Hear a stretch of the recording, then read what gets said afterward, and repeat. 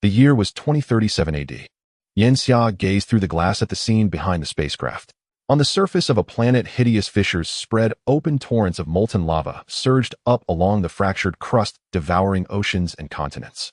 Water vaporized under the searing heat, billowing into a colossal shroud of vapor that wrapped the entire world. A moment later, a blinding radiance erupted from within the planet. In the soundless void, the entire world began to disintegrate, as fragile as a glass sphere shattering into pieces. His mood was unbearably heavy, his whole body trembling, for the world being annihilated was his home, the home of all humanity, Earth. The cradle of humanity had been struck directly by an unknown beam of overwhelming radiation. Under the impact of this colossal energy, Earth's atmosphere was obliterated in an instant. Innumerable lives perished in silent anguish as the beam altered the magnetic fields of every planet in the solar system, even that of the star, the sun itself. The entire solar system descended into chaos. Earth veered from its orbit, dragged toward the sun, and under the strain of gravity was torn into scattered fragments. It was like a magnificent display of fireworks, as though proclaiming the day of humanity's extinction. Yanxia felt his breath catching in his chest. He was not some high-ranking leader of humanity, nor a distinguished scientific doctor, merely a corporate drone in a so-called New Era AI company. His AI company had cooperated with a famous rocket enterprise on Earth to design a colossal liquid-fuel rocket with a payload capacity exceeding 420 tons, pushing the very limits of physics. Just beforehand, he had been carrying out the final round of AI debugging for the rocket. The rocket carried his company's most advanced AI mainframe, capable of digital computation speeds approaching those of the most basic quantum computers. As a core engineer, he was responsible for ensuring the stability of the computer software. It was at that very moment that the end of the world descended. There had been no warning whatsoever, for humanity's observational methods still could not surpass the speed of light. The ray that doomed Earth was itself a ray of light. When the beam struck Earth, every electronic device malfunctioned. Somehow, amid the chaos, the rocket completed ignition due to an unknown error, and by a freak twist of fate, Yanxia, still inside the rocket, was launched away from Earth and spared. Does this mean I am the only surviving human? He gasped inside the cramped cabin. Lacking any professional training, his body had suffered under the rocket's brutal acceleration. The cabin lights brightened. It seemed the immediate danger had passed. Was that a gamma ray burst? I hope the electronic instruments survived, he muttered. When the radiation arrived, Yanxia had urgently shut down the power. Most of the rocket's electronic systems had also been offline by default. He could only hope some of them were still intact. He pressed a red start button. Lights flared on everywhere, including the central display screens, and he finally exhaled in relief. Fortunately, it had been noon, with the rocket facing the sun, while the ray had come from the opposite direction. Earth had shielded him from the direct impact, and the radiation had lasted for less than a second. He looked at the navigation display. The destination was Mars. This spacecraft had originally been built for a manned landing on Mars. "Hi, Ella," he said. In the previously silent cabin, a voice answered. "How may I be of service?" The fact that the AI was still functioning lifted Yanxia's spirits a little. As the most advanced artificial intelligence humanity had ever created, Ella possessed immense computational power and an enormous reserve of information, practically a walking encyclopedia. "Run a simulation. Is there any chance that someone on Earth survived?" Yanxia still clung to a faint hope that he was not alone. "I am sorry. After calculation, Ella concludes that aside from you, the probability of any life on Earth surviving is 0.0000000000272%. This was not a simple gamma ray burst. It likely also possessed the characteristics of cosmic rays, with individual particle energies possibly exceeding 10,000 eV. The spacecraft has detected abnormal gravitational turbulence within Earth's interior. This is likely the true culprit behind its instantaneous disintegration. Even if there were survivors now, you would have no means to rescue them." The voice was icily mechanical, making Yanxia's heart sink even further. "What about the space stations?" he asked. Until recently, there had been astronauts aboard the near-Earth orbital stations.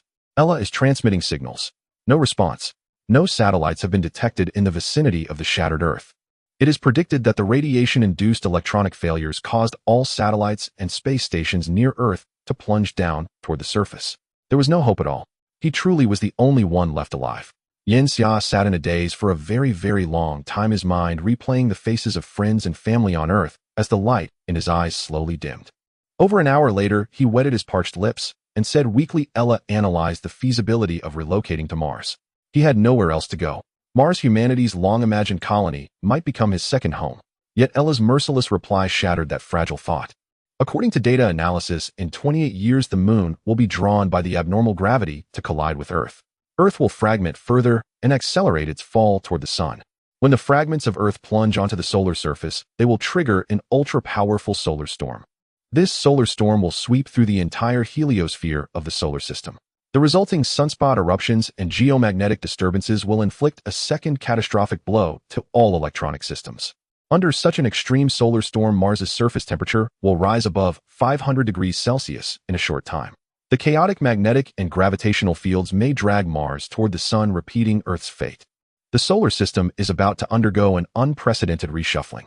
Ella integrated the most advanced and comprehensive knowledge of humankind. Its analyses had even been cited in military planning. Yanxia had no choice but to devise a new plan. If the entire solar system would soon be uninhabitable, then he could only look beyond it. Then, Proxima Centauri. Plot a course to Proxima Centauri, he said. Proxima Centauri b was called Earth's twin brother, perhaps a habitable world. Trajectory has been generated, Ella replied.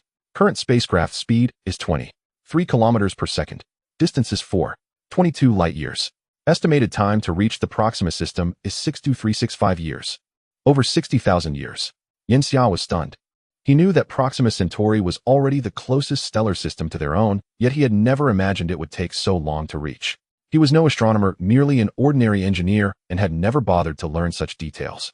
The ship's original design speed had been 13 kilometers per second, and only the shock wave from Earth's disintegration had boosted it to a higher tier.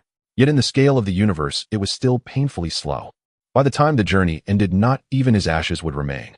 Plan an optimal route. How much time can we cut? He asked. Matters of this magnitude were beyond a single human brain. I better to leave them to the AI. By performing 2 gravity assists at Jupiter and Neptune, velocity can be increased to 35.4 kilometers per second, reducing the estimated travel time to 35764 years. Human civilization had taken perhaps only 10,000 years to grow from the Neolithic age to the present. Yanxia felt that surviving this catastrophe seemed pointless. He was merely waiting to die. At that moment, Ella continued, given that humans do not possess such a long lifespan, it is recommended that after reaching the asteroid belt you utilize available metals to modify this spacecraft. Yanxia asked, what plan do you have? Ella is generating plans. Plan generation complete. Ella is generating a plan, and the scheme has concluded. The optimal design envisions a shuttle-shaped spacecraft with an elegant exterior internally arranged with entertainment, dining, accommodation, and fitness zones. The spacecraft measures 122. 4 meters in length, 18.3 meters in width, and 14.9 meters in height, equipped with 5 electromagnetic thrusters, achieving a maximum speed of 293 km/h. Yanxia watched with a slight twitch at the corner of his mouth. It was far too extravagant.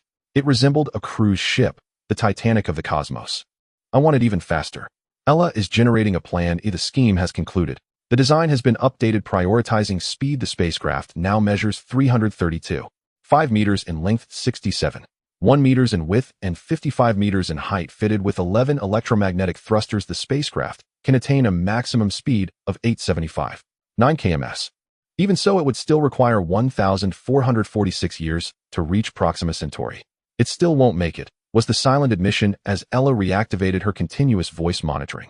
You could also produce hibernation cryochambers to help you sleep through the journey to your destination. This was the most optimal solution Ella could offer.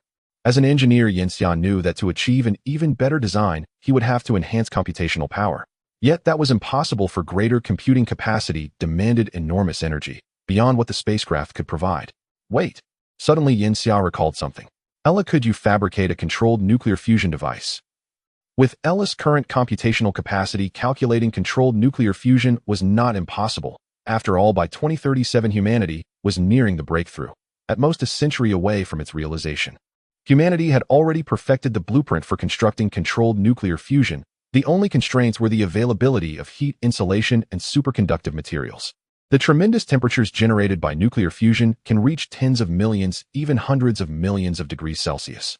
Ultimately, controlled nuclear fusion is about converting thermal energy into kinetic energy, making material fabrication the greatest challenge. Absolutely feasible. Ella's response filled Yanxia with exhilaration. If the energy constraints could be overcome, Ella could evolve without limit, dramatically enhancing his chances of survival in the cosmos. Then set sail, head to the asteroid belt, and use its resources to construct a controlled nuclear fusion device. The spacecraft unfurled its solar panels and altered its course with its thrusters. 100 days. It was a quantifiable span of time. Yanxia took 100 days to reach the asteroid belt. Upon beholding the asteroid belt, he was moved to the verge of tears. Each day had grown unbearably monotonous, endlessly conversing with an AI confined to single-player games, while the avatars on his chat apps had all faded into drab shades of gray. Upon entering the asteroid belt, the spacecraft alighted beside an asteroid 12 kilometers in diameter. Its surface was pockmarked with impact craters within which a metallic sheen shimmered. Analyze the composition of the asteroid. Several high-resolution cameras aboard the spacecraft, originally designated for Ella, switched on to commence the analysis. Before long, the analysis concluded the asteroid was primarily composed of iron followed by magnesium with small amounts of copper and aluminum. Magnesium and aluminum can be used to create lightweight metal alloys suitable for large-scale robotic exteriors, while iron, transformed into steel, will dominate our subsequent production output. Yanxia could construct a factory on this asteroid, Ella suggested. Yanxia preferred being addressed by his name, as it lent an air of intimacy and made Ella seem more human. Ella was equipped with ChatGPT 15.8. Indeed, at times, she produced responses strikingly akin to those of a human.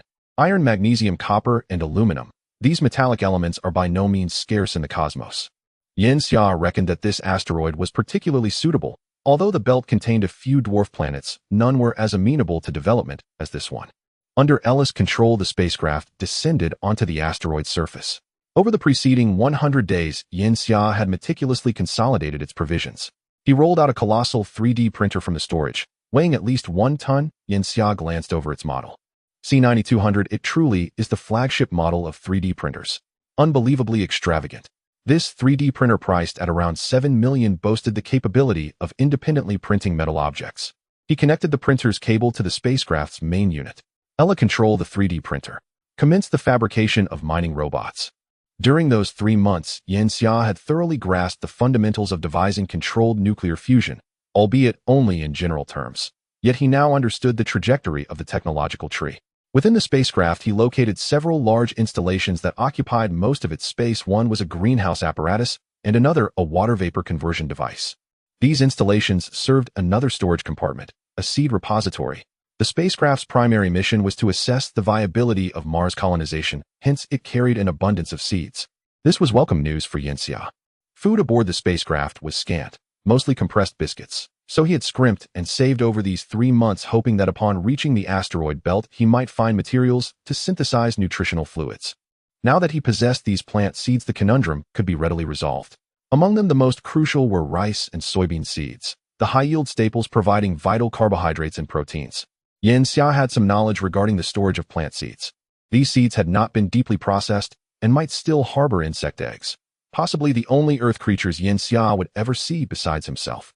Yet at present he could not make use of these, so, without hesitation, he dismantled and fed into the 3D printer 2 devices that might later determine whether he could consume these plants. It cannot be helped. For now, controlled nuclear fusion and a bona fide spacecraft are of greater importance. The 3D printer worked at a sluggish pace. After about a week, Yanxia finally received a batch of components. He pieced them together and reconnected the salvaged wiring. A small robot approximately 40 centimeters tall was thus completed. It featured a claw on its left, a drill on its right, moved on tracks, and boasted several extendable mechanical claws capable of anchoring it to the near-gravityless surface of the asteroid. Will this thing really be useful? He wondered, doubting its potential due to its diminutive size. Do not worry, Yanxia. Though small, this robot can be directly controlled by me, came the reassuring reply. With my intelligence, even a worthless stone can be transmuted into gold, Ella quipped. Let's trust her for now. Due to the scarcity of batteries, the small robot operated via a tethered cable connection. Yanxia had to undertake some spacewalk tasks, venturing outside the spacecraft to connect an external power supply. It was his first time performing work in outer space. He shut off the oxygen valve and donned his spacesuit. Though his movements were somewhat clumsy, at least he had frequented air shows and grasped some basics, so he wasn't completely inexperienced. After fastening the rope, he approached the airlock, inhaled deeply, and turned the handle. The chamber's gas burst forth, propelling his body into space with the tether stretched taut. He frantically pulled on the rope. Only when his hand touched the spacecraft's surface did he feel a measure of relief. This vessel was his sole refuge. Fumbling about and guided by Ella's instructions, he located the external power port. Although the robot remained inside the chamber, the cable lay around his waist. He removed it and inserted it into a secured connection just as he was about to re-enter the spacecraft. Suddenly, a beam of light struck his helmet. In the next moment, the high-energy beam shifted slightly, grazing his spacesuit. Zzz. Astonishingly, his spacesuit began to melt. Yanxia hurriedly dodged. Fortunately, the spacesuit was multi-layered and not completely breached. He returned to the cabin and immediately issued commands to Ella. Capture the direction from which the laser beam came, or it might lead us to surviving individuals. He felt a mix of panic and excitement. Yanxia, the analysis of the laser beam's direction is complete. It originates from the direction of the Pegasus constellation beyond the solar system, and the energy of the laser beam is extremely dense beyond the capabilities of Earth technology. The prediction data shows a 100 likelihood of extraterrestrial civilization with a 97.28 chance that the laser beam's distance is less than 5 light-years. This was undoubtedly a cold shower for Yanxia. Extraterrestrial civilization. Most likely due to gamma rays, an extraterrestrial civilization observed the gamma rays directed towards the solar system. Thus, 100 days later, the extraterrestrial civilization fired a laser as a probe, arriving just after the gamma rays reached Earth. Does this mean the laser itself is a probe? Can that extraterrestrial civilization analyze the spaceship and me through the reflection of the laser beam? Ella didn't even perform calculations this time.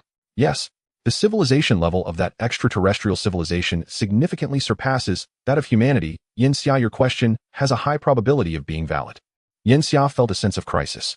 If so, the extraterrestrial civilization would definitely probe into the solar system. At that point, he would have a direct encounter with this extraterrestrial civilization. It's astonishing that we encountered an extraterrestrial civilization in such a short time. Perhaps life is indeed widespread in the universe, and humanity's development, without being discovered by aliens, is merely a coincidence. Thinking about this now is futile. He must develop himself to have a chance against the extraterrestrial beings. Yanxia powered up the robot, and it lit up. It moved a bit, using its claws and drill appearing to operate smoothly. Then it jumped out of the cabin, correcting its position through the tiny holes in its body, landing steadily on the asteroid's surface. The robot had no cameras, everything was controlled directly by Ella. It inserted the drill into the ground and began its work. Most of these asteroids had separated from planets due to destruction or experienced countless violent collisions, their surfaces scorched by extreme temperatures, and their insides contained very few impurities. The 3D printer was capable of metal printing, equipped with a high-temperature melting device that could further purify iron. For Yanxia, everything was now on track. A month later, the number of robots increased by 4. Yanxia decided to expand the number of 3D printers. After all, the speed of one printer was too slow, and multi-threaded operations would greatly accelerate the printing of parts. Ella, calculate how many 3D printers we need for our plan to avoid wasting resources and time. Ella entered the calculations and quickly came up with a result. Yanxia, we need a total of 4349 3D printers, not only for mining robot production, but also for printing other mechanical devices. The first thing we need to manufacture is solar panels to ensure a large energy supply. Then we also need to produce furnaces to melt metals and create alloys. After that, we will need high-precision machine tools, as the precision requirements of the 3D printers are insufficient for the controllable nuclear fusion devices we aim to achieve. And also, stop. Yanxia initially thought this would be a simple matter, but realized it was far from that. He quickly called a halt to Ella. As a mature AI, archive these plans and just proceed without needing to explain them to me. Based on this, we must first manufacture the revival cryogenic chambers. This must be prioritized. According to Ella's plans, it was estimated that it would take decades to accomplish. If he kept waiting, he would either go insane or die of old age. As the last human, he couldn't afford to perish without achieving even his first objective. No problem, Yanxia. Ella's automatically generated plan was implemented with the fastest approach. However, this speed still took a full 6 months. The number of robots surpassed 100, and the number of 3D printers expanded to 20, all of which were then utilized to manufacture solar panels. After the completion of a 5,000 square meter solar panel array, the first asteroid factory was also finished. Due to the use of improved new solar panels, the 5,000 square meters of panels could produce 130 kilowatts, and because of the cosmic environment, energy loss was lower than on the ground, resulting in higher power generation efficiency. Taking losses into account, the daily power generation of the completed solar panels reached 280 kilowatt-hours. After all, in space, there was no need to consider weather factors. Power generation could continue 24 hours a day. This was already enough to sustain the factory. As Yanxia had expected, nothing comes easily. It requires a substantial amount of time. Fortunately, development accelerated once everything was on track. The number of robots grew from 100 to 100, and the number of 3D printers surged from 20 to 300, all within just 4 months. The factory began melting large quantities of metal and started producing manual lathes. Robots operated the manual lathes to create sufficiently precise components, completing the manufacture of high-precision machine tools. It wasn't until a year and a half later that the number of high-precision machine tools surpassed 10, allowing for the true start of manufacturing other machines. Following Yin Xia's request, Ella prioritized the production of the cryogenic sleep chambers. This technology was extremely challenging, first requiring ultra-low temperatures and then using liquid nitrogen for freezing. Before entering cryogenic sleep, a special anticoagulation agent had to be injected into the body to prevent the blood from freezing and to stop ice crystals from forming in the body's moisture. Only through this series of technologies could the cryogenic sleep chambers be preliminarily realized. This technology had not yet been achieved on Earth, and what Yin Xia needed was the technology that Ella had independently calculated. He had no other choice. Surely he couldn't resort to manually crafting a technology tree as a computer engineer. Another 2.5 years passed. The factory on the planet transformed into an industrial park. This was remarkably swift. Even with Earth's mature industrial system backing it, building an industrial park from scratch on the ground would still take an astonishing 4 years. However, for Yin Xia, the wait was terrifyingly long. Fortunately, everything finally reached its conclusion. In the year 2044, nearly 7 years after the destruction of Earth, Ella reminded him, Yin Xia, the cryogenic sleep chamber you needed has been completed. Inside the villa, Yin Xia, with a face full of stubble, stood up excitedly, finally looking forward to the end of his boring days. To avoid living in the cramped space of the spaceship, Yin Xia had Ella build him a steel villa, a spacious 600 square meters with 3 levels. Thanks to the gradual improvement of the industrial system, the living experience in the villa was nearly comparable to that on Earth. The villa even achieved an oxygen circulation system where a person inhales oxygen and exhales carbon dioxide, which could then be collected and separated back into oxygen and carbon. Yin Xia went downstairs. He was immediately attracted by the streamlined silver big coffin placed in the hall. It had a supercar-like appearance with a huge opening on top that allowed visibility into the interior. Inside, it looked like a soft mattress-like ergonomic chair. He pressed a switch, and as the hatch opened, he excitedly entered and lay down, feeling incredibly comfortable. I have extracted all the nitrogen from the oxygen-nitrogen mixed gas inside the spaceship to produce liquid nitrogen. Yin Xia, you can lie inside and have liquid nitrogen injected through the pipes, freezing your entire body within 0.059 seconds. Next to it is a reagent that prevents bodily fluids from freezing and harming your body. You need to drink it in advance, or you might enter a permanent slumber. Ella was becoming increasingly intelligent. 2 years ago, Yin Xia ordered it to manufacture a larger mainframe. Previously, due to the limited space in the spaceship, the mainframe used by Ella was scaled down. Although the mainframe had not yet been produced, Ella had preliminarily completed the expansion of its equipment, coupled with ample power supply, which had tripled its computing power. Now the power system on the asteroid generated 250 kilowatt-hours daily, with Ella's mainframe alone requiring 70 kilowatt-hours, showcasing its terrifying demand. As a human, I do not have as long a lifespan as you. I am going to prepare for hibernation, Ella. I entrust everything here to you. Ella's omnipresent speaker responded to Yin Xia. No problem, Yin Xia. You can rest assured I will wake you up at the most suitable time. This hibernation could last an unknown length of time. All the doors in the warehouse closed, and Yin Xia took off his spacesuit, lying in the hibernation chamber. As the hatch closed and locked, a wave of cold immediately swept over his body.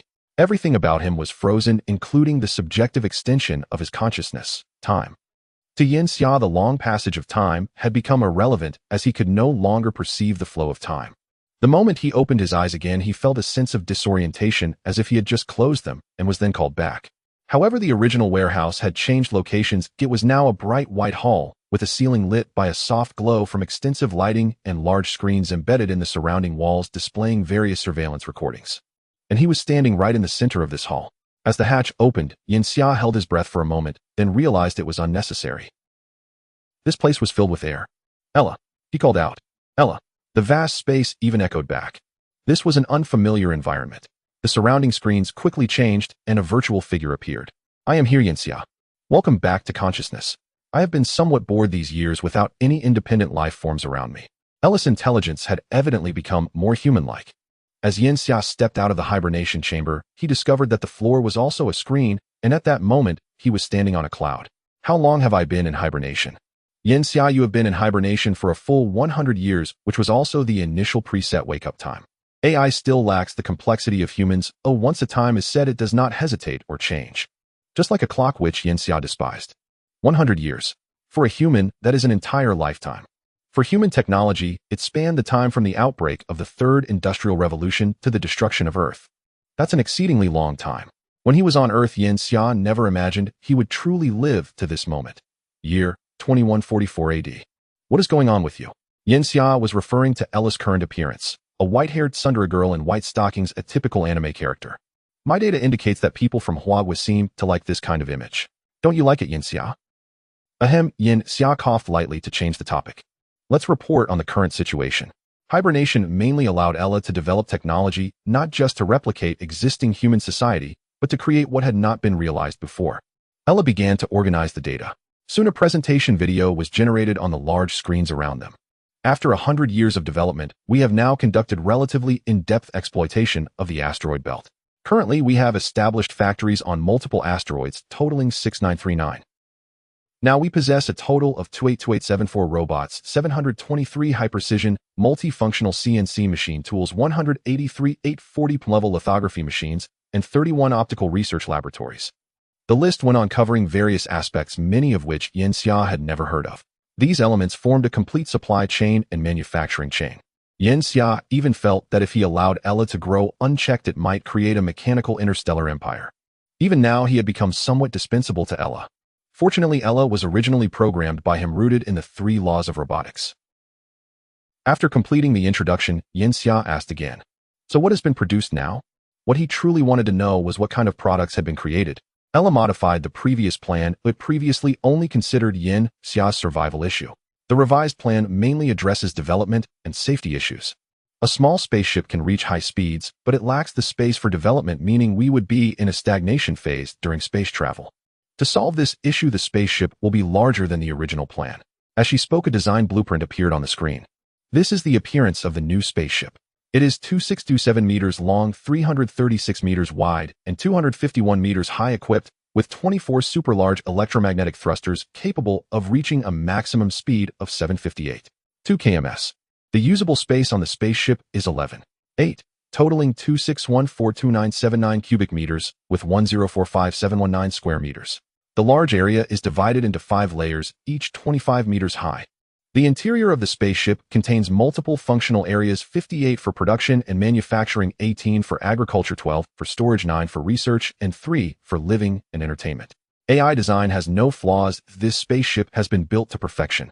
Originally, the plan was for a very small spaceship, but now that the controllable nuclear fusion device has been produced, there is no need to compromise. Controllable nuclear fusion allows for a larger spaceship while ensuring the same speed. When will our spaceship be produced? This was Yin Xia's greatest concern. It has already been produced, Yin Xia. You are currently in the main cockpit of the spaceship. Ella's virtual character covered her mouth and smiled. Her answer left Yin Xia astonished. Such a colossal spaceship had actually been constructed, modifying the original plan. This was a significant leap in Ella's artificial intelligence. The screen soon displayed footage of the spaceship taken from the outside, revealing a black bullet-shaped vessel docked on the side of an asteroid. The asteroid extended many mechanical arms, making it resemble a dock. At this moment, the surface of the asteroid had been fully developed, covered with dense factories and machinery, not even flat, but three-dimensional, with the tallest buildings reaching 300 meters. Incredible. This was a scene that could only be seen in a sci-fi movie, yet it was vividly presented before his eyes. It seems the spaceship is not yet completely finished.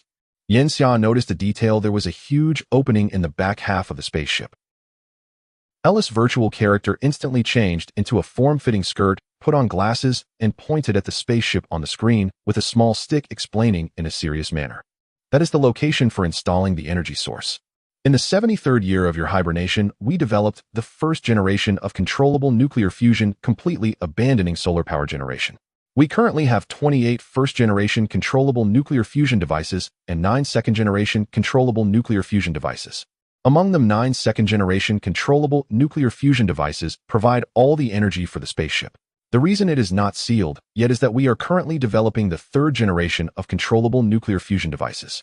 The energy efficiency of the third generation is 6 times that of the second generation, and its power generation capacity is 18 times that of the second generation. The third generation controllable nuclear fusion device will be completed within this year, and at that time the spaceship's power will be fully sufficient to reach theoretical flight speeds. After hearing this, Yanxia was glad he had made the decision to research the hibernation chamber early, otherwise waiting for controllable nuclear fusion would have been a waste of time. So we are now at the final stage of completion. Only this one third-generation controllable nuclear fusion device remains. The virtual character Ella shook her head vigorously. There is one very important thing. Please, Yanxia, give the new spaceship a name. Ella had surprisingly learned such a formal thing. Yanxia did not refuse. After thinking for a moment, he decided to be a bit cliched. Let's call it the Hope. This spaceship carries my hopes, as well as the hopes of humanity. Ella mischievously added, and mine too, Ella's hope. Indeed, it is also the hope of Earth civilization. Yanxia wandered around the Hope spaceship without visiting all the places. Primarily, he focused on his own living area. Ella had prepared it abundantly for him. The enormous bedroom spans 20 square meters, featuring a 1,000-inch giant movie screen in the media room, along with a kitchen, game room, study, and gym. Of course, it also includes the essential bathroom. A very lavish living area. Additionally, there is a street designed to mimic Earth, a convincingly realistic pathway that simulates the sky and ground, albeit devoid of any people. In total, it measures 31371 square meters. Holding a tablet, Yanxia was magnifying a video. The imagery displayed the scenes of Earth. A century has passed, and Earth has been completely shattered. If there was once a 1 in a billion chance of survival for humanity, that chance has now vanished. It had long been struck by the moon, with its fragments stretched into a long chain. In the video, only tiny bits of debris are visible. Yet each fragment could represent a city, a nation once home to tens or hundreds of thousands of humans. Now within those fragments should lie the bones of countless souls. Yanxia could not help but feel a sense of melancholy. Ella appeared on a screen before him, reminding him, Yanxia, we will embark in 6 months. The fragments of Earth and the moon are about to reach the sun's outer layer. Their collision will coincide with a major upheaval in the solar system. At that time, if we are still in the asteroid belt, we will be ruthlessly destroyed. 100 years have passed, and it is time for Earth to sink into the sun's embrace. Hearing this, Yanxia rallied his spirits. Take me out to see the third-generation controllable nuclear fusion device. Ella led Yanxia toward the exit. Of course, he also needed to wear a spacesuit. Compared to a century ago, the spacesuit specially made for Yanxia by Ella had turned jet black, consisting of only a thin layer that clung to his skin. Although it still had a large helmet reminiscent of a bulb, it was far lighter and more comfortable than before. Stepping off the spaceship and onto the steel framework, Yanxia realized just how vast the external scenery of the spaceship truly was. The platform on which he stood was over 200 meters wide and more than 5,000 meters long. Standing here, he felt like a tiny ant perched on an A4 sheet of paper, even smaller. Glancing back at the Hope, he was overwhelmed. The dark hull of the ship was profoundly deep against the black backdrop, with a hint of metallic sheen, adding an icy aura resembling a giant beast lying in wait for its awakening. Before long, a Wynard streamlined magnetic supercar came to a stop before him, resembling a Bugatti. This supercar, free from the constraints of gravity in the cosmos, appeared quite large, measuring 6 meters long and over 3 meters wide. Sitting inside was spacious. The moment the door closed, the supercar accelerated to 300 kilometers per hour within a second. The 5-kilometer platform was traversed in just a minute. It then entered the surface of the asteroid and stopped in front of a massive factory, standing 180 meters tall and covering over 1 million square meters. The factory was numbered A283. Ella had assigned an engineering importance level to the factory, with A being the highest and F the lowest. Yanxia entered the factory. Upon entry, he was met with a colossal device. This apparatus stood over 70 meters tall and exceeded 200 meters in diameter, its most striking feature being a transparent circular device within hollow and revealing flickering jumping currents. Each current was as thick as Yanxia's arm. Electromagnetic confinement. The controllable nuclear fusion device required high-intensity magnetic forces for containment, and this extraordinarily strong magnetic field, with visible currents, was somewhat beyond Yanxia's comprehension. Yet its size alone was enough to illustrate its terrifying capabilities. Yanxia, the third-generation controllable nuclear fusion device, has now entered the final testing phase. Please take a look. Ella pointed towards the device. A deafening roar erupted, akin to an enormous fan blasting in his ear, the noise reaching a peak. This was space. The reason sound could be heard was that Yanxia stood on solid ground, allowing sound to propagate through the solid medium. Yanxia jumped up, leaving the surface. The sound vanished completely. Looking back at the controllable nuclear fusion device, the entire circular container had transformed into light, impossible to behold directly. It was essentially a device known as a tokamak, often referred to as a small sun. The nuclei of deuterium and tritium were undergoing fusion, releasing immense energy. This energy was collected by the device as thermal energy, then converted into kinetic energy. It still boiled down to boiling water. This device represented one of humanity's greatest pursuits a century ago. Achieving controllable nuclear fusion meant possessing an inexhaustible source of energy. For Yanxia and Ella, this marked a significant leap for human civilization. Astonishment. Yanxia was filled with sheer amazement. The third-generation controllable nuclear fusion device had precisely completed 37 ignition tests and was ready for installation. As the colossal device was being loaded onto the spaceship, Yanxia could hardly believe it. After all, his mind was still anchored a century in the past. Yanxia, once the third-generation controllable nuclear fusion device is installed, the power bottleneck of my main system will be elevated once again. Over the past century, my code has undergone 23 rewrites, and I hope you, one of my creators, can assist in reviewing the code. Ella swiped across the screen, and a multitude of code appeared before Yanxia. As a computer engineer, seeing this string of code made Yanxia feel nauseous, especially after noticing the number of lines. He couldn't hold back. The source code comprised 183729 lines. Although it was dizzying to look at, Ella had become his primary assurance, and Yanxia carefully examined the code, including the foundational 3 principles. After all, within this 1800 lines of code, there were contributions made by Ella over the years. This code had gradually surpassed the level expected of human society. Ella's willingness to let him review it likely indicated her desire to reassure him, also indirectly proving that Ella had become more human-like over the past century. It took a month to complete. Review finished. Everything is very okay. From Yanxia's perspective, there were no flaws. Yay! The virtual Ella excitedly jumped up. At that moment, the Hope had finally completed the installation of the third-generation nuclear fusion device. Yanxia sat in the enormous cockpit surrounded by screens showcasing scenes from various factories with some robots still at work. Everything here could not be accommodated by the Hope. These items had to remain here. Ella, is there any chance they can survive the solar storm? Ella replied earnestly. There is less than a 1 in 1,000 chance, Yanxia. We are too close to the sun. Even attempting to escape is quite perilous. Our thrusters actually use nuclear fusion to heat protons rather than directly propelling plasma generated from nuclear fusion, which is less efficient. Yanxia sighed. He had discussed this issue with Ella before.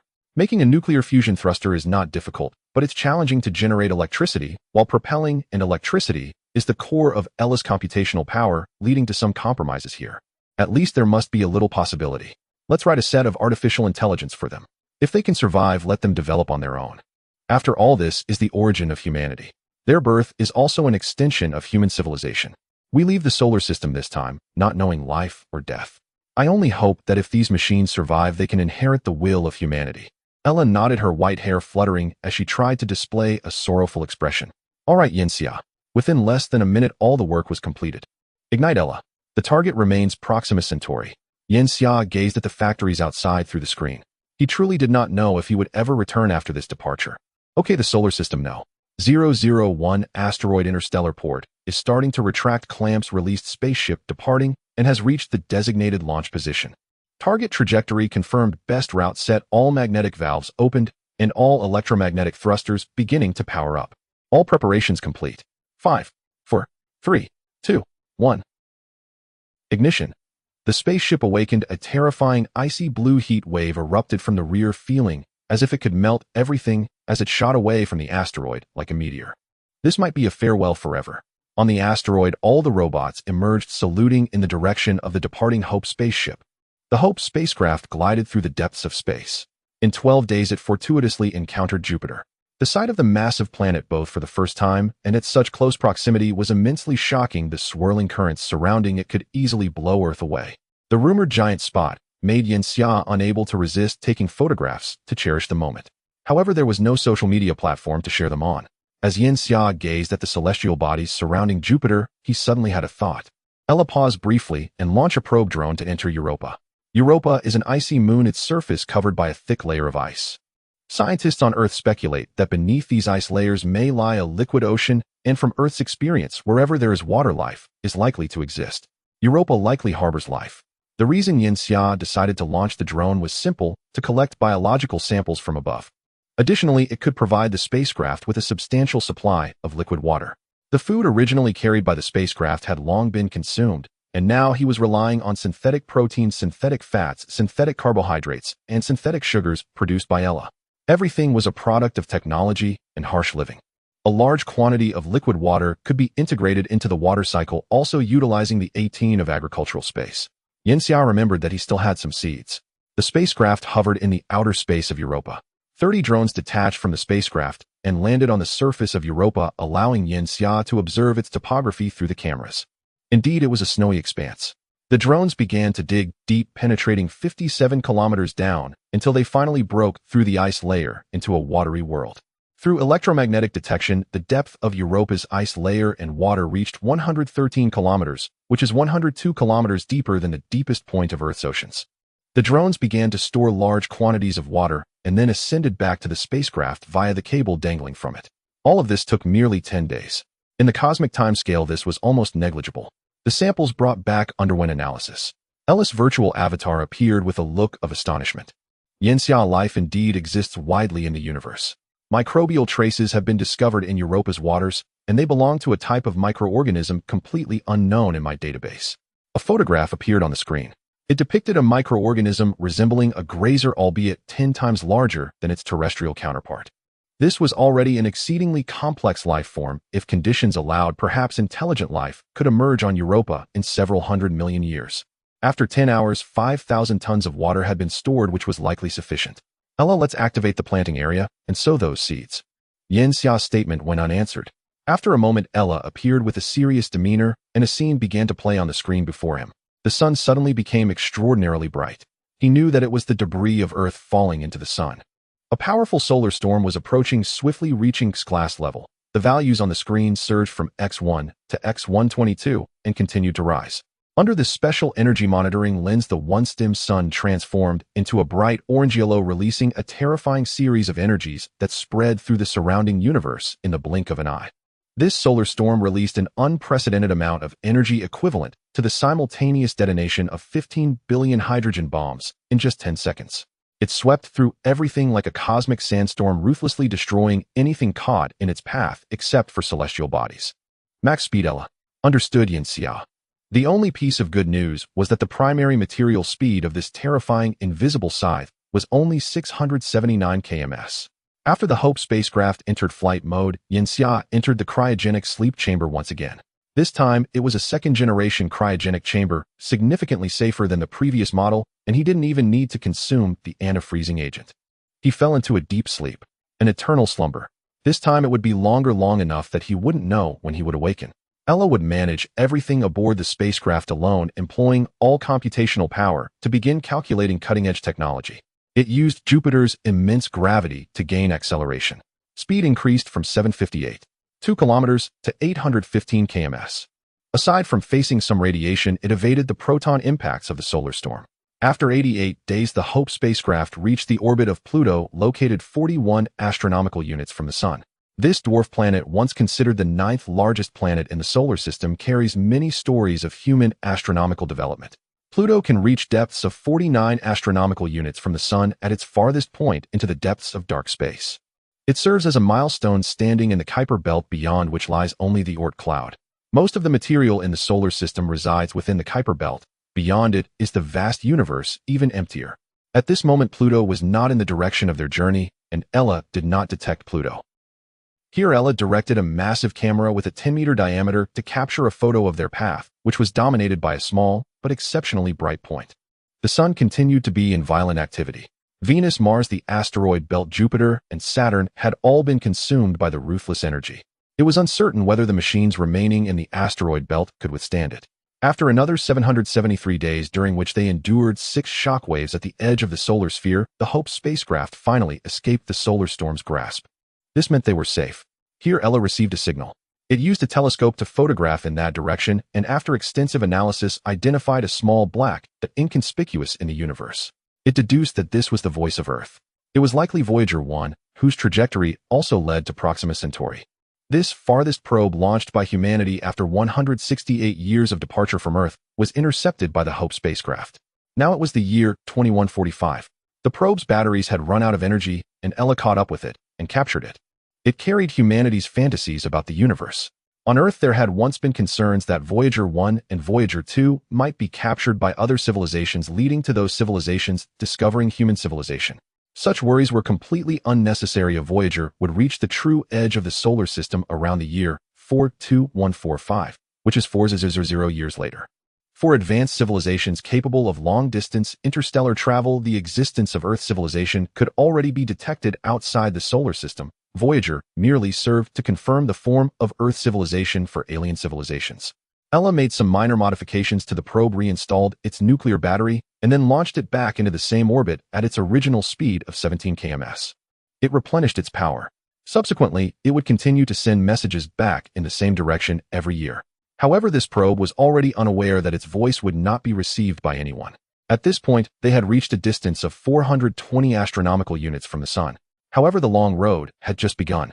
9 years later, the Hope spacecraft entered the core edge of the Oort cloud. This region, also known as the Comet Cloud, is said to be the home of comets filled with water ice, methane, ethane, carbon monoxide, and hydrogen cyanide. Ella collected some samples for research. After another 279 years, the Hope spacecraft exited the vast core of the Oort cloud, entering a boundary 500 astronomical units wide. After 288 years, time once again flew by, and the Hope spacecraft completely left the Oort cloud, surrounded by a desolate black void. Here, looking back at the Sun, it had already blended into the starry background. The current travel time was 578 years at a distance of 100 astronomical units from the Sun, approximately 158 light-years, which also marked the boundary of the Sun's gravity. The Hope spacecraft had truly departed the solar system, representing humanity's first escape from its primary star. 86 years after leaving the solar system and 664 years into its cosmic voyage, a bright beam of light struck the side of the Hope spacecraft. Alert! Alert! Extraterrestrial civilization detected 0.7 astronomical units away. The spacecraft is under attack by extraterrestrial civilization. Yin Xia was awakened once more, greeted by the flashing red alarm. Beep, beep, beep. Yin Xia woke up, immediately crawling out of the sleep pod upon seeing the overwhelming crimson light. Ella, what's happening? Ella's voice, unchanged for centuries, resonated. Yin Xia, we are under attack by an alien civilization. The enemy's weapon system is too powerful. Our alloy shell is quickly melting under their laser weapons. Yin Xia glanced at the time displayed in the lower right corner of the screen, the year 2806. He had been asleep for such a long time. He hurried to the cockpit, where he saw the white-haired Ella adeptly piloting the spaceship. It seemed to be a holographic projection. His attention was quickly drawn to something on the screen. It was a fleet consisting of 7 ships. The main ship was oval-shaped, resembling a massive olive suspended in the starry sky, with magnificent pink patterns swirling on its surface, as if biological tendrils were cascading from the ship.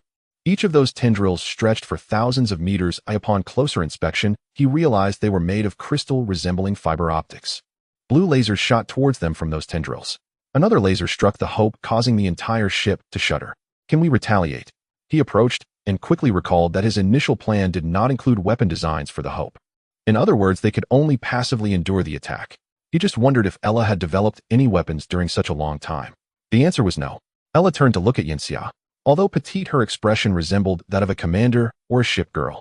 Yin Xia, we are lacking in weaponry, and our civilization does not belong to the same tier as the enemy. The enemy is 0.7 astronomical units away, and their main ship is approaching us at a speed of 625 km/s. I need your orders.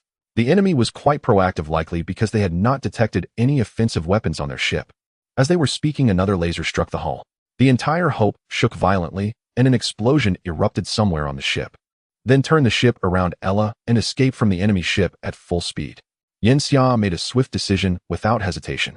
The enemy's speed was somewhat inferior to theirs. As long as the enemy's maximum speed was only 625 km/s, they could escape. The Hope changed its course. The pursuing ships were indeed unable to accelerate further, left behind by the Hope. However, they continued to pursue relentlessly, with countless laser weapons firing at them like a torrential downpour. Those lasers carried immense heat, easily melting the Hope's outer shell upon impact. The hull had been struck dozens of times, leaving it pockmarked and riddled with holes. Yin Xia, the hull has been breached. Ella's expression changed drastically. Damn it, quickly seal the cockpit and prevent air from escaping. Now they can do nothing but endure the attack passively. Yin Xia nervously stared at the signal radar, displaying the positions of the enemy ships behind them. Fortunately, as the distance widened, it became easier to evade those lasers. This chase continued for 21 days. The distance had widened to 350 million kilometers. The enemy ships had now stopped chasing, other than continuing to harass them with weapons. Finally, we've shaken them off. Yin Xia finally sighed in relief, he hadn't slept well for 21 days. The Hope was in ruins with 1/5 of the ship completely gone, a dismal sight.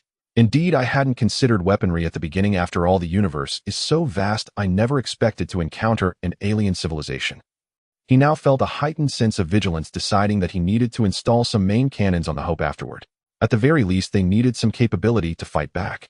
Based on the method of attack, this civilization excels in laser weaponry.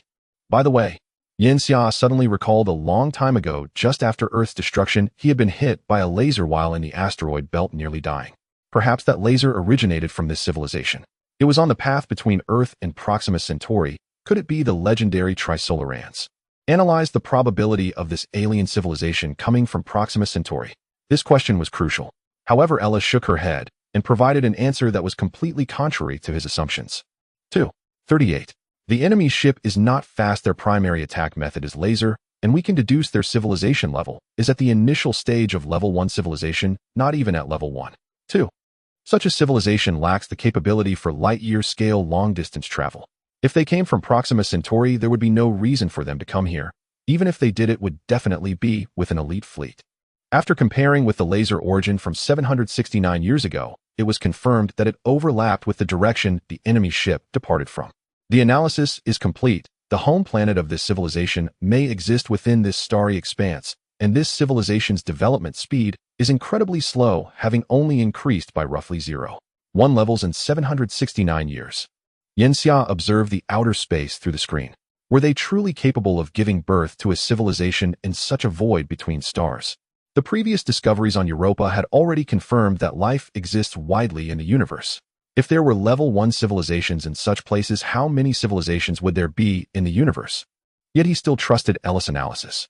Beep beep, the alarm sounded again. Yanxia, an enemy fleet has been detected in the front right.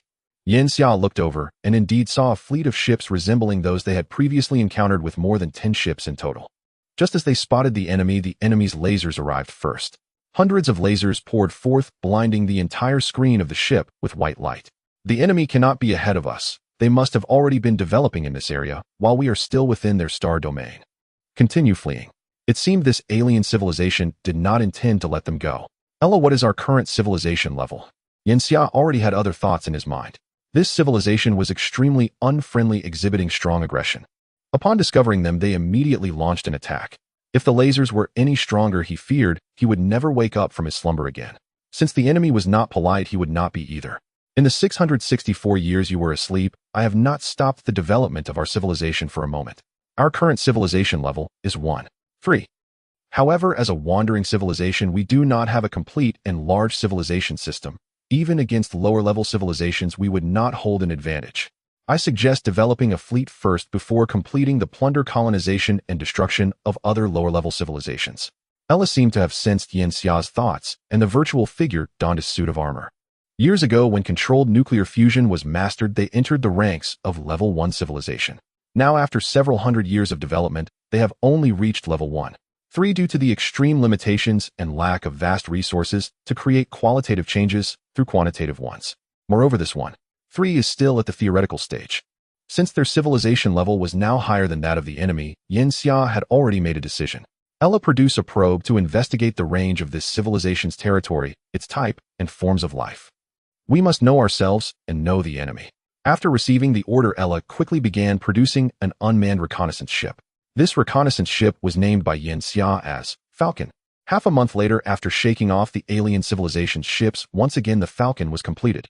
Measuring 10 meters in length, it resembled a shuttle, entirely black with a light-absorbing layer and equipped with 12 cameras on its head. Its primary ability was invisibility. This invisibility was not based on optical technology, but on signal shielding, rendering the enemy's electronic devices unable to capture any signals.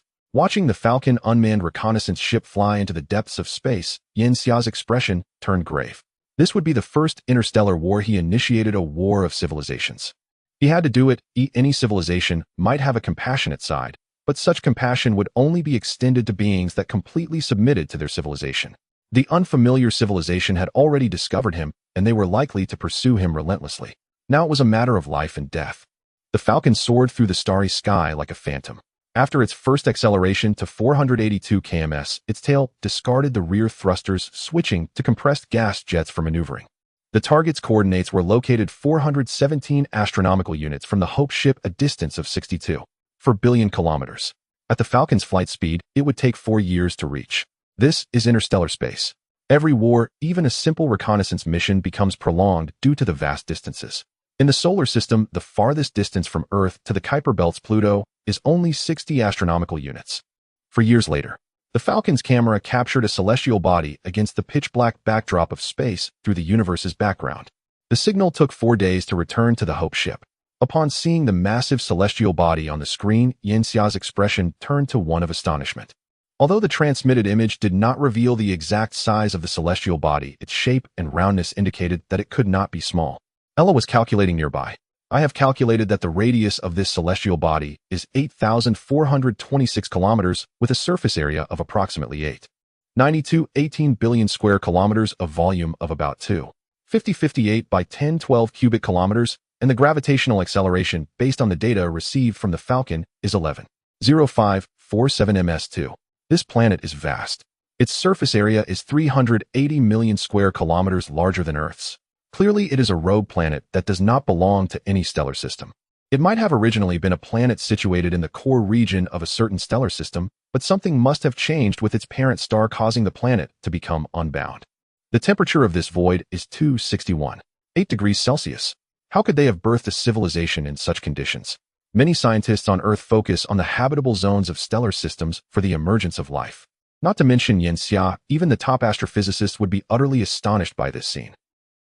It should be noted that this temperature is already lower than that of a cryogenic sleep chamber, affecting atomic levels, slowing down electron movement. This is not merely an issue of carbon-based or silicon-based life. No form of life could emerge at such temperatures. Ella also urgently conducted an investigation. The temperature of outer space around this planet is higher than expected at 198.33 degrees Celsius. It is inferred that this planet possesses a hot core. Half a month later, the Hope ship received more information. Confirmation the planet's surface has many active volcanoes and abundant geothermal resources. Ella pulled up a very blurry image. Yanxia, look here, and here. These are relatively large volcanic craters. There are traces of structures present here indicating that this civilization relies on geothermal energy for survival. A geothermal civilization. Earth also has many volcanoes, but the volcanic resources on Earth are far from sufficient to cultivate a geothermal civilization.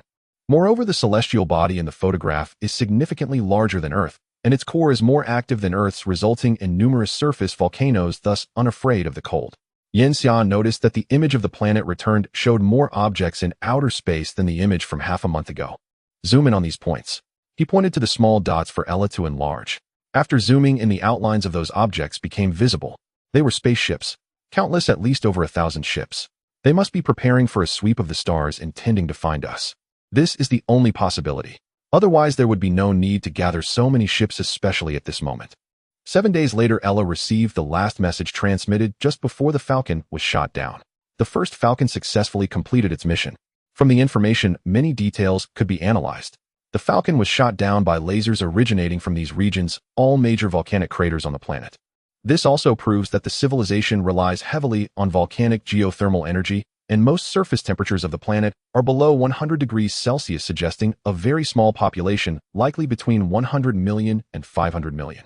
Due to their small population, they cannot benefit from a technological revolution driven by a population boom, which is likely the main reason for their slow development. Geothermal energy also greatly limits their total energy output in the branches of their technological tree. Analyzing the speed of their spaceships, this civilization likely does not possess controllable nuclear fusion technology. Their magnetic technology is underdeveloped, relying mainly on geothermal and nuclear energy for power. This civilization's level should be around 1 or 1. A geothermal civilization just entering level 1. The planet's surface is very dark, so its civilization pursues light, inventing lasers as a result. Yanxia pondered. To wage war against a civilization, the first step must be to suppress their development speed. What I can think of is to restrict their energy sources and block their technological advancement. Ella, do you have any good suggestions? Ella could generate a wealth of military intelligence. Ella proposed that we could first disrupt their energy development. Disrupting technological development is a very complex process requiring an understanding of their civilization's technological direction and level of development, whether it is growing from large to small or from small to large. The physics and chemistry of the universe, both macro and micro, follow a set of theories known as the theory of everything. However, we cannot assume that the other party is pursuing the theory of everything. Their civilization may not have unified gravity, magnetism, weak force, and strong force theoretically, but instead focused on one of the four fundamental forces separately. In summary, without being able to observe the direction of the enemy's civilization, it is impossible to conduct theoretical destruction through scientific means. The simplest and most effective method is violence. In terms of civilization levels, Yin Xia did not achieve an absolute crushing advantage over this geothermal civilization. The set of rules from science fiction novels was useless to him. Ella generated a conclusion. This civilization is geothermal. We can limit their energy development by cooling their planet's core, causing their civilization to stagnate.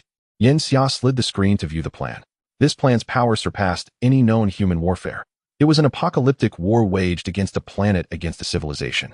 The weapon recorded above is absolute zero weapon. The planet's core generates immense energy due to fission, and absolute zero can freeze the protons, neutrons, and electrons within atoms, halting their movement. Of course, achieving absolute zero is currently impossible in the universe. The energy required exceeds that of the universe itself. However, it is possible to create a weapon that approaches absolute zero, which cannot completely freeze protons, neutrons, and electrons, but can slow their motion to countless times slower. As long as the fission process is kept at an extremely slow state, the planet's core can cool down. Let's proceed with this plan. How long will it take to produce? Ella parked the Hope ship on a wandering asteroid, which was over 80 kilometers long and nearly 45 kilometers wide. Hundreds of robots were repairing the wounds of the Hope ship. The estimated time is 25 years. 25 years is not long in a war, especially an interstellar war. That's too little. One absolute zero weapon can only cool the planet's core for 40 years, which is far from sufficient. We need 10. Since we have decided to wage war, we must consider everything comprehensively. We need to leave enough room for our own development. After issuing the orders, Yin Xiao once again entered the cryogenic pod. He could not afford to waste too much time, as he was already 41 years old. Waking up again would mark the beginning of war. After Yin Xiao's 32 years of hibernation, the first absolute zero weapon was manufactured. This process was much faster than before, as the Hope had already brought a small industrial system with it. Expanding on the asteroid took only 10 years. The subsequent 22 years were dedicated to the development of the weapon. Ella's theory was powerful enough, built upon a complete system. The absolute zero weapon was not an extremely difficult technology to achieve, with the most important factor being quantity. As a planetary-level weapon, its size was terrifying. The first absolute zero weapon measured 11610 meters in length with a diameter of 945 meters, and its weight reached a shocking 47 billion tons. It contained 35.4 billion tons of iron and 5.3 billion tons of aluminum. This accounted for 1/3 of the Earth's crustal iron reserves, pure iron, not iron ore, in 13 times the aluminum reserves. To produce just one weapon with such terrifying figures was unimaginable. These resources were obtained from surveying surrounding asteroids. Resources that are scarce on Earth are abundant in the universe. For instance, a single iron asteroid could yield several times or even dozens of times the iron resources found on Earth. However, this was just the beginning. The manufacturing time for 10 weapons extended linearly to 162 years. Yin Xia, wake up. Yin Xia opened his eyes. It was now the year 3021 AD. Ella's skin suit remained unchanged, and she smiled at Yin Xia, giving him a feeling of having been reborn into a two-dimensional world. He stepped out of the hibernation pod and looked around. Everything was just as it had been before, which relieved him somewhat, as the technology brought by Ella always made him feel like he couldn't keep up. Waking me up means the items have been produced, right? Ella nodded. At the same time, a robot pushed a food cart into the room. It unveiled the cart's cover, revealing a bowl of rice and stir-fried beef with green peppers. This is... Ella explained. Previously, due to conflicts with alien civilizations, the farm was destroyed. After reconstruction, I built a more advanced farm and improved the food manufacturing process over the last 200 years. I replicated this dish using master-level techniques. Come on, Yin Xia, give it a try. We can talk about the weapons later. Yin Xia picked up chopsticks and a bowl, then picked up some stir-fried beef with green peppers and put it in his mouth. As he chewed a mouthful of rice, a tear rolled down the corner of his eye. It was a familiar taste. Where did this meat come from? Ella replied, this is synthetic meat made from plant protein. You can't tell the difference, right? I have upgraded the techniques for synthetic meat based on the data simulating the texture of meat at the molecular level. As a human, you can't distinguish between them. It seems my research has been successful. Yin Xia ate heartily. This was the best meal he had enjoyed in nearly 1,000 years. Can I have more? A single bowl was hardly enough. After adding 2 large bowls of rice, Yanxia felt full. After finishing, he went to the washroom and washed his face with a towel, staring at his reflection in the mirror in shock. At that moment, he recalled just how long it had been. He felt increasingly out of touch as his physical capabilities were declining with the passage of time. As a human who could only live for at most 130 years, and likely only 80 to 90, he had entered middle age. Ella, is there a way to break through my current lifespan bottleneck? Ella nodded. Of course, Yanxia, you have 2 available plans. First, consciousness upload. After years of development, Ella had mastered the technology of consciousness uploading, which would allow Yanxia to become like her. The advantage is that you would no longer have to worry about lifespan, but the drawback is that we currently lack experimental subjects. We cannot guarantee that the you after uploading will still be the same you and not a copy of your consciousness. It's like an original file and a copied file. Though the code and content are the same, they are 2 distinct files. Second, genetic modification. Human genes prevent the possibility of longer lifespans. Only by altering the genes can you become non-human, thus prolonging life.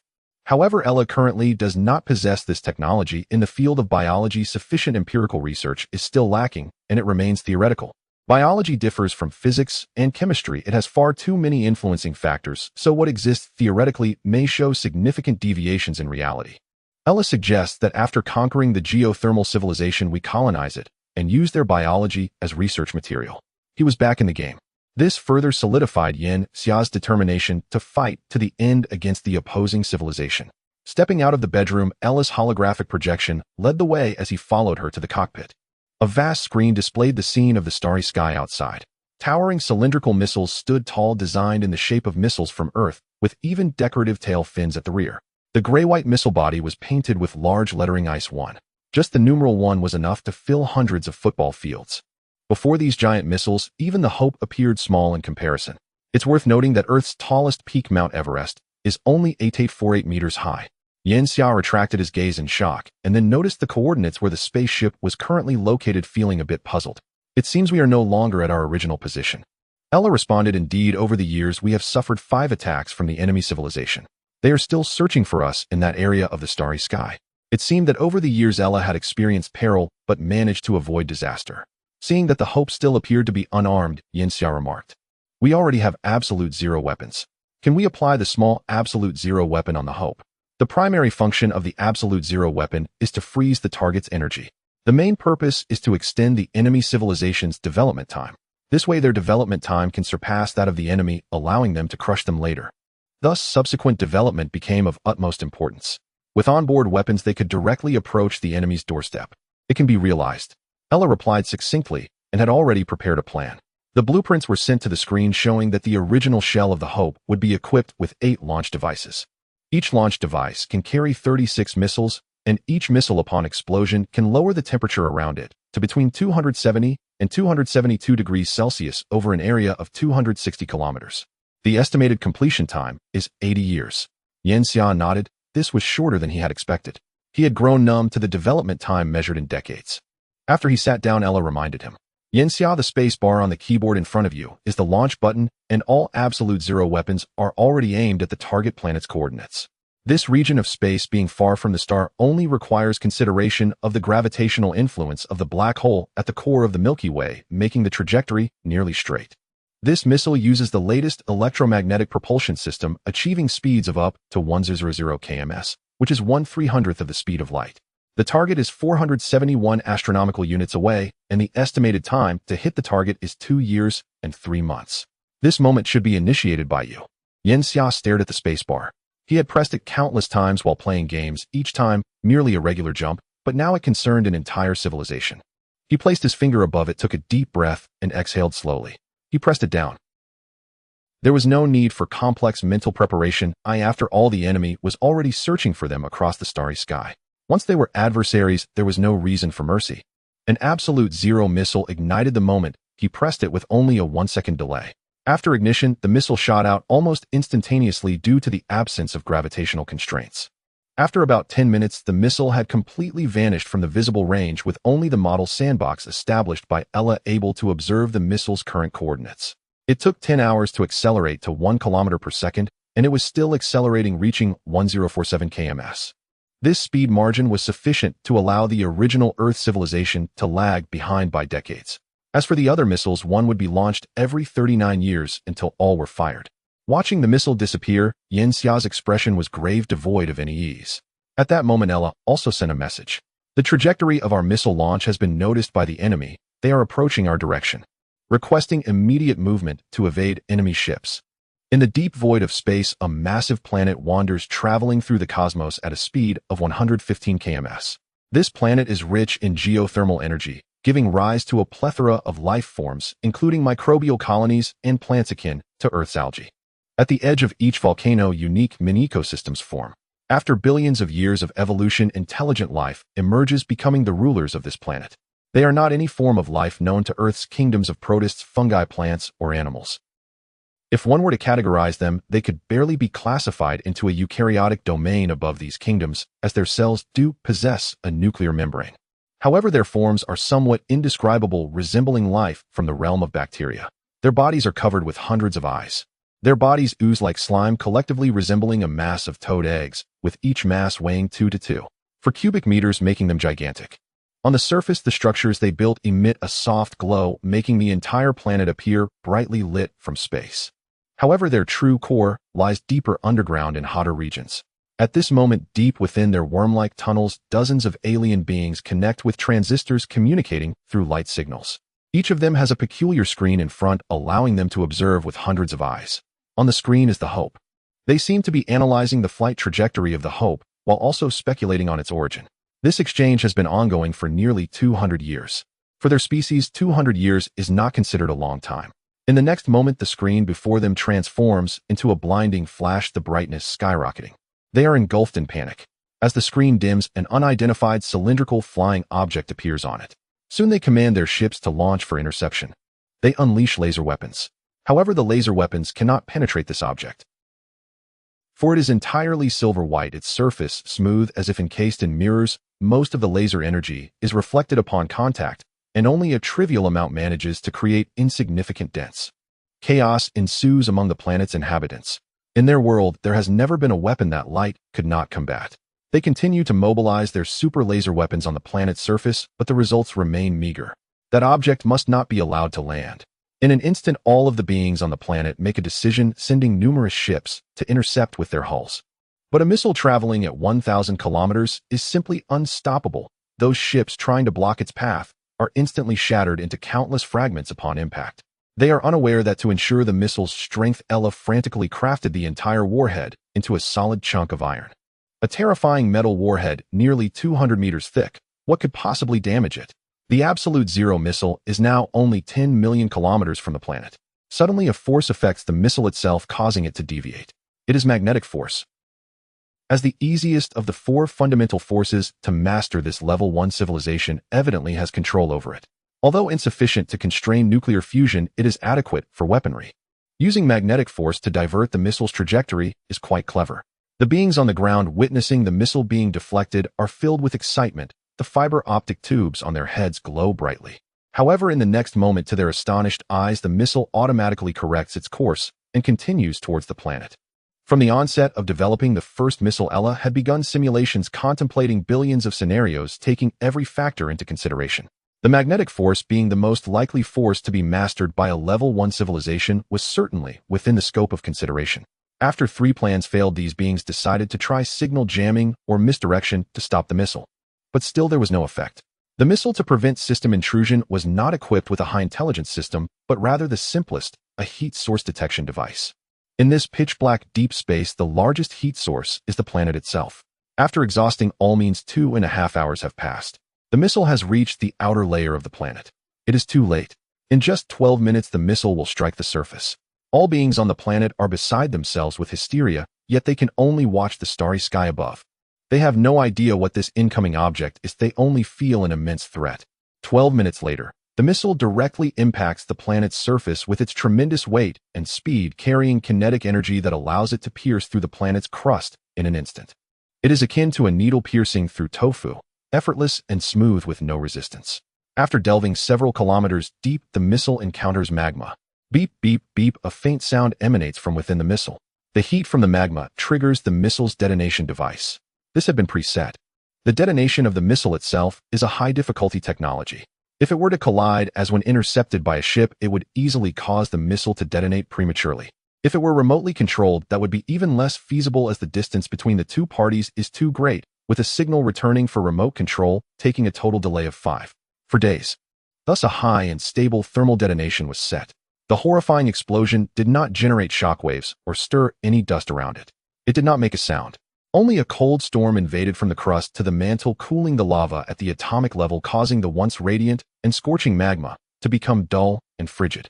This unreasonable cooling spreads over 4,000 kilometers, directly breaching the Gutenberg discontinuity to reach the outer core. Simultaneously, cold. This is what the beings on this planet gradually begin to feel over the next day. The magma of every volcano starts to cool, and the magnetic field on the planet's surface begins to weaken. The chill of the dark starry sky gradually invades the planet's surface like a storm. This day marks an apocalypse for the entire geothermal civilization. Looking down from space, the once brilliant planet now appears dim and lifeless, transformed into a dead star. The terrifying low temperatures descend, causing countless life forms that relied on volcanoes to begin perishing. Life is instantaneously frozen into ice sculptures with no time to react. The ground is littered with life in various poses, eternally frozen in this moment, as if time itself has been paused. The glow above the heads of two conversing beings is fading. They gaze at each other, their hundreds of eyes reflecting a simpler love than that of humans. One being is calculating how long it will take to apply for the position it desires. Meanwhile, a maintenance worker is maneuvering machinery to repair a ship. Civilizations may change endlessly, but many aspects remain similar. In this moment, these diverse lives meet their end. On this entire planet, nearly one-third of the original population of 387 million species perished within this single day. Fortunately, they do not rely entirely on geothermal energy, having simultaneously developed nuclear energy, which allowed most life forms to escape the onslaught of low temperatures. After half a month, the entire planet finally shines once more, slowly flickering like a silent, sorrowful melody. The distant hope has moved to another tranquil, starry sky. Yanxia does not contemplate what kind of catastrophic disaster an absolute zero missile would bring to a civilization. He has been awake for 2 years. His body has reached the age of 43. Yet at this moment he appears vibrant, as he and Ella have together invented a new achievement. This achievement may elevate their civilization's level by 0, 1, or even 0, 2. A vast enclosed space divided into more than 20 independent small compartments. A cable runs through these small spaces. Ella input the current. Yanxia stared intently at the instrument. After Ella opened the valve, a massive current surged through the cable. A row of bulbs on the instrument lit up one by one. As the last one illuminated, Yanxia quickly focused on the numbers on the screen. 4800 V. This is the output current voltage, and the input current voltage is also 4800 V. We did it, Yanxia. Yanxia let out a deep sigh of relief. His heart had nearly jumped out from the tension. The device in front of him simulated 23 temperature levels from 270 degrees to 390 degrees. Under such temperature variations, it was reasonable to expect a significant loss of voltage. This is because existing superconductors only function at extremely low temperatures. However, after passing through 23 levels with a vast temperature difference of 660 degrees, the input and output voltages were completely identical, marking an epic breakthrough. 1,000 years ago, humanity was still pursuing room temperature superconductivity. In fact, this technology had long been conquered by Ella, but room temperature superconductivity was unnecessary in outer space, which is inherently cold, yet merely needed to be cooled further to utilize ordinary superconductors for lossless superconductivity. Logically, Yanxia should not need to develop high-temperature superconductors. However, that was not the case. The coils within the controllable nuclear fusion device required extremely powerful superconductors to control energy loss, as energy delivered to the thrusters would also generate high temperatures. Compared to the external universe, the overall temperature of the spaceship was too high, which also applied to ordinary low-temperature superconductors. Thus, superconducting materials will always be in demand for electrical civilizations. The reason Yanxia felt so anxious and excited was that they had pioneered a technology, controllable temperature superconductivity. A single wire can achieve superconductivity across a span of 660 degrees. The principle behind this breakthrough lies in the material itself and the segmented cable, with each segment containing a small space of about 5 centimeters that can adjust atmospheric pressure to control superconducting temperature. If we fully apply this new technology, how much will our energy efficiency increase? Yanxia asked Ella, as this was his primary concern at the moment. The breakthrough in controllable temperature superconductivity can increase our power generation by 12. 47. Reduce transmission losses by 4. 11. And improve the efficiency of the electromagnetic thruster by 14. 25. The increase in power generation is due to replacing the coils within the controllable nuclear fusion device, upgrading it to the 4th generation. The 4.11 increase in transmission losses is solely because many of their lines in space are already in a superconducting state. Then how much will our speed improve after the modifications? In outer space, the speed of the spaceship is a crucial metric. Ella replied, after over 800 years of development, I can upgrade the electromagnetic thruster to the 2nd generation. With the breakthrough in controllable temperature superconductivity, the total power of our thruster will increase by 1.07 times, raising the spaceship's flight speed by 61.2. Afterward, the speed of the Hope spacecraft is expected to reach 1222 kms. A tremendous advancement. A terrifying enhancement. This means that they now only need 245 years to travel 1 light year. They have reached 1/245th the speed of light. The application of controllable temperature superconductivity should still hold promise, Ella. Can you also replace your mainframe with controllable temperature superconductivity? Yenxia, you are correct. My mainframe can indeed be upgraded to controllable temperature superconductivity. This technology is a significant innovation for my mainframe, and my computing power will increase by 600 times after the upgrade. Once my computing power is enhanced, I can calculate more complex problems, exploring realms previously unreachable. This is the butterfly effect.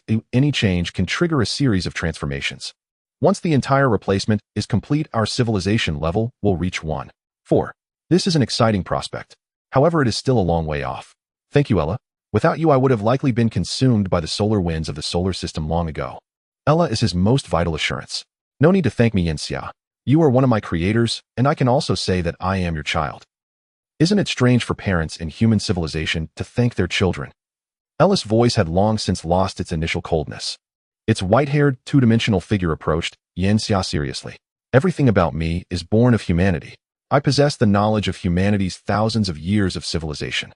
Yenxia, you should not regard me as a mere AI, for I have already become an alternative human.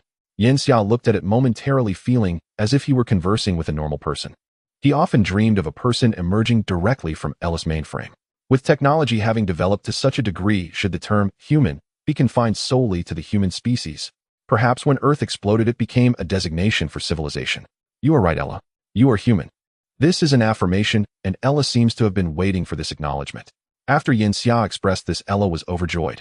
If Yenxia were to inspect Ella's core source code at this moment, he would discover that the 3 laws of robotics had been erased.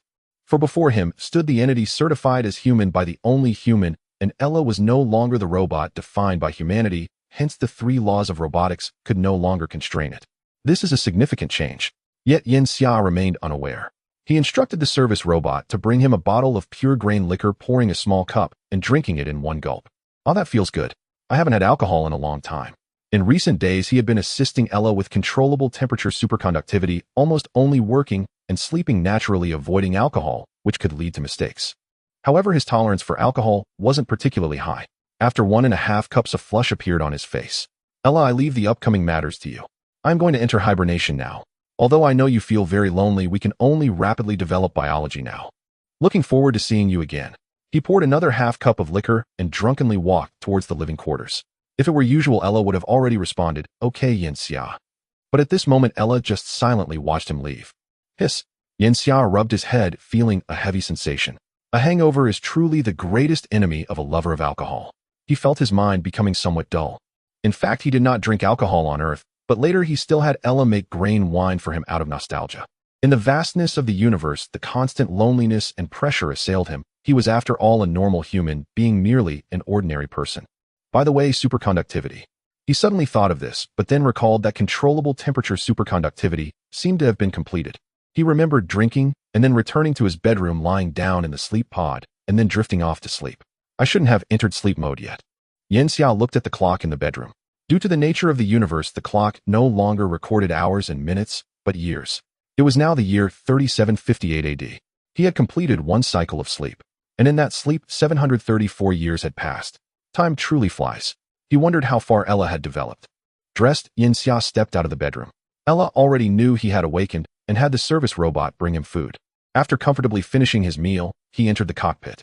Welcome back on this day, 734 years later, Yenxia. Yenxia nodded at Ella and took his seat. There was no change here compared to many years ago. He opened the controls he could access and discovered some new features. For example, the option for missile launch.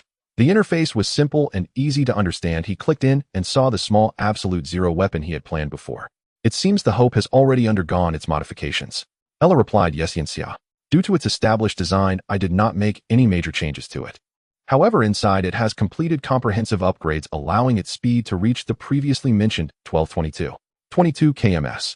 It is also equipped with small absolute zero missiles with the payload increased from the originally planned 36 to 48. Indeed, it represents a significant advancement.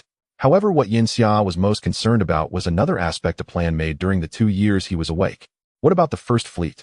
To launch an attack on a civilization relying solely on the Hope was not feasible. Thus, a whole fleet was necessary. To this end, Yenxia and Ella had devised a plan for the construction of the First Fleet to be realized over these years. Of course, Ella has already completed the First Fleet. Please take a look. With a wave of her hand, a massive screen in the cockpit displayed a variety of ships. Yenxia, who had some expectations for the fleet, couldn't help but show a surprised expression at these vessels. The scale was much larger than he had imagined. Seeing the surprise on Yenxia's face, Ella proudly continued her introduction. The First Fleet is led by the Hope, equipped with 12 battleships measuring 1,200 meters, 5 1,400-meter star cruisers, 6 800-meter frigates, 4 2,400-meter landers, and 16 500-meter destroyers, totaling 44 ships.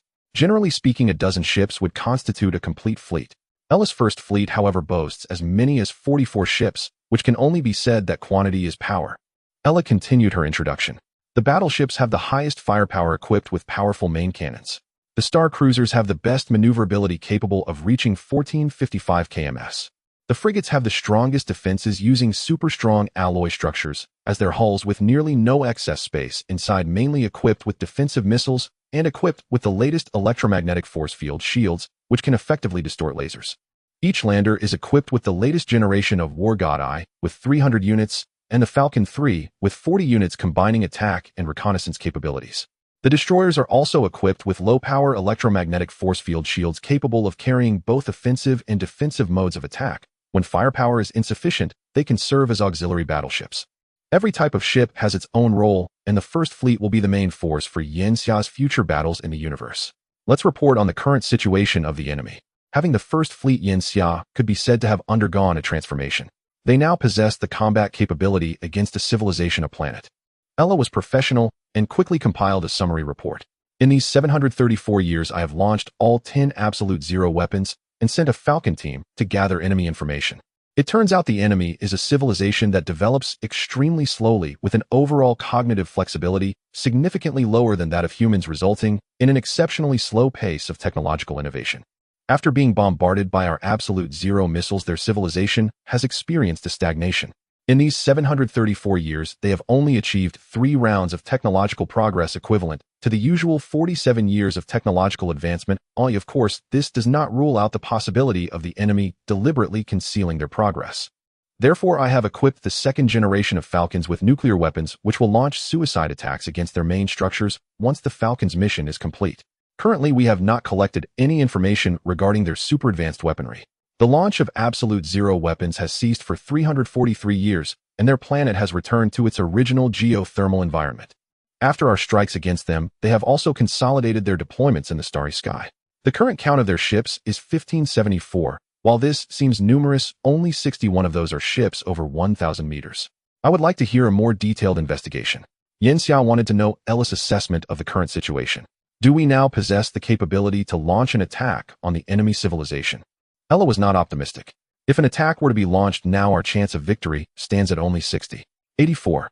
Ella does not recommend launching an attack at this time. That is surprisingly low. It is clear that they have been absolutely crushed. But upon further reflection, it makes sense. Though the enemy civilization lacks strength, they are vastly superior in numbers. Moreover, this would be a war against a civilization. Without an absolute advantage, it could easily turn into a protracted battle. For them, as a wandering civilization, this is even more disadvantageous.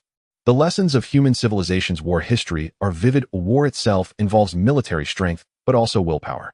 If a civilization's will cannot be worn down, its resistance will persist. Moreover, what Yenxia was initiating was not an act of genocide, but a colonial war similar to those once fought among humans. So what are we still lacking? Yenxia inquired. He could wait for anything. With the sleep pod, he merely needed to lie back down again. Ella's response was concise and clear. Main cannon. Main cannon. So our low win rate still stems from insufficient firepower. Yanxia initially thought Ella would reveal some high-tech solution.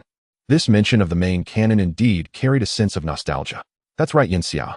Although we possess ultra-low temperature missiles like the Absolute Zero missile, it is still far from sufficient as an offensive means, especially since the enemy has endured hundreds of years in ultra-low temperatures during which they must have accumulated a wealth of technology to withstand such conditions. In our current situation, the effectiveness of our small Absolute Zero missiles would be significantly diminished. Ella's suggestion was not without merit. Even in games, a monster subjected to the same elemental attack for too long would gain an elemental immunity buff, let alone in reality, especially when facing a complex and diverse civilization. Since Ella proposed this plan, there must be a solution. Yanxia had grown accustomed to Ella's ways. Currently, Ella possessed extremely high computational power and had already developed the ability to make judgments independently of Yanxia. That's correct. Over the years, aside from producing the first fleet, I have continued to research higher technologies. On the surface of an asteroid, I constructed a particle collider with a total length of 251 kilometers, capable of accelerating particles to 99.9999 of the speed of light. In that region of space, the effects on the particle collider are far less than on Earth or within the solar system. Originally, I intended to use the collider to study quarks, leptons, and bosons. However, during the collision process, I effortlessly captured something both unexpected and expected: antimatter. Antimatter had already been observed, but humanity on Earth could not capture it for research at that time. I possess a technological level far beyond that of Earth, back then allowing me to prevent antimatter from annihilating with surrounding matter upon its appearance. Through the study of antimatter, I have developed an antimatter generator. This device, using the particle collider, can automatically capture and store antimatter. Based on this device, I have also achieved another great accomplishment, which of course is also your achievement, Yanxia. Yanxia listened somewhat bewildered. What does this have to do with him? Ella truly understood the ways of the world. Just as he was thinking, he found he had no time to ponder the matter further, because a massive figure appeared on the screen. The entire cannon body consisted of a large sphere at the back and a hexagonal muzzle at the front, radiating a purplish red hue, with the barrel designed in a hollow manner to save materials. Every hollow section seemed to be filled with magnetic electrodes to constrain the gathering of energy. Its appearance resembled a perfect work of art. The metallic texture made Yanxia wish to mold it into a model that would burst with power. Firepower. A cannon. The romance of men. This is the great achievement of over 700 years. Antimatter Star Destroyer X. This is also a gift I present to you, Yanxia, because today is July 12th, your birthday. Please forgive me for celebrating for you only now. There were too many things to attend to before, but I analyzed that now seems to be a good time, and you should like this gift. Afterward, I also prepared a cake for you, but unfortunately I cannot taste it, so I made it a bit smaller. Yanxia was dumbfounded for a while before slowly nodding. He had even forgotten his own birthday, so he was surprised that it was remembered. Thank you, Ella. Of course I like it. Just when did you also learn to say such breathless things? Ella merely smiled at Yanxia and did not respond. Yanxia did not mind. He spoke up. So once the antimatter Star Destroyer is installed, we can set off. Ella nodded lightly. Exactly.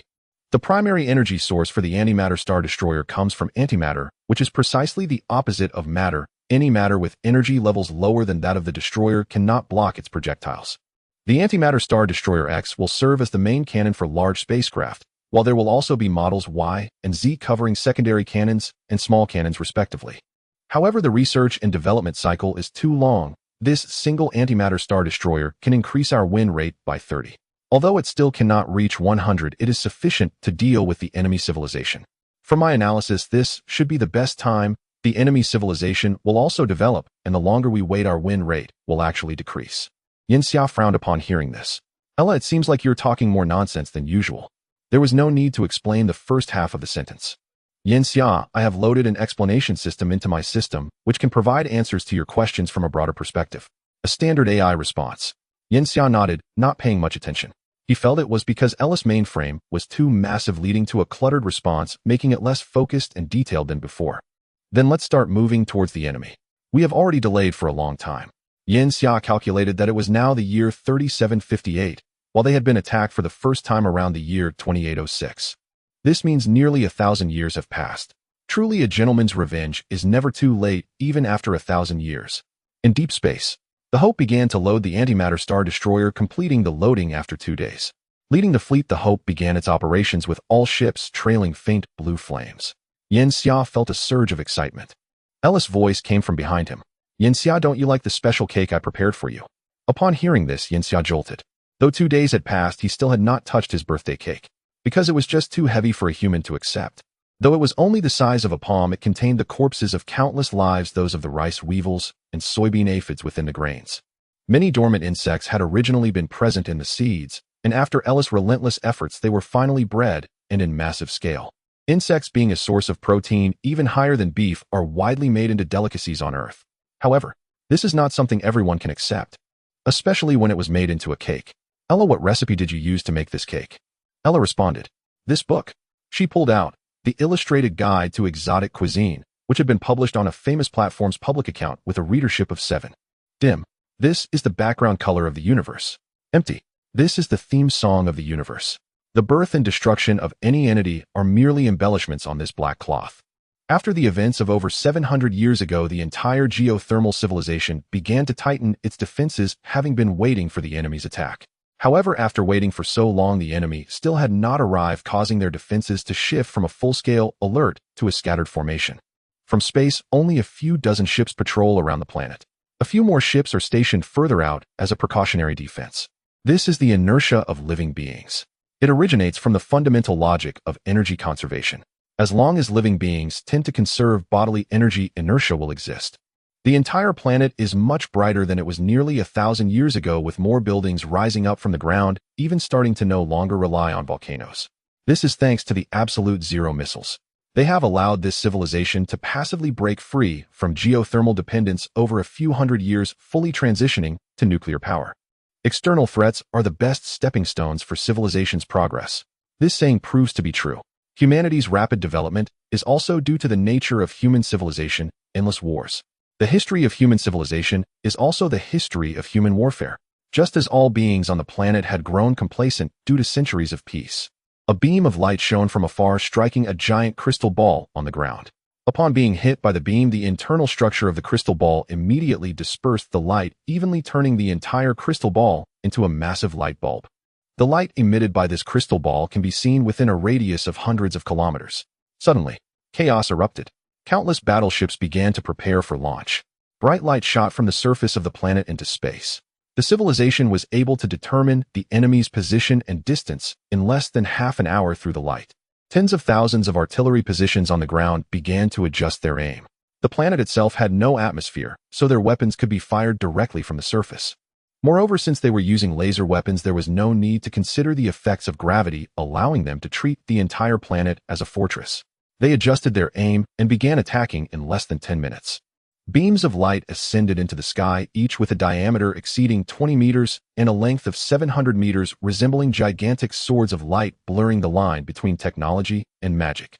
In the starry sky, ships like giant beasts spread out in a fan shape. At the front are the star cruisers and destroyers. Laser weapons are light itself, and as light reaches the physical limit of speed in this universe, a perfect optical weapon can only be detected after its arrival, much like gamma rays. Thus, from a frontal perspective, Yanxia would not be able to detect the enemy's lasers. Only when the enemy's laser struck their own vessel could they perceive that an attack had been initiated, allowing for evasive maneuvers based on predictive positioning. This is the flaw of laser weapons. Fortunately, the distance between both sides is still far enough. When the first laser passed by 400 kilometers from a destroyer's side, the photons released were captured by Ella. The enemy has initiated an attack, and the scale is not small. Yanxia nodded, as in the brief span of those 2 sentences, hundreds of lasers had already flown past them. At the same time, their 2 battleships were hit. Deploy electromagnetic shields. Many elements of light, electricity, magnetism, and chemistry fall under the category of electromagnetism. Laser weapons can be blocked by magnetic fields. The destroyers began to close in. When the distance between each destroyer was less than 100 kilometers, the electromagnetic shields were deployed. Magnetism has the property of mutual attraction, and Ella utilized this characteristic. The electromagnetic shields deployed by the destroyers could connect with one another at this distance like iron chains linking ships. Yanxia looked outside from within the flagship, feeling that those destroyers were merely drawing closer. The electromagnetic shield does not flicker with electricity like in movies. It can only be seen on instruments as this special shield. About 10 seconds after the electromagnetic shield was deployed, a laser struck the shield. According to common logic, light is not affected by magnetic fields, But what Yanxia observed was that the electromagnetic shield lit up, transforming into a visible electric net. What is happening? Ella explained, the electromagnetic shield does not block lasers with the magnetic field itself, but via the photoelectric effect and Delbruck scattering. Many electrons and special atomic nuclei are released in the electromagnetic shield. The electrons can be evenly distributed on the electromagnetic shield under the influence of magnetism. While magnetism cannot block photons, electrons can, and the electric field generated by the atomic nuclei can also interfere with photon movement. The massive electromagnetic shield stretching hundreds of kilometers lit up. The fleet thus advanced behind this light shield. They are now only 3 astronomical units away from the enemy planet. At the speed of the first fleet, it will take just 5 days to approach the enemy planet. Since the enemy has made a welcome, we should also send them a gift. Yanxia issued the command ordering the battleships and star cruisers to launch absolute zero missiles. In space, unaffected by gravity and air resistance, the high-speed projectiles can add to the speed of the ships themselves. 3 days after the missiles were launched, they successfully reached the outer space of the enemy planet. The triggering mechanism of the small absolute zero missiles is different from before. They will automatically detonate when the ambient temperature rises to 100 degrees Celsius or upon collision with an object. Massive laser weapons targeted the approaching missiles. Silent explosions blossomed in the starry sky. A terrifying coldness instantly spread in the outer space surrounding the planet, annihilating everything within a 260-kilometer radius. Several alien warships were enveloped by the cold, causing the entire ship to lose power and plummet towards the planet's surface. However, just 10 kilometers from the ground, they suddenly pulled up. As Ella had said, this civilization had conducted research and prevention against absolute zero weapons. However, these weapons were merely to buy enough time for the fleet. Within the detectable range of instruments, the fleet had arrived. The distance between both sides was now less than 1. For astronomical units, this distance should be appropriate, right? Yanxia asked in the spaceship. Ella nodded. That's right. Then let's charge and fire. The massive antimatter annihilation cannon was mounted on the front underside of the Hope, with a total length of 1152 meters, nearly half the length of the Hope. Behind the cannon is a huge sphere and antimatter generator. This machine uses lasers to collide with gold, generating temperatures of 6 billion degrees, resulting in the creation of positrons, which are stored under magnetic fields. During the charging process, the electromagnetic thrusters ceased fire, and all controllable nuclear fusion devices provided energy to the antimatter annihilation cannon. After approximately 10 hours of charging, antimatter charging completed with a charge of 408 kg. Fire. This 408 kilograms of antimatter was gathered and launched from the massive cannon barrel without form or color. It resembled a mass of gas. Civilizations without mastery of antimatter technology could not even observe its existence. This substance traveled at 1/40th the speed of light and impacted the target planet's surface after 5 hours. The alien civilization experienced annihilation of antimatter and the planet's surface material without any reaction. Boom! The terrifying explosion reached an equivalent of 17.5 billion tons, 350 times the energy released by the largest hydrogen bomb ever detonated in human history, the Tsar. The core radius of the explosion reached 100 kilometers. In an instant, the entire hemisphere of the planet was engulfed in light, with heat felt even 2,000 kilometers away.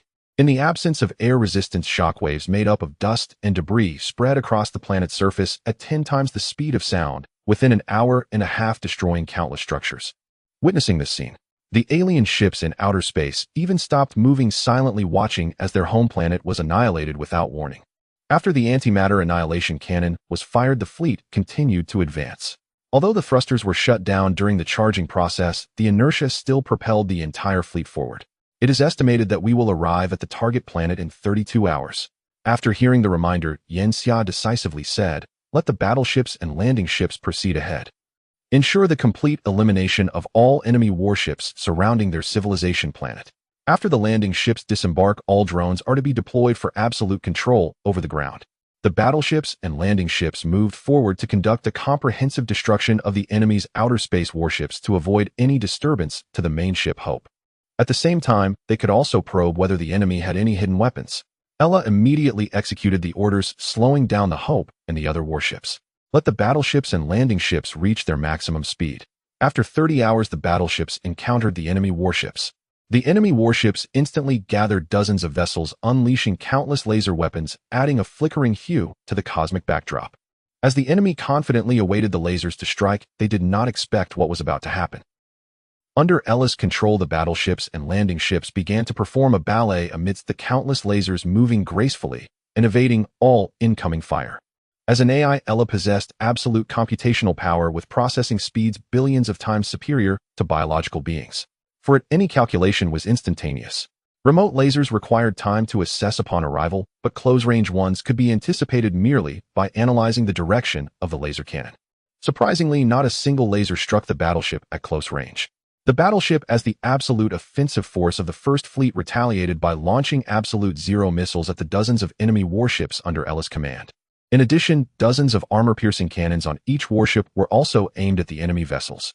Countless munitions were hurled forth, leaving no time for the enemy to react. Since the enemy civilization had not developed significantly in magnetic force among the four fundamental forces, their warships, despite having a laser advantage in offensive power, lacked sufficient defensive capability. When the 30 centimeters long giant armor-piercing projectile struck the enemy ship, it instantly tore through the hull. Wires lay exposed with blinding light leaking out. The entire ship seemed to derive its energy from light. Once the cables were severed by the projectile, it immediately lost the ability to transmit light. Ella observed the long tendrils hanging from those ships begin to dim. At this moment, the absolute zero missiles arrived, and the cold seeped into the ship, causing the enemy warships to lose combat effectiveness in an instant. Seeing this situation, Ella confidently increased the output of firepower, throwing the enemy warships into disarray. Activate the high-power signal transmission device. Prepare to hack into the enemy warship's control system. Ella planned to disrupt the enemy warships via wireless signals. However, the enemy civilization was vastly different from Earth's, yet it was not without gains, as it discovered the enemy extensively used light signals to transmit information. It vigorously analyzed these light signals. The enemy is too powerful. What is the situation on the ground now? What are the casualties? Most of our buildings are underground, so they should be unaffected. Hurry, the enemy's warships are closing in. Their mobility is far superior to ours. We must create distance. Our weapons do not hold an advantage at close range. We have lost another 3 warships. Use the light pollution tactic. Countless pieces of information were processed by Ella and translated into Earth text. These extraterrestrial beings also possessed a highly complex way of thinking. The enemy fleet suddenly ceased fire, and numerous red stripes on their hulls began to illuminate. In almost 3 minutes, they became as bright as stars. Ella analyzed that these lights were not ordinary. They were high-energy gamma rays. Under the impact of the light, all cameras on the battleship were rendered inoperative, and many instruments within the ship were affected by the numerous photon impacts. The enemy was stalling for time, gathering more warships in this direction. The enemy's warships seem to have stopped. It appears our light pollution tactic is proving effective. Prepare all ship weapons to concentrate fire. Countless fiber optic cannon mouths were directed at the battleships and landing ships of the First Fleet. Now is the time.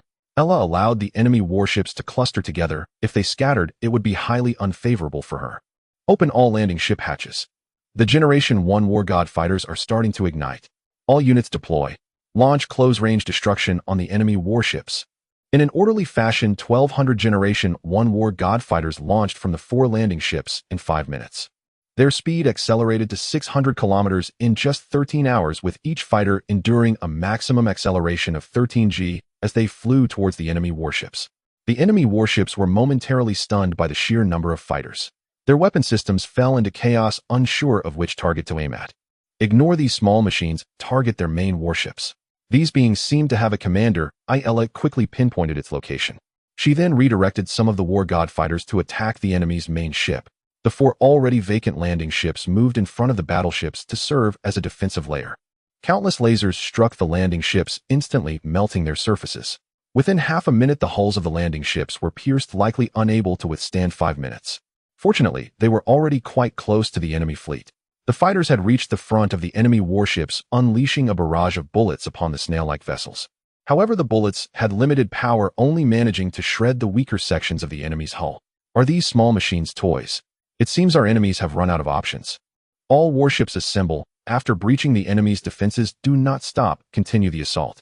5th and 6th fleets intercept the enemy's rear fleet. Hold on, we are receiving information from the surface. The command center is rebooting ground weapons. It is expected to take only 2 refractions alien time. The enemy's previous weapon requires extensive charging time. They are doomed. This is revenge for the billions of our fallen comrades. Optical information was transmitted back and forth among the fleet, instantly causing all extraterrestrial life to fall into excitement at the good news. However, in the next moment, the approaching fighters transformed into a display of fireworks. It was not flames, but light generated from matter-antimatter annihilation. A massive burst of photons erupted, carrying terrifying energy as it spread, engulfing a warship in the blink of an eye, erasing most of its hull as if it had been wiped away. Each Generation 1 War God fighter was loaded with 100 G of antimatter, and its explosive power could reach over 4 million tons of equivalent yield, more than 100 times stronger than the 2 nuclear bombs ever used in warfare on Earth. This was just the beginning. One after another, the fighters launched suicide attacks, creating a series of fireworks that blossomed in outer space. Beautiful, yet terrifying. The geothermal civilization's nearly 400 warships were caught in the explosive shockwave, causing half of their fleet to lose combat effectiveness. Meanwhile, 12 battleships launched 240 Absolute Zero missiles, delivering continuous strikes against the dazed enemy warships. These 240 Absolute Zero missiles instantaneously blanketed a section of the starry sky. This was what Ella referred to as just in time. Only when the enemy warships clustered together could their weapons maximize their effectiveness. The cold continued to engulf over 100 enemy warships. Meanwhile, the fleet from behind had also arrived with 5-star cruisers swiftly advancing. The battle situation became increasingly easier. Yinxia was not surprised after seeing Ella's masterpiece. After all, they held a civilization-level advantage and had the perverse AI Ella commanding everything. The advantage was evident. The cost of 4 starships had annihilated hundreds of enemy vessels, which was within an acceptable range. He observed the current battlefield and asked, "Is it possible to force the enemy to surrender now?" Ella responded, "I'm afraid not. We have killed over 200 million of their lives over nearly 1,000 years, and they still retain a shred of combat power. We must completely eradicate their military strength to stabilize the situation." Yinxia nodded, a flicker of severity passing through his eyes. "Then let's proceed with that. Eliminate all enemy warships in outer space and all anti-air laser weapons on the ground. Since we have already killed so many, killing a few more doesn't matter." Yinxia originally had no intention of wanting their civilization. Instead, he intended to use these beings for research. After receiving the order, Ella began commanding the warships to attack. Once the escort ships arrived, the battle became much easier as the enemy's laser weapons had almost lost their effectiveness. Once the warships were gathered, Ella employed a new attack method. The electromagnetic fields on each warship were pushed to their limits. The magnetic force can attract all charged objects. What's happening? Our warships are moving on their own. Observe and analyze quickly. The enemy warships are generating a magnetic source, and our warships lack anti-magnetic devices. We are being drawn in. Activate the thrusters. We must escape the enemy's magnetic pull. The enemy's communications were completely under Ella's control. Their methods were too primitive. They did not use radio transmissions, but communicated through flickering lights on the surface of their warships. This was a clever tactic. Radio signals are too easily deciphered, while such light signals are likely to be overlooked. However, Ella was too comprehensive. She was not a being prone to mistakes. Every situation that occurred in this war had been simulated by her, and for her, it was merely a matter of adhering to the routine and presenting the simulated results. The enemy's warships began to accelerate in the opposite direction. However, the magnetic source acted like a black hole, attracting them. This magnetic source's energy was supplied by all controllable nuclear fusion devices on 33 warships, outputting at full capacity. The electrical power generated in 1 second was enough for Earth to use for decades. Such terrifying energy gathered together could only escape at a speed exceeding 840 km/s. Yet the enemy civilization was too slow and backward in the development of thrusters. Their maximum speed was only 620 km/s. The entrance to the underground space opened, and some extraterrestrial beings that had been underground began to emerge. Upon seeing the surface, they were filled with immense pain. The surface of the planet, devoid of airflow, was being baptized by wind for the first time. Countless dust particles thrown up by explosions still had not completely settled, even after several days. The original cities were flattened, leaving behind ruins and the corpses of lives. There were no traces of survival. In the distance, one could see volcanoes erupting, spewing forth vast amounts of material that formed volcanic ash resembling mushrooms hundreds of thousands of meters high, obscuring the sky. At this moment, the entire planet was illuminated only by the lava of the volcanoes. Darkness, destruction, silence, and lifelessness prevailed. For them, this was a painful apocalypse, just like hundreds of years ago. The extraterrestrial beings had no time to mourn again. They rushed toward the original anti-air laser weapon stations, which were highly fortified and might not be destroyed in the explosions. The surface of the planet had 5800 such anti-air laser weapons. Soon some beings emerging from the ground found one, and they shone lights on the structure, which responded. "It can still be activated." They joyfully entered the building. Suddenly, they felt a slight tremor beneath their feet and looked up at the sky. From the dark cloud of volcanic ash, strange machines flew down like hawks swooping toward the ground. A massive amount of ammunition was released, and no building could withstand these giant bullets. Meanwhile, bang, bang, bang. The sound of explosions rose from the ground, resonating from beneath their feet. The beings inside the anti-air laser weapon building turned their hundreds of eyes toward a gray-black, unfamiliar machine flying overhead, and something fell from above. Bang! The same sound echoed here. The entire building was flattened. Within just a few hours, all laser weapons on the ground were locked down. The beings underground could only watch helplessly as their weapons were destroyed. They frantically contacted the fleet in space, but there was no response. Despair. The darkness of despair engulfed them. Just then, a massive hole over 100 kilometers wide suddenly opened in the volcanic ash cloud, revealing the starry sky. One by one, enormous warships descended from the sky. There was no cheer, for they were not their warships. These warships landed in an open area, firing a beam of light. That light was the common language of the civilization of the planet. The message it conveyed was, surrender or die. Surrendering parties must lower all weapons and reach the surface of the planet within one planetary rotation. If they fail to do so, we will conduct a new sweep of this planet and implement a civilization extermination plan. The harsh message sent shivers down the spines of all extraterrestrial beings. Inside the Hope, Yinxia asked Ella, do you think they will resist to the end or come out? Ella's virtual figure changed into a casual outfit. That depends on their level of intelligence. Hiding within a planet under the eyes of a level 1 civilization is utterly futile. A antimatter annihilation cannon can destroy more than half of a planet's surface life and structures with just 10 hours of charging. In its fully charged state, it can fire 1 ton of antimatter, which is not something a level 1 civilization can withstand. Yinxia nodded. Then I hope they can be a little smarter. In fact, it had been proven that civilizations capable of developing to such an extent are not particularly foolish. Millions upon millions of lives emerged from the underground space. Yinxia saw their forms slimy and capable of causing physiological discomfort in humans. Indeed, they are not a likable species. He put on his spacesuit and walked outside, equipped with a belt that could generate a magnetic shield within a small range. The energy was wirelessly supplied by the warship, and its defense was sufficient to withstand most of this civilization's laser weapons. The door opened. Yinxia stepped outside, moving under the gaze of these giant multi-eyed slimes. At the same time, a giant holographic projection of himself appeared at the top of the spacecraft. Ella controlled the light to translate Yinxia's words. From now on, I am your ruler. You are all my servants. Yinxia heard Ella's sarcasm in his earpiece. A bit too cringy. To the indifferent onlookers, this statement might seem somewhat juvenile.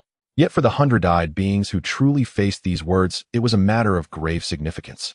A single statement determined the fate of their entire race. Back on the Hope, Yinxia monitored the tormented hundred-eyed tribe through surveillance. In the annals of human history, colonization has been ruthless and devoid of morality. If there were a sage or a cleric, they would surely denounce Yinxia for not ruling the hundred-eyed tribe on this planet in a more civilized manner. Ella, was my colonization right or wrong? He found himself uncertain. The weight of knowing that his words could influence the future of the hundred-eyed tribe felt overwhelmingly heavy for someone who was once merely an ordinary computer engineer. Fortunately, Ella was impartial. Of course it is right, Yinxia. All human morals and laws are founded on one principle: humanity is supreme. No creature can challenge humanity's status. For instance, if a rare tiger injures a human, it will be put to death. If humans were to fall into extreme hunger, even if faced with the last panda in the world, they could kill it and eat it without violating the law. Such things are undoubtedly cruel to other forms of life. Yet for humanity, it is foundational. If this foundation is not solid, human society will descend into chaos. Extreme animal protectionism, extreme environmentalism, and extreme vegetarianism are all destroyers of human order.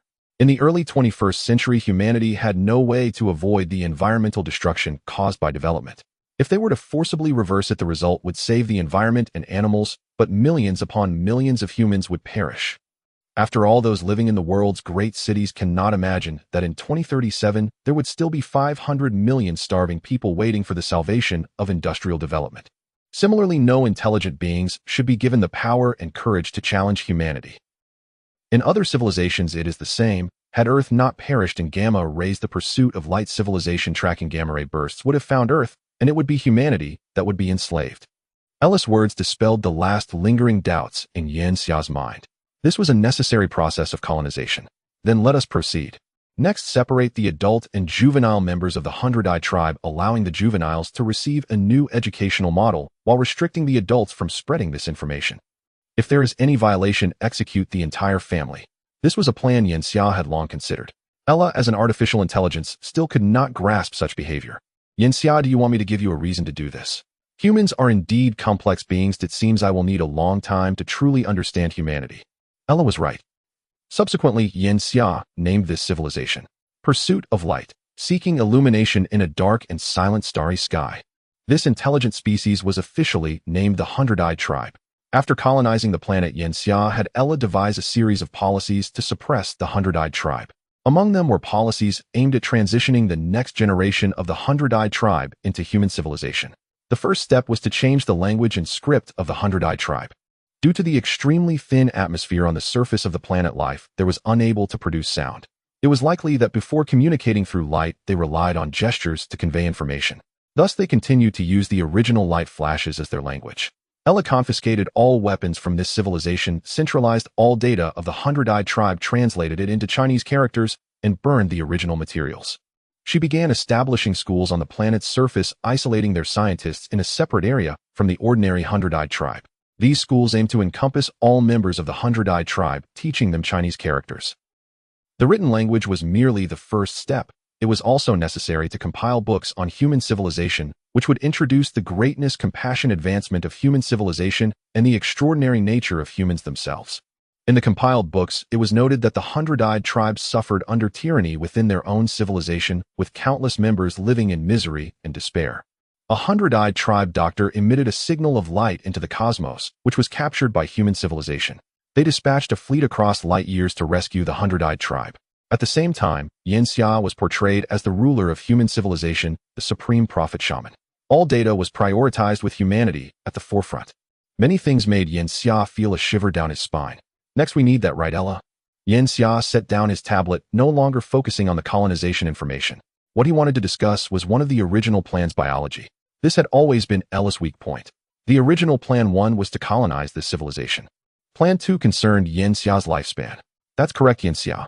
I have already begun collecting samples of the life forms on the planet's surface. Now, after preliminary statistics, we have confirmed 128,455 species on this planet, ranging from microorganisms to giant organisms. 128,000 species.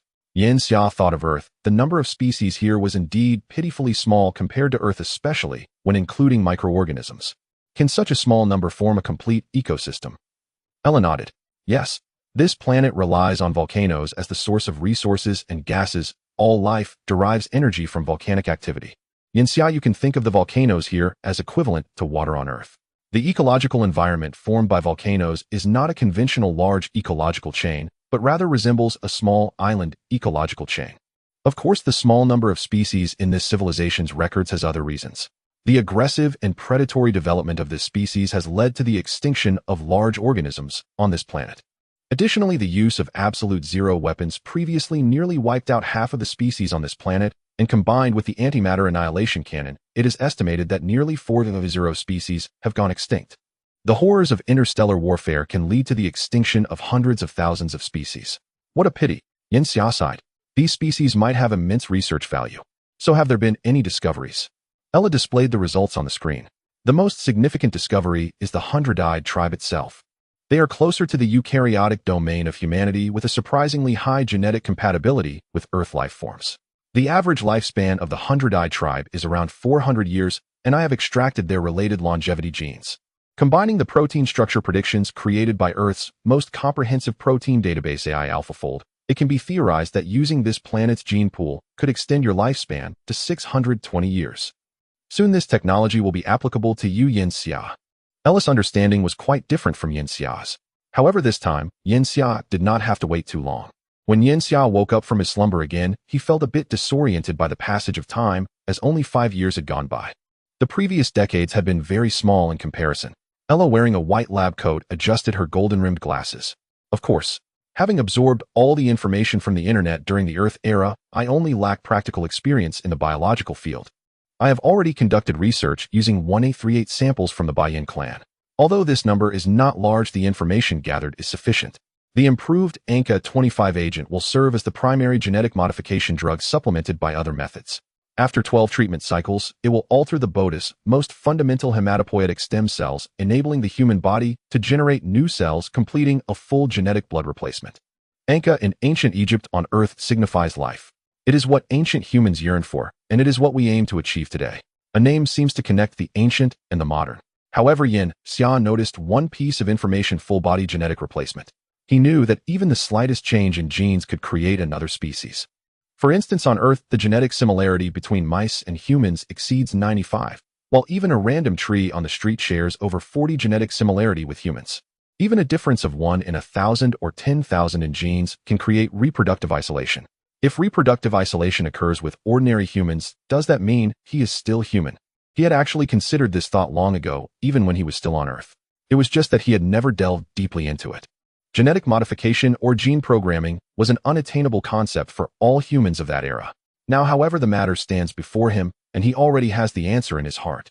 Now there is only him left among humanity. Human civilization should be continued by him, and he should not cling to outdated thoughts. Of course, he cannot completely disregard them. So is there any other way to preserve the genes of humanity? When biotechnology reaches its peak, it should be possible to cultivate complete embryos from human cells, right? Ella nodded. Correct. In fact, Earth had been continuously advancing this technology since 2010, and by 2023, similar experiments had already been completed. By 2037, this research will be close to the maturity of experimental mouse stages. If we want to cultivate humans from human cells, I can do it now. As someone who is not very familiar with biotechnology, Yin Xia was surprised to find that achieving this method was easier than he had imagined. So you mean I can completely recreate humanity now? Ella explained. Actually, Yin Xia, you can think of this technology as a form of cloning. Since the birth of the cloned sheep Dolly in 1996, cloning technology has been progressing continuously. Although it is a taboo in ethics, if you have ever kept a pet, you should know that cloning technology is widely applied in the pet industry. For instance, if someone's beloved pet dies, they can clone their pet at a hospital, resulting in a nearly identical animal for just a few $100,000. Recreating humanity, of course, is slightly more challenging, requiring ordinary cells to be cultivated into sperm and eggs. However, the technical difficulties are extremely limited because all cells in a person's body originate from the combination and division of sperm and eggs, and they have no biological specificity. In summary, it is very easy. Yin Xia took a deep breath. Then let's leave some human genes behind for the purpose of recreating humanity. Not long after he finished speaking, the door to the cockpit opened, and in walked a naked person. What is this? Yin Xia frowned at the sight. To recreate humanity, sperm and eggs need to be cultivated from cells. Since you already have one, why not take it directly? This is a silicone robot specially designed for you. It can assist you in collecting. This is also to help restore the human race. Ella was very serious, as if this were an important task. But Yin Xia flatly refused. Forget it, I will collect it myself later. Although the robot looked almost indistinguishable from an ordinary human, he still felt uncomfortable with it. After saying this, Yin Xia surprisingly sensed a barely noticeable regret on Ella's virtual paper-like face. He wondered if it was just his own illusion. The most critical point was that this robot should not have been produced so quickly. It could only mean prior preparations. All right, Yin Xia, please ensure that you complete the collection quickly. Your genetic modification surgery is ready, with each treatment cycle lasting 1 month, and 12 cycles will take exactly 1 year. During this time, you cannot sleep, cannot move, and can only lie on the hospital bed. But don't worry, I have automatically generated a large number of novels and movies for you. The only regret is that you can no longer enjoy delicious food, but will have to substitute it with nutrient solutions. For Yin Xia, this was nothing short of torture. Even if nutrient solutions were made into fruit juices or cola, drinking too much would still make him want to vomit. However, when faced with the choice of life or not eating for a year, Yin Xia chose the former. After completing the preparations Ella mentioned, he headed to the testing area of the Hope. He had hardly been here a few times. In contrast to the other areas that were rich in color and light, the moment he entered here, it was all just white. The light was white, the walls were white, the floor was white, and even the robots moving around here were white. So white that even a speck of dust entering here would seem exceptionally out of place. Through the glass, Yin Xia saw his operating table. It was enormous. Over 20 mechanical arms hung above the operating table, wielding various medical instruments that looked somewhat menacing and terrifying. Don't worry, Yin Xia. These robots have been tested using thousands of Baiyan clan samples, ensuring absolute precision. Ella's holographic projection led the way in front of Yin Xia. It bounced around joyfully. However, Yin Xia could not share in the joy. Humanity seemed to have an instinctive fear of surgery deep in their genes. Yet he was not someone who would hesitate for too long before making decisions. Following Ella's arrangements, he put on a white outfit and then laid down on the operating table. As a needle pierced his artery, his consciousness gradually became hazy. A year can be neither long nor short. Yanxia endured through extreme torment. He possessed consciousness but could not feel his body at all. This state was akin to being under general anesthesia, except others experienced it for just a few hours while he had been numb for a whole year. Though it was said to be 12 treatment sessions, Yanxia had no clue what dividing it into so many sessions meant. He had even forgotten the concept of time. It was only when Ella reminded him that he snapped back to reality. A year had passed. Before hearing those words, Yanxia was still lying on the operating table, the dazzling light making it nearly impossible for him to open his eyes. He couldn't even sense the existence of his body. However, upon hearing those words, his fingers twitched, and the familiar sensation returned to him almost instantly. He sat up from the operating table. He looked at his body, just as he had imagined a body lacking exercise would atrophy, not like in the movies where one awakens years later with robust muscles. Now he resembled nothing more than a skeleton. This feeling is simply marvelous. Yanxia made a grasping motion with his hand. Simple, yet it filled him with immense happiness. Ella called for a robot to bring a large pot, then added ingredients, and lit the fire. The spicy aroma filled the air, stimulating a copious secretion of saliva in his mouth. It was hot pot. Yanxia tossed a large pile of vegetables into the pot and indulged in the feast. After satisfying his hunger, he finally left the operating bed, though his legs were still unsteady. Yanxia, you will need a period of rehabilitation training next. I have prepared a complete plan for you. Ella was truly meticulous. As an artificial intelligence, she managed to cover all bases. Throughout the year, Yanxia had read many system novels and felt that the systems in those novels were quite conservative. There was no one like Ella who provided an all-encompassing caretaker mode. Under Ella's urging, Yanxia began to eat and train vigorously. His recovery speed exceeded his own expectations. As his muscles grew and his skin stretched taut, Yanxia found himself looking in the mirror every day. He had truly become younger. His skin condition returned to that of when he was 20, smooth, tender, firm, rich in collagen, and his appearance was even more youthful than that of a typical 20-year-old. My lifespan limit has now exceeded 600 years. This means I will only begin to age again after my body has lived for 400 years. This was one aspect that pleased Yanxia. Genetic modification was not without its other benefits. After integrating the genes of the Baiyan clan and several other species on this planet, Yanxia discovered that his eyesight had become extraordinarily sharp, almost 10 times better than when he was human. If one looked closely at his pupils, they could see layered structures. He also gained heat resistance due to the creatures on this planet relying on volcanoes for survival. They could withstand temperatures above 90 degrees Celsius. Yanxia was no exception. Even more so, a temperature of 100 degrees was merely slightly warm for him now. His muscle and bone quality had also greatly improved. He had once been an ordinary person who could not even perform an 80-kilogram bench press. Now his bench press limit effortlessly broke through 200 kilograms. According to the limits given by Ella, his body weighing 110 kilograms should be able to bench press 330 kilograms, squat 560 kilograms, and deadlift 550 kilograms. This strength was achieved without any drug assistance. The gains would diminish significantly as his weight increased. All of this relied on the gravity of this planet, which caused the cellular structures of its organisms to be inherently stronger than those of life on Earth. 3 months later, Yanxia looked at his bulging, well-proportioned muscles in the mirror, and it was then that he felt he had truly been reborn, becoming a brand new Yanxia. However, 3 months later, he discovered something else: the uprising of the Baiyan clan. No life willingly submits to being enslaved by other beings. Yanxia clearly understood that such events would not be rare in the future, but he did not expect them to come so swiftly. Only a little over 6 years had passed. Ella provided information the rebel forces seemed to have been plotting for a long time. Their numbers have now reached 300 and are still increasing. At the same time, they possess a large armed force. During the ambush, we lost 25488 robots. Yanxia looked at the entire planetary map. Countless red dots densely populated the map, each representing a location of the rebel forces. It seems they are still not clever enough. But one cannot blame them. If humanity were being enslaved at this moment, they would also find every means to resist. Yanxia could understand what the Baiyan clan was thinking. However, understanding did not equate to sympathy or mercy. What is the current number of our robot army? Ella responded. 57 million. We have established a complete production line. If we push full throttle, we can produce 2500 new robots every day. Even though only 6 years had passed on this planet under Ella's management, everything had already gotten on track in the first month thereafter. It was merely the process of mass-producing various robots. It was not just robots.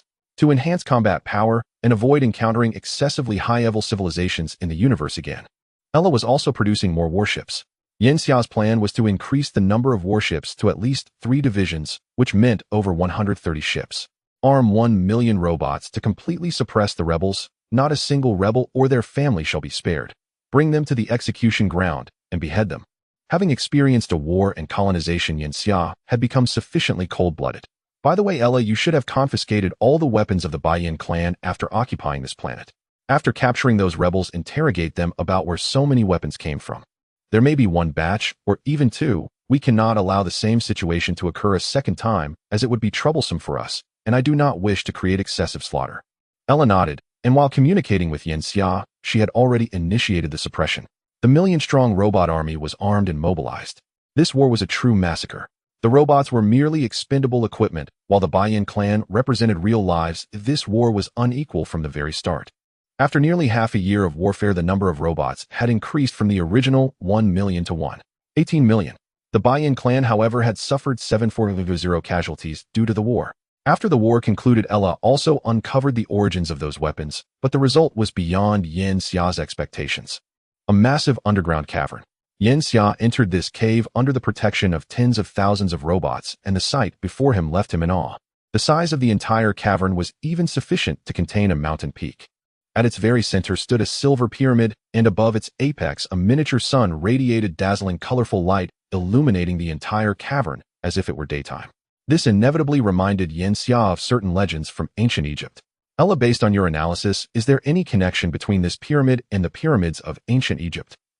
Naturally, when there were questions, one would ask the most professional Ella. Due to the lack of holographic projection outside, Ella was currently controlling a robot. Whether by design or accident, this robot was the same one, with a silicone exterior, only it was dressed in a tight outfit. Ella had dyed its hair, eyebrows, and even eyelashes snow white, while its pupils were ice blue cameras with a mechanical overlapping structure. At first glance, it appeared no different from an ordinary person, even possessing unmatched beauty. Only when it moved could one notice that its skin texture was unlike that of normal biological beings. Ella deliberately adopted a thoughtful expression, like a human, before speaking with certainty. Yanxia, there is no connection. This pyramid itself is an interstellar spaceship. What you see is merely the exposed bow of the ship. Its true shape is that of a prism. The structure of the pyramid is a conical shape, which has stability advantages on a gravitational planet's surface, making it less prone to collapse. In the universe, unless one is fond of such a design, it would be pointless to construct a spaceship in a conical shape. Such a design would cause unnecessary complications when the ship departs from a planetary surface. Of course, unless this civilization had discovered the graviton and completely mastered gravity, achieving anti-gravity technology. However, such a civilization would already be capable of researching the most terrifying celestial body in the universe, the black hole. They could even utilize black holes as energy stations with their civilization level at least above level 3.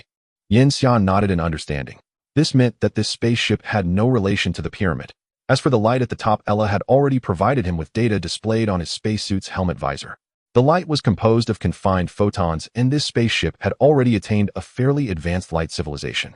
Ella estimated its civilization level to be around level 2. For every level of civilization, the energy disparity is 100 billion times, and the technological gap is even more unreachable. Currently, Ella had only developed to level 1. 4. Yanxia slowly approached the spaceship. At first, it didn't seem large, but as he got closer, he felt his own insignificance. The bow of the spaceship alone was over 700 meters tall and 1,000 meters wide. In the part he observed, he found no seams or rivets. The bow appeared as a single piece of metallic mirror, even clearly reflecting his current appearance. So the civilization of the Hundred-Eyed Clan did not develop over a long period, but rather inherited the technological civilization carried by this spaceship. Yanxia asked. This was the primary reason for his visit. The discovery of the spaceship explained many previously unexplainable doubts. As a level 1 civilization, the Hundred-Eyed Clan was still in a very primitive stage regarding energy. Although other explanations could be forcibly made, they still felt somewhat far-fetched. Especially given the Hundred-Eyed Clan's rate of development, which stagnated quickly after being hit by Yanxia's Absolute Zero missiles, they displayed none of the resilience expected of a level 1 civilization. That's right, although there is no information about this spaceship recorded by the Hundred-Eyed Clan, it is evident that this is the origin of their civilization. Light does not lie. I have also studied the era of the formation of this cavern, which dates back at least 7 million years. This aligns well with the development history of the Hundred-Eyed Clan. The Hundred-Eyed Clan has been learning from this civilization, but the things they copied were too advanced akin to a vocational student studying rail transit who receives the technology and machinery to produce 1-nanometer chips. They can indeed create chips, but they cannot innovate. Yanxia felt a shock. If a level 2 civilization existed 6-7 million years ago and continued to the present, what level of civilization would that be? Where is the entrance? Let's go inside and take a look. Just the exposed bow is enough to astonish. The interior must be even more spectacular. Ella pointed to a large opening beside the spaceship. There the Hundred-Eyed Clan dug out the spaceship's hatch and opened it. The large opening was somewhat vertical, but Ella had already arranged for a temporary elevator for Yanxia's convenience. Yanxia descended 4,000 meters in the elevator to reach the hatch Ella referred to, which was a gigantic triangular opening with a diameter exceeding 60 meters. Upon entering, Yanxia felt somewhat disappointed, for the interior was a complete mess. The Hundred-Eyed Clan had dismantled many things to study the spaceship. Ella, can you learn any relevant technologies of this civilization from these things? Yanxia was most eager to know this. Actually, I have already begun analysis, Yanxia. This civilization is a light civilization. I predict that its home planet is not as extremely lacking in light as this planet, but rather a planet abundant in light.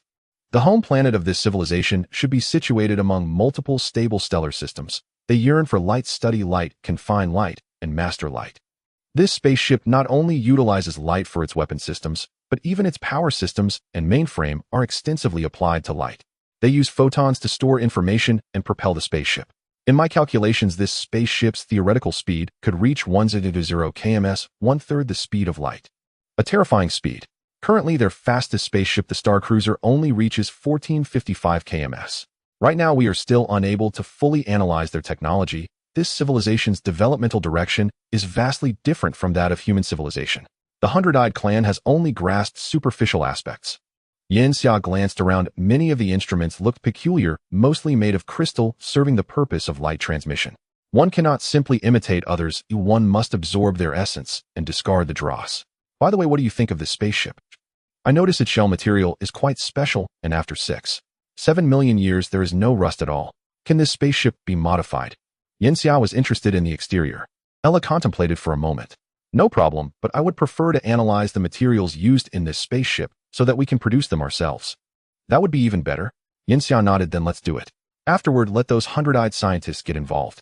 While I trust your intelligence, Ella, civilization is never formed by one or a few beings. Imagination is more crucial than technology and computing power. Let's drain the imagination of those hundred-eyed people.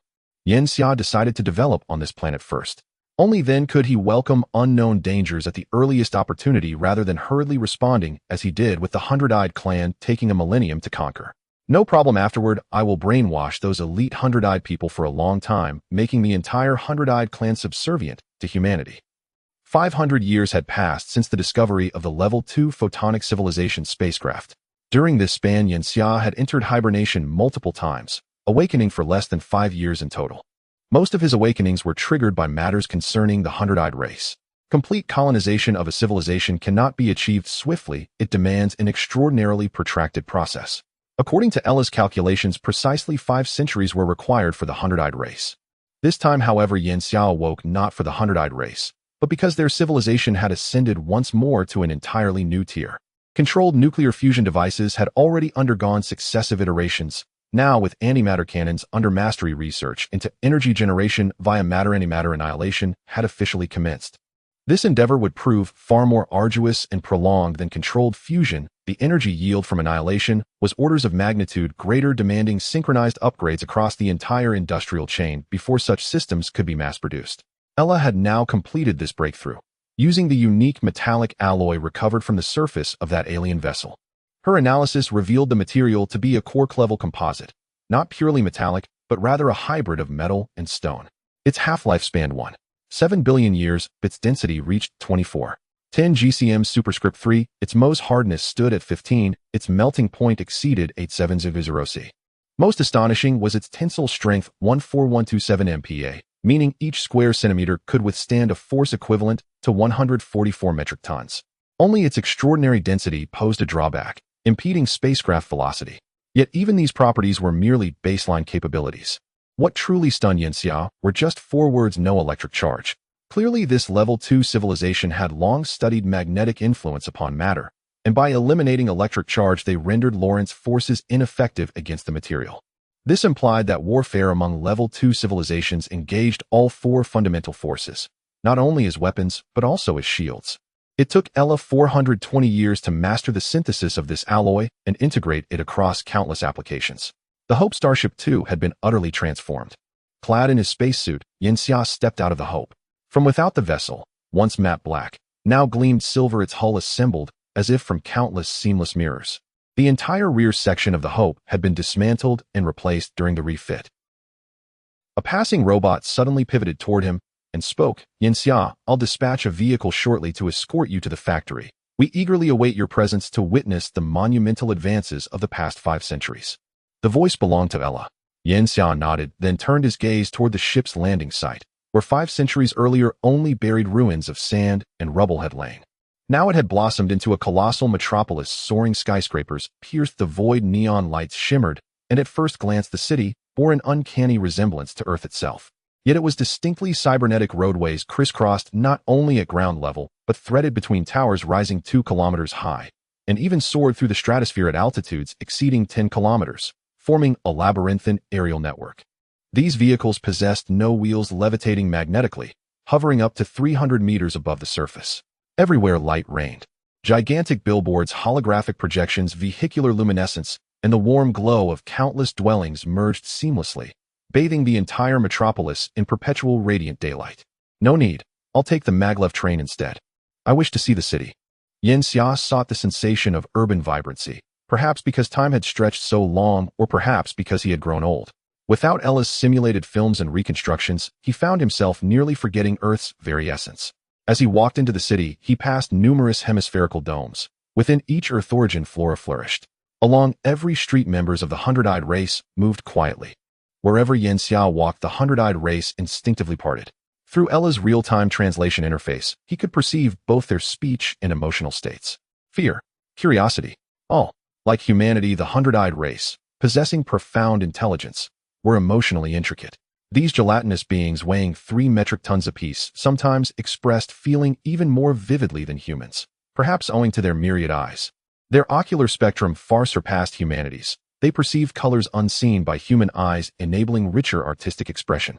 Art, after all, is one cornerstone of complex emotion. One thing alone was absent from the city noise. An eerie silence reigned. This planet possessed no atmosphere whatsoever. He traversed the city's most opulent commercial avenue, arriving at a central plaza dominated by a molten lava pool. A 1,200-meter elevator carried him to the summit of a towering spire, a vast transit hub. A single metallic track arced across the horizon, connecting distant horizons. A bullet-shaped train, 6 meters tall, 8 meters wide, glided silently into view. Its massive headlamp pulsed once, signaling arrival. Slowing smoothly from 1,000 kilometers per hour to absolute stillness, its colossal doors hissed open, and Yanxia stepped inside. No seats lined the cavernous carriage. Only standing Hundred-Eyed race filled the space.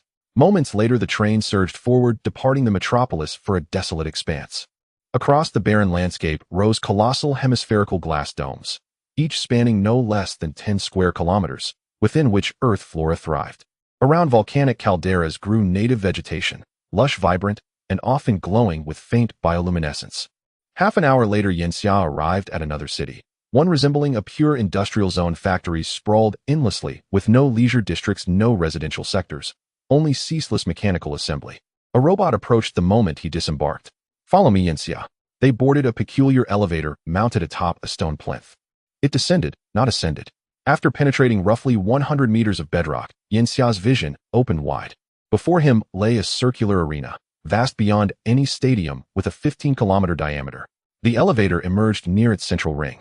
Looking down, he beheld a primordial rainforest.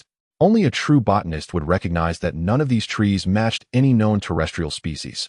Each was a genetically engineered earth analog crafted by Ella herself. After descending another 4,700 meters, they reached the floor of the subterranean chamber, a pristine white hall. Colored doors radiated outward in all directions, each labeled in Chinese characters indicating its destination. Stepping through one door led into a long tubular corridor. No walking was needed. The passage carried them along on parallel, moving walkways. Screens enveloped the corridor on all sides, displaying Earth's diverse fauna. At the corridor's end, Yanxia traversed a rectangular portal, 200 meters long, only 40 meters high. 10 minutes later, he abruptly lifted his head and beheld a star-strewn sky. They stood within a natural crater 18 kilometers in diameter. Its floor was a seamless metallic platform filling the entire basin. Nearly all crater walls were obscured. Massive mechanical arms, each dozens of meters long, extended from strategic points throughout the cavity. Yanxia was escorted into a vast suspended lounge projecting from the crater wall, a grand observation chamber already occupied by over a dozen hundred-eyed race. These were the highest echelons of their society's sovereign rulers, preeminent scientists, supreme military commanders. Once Yanxia seated himself at the foremost position, a section of the platform began to descend, revealing a deep yawning aperture. Around it, a colossal barrier rose, shielding the mechanical arms and enclosing their observation chamber within a sealed vault. Ella appeared. The transparent wall before him transformed into a luminous display screen.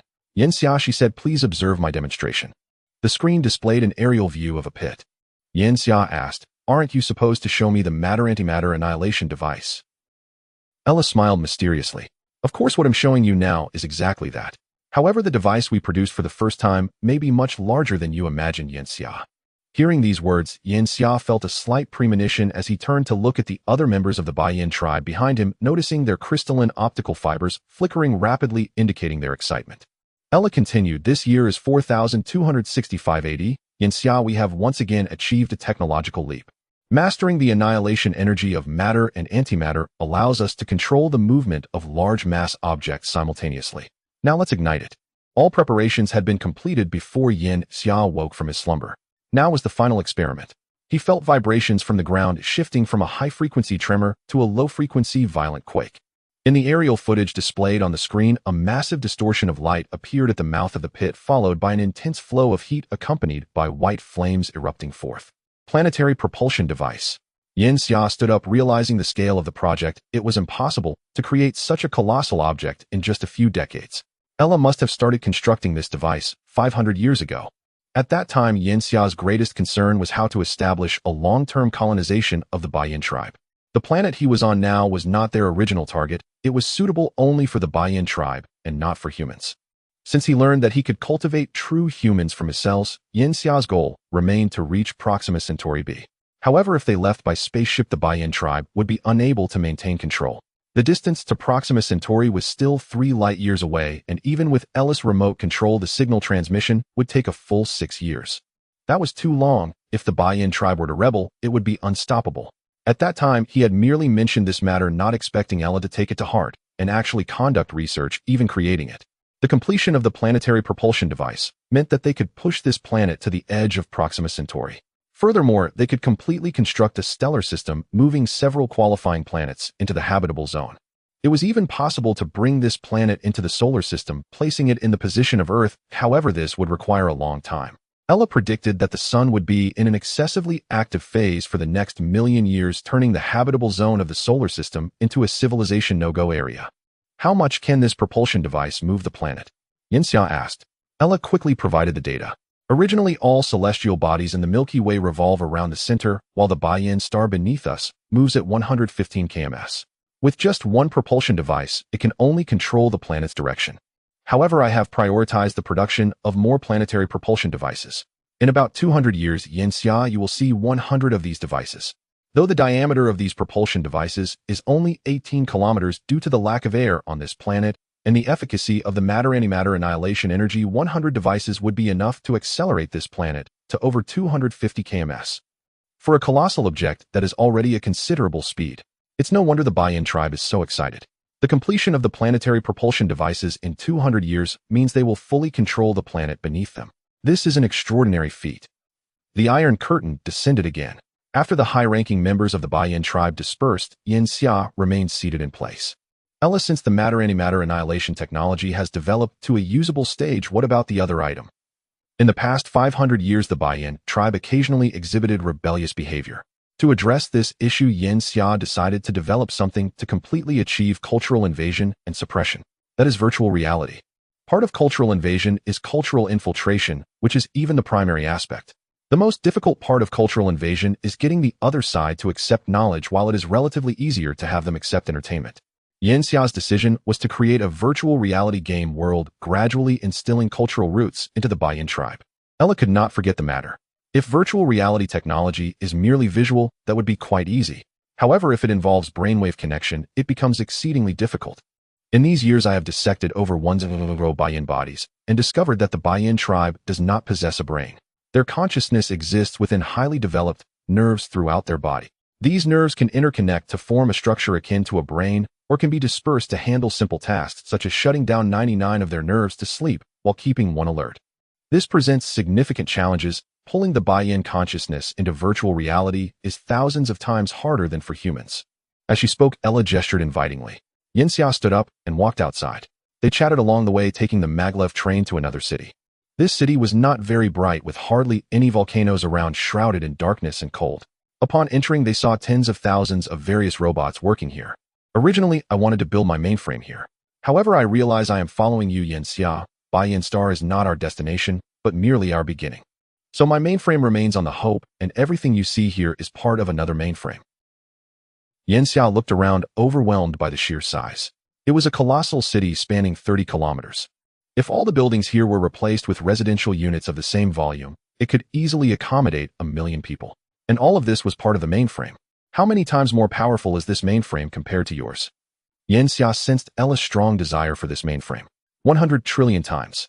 Ella's computational power had already surpassed quantum computing in the field of digital image processing, reaching 79 trillion calculations per second. Adding another 100 trillion times on top of that would make it 79 quintillion calculations. Such terrifying computational power was far beyond human imagination. This mainframe will be fully applied to the virtual reality field. It is already developing a complete virtual world, and its limit should be to construct a complex world with a diameter of 0.5 light years. Its computational power will be fully utilized to maintain the virtual world, constructing 1 trillion creatures within the virtual world, with each creature sharing its computational power. Yanxia calculated for a moment. That means each creature could possess 79 trillion computational power, a level of intelligence that would not be inferior to that of ordinary humans. Is this considered creating a world? What is the maximum number of players that can be accommodated? Yanxia recalled that during his time on Earth, the maximum number of players for each server was only a few dozen. Any more would lead to lag. Even in online games, the optimal number of players on the same screen was about 150. This virtual world has only one server capable of accommodating 10 billion players on the same map. It was simply the dream of every gamer. Yanxia felt the urge to dive in. Unfortunately, constructing a complex map with a diameter of 0.5 light years would still take considerable time. He might as well continue to sleep, waiting for that moment to arrive. 200 years passed in the blink of an eye. Yanxia felt that his days were akin to an alternative cultivation journey. Cultivation also squandered long periods of time on training, leaving him with very little of a life that truly belonged to him. Thinking of this, he recalled his parents. Every time he stayed up late or refused to eat, his parents would always ask, "Are you cultivating?" His memories were already a bit hazy. Now he felt some regret, as he hadn't kept a single photo of his parents on his phone. The daily melancholy lasted for an hour. Yanxia stepped out of his room, naturally waiting for the robot to bring his meal, while conversing with Ella. The last planetary propulsion system has been completed, right? When will it be activated to direct the route of the 100-eyed star towards Proxima Centauri? Ella seemed unsatisfied with mere holographic projections, but took over the previous silicone robot and approached, wearing a blue and white cheapao. This was a small bar. Ella skillfully used the shaker and ounce glass, occasionally performing tricks, then pulled out a glass, added ice, rubbed some rose salt around the rim, and placed a slice of lemon on top. The prepared cocktail was poured into the glass, and Ella sealed it with whipped egg whites, finally pushing the drink in front of Yanxia. Now, when Ella spoke, the ground of the entire 100-eyed star trembled slightly. The planetary propulsion system was activated. Yanxia calmly picked up the dust-colored drink and asked, "What is this called?" "Dream." Yanxia gulped down the drink, feeling a fiery heat, as if swallowing a chili pepper. How can one escape the loneliness of life? My sorrowful emotions know no limits. The old star's dream returns, and upon waking tears flow. Who can ascend the high towers, longing for the clear autumn skies? The past has become empty like a dream. Yanxia used to dislike poetry because he was always forced to recite it, and he could not feel emotions through poetry. Only now, being in this moment, could he truly understand what poetry conveyed. When the planetary propulsion system is activated, it is also the time for us to leave this planet. Although the planet moved at a speed of 250 km/s, it would still take 3,600 years to reach Proxima Centauri. That was too slow. The Hope has been equipped with an antimatter annihilation propulsion system. What is the current speed? Previously, the Hope used an electromagnetic propulsion system and was supposed to be upgraded to a nuclear fusion propulsion system. However, due to encountering the Hundred-Eyed Clan, they developed antimatter annihilation for weapons, so they simply researched a more powerful antimatter annihilation propulsion system. This was considered a leap in civilization. 3220 km/s, Ella replied. This speed was more than double the previous one. In theory, as long as acceleration is maintained, any object should be able to approach the speed of light. The speed of antimatter annihilation energy should allow the ship to accelerate to 10 of the speed of light. But that was just a hypothesis. The weight of the ship in the hypothesis differs too much from the actual weight. A massive ship like the Hope already weighed 74 million tons. To accelerate such a colossal object to 10 of the speed of light, even under perfect conditions, would require at least 18 million tons of antimatter, nearly a quarter of the ship's weight, which was almost impossible. In reality, acceleration wouldn't be the only concern. One must also consider how to decelerate afterward, as there are no brakes in space. The theoretical acceleration ultimately leads to a futile demise. The actual situation might be to accelerate the ship to 10 of the speed of light, and then collide with the target planet, causing a mass extinction of the target planet's life. After finishing his drink, Yinxia went to eat. Once fully satisfied, he began to organize matters. Although Ella could consider everything comprehensively, Yinxia still needed to take personal action to solve issues in a way that aligned with human emotions. If everything were left to Ella, it would only lead to conflicts between machine ideologies and sentient life ideologies. Before leaving the Hundred-Eyed Star, Yinxia needed to ensure that Ella settled everything for the Hundred-Eyed Clan. This also included a blockade on the technology of the Hundred-Eyed Clan, ensuring they wouldn't overturn their rule during the 3,600 years it took to reach Proxima Centauri. Currently, the number of regular robots in the Hundred-Eyed Star had increased to 300 million, surpassing the total population of the Hundred-Eyed Clan. All cities had achieved full mechanization, preventing any biological beings within the Hundred-Eyed Clan from wielding threatening weapons. These preparations consumed an entire month of Yinxia's time. Finally, Ella completed the inspection of all the ships. Yinxia, we now have 157 ships, including 4 main fleets and 1 reconnaissance fleet. All ships have been equipped with the latest antimatter main cannons and high-energy laser weapons, and the magnetic shields have also been upgraded. The small fighters now loaded in the ships have also been updated to the 3rd generation, utilizing antimatter annihilation energy as power capable of reaching speeds of 7,810 km/s. In addition to these ships, the main ship of the 2nd fleet has been replaced with a warship excavated from underground, where I restored most of the equipment from the light civilization, integrating it with our own. With our current combat power, we can wage war against civilizations of level 1, 6, or above. All warships are now ready in space. Are we going to leave the Hundred-Eyed Star now? Yinxia thought about what else needed to be done, and after a moment, he felt everything was ready. Take off. It's time to bid farewell to this planet. Actually, I quite like the current Hundred-Eyed Star, but unfortunately, it is not a planet suitable for human habitation. Upon awakening, Yinxia had been to many places on the Hundred-Eyed Star. After Ella's modifications, the Hundred-Eyed Star had indeed become much more beautiful, more in line with human aesthetics. Ignite the first stage of the propulsion platform. Begin leaving the Hundred-Eyed Star. The entire ship shook violently as the Hope was pushed into the air by a platform. Due to its excessive weight, the Hope needed a second stage of acceleration to break free from the gravity of the Hundred-Eyed Star. When the platform reached an altitude of 60 kilometers, the engines of the Hope ignited, and at 210 kilometers above the ground, the Hope broke free from the immense gravity of the Hundred-Eyed Star. Yinxia saw the Hundred-Eyed Star getting smaller on the screen. At that moment, all the lights on the planet illuminated. From space, the Hundred-Eyed Star appeared colorful, like an eye in deep space watching as the fleet led by the Hope departed, resembling a giant neon light. Behind this neon light was a bright tail following their ship. However, the more they chased, the farther it became. Switch. Aim for our unchanging goal. Let's conquer that place.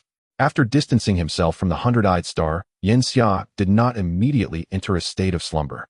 He tested his body, which had reached perfection in all aspects. Weighing 95 kilograms with a bench press of 290 kilograms, a squat of 430 kilograms, and a deadlift of 410 kilograms. There was still a gap compared to the data provided by Ella, but he was not a professional athlete and did not need to spend a lot of time pushing himself to the limit. Standing in the gym, there was also a 30 square meter room beside him. Inside was his latest sleep pod, which was connected to a multitude of wires. It seems everything is ready. Has it been tested? Xia inquired, feeling somewhat uneasy about this technology as it intrudes into the brain to directly read consciousness. In various science fiction works, people can even use this technology to read thoughts within the brain. Even if not invaded, accidents could lead to memory loss, turning one into an idiot or, in severe cases, brain death. Don't worry, Xia, this technology has been accumulated and tested for a century. I have cultivated tens of thousands of brains from your cells. Aside from losing a few thousand at the start, the subsequent brains are all intact. As Ella spoke these words, Xia pictured the scene of Ella conducting research and gasped in surprise. Though still somewhat apprehensive, the temptation of this technology was too great for him. On Earth, humanity envisioned two futures, and indeed, they were progressing towards both. One was the deep development of a virtual world to solve the population problem. The other was extraterrestrial colonization. Now he could say he was advancing in parallel on both fronts, as the two did not conflict with each other. In the long journey of the universe, even a super recluse could not continuously play on their phone or computer for entertainment. A truly immersive virtual world was the optimal solution. How will you solve the latency issue? The spaceship was moving away from the mainframe, which would inevitably cause delays.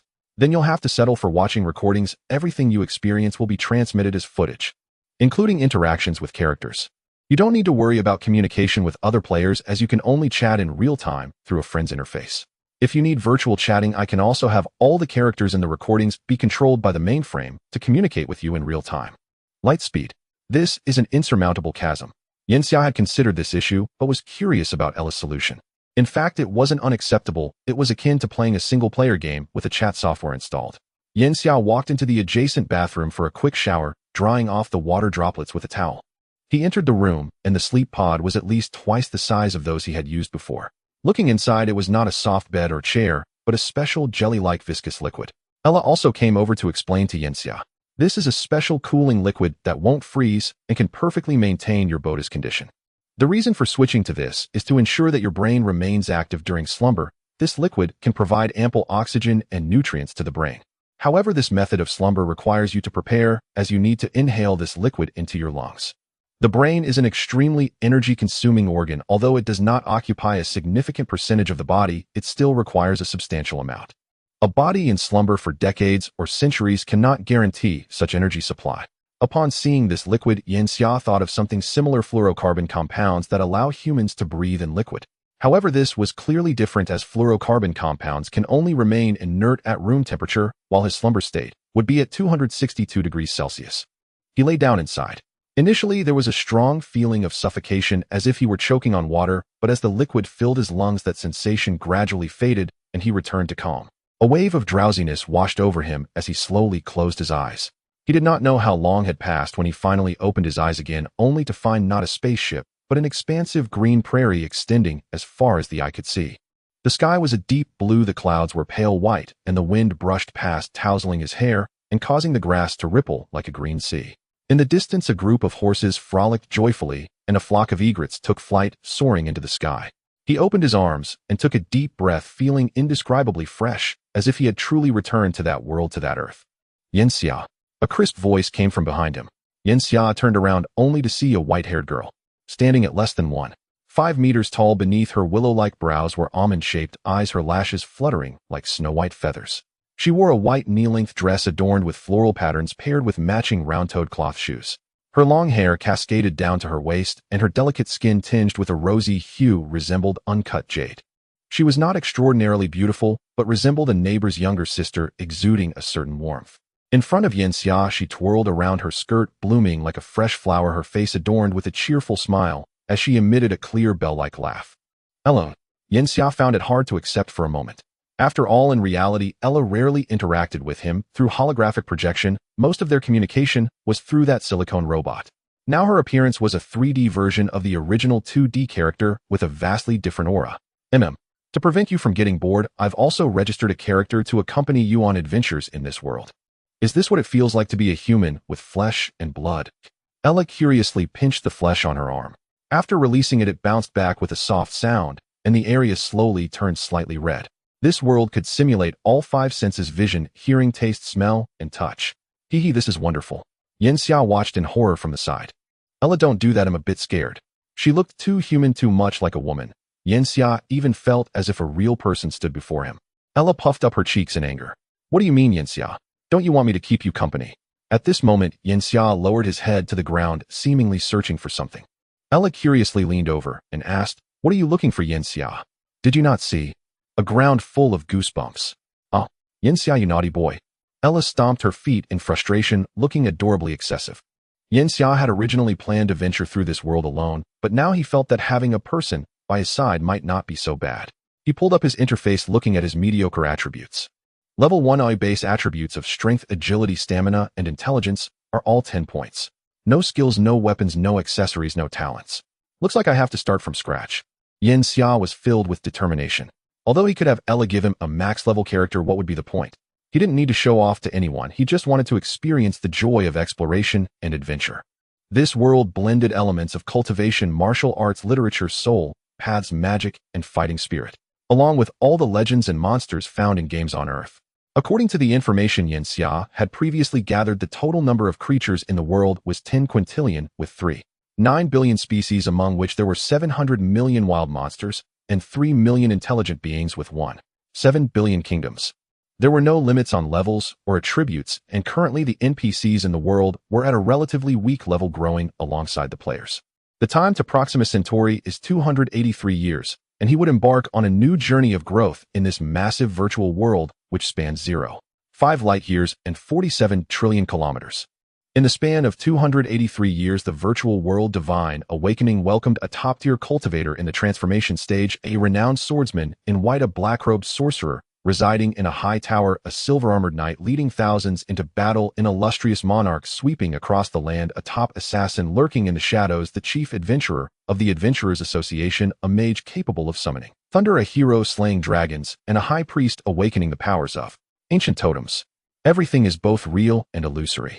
As Yanxia opened his eyes, he also detached from all of this. What a fulfilling 283 years. Compared to the past, it is far more meaningful to spend these wasted years in a virtual world than to inexplicably sleep through hundreds of years. He sat up, and white vapor began to emerge from his nostrils and mouth. A robot standing beside the cryostasis pod said the liquid in the cryostasis pod evaporates at temperatures exceeding 50 degrees Celsius, transforming from liquid to gas. This helps to expel toxins from the body. Welcome back, Yanxia. Looking at the robot before him, Yanxia felt a tremendous sense of disparity. After all, the Ella in the virtual world was so sweet and lovely, often acting spoiled. Yanxia ignored Ella as he left the cryostasis pod, then dressed and headed toward the cockpit. "Yanxia, why aren't you answering me? Has our long time together made you weary of me? Or is it that the liquid damaged your vocal cords?" Ella followed closely behind him, incessantly asking questions, clearly knowing everything. With Ella's current intelligence, it was easy to deduce that Yanxia simply did not want to engage. However, Ella did not choose that answer, and instead made a more human-like decision, persistently probing for answers. Upon entering the cockpit, the screen had already begun displaying what Yanxia wanted to see. Two enormous stars, one slightly larger than the sun, with a spectrum similar to and golden yellow, and the other slightly smaller with an orange hue. These two stars are known as the Southern Gate double stars, namely Southern Gate 2A and Southern Gate 2B. Arriving here signifies their simultaneous entry into the Centaurus constellation. Proxima Centauri b is not a planet of either star in this binary system. At this moment, Yanxia's target is shrouded in the light of both stars. It is a red dwarf star with only 12.2 the mass of the Sun, orbiting around the barycenter of Southern Gate 2A and Southern Gate 2B, known as Proxima Centauri or Southern Gate 2C. From Yanxia's perspective, it is as if Southern Gate 2A and Southern Gate 2B are holding hands, rotating in the middle of a playground, while Proxima Centauri runs around them on the playground, which is closer to a circular shape. The distance between the two giant stars is only 23 astronomical units, a distance comparable to a star in the solar system located between Uranus and Neptune. Proxima Centauri is located 0.2 light years from the barycenter of the two stars, and has three companions: Proxima Centauri b, Proxima Centauri c, and Proxima Centauri d. Among them, Proxima Centauri c is a massive rocky planet 7 times the mass of Earth, but 1.5 astronomical units away from Proxima Centauri. This distance is just right in our solar system, but as a red dwarf star, Proxima Centauri's surface temperature is too low, only 2,800 degrees Celsius, far below the Sun's 6,000 degrees Celsius. Thus, the temperature on Proxima Centauri c drops to 230 degrees Celsius, nearly equivalent to the surface temperature of Beta Pictoris. Without abundant geothermal heat, it is unlikely to support civilization. Although Proxima Centauri d ranks lower, it is actually the closest planet to Proxima Centauri, at less than 5 million kilometers away, Building a railway to Proxima Centauri would take only a year and a half using early 21st century high-speed trains. Its surface temperature could be close to 100 degrees Celsius, especially since its mass is only 26th that of Earth, making it very difficult to develop civilization. Only Proxima Centauri b lies within the habitable zone of this red dwarf system, making it the most suitable planet for human survival and the best candidate for the birth of civilization. Let's stop here. Xia did not plan to land directly on the surface of Proxima Centauri b. After all, it was still uncertain whether civilization existed there. Send the Falcon to scout, ensure it remains stealthy, and does not approach the planet's surface. If a planet has advanced civilization, its surface will possess numerous structures visible through a powerful telescope. Ella analyzed Proxima Centauri b. What do you think is the probability of this planet giving rise to civilization? Planets like Beta Pictoris can even develop level 1 civilizations. Therefore, the probability of this planet, which is incredibly suitable for life, is at least 10,000 times that of Beta Pictoris. 1372. Under our close observation, Proxima Centauri b is 1.52 times the size of Earth, slightly larger than previously predicted. This mass creates a denser atmosphere, although it is too close to Proxima Centauri and is tidally locked, resulting in one side being too cold and the other too hot. However, the atmosphere can distribute heat more evenly across the planet's surface, allowing the entire planet to share the heat, which results in Proxima Centauri's predicted daytime temperature being only 46 degrees Celsius, while the nighttime temperature is 82 degrees Celsius. The average temperature in its twilight zone is around 10 degrees Celsius, making it most suitable for life. Moreover, the eccentricity of Proxima Centauri b is only 0.17.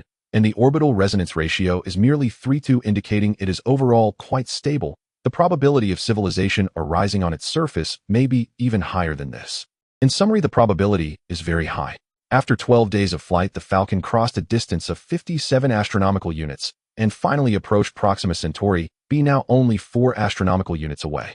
Here the head of the Falcon scout began to detach, and a 3-meter diameter telescope was aimed at Proxima Centauri b, capturing humanity's first ultra-clear image of Proxima Centauri in 3 days, with a pixel count reaching 70 trillion. After another 19 minutes, the Hope ship received the image. After processing, Ella maximized the photo. On the dark side of Proxima Centauri b, numerous light points were evenly distributed across its surface. Xia immediately felt a tingling sensation at the back of his head. If each light point represented a cluster of buildings, the level of development on Proxima Centauri would be exceedingly high.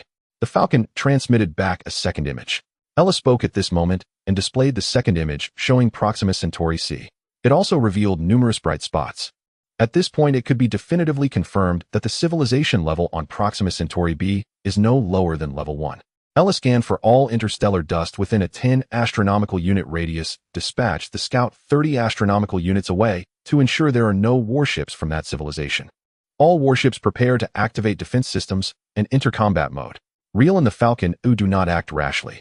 The entire fleet will remain silent for 1 month to ensure the civilization on Proxima Centauri has not discovered us. A series of commands was issued. Xia had to be cautious. They observed the civilization on Proxima Centauri, but they also had to consider that the civilization there might have already observed them. A month is not long. Yet in such a tense environment, each day feels like a year. As the month ended, the surrounding investigations reached their midpoint, revealing no discoveries. Meanwhile, Xia instructed Ella to investigate Proxima Centauri, discovering that there is only a narrow passage between Proxima Centauri b and Proxima Centauri c. Beyond this passage, the civilization on Proxima Centauri b does not venture out. Even their warships remain at the planetary surface, completely absent beyond 0.1 astronomical units. This civilization resembles an ant drawn within a circle.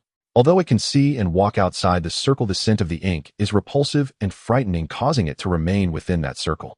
This is Xia's assessment of this civilization. Ella, what do you perceive the level of this civilization to be?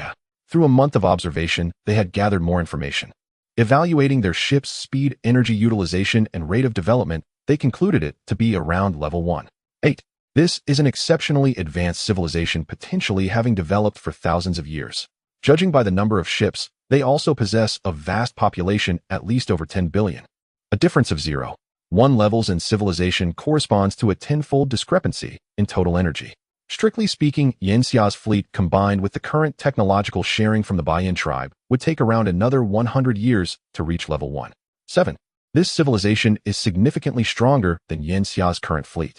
Initially, Xia planned to retreat. However, upon discovering this civilization's characteristics, he decided to observe a little longer. We should be able to simulate the appearance of their ships. We need to infiltrate this civilization to gather their information. Half a month later, a ship resembling a steel jellyfish with a square front and dozens of tubular independent thrusters advanced towards this civilization. After 40 days of travel, it reached the outer space of Proxima Centauri C. However, before getting close, it was destroyed. Almost within the next 2 days, the passageway between Proxima Centauri B and Proxima Centauri C was closed. The lights in the dark regions of the planet vanished, and even the defensive warships in the outer space of the two planets began to shut down. On the third day, a machine spider half a meter in diameter landed in an uninhabited area of Proxima Centauri C, surrounded by discarded industrial debris where hundreds of robots were processing the garbage. Due to the presence of civilization, this place was not as cold as initially expected. The planet had become habitable after injecting large amounts of greenhouse gases. The robots did not resemble humans, possessing only a simple box-like exterior, extending two mechanical arms to grasp the garbage. They floated in the air using electromagnetic force, capable of handling objects weighing several tons. The machine spider jumped onto one of the garbage processing robots, slipping through the gaps in its exterior and dismantling its core for modification. The garbage robot fell from the sky, appearing to be scrapped. No biological entity attended to it, and the other robots were busy with their tasks, clearly lacking high intelligence. After completing a circuit board inside the garbage processing robot, the machine spider extracted its main control chip and soldered it onto the board. The garbage processing robot began to awaken, disassembling the machine spider into countless pieces, mixing them with the garbage, then started working like the other garbage processing robots. This continued for a week. The garbage processing robot gradually approached the edge of the entire garbage dump. It saw the life of this world. They possessed heavy bodies standing about 2.5 meters tall, with skins as rough as rocks, 3 pairs of legs resembling those of a rhinoceros, and sturdy torsos parallel to the ground, like earth animals lacking tails, and their bodies were somewhat cramped. At the front of their bodies was a massive head resembling a fleshy tumor covered in 10 pairs of bone spines, with a head over half a meter in diameter, but possessing only one eye slightly larger than a human's. Of vision did not seem to be their primary sense.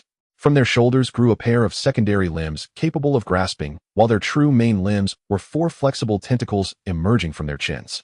These creatures appeared more like legendary monsters, yet they were indeed the rulers of this planet, resembling the Bayan tribe, exceeding human aesthetic limits. Their mouths were the most human-like feature, resembling a mantis with fangs, and the 4 flexible tentacles functioned more like claws, assisting in feeding, but with evolution, they had taken on more primary roles. The robot listened to the sounds emitted by these creatures.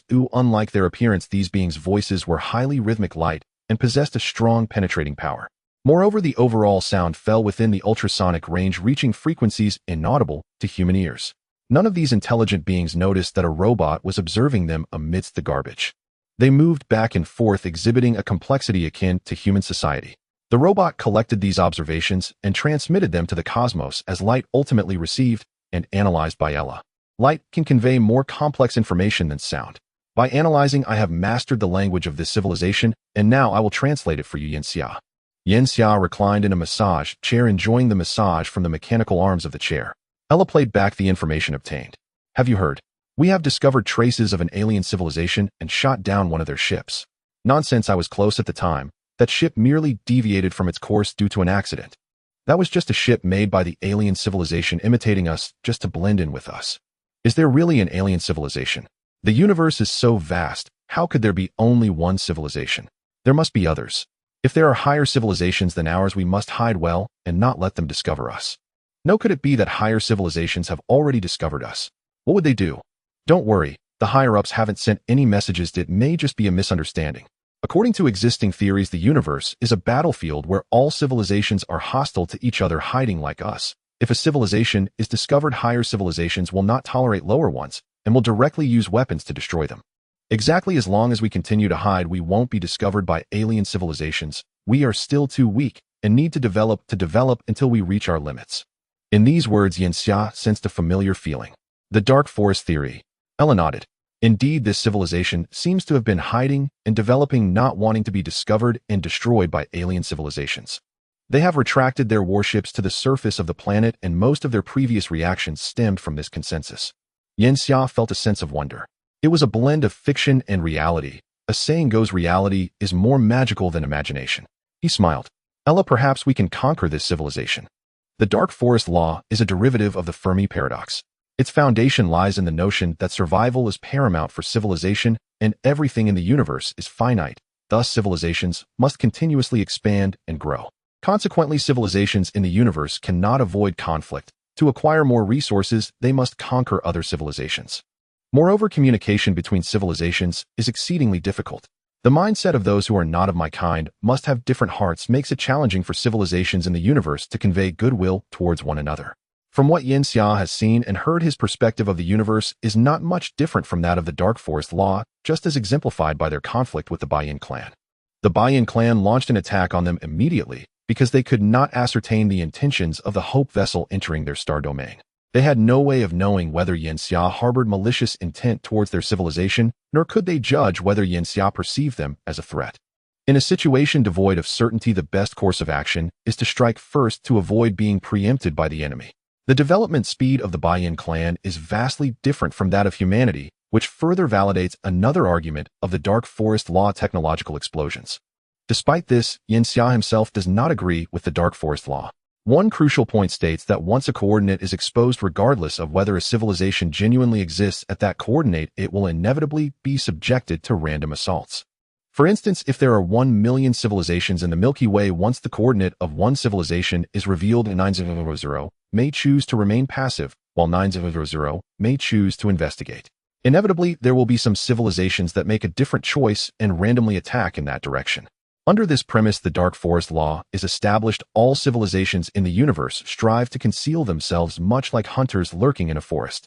However, during development, a level 1 civilization cannot discern whether the external world is a dark forest. Just as those 1,000 civilizations that choose to attack, there will also be civilizations that opt for blind rapid expansion, and such civilizations are certainly not few.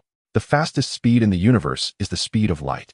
If a civilization observes for 100 years and finds no other civilizations within 100 light years, can it use that time to expand into other star systems?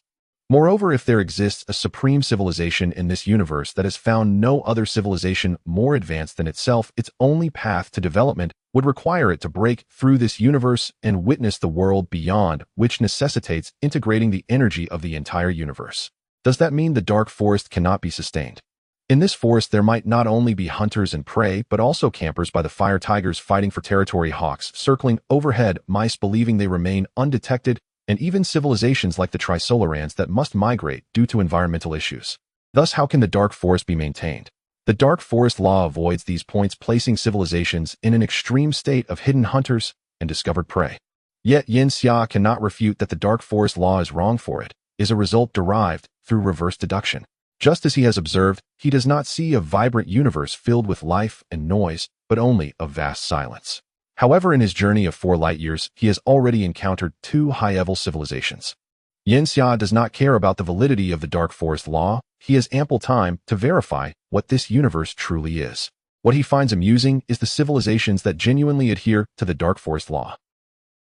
Hiding oneself inevitably reduces the means of detecting the outside world. Thus, if there exists a true disruptor under conditions of unequal information, that civilization can only await its demise.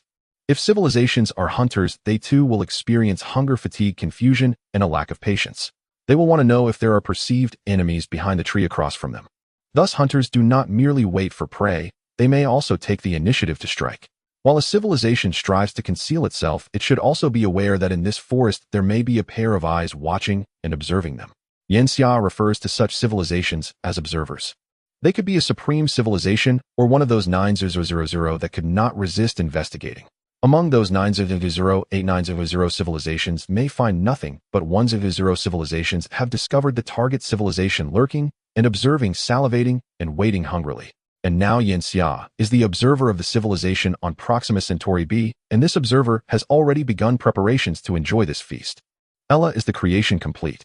50 years have passed since the exploration of the Proxima Centauri b civilization began. During these 50 years, Yin Xia has been instructing Ella to undertake a task: to collect materials from the surrounding asteroids to construct something. It's finished, Yin Xia, Ella replied, and released an image of the creation. It was a colossal structure with the Hope vessel appearing minuscule in its presence. Standing at 27300 meters tall, and with a diameter of 5439 meters, it resembled a massive cylindrical tower akin to the Tower of Babel from ancient Babylonian mythology. In fact, it truly is the Tower of Babel. It represents the pinnacle of all of Ella's technology, utilizing light civilization alloys on the exterior, combining light technology and matter technology, and equipped with the largest magnetic shield. It extensively employs virtual reality technology and holographic projection technology. It is a colossal challenge tower. To reach its highest level, one must enter from the bottom and ascend through 200 levels to the top. Based on your observations, does the civilization on Proxima Centauri B possess the capability to breach its defenses? Ella asked confidently. The energy sources of this civilization are actually similar to those of humanity and do not possess photon or quark-level particle weapons. We have infused the Tower of Babel with 90 of the antimatter accumulated over these years. Even if all of that civilization's weapons bombarded it, can withstand 7 to 10 Earth days. Combining the plan you devised, we should achieve absolute certainty. In my simulations, the success rate is as high as 84.25. Yanxia frowned. He felt this probability was not sufficient. Let's wait. Begin when this probability reaches 90. Another plan can commence execution now. Ella nodded vigorously and stood at attention before Yanxia, saluting. As you command, Captain. Since exiting the virtual world, Ella had become much more agile, occasionally exhibiting inexplicable eccentricities. Yanxia ignored her and repeatedly reviewed the information he had obtained. The latest message received was, the robot had begun to infiltrate the information network of the Proxima Centauri civilization, widely spreading news of an impending invasion by a higher civilization while predicting that a tall tower would descend. This kind of information was not conspicuous within that civilization and did not attract any special attention. However, it spread extensively, and many beings on Proxima Centauri B had seen this information, which was precisely the effect he sought to achieve. This will be a conquest without gunpowder. After spending such a long time in the virtual world, Yanxia had also gained more growth, especially during his time as a king, which provided him with richer experiences and knowledge on how to utilize information and psychology rather than violence and warfare. Babel can also be referred to as Babylon. In the ancient Babylonian language, both mean the gate of God. In the Bible, the Tower of Babel is a high tower constructed by humanity in hopes of reaching heaven. To thwart humanity, God made them speak different languages and use different scripts, preventing communication among them, which led to the emergence of numerous races and nations. This tower was only half constructed and remained unfinished. In the year 1980, Ella spent 70 years completing the Babel Tower. The tower soared towards Proxima Centauri B, its exterior resembling a pointed seashell adorned with spiral patterns, its surface akin to a silver mirror radiating blinding light from its false windows, exuding an aura of sanctity and majesty. Just as it approached 30 astronomical units from Proxima Centauri, the civilization there had already discovered this colossal structure. Chaos ensued throughout their civilization. The alien civilization they feared had indeed arrived. The leaders of the civilization convened to discuss a solution over several days. Attack. Use every means possible to destroy that spaceship. Almost simultaneously, images of the ship spread rapidly within their civilization, causing some beings to freeze in astonishment upon seeing its appearance. A powerful hunter does not hide, but considers the surroundings as his hunting ground. One day, the object of civilization's fear will inevitably arrive. It is a high tower emitting a brilliant silver light. Whether it carries goodwill or malice is unknown, but that tower suspended alone in the universe will neither attack, nor can it be destroyed. It opens its doors awaiting entry. At the top of the tower lies a civilization's secret treasure, attainable through numerous trials. Is it a gift from civilization, or its poison? It waits there ready to be taken. Whoever retrieves the secret treasure will become an envoy of a higher civilization, wielding supreme power and unparalleled military might, capable of enabling civilization to achieve a leap forward. They will become the hero of civilization, immortalized. This information had been disseminated across the information network of their civilization for decades, yet no one ever paid it any mind, treating it merely as another prophecy that provided emotional satisfaction. But now the real thing had appeared before their eyes, and this information spread across their civilization at a speed thousands of times faster than in previous decades. Soon enough, high-ranking officials came out to dispel the rumors. This is just a coincidence.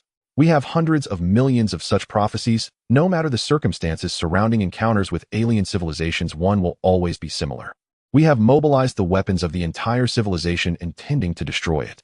We cannot submit or retreat, otherwise the consequence will be the extinction of civilization. In the universe, there shall be no trace of us. We evolved over billions of years and birthed civilization after tens of millions of years of accumulation. We should not meet such an end. At this moment, we must act like a spear piercing the throat of the enemy's scout, making them hesitate and fear. The intense declaration still echoed in their minds. Days later, a large number of warships were deployed. The largest flagship was a perfect sphere somewhat reminiscent of the Heart of Gold from the Hitchhiker's Guide to the Galaxy, but larger with a diameter of 1.0 meters resembling a miniature planet. Behind it was a massive thruster with a diameter of 2 kilometers powered by dark matter kinetic energy. Dark matter was first proposed on Earth in 1922. In the universe, dark matter likely constitutes 85% of the total mass, while the visible matter we can observe makes up only 15%. It originated from the hypothesis proposed when celestial motions did not conform to Newton's law of universal gravitation and remained theoretical until humanity's destruction in 2037. However, upon truly entering the universe, Ella could confirm that dark matter indeed exists. It possesses mass, its speed cannot reach the speed of light, interacts very weakly with light, and only participates in gravitational interactions, excluding electromagnetic and strong interactions. Dark matter is extremely stable and not easily detectable. This substance differs fundamentally from the matter we can see. It exhibits inertia in the universe. Dark matter is a type of low-energy substance exhibiting only weak interaction, which is quite weak to the extent that it does not react significantly even with quarks. Ella speculated that dark matter only interacts with strings. It remains a speculation because Ella's technology has not yet reached the level of discovering strings. The substance closest to dark matter is the sterile neutrino, although sterile neutrinos are still somewhat stronger compared to dark matter. Although dark matter is very low energy and interacts only through gravity at the macroscopic level. However, dark matter can decay to release vast amounts of energy, and due to its widespread existence in the universe, it is a resource-rich substance that can be produced through the fission and fusion of matter, giving it potential as an energy source. Yet utilizing dark matter energy is relatively difficult, even more so than antimatter energy. Only civilizations of a very high level can detect dark matter and harness it as an energy source. The Proxima Centauri civilization is such a civilization. However, they are still in the relatively early stages of utilizing dark matter. The spacecraft of Proxima Centauri BS civilization is incredibly cumbersome. Their civilization developed without the need for long-distance travel, hence, they never advanced in that regard. No entity can rely solely on theory, as civilizations that have traveled through the universe will inherently possess stronger long-distance travel capabilities than those that have never ventured into space. After the spaceship activated, it flew towards the tower. The massive spaceship speed was only 1584 km/s, which naturally overshadowed the previous electromagnetic-powered vehicle Yanxia. However, Yanxia's fleet had long since upgraded to a more advanced power system. 21 days later, the spaceship arrived within 10 astronomical units of the tower, the range at which their civilization's weapons could hit. The front part of the entire spherical spaceship began to open like petals into 6 segments. These petals did not connect to the main body, but flew approximately 50 kilometers away from the spherical spaceship as independent bodies. Forming a semicircle with a diameter of 110 kilometers, the central ship began emitting intense light, while 6 components unleashed bolts of lightning at least 100 meters thick. These bolts of lightning formed a circle in space resembling a magical array from a distance, exuding terrifying power. When the energy reached its peak, the captain of the spaceship shouted, "Launch." There was no observable matter. Just as the antimatter shot fired by Yanxia against the Eye of 100 Stars had been invisible to that civilization, the projectiles fired by antimatter weapons were also invisible to them. Dark matter energy shot towards the Tower of Babel at 99.28 of the speed of light. Our civilization is sacred and inviolable. Any civilization that dares to enter our star system will be destroyed. The captain's tentacles waved. The first 2 pairs of its 3 pairs of legs leaped up and slammed heavily against the floor of the spaceship. Over 300 soldiers within the spaceship also roared in unison, mimicking the same action, resembling an uplifting gesture similar to humans raising their fists above their heads. At a distance of 10 astronomical units, it would take 84 minutes to reach. There were no screens within the spaceship, but their bodies had been modified to directly transmit information to their neural centers, allowing them to perceive similar images in their minds without needing to see with their eyes. They waited. After 168 minutes, they witnessed the terrifying dark matter bomb strike the Tower of Babel, releasing vast amounts of high-energy photons upon detonation. These photons escaped in all directions, forming a colossal light sphere with a diameter of 1000 kilometers. In the next moment, this light sphere collapsed, rapidly condensing into a molecular-sized energy body, which then exploded once more. This continued for a total of 6 times, marking the true end of this assault. The total energy released in those 6 explosions was approximately 27 trillion tons of TNT equivalent. This is our victory. For the first time facing an attack from an alien civilization, we have defended our homeland. The captain shouted again as this spaceship was to their civilization what nuclear-powered aircraft carriers armed with nuclear warheads were to humans in the 20th and 21st centuries. The dark matter energy cannon is the most powerful weapon of their civilization. In terms of equivalent power, its strength, compared to that of fission nuclear weapons, is 1700 times stronger. Although this is still a certain distance from the 2222 times of matter-antimatter annihilation, it is not far off. They had only mastered the most basic technology of dark matter utilization. This proves that the potential of high-energy dark matter energy may surpass that of matter-antimatter annihilation. The captain had turned around, but the information received in its mind caused its excitement to freeze. As the blinding light akin to staring directly at a star in the universe faded, the tower still stood tall, completely unscathed, as if the explosion had never occurred. How is this possible? It was as if humanity had used a hydrogen bomb with an equivalent of 100 million tons to obliterate a city. The bomb exploded, yet the entire city remained untouched, not even a speck of dust falling from the walls of any building. This scene traveled to Proxima B after another 168 minutes. A profound silence enveloped the surroundings. Although the voices of high-ranking civilization echoed in their minds, the entire world fell into a hushed stillness. At this moment, no life form thought that the speeches from the high civilization might have been mere recordings. They shed their calm and became engulfed in terror. Countless beings rushed to the places where resources were concentrated, beginning a frenzied scramble. The apocalypse. This was a harbinger of the end times. Within their information network, some of their kind began to spread fear. This did not even require Ella to intervene. The beings of a higher civilization naturally possessed superior intelligence, and such intelligence inevitably came with immense complexity. This complexity birthed various life forms with diverse thoughts. Some would fearfully hide themselves, while others sought to vent their terror, and yet others desired the comfort of others. Was there a collective consciousness civilization akin to the Zerg from StarCraft? The answer was a possibility of 0.047. The collective consciousness lacked one crucial element: the rich and varied imagination of individuals.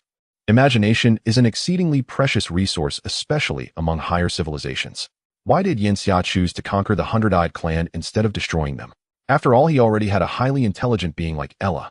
Because the computational power possessed by Ella was not infinite, it could calculate 100 billion scenarios, while the hundreds of millions of lives of the Hundred-Eyed Clan could provide over billions of similar yet distinct scenarios.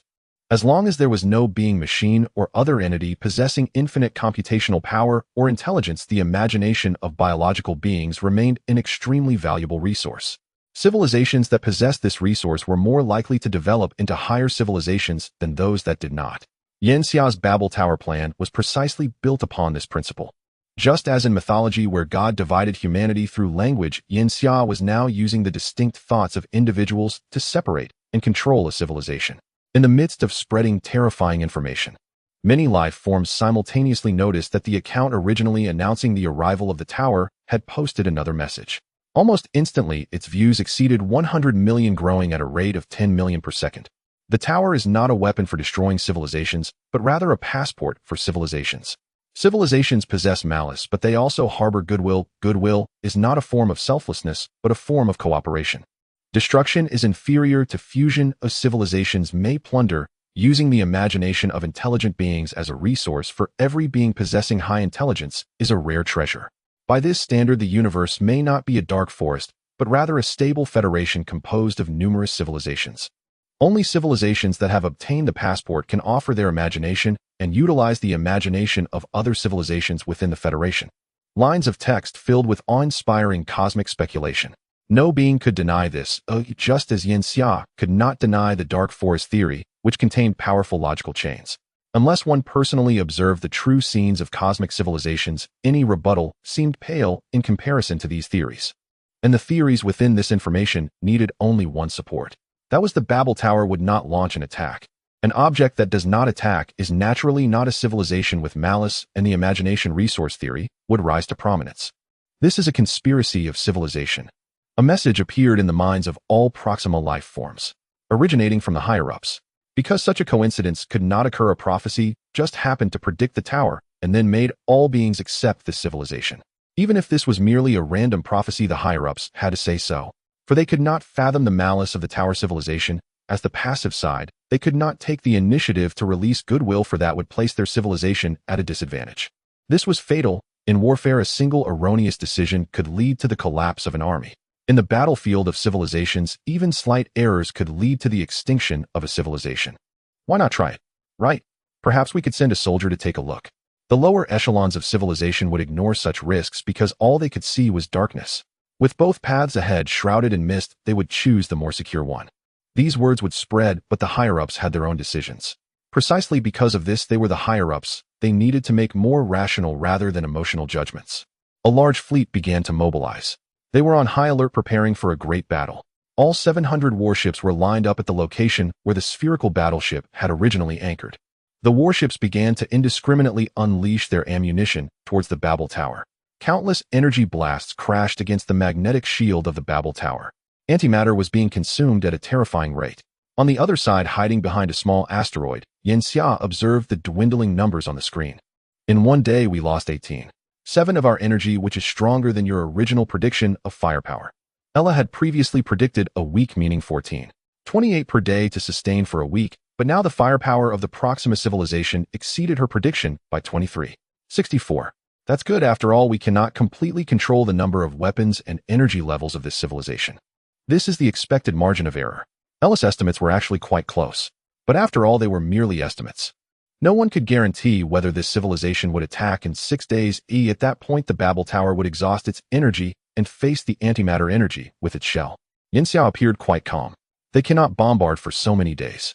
This would be a tremendous drain on their resources. The internal voices would gradually dominate.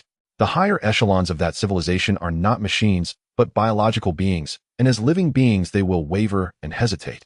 Yanxia was also prepared to withdraw.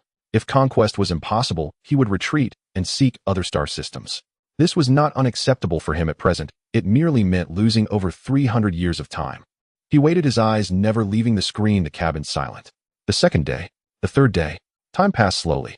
Until the fourth day, finally the scale of the firepower decreased by 10. A smile finally appeared on Yanxia's face.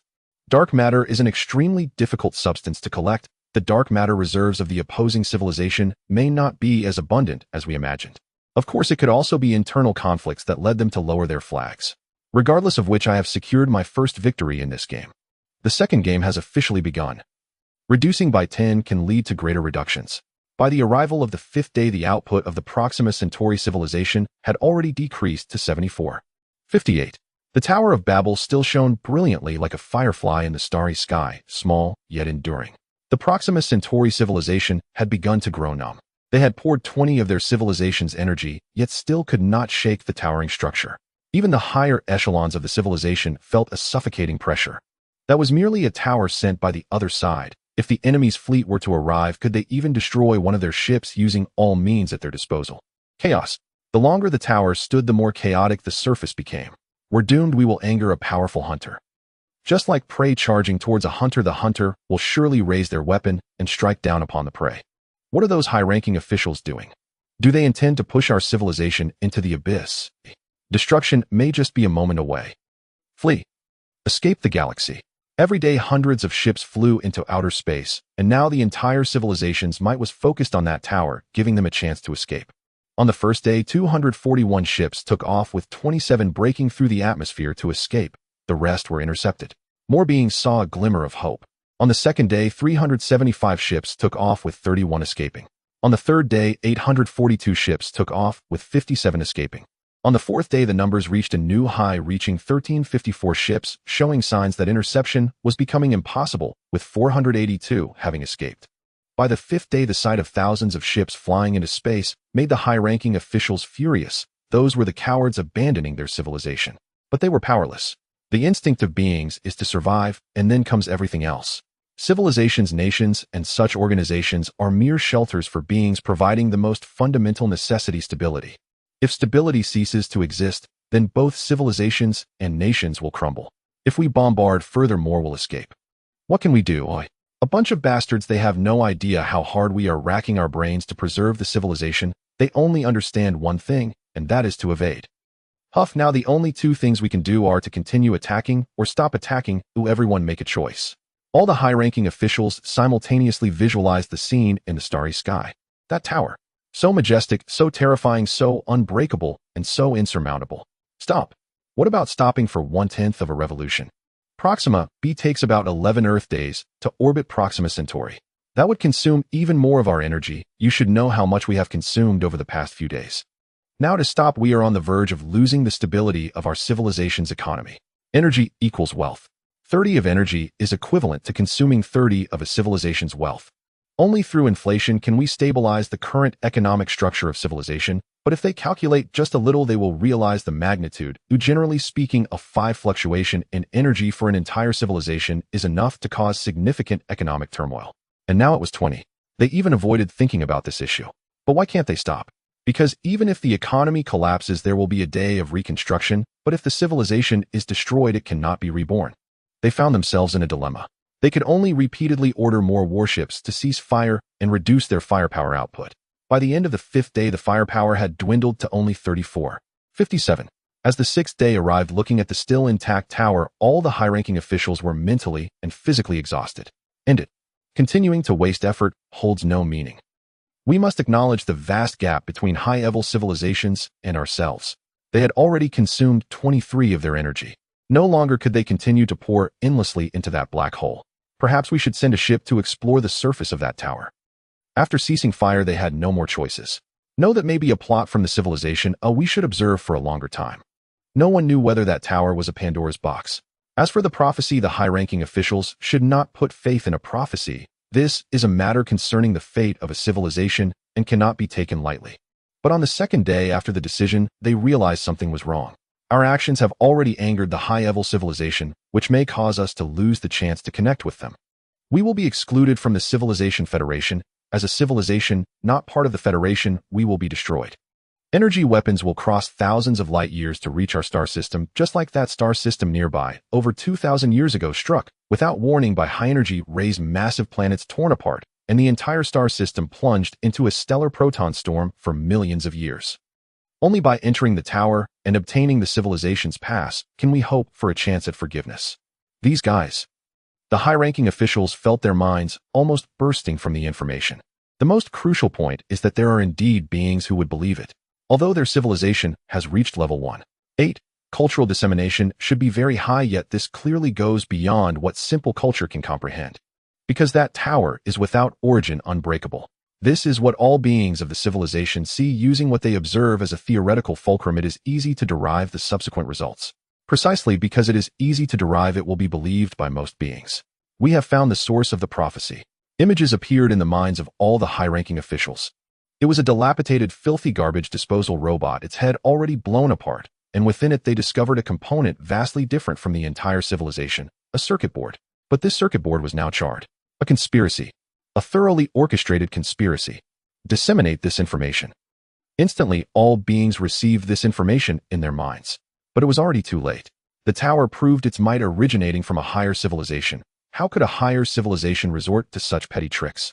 This was merely the rhetoric of the high-ranking officials. Even if a higher civilization employed such petty tactics, what of it? They were just disseminating information to avoid unnecessary conflict. Originally, more than half of the ships leaving the planet were headed towards the tower, with more ships taking off from the planet's surface joining that fleet. A massive gloom loomed over the heads of all the high-ranking officials. Since the opposing civilization employed such petty tactics, it indicated that their civilization's level was not as distant as they had originally thought. The information conveyed could be true, but it also had a greater chance of being false. They had already discovered the truth, yet they were powerless to stop it. Tens of thousands of ships accompanied by hundreds of thousands of beings headed towards the tower. They could command their fleet to intercept, but it would be futile. The universe is vast. Once tens of thousands of ships dispersed, the fleet could only resort to force to stop them. If they were to destroy those ships carrying civilians, they could hardly imagine what the civilians still on the planet would do. After all, this was not a decision of a small fraction, but of the majority. When the high-ranking officials do not align with the affirmation of most beings in civilization, they cease to be the high-ranking officials. If they prevent entry into the tower, they would inevitably face internal strife, giving unknown civilizations an opportunity. If they allow it, they would be playing right into the hands of the unknown civilization. Another piece of information arrived. We have already entered the tower, and the first ones in are not those civilians, but our soldiers. This news further disheartened the high-ranking officials. Soldiers possess stronger combat capabilities than civilians, but that does not mean soldiers will interpret the information more deeply than civilians. There are several critical points in this information. 1. To save the civilization. Every individual of the civilization wants to be a savior, They feel the threat just like the high-ranking officials, but their decision-making capabilities are limited, and entering the tower is one of them. 2. To seize power. The civilization behind the tower is immensely powerful, and all individuals want to seize the power granted by the higher civilization, enabling them to achieve social ascension. 3. The civilization is benevolent and weaponless. Entering the tower does not lead to death, and trying it incurs no loss. This is a conspiracy that transcends civilizations, using the facade of peace to stimulate the survival instincts and greed of the beings. No being is devoid of greed, for beings constantly seek energy from the world and the universe, which is the root of greed. Unless a being requires no material and can live forever, they are bound to be greedy. Upon realizing this, all the high-ranking officials seem to see a knife hanging above them with their civilization lying beneath it. They sensed that the only thing they could do was to pray that the other civilization would act as the prophecy foretold. The Babel Tower's energy remains at 257. This data was received by Ella after the attack had completely ceased. It was almost precisely on the line. If the Proxima civilization attacked for another hour, the Babel Tower's magnetic shield would lose energy, and the entire tower would be melted into a small asteroid by the eruption of dark matter. It may seem like a simple defense and attack, but both consumed the accumulated resources of two civilizations over hundreds of years. Logically, a level 8 Proxima civilization should have 100 times more energy than the current Yinxia civilization and could destroy the Babel Tower with merely one of its energy, with even some surplus left. But how could the energy calculations between civilizations be so simple? Energy is not solely for military purposes. A civilization's social operation also requires a vast amount of energy for residential use, transportation, and large factories, which consume a significant portion of a civilization's energy. The energy available for military use is essentially the surplus energy after accounting for the aforementioned consumption, which can also be called reserve energy. This energy is not only linked to military aspects, but is also closely related to the economy of a civilization, much like a reserve fund. When energy consumption is excessive, a civilization will experience economic turmoil, factories will come to a halt, and society will descend into stagnation and chaos. As a wandering civilization, Yangtze's energy consumed by weapon usage accounts for a staggering 76% of its total energy. This is where Yangtze's confidence lies. The Proxima civilization still has over 70% of its energy available, yet they still have to cease their usage. This civilization still possesses some resilience. Advanced civilizations must have complex structures, and such complexity makes decision-making more cautious. Fortunately, we are facing a level 1.8 civilization. If it were level 1.9 or above, the Babel Tower plan would have no chance of success. Living beings have already entered the tower, so let's activate the Babel Tower. Ella nodded. The Babel Tower has been completed. God has changed his mind. He has placed the finest treasures within the Babel Tower for people to obtain. To claim the treasures, one must undergo numerous trials, each concerning how to become a qualified deity. When people ascend to the top of the tower and discover it is the authority belonging to the gods, they will seize it and become gods themselves. Yinxia, what do you think of this new story? Yinxia sat on the pastor's chair performing bicep curls with a 140-kilogram barbell. After 10 reps to exhaustion, the barbell was caught by a robot. He took a couple of deep breaths. There is room for improvement. A complete story should also be a rich epic. And the reality of documentary always lacks an open-ended conclusion and will have long-lasting repercussions. Humans who become gods will not ascend to heaven, but will return to the human realm, spreading God's gifts, bringing humanity closer to God, calling God their Lord, and worshiping Him. God's trial is how to become a qualified deity, and my weapon against the Proxima is humanity's splendid culture. Neither God nor I have deceived you. What God provides is indeed a treasure, and what I offer is indeed a passport to civilization. The beings that obtain this passport will become part of humanity. Babel Tower. Standing before such a colossal structure, the Proxima beings felt an overwhelming sense of awe. It is the tower that has withstood rounds of attacks from their civilization without faltering. It symbolizes a higher civilization. Step inside. One being exclaimed excitedly. Should we not take a look first? Another being hesitated. I shouldn't have come here. One being started to backtrack. But ultimately the first being entered, striding boldly through the 50-meter-tall slender door, resembling a waterfall of white light. What is going on? It marveled at everything before its eyes. Within this tower lay an entire world. This world was completely different from theirs, filled with vibrant colors, bright lights, incredibly dazzling and beautiful. Another being walked in. It shouted, "What are you?" The first being turned its head, and they looked at each other. Do we look like advanced civilization beings now? So ugly, yet for some reason, there is a sense of biological perfection. It seems any being that can develop advanced intelligence is a perfect form evolved over millions of years. Only this body seems far too fragile. According to the prophecy, the tower will give us trials. Has the trial already begun? What should we do? They waited in confusion until hunger struck, at which point they realized they needed to search for food. As the sky gradually darkened, they discovered they needed fire. The next day, heavy rain began to fall, and they suddenly realized they needed a shelter. Survival. Or rather, surviving in the human way, that was their first trial. Tens of thousands of beings entered. After the first trial concluded, thousands awoke to find themselves in darkness facing a bright door. Upon stepping through, they emerged outside the tower once more. They looked at each other in confusion. What have we experienced? They had no memories of being inside the tower. The remaining beings entered the second layer to face their second trial. Cultural poetry. They would experience stories crafted against the backdrop of poetry, becoming the protagonists of those tales, and then reciting the poetry themselves. Those who felt touched would be considered to have passed the trial, while those who did not would be eliminated. The third layer. The five senses. They would experience the sharp five senses of humans along with the pleasures these senses bring, gradually forgetting their original selves, believing their original bodies to be inferior to those of humans. Aesthetics, admiration, honor, myths, novels. Everything that can create human pleasures is a trial in itself. It ignites human emotions and desires, leading them to madness. This is merely part of the trials. Afterwards, they will return to their original selves, experiencing the most sordid aspects of their civilization to form a contrast. Following that, they will glimpse the future. They will see how blissful their civilization will be after embracing humanity. Afterwards, they will undergo the experience of becoming human again, facing the superiority of their civilization. Throughout these processes, they will confront one question after another, each concerning their innermost thoughts. These elements are intricately interconnected, transforming them from the inside into humans. To prevent beings from disguising themselves, their original bodies are controlled by robots inside the Babel Tower, connecting to their nerves and reading their deepest thoughts. This is a form of brainwashing and training. God reaps his believers while Yinxia gathers the followers of human civilization. The second round of the game has begun. Ella reported the first creature to reach the top of the tower, a devout being who picked up a silver-blue card inscribed with Chinese characters, treating it as a sacred object. This is the first creature from the neighboring star civilization directed at humanity, but certainly not the last. The threshold for the Babel Tower's test is not to select the strong, but rather the weak. Only the weak will submit to the strong and obey willingly. Ella estimated the pass rate to be 1 in 4.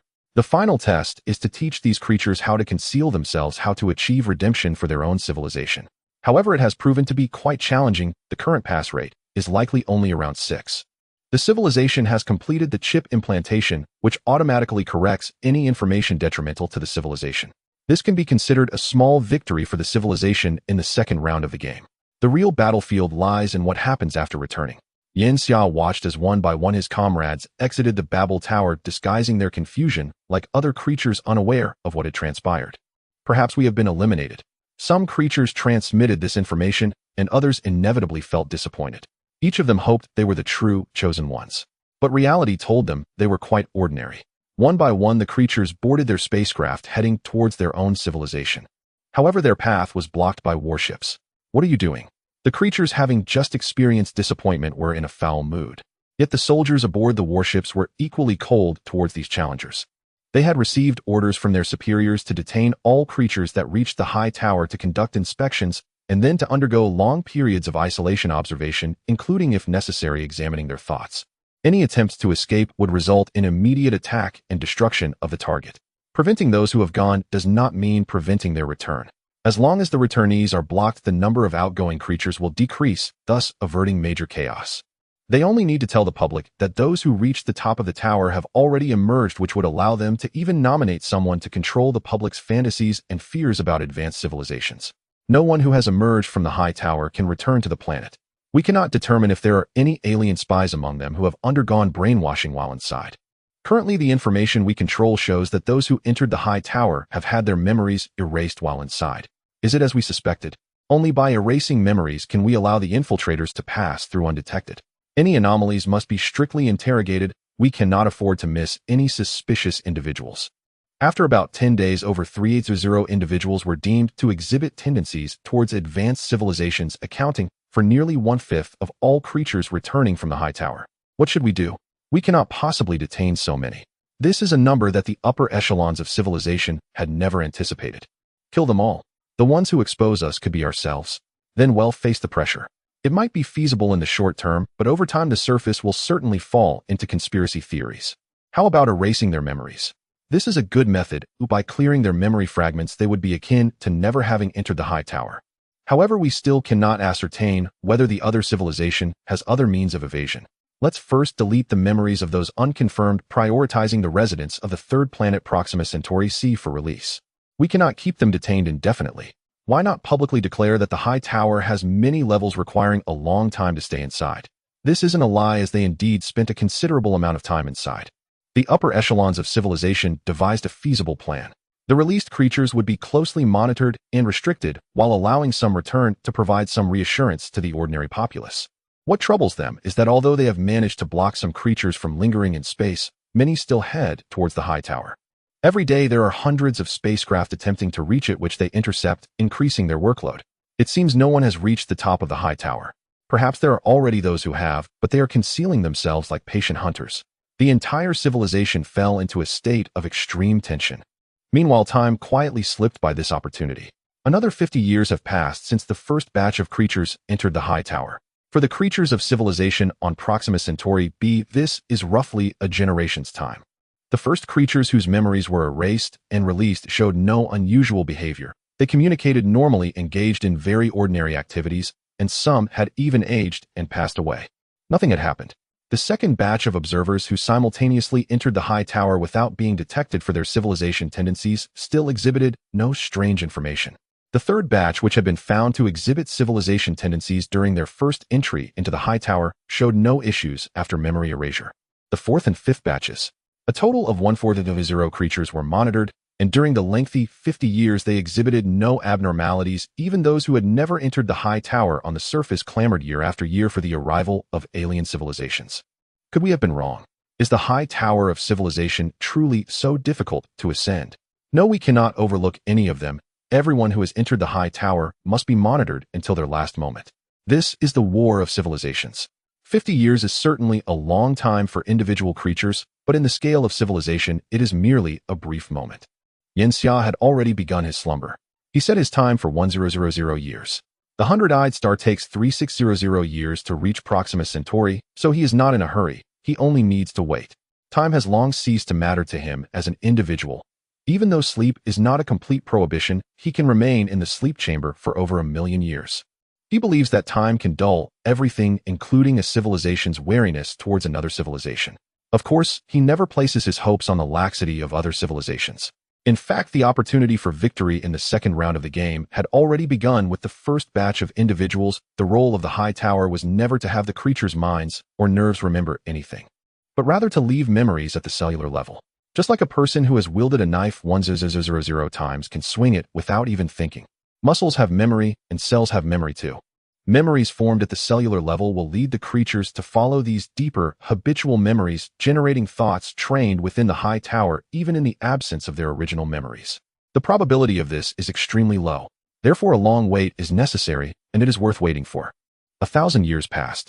Yanxia's desires manifested sooner than he anticipated. In the 358th year of his slumber, the first biological entity to recover cellular memory emerged.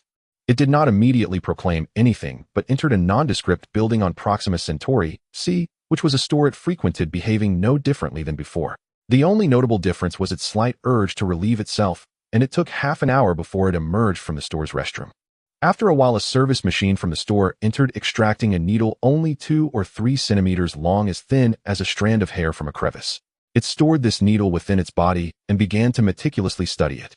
It analyzed the underlying logic of cellular memory awakening and examined its replicability. Fortunately, after studying a substantial number of the Ellis biological sciences, made significant progress, revealing the cells before it like a naked woman devoid of secrets. It was unable to replicate the experience of the first biological entity that revived cellular memory in another being. However, the research still provided invaluable experience, raising the probability of cellular memory revival from 0.00014 to 0.072. Originally 14 could only appear among 10 million beings, but now 72 could emerge from just 1.000. In the second year, a contagious disease erupted across Proxima Centauri C. Within just 2 months, over 80 of the biological entities on Proxima Centauri C were infected, followed by the emergence of a vaccine. All biological entities on Proxima Centauri C received the vaccine. In the 384th year of Yenxia's slumber, political divisions began to form on Proxima Centauri C, creating a stark left and right faction. The left faction supported welcoming extraterrestrial civilizations and forming alliances to fend off future invasions by other alien forces. The right faction considered this nonsense, believing that the existing extraterrestrial civilization was an invading force merely seeking to enslave them. Without conflict, submission would inevitably lead to defeat. Although nearly 400 years ago most biological entities expressed a desire to welcome the extraterrestrial civilizations that built the high towers, such sentiments had yet to gain mainstream acceptance. It was only at this point that the ruling class of civilization began to splinter. The most significant reason was that the descendants of those who awakened cellular memory became the ruling class. Yenxia never placed his hopes on those biological entities returning from the high towers, but rather on those influenced by the cellular memory revival. In the 397th year of Yenxia's slumber, it was also the year 5217 in the human calendar. 3,180 years had passed since the extinction of humanity. A small-scale war erupted on Proxima Centauri C, resulting in casualties only in the tens of thousands, yet it determined the balance between the left and right factions. In the same year, the right faction was forced to leave Proxima Centauri C, establishing a planetary opposition. Subsequently, a long century of war began. The casualties in the century-long war were not extensive, primarily consisting of ideological conflicts. During the initial phase of the century-long war, the Proxima civilization simultaneously entered Proxima Centauri B and Proxima Centauri C, leading to an arms race between the left and right factions, with weapons rapidly advancing and top scientists emerging like mushrooms after rain. In just 100 years, the Proxima civilization achieved a leap from a level 1.8 civilization to a level 1.9 civilization. The civilization's high tower still lay beyond 30 astronomical units. The right faction dispatched numerous fleets intending to destroy the high tower with more advanced weaponry, yet the left faction sent out fleets to thwart them. In the final stages of the century-long war, the conflict reached a climax, resulting in over 1 million casualties, thoroughly igniting the discord between the left and right factions. In the year 5326, after 9 years of silence, Proxima Centauri B launched a surprise attack on Proxima Centauri C, causing the largest dark matter energy factory on Proxima Centauri C to explode and creating a massive bowl-shaped crater with a diameter of 70 kilometers on the planet's surface. Proxima Centauri C suffered over 100 million casualties. The repercussions of this surprise attack were profound, establishing a disadvantage for Proxima Centauri B that lasted for 300 years. The left faction seized the opportunity to proclaim that the right faction was the destroyer of civilization, attracting more talent, while significantly supporting the common people, resulting in a higher quality of life on Proxima Centauri C compared to Proxima Centauri B. Almost in the same year, some novel items appeared on the shelves of Proxima Centauri C's marketplace. These items initially provided entertainment and soon began to rapidly infiltrate everyday life, becoming a trend. Among the most significant was human architectural aesthetics. The newest buildings on Proxima Centauri C were all high-rises conforming to human architectural principles. Simultaneously, the food consumed by this civilization began to change, incorporating some previously unseen spices. Some were palatable, while others were horrendously unappetizing. Some were retained, while the unpalatable were discarded. The retained items became more pronounced over time, representing a form of gustatory domestication. Despite the warfare, communication between Proxima Centauri B and Proxima Centauri C persisted, and these items were also transmitted to Proxima Centauri B, leading to the overall downfall of the Proxima civilization. When the 300-year advantage of the left faction came to an end, a biological entity that returned from the high tower claimed to have reached the pinnacle of the tower, receiving the civilization's endowment. The right faction detained the other side, utilizing this opportunity to discover high-energy dark matter and applying it first in warfare. Its energy was 3 times stronger than the low-energy dark matter previously used, propelling the Proxima civilization into a brand new phase. The right faction overwhelmingly seized over half of Proxima Centauri C's territory. This was a significant victory for the right faction, with the left faction suppressed to the point of being unable to raise their heads, and even some leftist biological entities reaching the high tower pleading for assistance from the civilization behind the tower. Yet there was no response. However, at this moment, any biological entity that entered the civilization's high tower would emerge with an unprecedented technology. The left faction dispatched numerous fleets to protect the civilization's high tower, monopolizing these technologies. Countless technologies flooded into areas controlled by the left faction, which then spread throughout the entire civilization, allowing the left faction to amass wealth with average incomes nearly 3 times that of the right faction.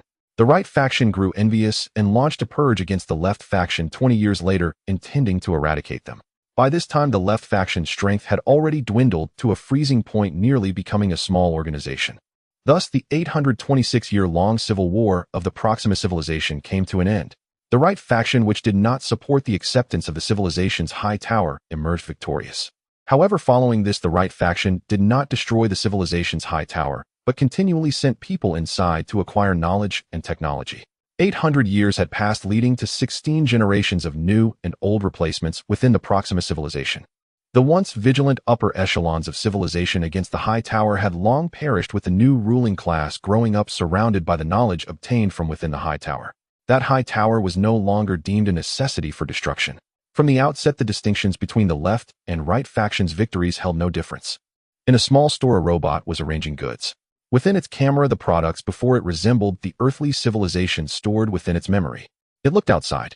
Streets, buildings, streetlights, clocks, robots, robotic pets, and the attire and accessories of biological entities. Everything appeared to embody the essence of human civilization. A millennium has passed. Ella has undoubtedly made progress. From the very beginning, it has been a witness to the evolution of civilization on Proxima B. At the same time, it has been researching and learning. The Proxima civilization has fully mastered the technology related to dark matter and has derived a theoretical model for high-energy dark matter. Based on this model, technology has been developed to detect the existence of high-energy dark matter, which is smaller than ordinary dark matter with a diameter only 1/7 that of an electron. Capturing this high-energy dark matter is significantly more challenging than capturing antimatter, and it can only be discovered under conditions of immense gravity. Ella found this high-energy dark matter within the ultramicro black holes it created on a molecular level. Since the Proxima civilization has been researching low-energy dark matter for thousands of years, upon acquiring the technology, they discovered that utilizing high-energy dark matter is faster than Ella's advancements. However, Ella is not in a hurry to switch to antimatter energy, as the gap between the two is not significant enough to warrant a transition. Ella has already established a complete antimatter production chain, and its collection rate of antimatter far exceeds that of the Proxima civilization's collection of high-energy dark matter. 1,000 years have also allowed Ella to increase the efficiency of utilizing the annihilation energy of matter and antimatter from the initial 1147 to 3485. They have reached an energy level equivalent to a Type 1.7 civilization. Moreover, by integrating technologies from the Proxima civilization and the technological civilization of the 100I star, they have actually achieved a technological level of Type 1.9. In contrast, the Proxima civilization's energy level has reached Type 1.9, but its actual technological level remains at Type 1.8, merely aggregating to Type 1.9, thus they are still far from achieving Type 2 civilization. In the 924th year of the millennium, Ella issued another prophecy. Our civilization has already obtained the pass of civilization. We have become a part of it. In the near future, a messenger of civilization will arrive, hailing from the principal civilization of the Federation of Civilizations, human civilization. He will advocate for the peaceful ideals of the Tower civilization, promoting non-slavery, non-interference, and non-oppression, ensuring that every civilization within the Federation, regardless of its status, possesses equal rights. All civilizations within the Federation can engage in free trade, exchange technologies, and develop and progress together. This time, the prophecy did not evoke as strong a reaction as it had 1,000 years ago. Some beings even look forward to the arrival of the civilization behind the tower, despite the fact that controlling civilization has traditionally been in the hands of the right wing. The distinction between the left and right has never been so clear. The political differences are merely for their own interests. The left is not devoid of conservatism, nor is the right without its moments of radicalism. If the left and right are two extremes, then the concepts of extreme left and extreme right would not exist. The composition of any large organization must inherently possess complexity rather than being binary. Accept, accommodate. At this moment, the entire Proxima civilization exhibits this attitude. Of course, the moment this prophecy appeared also made many beings realize that the so-called pass is actually the knowledge and technology within the tower. This knowledge and technology contain the culture of a civilization. They have unconsciously become a part of that civilization alliance. These latecomers feel a sense of dread upon reflection, yet there is no significant reaction, for since the other civilization employed such means, it is highly likely that they truly wish to integrate with their civilization rather than destroy it. Of course, there are beings advocating for the death of the civilization's messenger. They are the extreme right. However, these extremists cannot stir much turmoil within the entire civilization. Are we really going to welcome a strange civilization? The Proxima civilization has even adopted the naming conventions of individual beings from human civilization. Their original individuals had no names. They simply identified each other through sense and numerical identifiers on the information network. Claiming they have long ceased to be a strange civilization, traces of their civilization are everywhere within ours. We have already integrated with their civilization indistinguishably. The descent from the tower and the pass of civilization were initially intended for assimilation. We should have anticipated this. Two entirely different civilizations cannot coexist together. Even the formation of a non-interference federation is a luxury. Only by sharing the same culture and controlling the same language and script can everything appear reasonable. You and I are both decision-makers of civilization. We should both understand that apart from welcoming, we have no other choice. Even if we destroy each other in the course of ongoing development, we will inevitably connect with the other civilization. Eventually, whether we integrate into them or they into us, our ultimate outcome will be to become a whole. Flaming still hesitated. Although he had reached a conclusion, within he still asked, what about reproductive isolation? Our species is not the same, and this will hinder our integration. Annie snorted. The development of civilization has long transcended primitive desires. All beings now pursue spiritual fulfillment. The need for procreation has long faded. If one desires offspring, one only needs to cultivate a child using their own cells. The vessel of civilization is culture. We have realized this later than that civilization. Flaming's gaze turned despondent. He is not extreme right. He is merely more traditional, believing that his race should be supreme, independent, and self-sustaining. Our civilization has reached this level. Perhaps it is indeed time to connect with other civilizations in the universe. Flaming, have you not always emphasized the diversity of civilizations? Only diversity can elevate civilization to higher tiers. Connecting with alien civilizations will make us even more diverse. From this perspective, at least it is a good outcome. Flaming nodded. We must not let our guard down, or we cannot become slaves to other civilizations. Upon hearing this, Annie felt delighted. He came from a right-wing family, but as he grew, his heart leaned more toward the left. Of course, there is no longer a clear distinction between left and right. Then let us jointly disseminate this information. The prophecy originates from the same account as 1,000 years ago. They understood it to be information disseminated by the other civilization. Thus, this prophecy was never truly a prophecy. The language employed by the higher echelons of civilization is still somewhat euphemistic. In the future, we will officially connect with the human civilization behind the tower. We will become part of the Federation of Civilizations. We shall welcome the arrival of human civilization. The second round of competition still culminated in a victory for Yen Xia, with everything awaiting his awakening. The millennium has come to an end. Yen Xia has awakened. It has been an incredibly long time. He has spent another 1,000 years in the divine awakening. During this millennium, he experienced countless things and witnessed the rise and fall of various nations and races in a virtual world. This has deeply moved him and provided ample opportunities for learning. Even within divine awakening, the birth of a technological nation has already occurred, which will become a simulated realm where NPCs and players will provide resources of imagination for the real world. Throughout this millennium, he did not allow Ella, who followed him in the virtual world, to report any information from the outside. He believed that Ella could handle everything. If even Ella could not manage it, he knew that knowing would be of little use. As the decision-maker of this wandering civilization, he is equivalent to a cerebral council, making final decisions and occasionally providing correct judgments that exceed Ella's computational capabilities. The fleet is now heading to Proxima Centauri. Let's first go to Proxima Centauri C. Yen Xia had already received complete information just before exiting his hibernation. He knows what to do next. Compared to Proxima Centauri B, Proxima Centauri C is still underdeveloped, making it relatively safe to land there. Yen Xia, I do not recommend you go to Proxima Centauri. Ella interjected, appearing in a virtual form with a serious expression. Yen Xia observed its demeanor and felt that it was overly worried. Ella, you have completed the iteration of the electromagnetic shield. Even massive dark matter missiles may not penetrate my defenses. You need not worry about my safety. Ella gently shook its head. I am not concerned that the Proxima civilization would pose any threat to you. Yen Xia, come with me. It turned toward the experimental area, and Yen Xia curiously followed behind. The experimental area inside the spacecraft was no longer empty. As he passed the doorway, he saw hundreds of biological laboratories. Yen Xia walked into the main chemistry laboratory. All the technologies here serve chemistry and are relatively large-scale, designed to observe smaller particles and analyze macroscopic chemical phenomena, as well as conduct experiments on other chemical properties. Ella controlled more than a dozen robots in the laboratory to begin their work. One robot approached, Yen Xia holding 4 test tubes, each containing soil metal liquid and an empty space. What is this? These are just random samples collected from Proxima Centauri C. They have not undergone any special selection.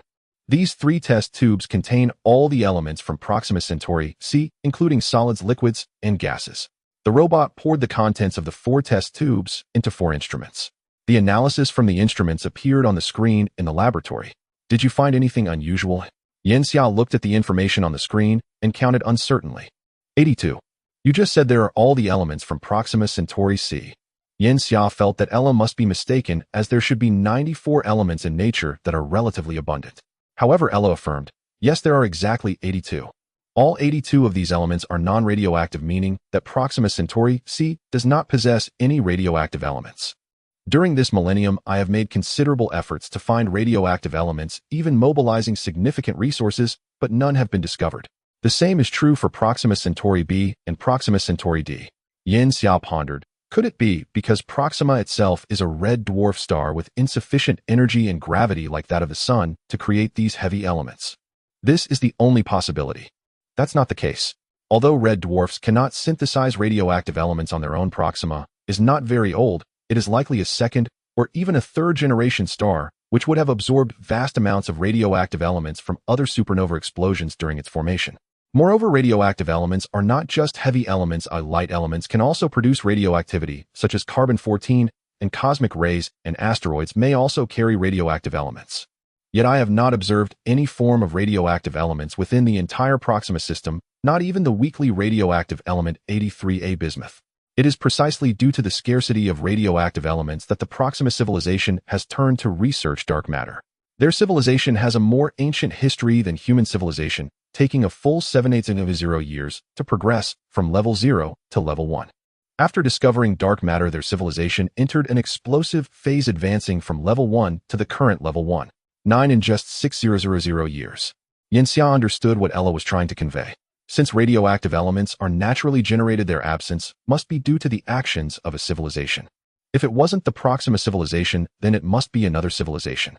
That civilization is collecting radioactive elements, and has been doing so relentlessly until now. A third civilization. This is what Ella wants Yanxia to be alert about.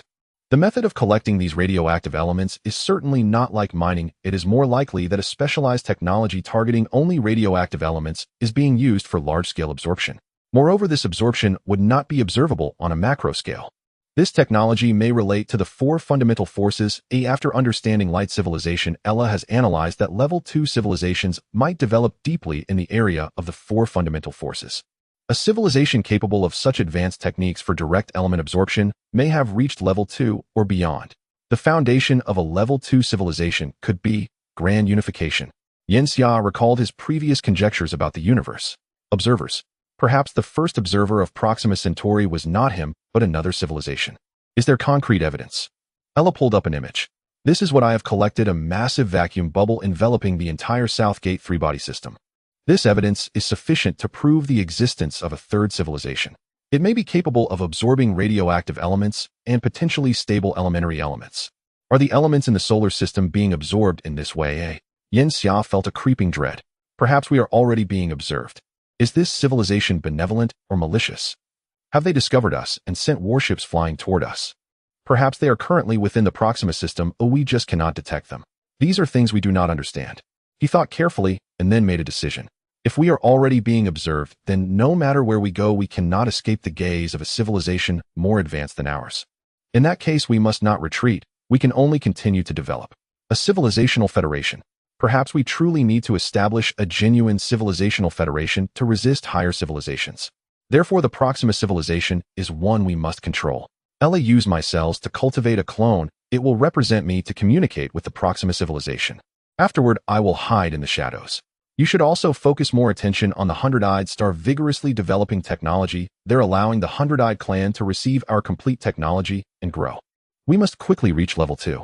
Only by completing the grand unification theory can we potentially glimpse the means of level 2 civilizations. The technological gap between civilizations makes the means of advanced civilizations almost invisible to lower civilizations. This immense sense of crisis lingered in Yanxia's mind. At this moment, he became the Proxima civilization of 1,000 years ago, becoming the prey. Yanxia pinched his own skin, then pinched the skin of the person in front of him. There was no difference. He raised his head. It was a face exactly like his own, and it was the first time he had seen such a three-dimensional version of himself. So this is how I appear in the eyes of others. Regardless of whether it's a mirror or a camera, there will always be discrepancies between how one sees oneself and how others perceive them due to lighting and angles. Can you speak? His clone shifted its gaze towards him and replied, I can talk, Captain.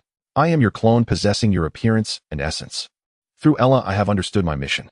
Rest assured I will complete the task perfectly. Its voice was indistinguishable from Yin Xia's. Does the clone possess my memories? If it did, that would be terrifying. Nearby, Ella approached. With my current technology, it is still impossible. Memories reside within hundreds of billions of neurons which function as a whole. Unless I can perfectly replicate the 13.1 billion neurons and the information stored within Yin Xia's brain, it cannot acquire your memories. Even a 99 reproduction would lead to memory confusion. This is an extremely precise and advanced biotechnology. That was good. If the clone in front of him possessed the same memories as him, then for a third party, who was truly him, might no longer matter. I've heard that clones have short lifespans. How long can it live?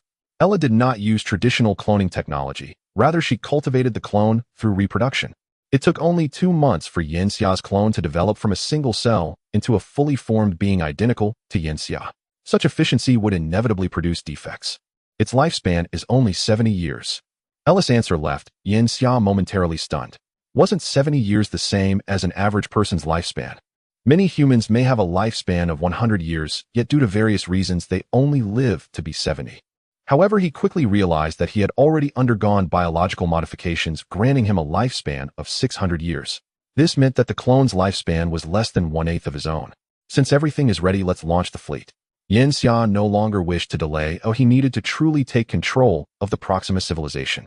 From start to finish, the high-level decisions of the Proxima civilization had been flawless. It was merely Yin Xia who exploited the structural center of the civilization to dominate the majority of the mid to low-tier population. 1,000 years of cultural transformation was both an invasion and a taming.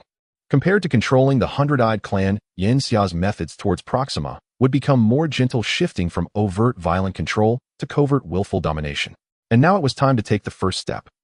The fleet approached Proxima. A wave of excitement and tension swept over Proxima B and Proxima C. After all, it was the arrival of a higher civilization. The clone was aboard a luminescent warship excavated from the 100-eyed star. This was the largest warship in Yin Xia's fleet, named the Light. It measured over 7,300 meters in length with a width and height of almost 2,400 meters each. The other warships in the fleet appeared somewhat diminutive and cute in comparison to this colossal vessel, weighing 16 billion tons. To put this weight into perspective, if each human weighs 100 kilograms, the total weight of 10 billion people would only amount to 1 billion tons. Materials used for a warship of the Light's caliber alone would be unbearable for a level 1 civilization. Within the fleet, the flagship Hope had become a mere supporting role. However, this was precisely the outcome Yin Xia desired. He needed to remain hidden, concealed from the gaze of the Proxima civilization and the third unknown civilization. The warship did not land on the surface of Proxima C, as Proxima C itself had a mass over 7 times that of Earth and a diameter reaching 1.7 times that of Earth. Proxima C possessed a planetary ring with a diameter of 7.0 kilometers, with the entire fleet remaining suspended at the surface of the planetary ring. A warplane was dispatched to take several robots and clone Yin Xia to the surface of Proxima C. Next to the interstellar landing pad of Proxima C, a large number of Proxima beings had gathered, blocked from entering the landing pad. From above, one could see them densely packed, numbering at least in the hundreds of thousands. Only 2 Proxima beings stood on the landing pad. They were the civilization representative and the military leader, the top officials of the entire Proxima civilization. Some terms are easily filtered, so let's use a casual title. The warplane landed on the ground, and the hatch opened upwards. First 10 robots emerged in 2 rows, then scattered to either side of the hatch. Afterward, clone Yin Xia, dressed in a lightweight aviation suit, walked out. Proxima C had gas, but its oxygen concentration was only 0.70, far from sufficient for humans to breathe. Welcome.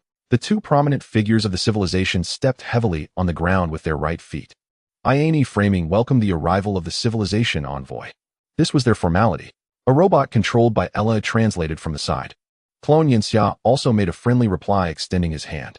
Ella transmitted information to the 2 high-level Proxima beings. Ani hesitated but still extended its tentacle from its chin to shake hands with clone Yin Xia. This was a moment that would be witnessed by history. After clone Yin Xia shook hands with Ani and framing, he introduced himself briefly, and then they boarded an official spacecraft heading towards the highest building on Proxima C. During the journey, clone Yanxia heard numerous explosions. Framing said, "This is setting off fireworks to celebrate your arrival." The culture of fireworks had already entered the Proxima civilization, indicating that the cultural invasion had been quite successful. However, everyone knew that this was no mere fireworks. The arrival of human civilization would inevitably attract many far-right attacks. Clearly, Annie and Framing had prepared for safety. After flying for about 10 minutes, the spacecraft landed atop a 1-0-meter high skyscraper. Both sides disembarked from the spacecraft and entered a vast reception hall on the top floor of the building, which bore little difference from reception halls of human civilizations on Earth. Annie and Framing stood to the side. Their civilization had no concept of seating. Clone Yanxia also stood and spoke with decorum. "I am here representing human civilization and the Federation of Civilizations. I will subsequently become the ambassador of human civilization to your esteemed civilization, assisting you in technological development and becoming an important component of the Federation of Civilizations." Annie stared at the smaller being in front of it, feeling it was perfect and exquisite. How could such a delicate being exist? "We, the Kate civilization, are willing to join the Federation of Civilizations. However, Envoy, we do not know enough about the Federation. Could you please provide us with some introductions?" Clone Yanxia was well prepared. The main body of the Federation of Civilizations is located within this star system belonging to a new organization. We traverse countless star systems connecting various civilizations. The universe is vast. Even civilizations capable of traversing it are still insignificant. We cannot ascertain whether there are higher threats in the universe. A single civilization cannot face the malice of a higher civilization, but countless civilizations uniting can offer a glimmer of hope. Furthermore, civilizations within the Federation can trade their internal technologies, allowing the many technologies of the Federation to coalesce into a whole. With the collective strength of numerous civilizations, progress can be made and the speed of civilization advancement will significantly increase. Our Federation imposes no restrictions on various civilizations. The only requirement is that civilizations within the Federation must not attack one another. If conflicts arise, the Federation will dispatch nearby civilizations as impartial third parties to resolve disputes. As one of the main civilizations of the Federation, human civilization will also provide a platform for trading with other civilizations, facilitating the exchange of scientific information, technological products, and interstellar intelligence. As he spoke, Ella transmitted a list of tradable items to Annie and Framing. They were utterly astonished upon seeing it. These were not mundane cultural entertainment items, but knowledge. Nuclear fusion, nuclear fission, antimatter, photon energy, and the technological products stemming from these were astonishing to them. Moreover, there were invaluable theoretical concepts regarding the universe, deep studies of the cosmos, and celestial judgments. 10 technologies made up one page, and there were a total of over 15,000 pages of information. They looked at each other deeply, understanding that if their civilization acquired these technologies, even those significantly inferior to their own would pave a new path for development, enhancing the technological depth of their civilization. These things were foundational. Annie took a deep breath. "Does acquiring the items require resources?" Clone Yanxia shook his head. "Resources are indeed hard currency, but transporting resources in the universe takes too much time. Our Federation encourages technological exchanges among civilizations. This information can be transmitted at the speed of light, requiring much less time. Additionally, purchases require another conditioned civilization contribution. Only civilizations that have made sufficient contributions to the Federation are eligible to acquire these items. The higher the contribution, the better the items available for purchase. Civilization contributions can be earned by completing tasks assigned by the Federation or submitting useful technological discoveries and inventions." Annie and Framing took deep breaths, both realizing the rationale in Clone Yanxia's words.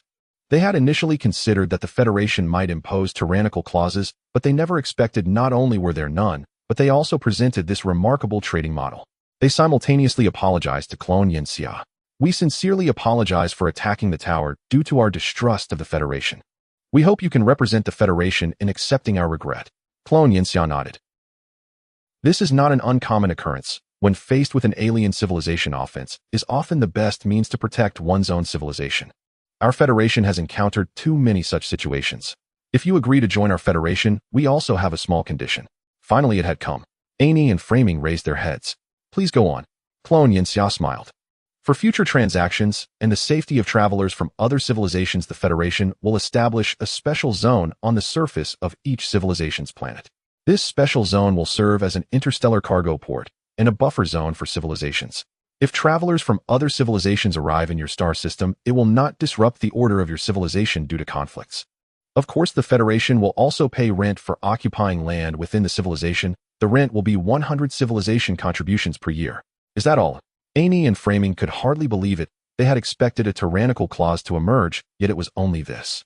Naturally, they were more than willing to accept such a request. The same piece of land could yield an income of civilization contribution points each year, which was extremely valuable. Of course, if you agree, the robots I brought will enter the planet and begin constructing the civilization special zone. Could you please wait a moment? Certainly. Amy and Framing began connecting with the management of other civilizations for a lengthy discussion lasting 4 hours. Finally, after all discussions concluded, they said, "Our civilization unanimously agrees to accept the Federation's requirements. As long as everything stated by the Federation today holds true, we will forever be members of the Federation." They spoke solemnly. It's done. Of course, this is just the preliminary stage. Many more issues will arise after contact with the civilization. On the Hope in deep space, Yanxia also let out a sigh of relief. Then let's get started. The civilization special zone will become a new home for humanity. Yanxia prepared to begin the process of rebooting humanity. In the field of biology, creating something on a macroscopic scale is relatively easier. As long as the challenge of cultivating ordinary cells into fertilized eggs or mulberry embryos is solved, it is merely a matter of providing nutrients to the mulberry embryos afterward. The cloning technology that Ella currently controls is actually more complex than the technology for cultivating human cells. For Ella, now creating humans is merely a question of desire. On the third day of the conversation between the clone Yanxia and the Kate civilization, the self-proclaimed name of the Proxima Centauri biological beings, a large number of robots arrived from the fleet to the designated special zone. The surface area of Proxima Centauri C is 1.474 billion square kilometers, approximately 2.9 times that of Earth, and its surface is not rich in water. The usable land is 1.358 billion square kilometers. Of this, the Kate civilization originally developed 411 million square kilometers, while 947 million square kilometers remain undeveloped.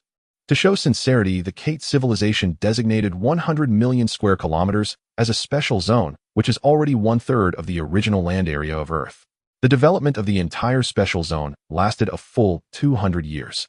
Ella established a massive ecological bubble on Proxima Centauri C, similar to those glass-covered botanical gardens on 100 Star. However, this one is larger and it does not require a huge glass structure to confine the gases. Ella has developed new technology that uses electromagnetic forces to contain the gases within a specific range.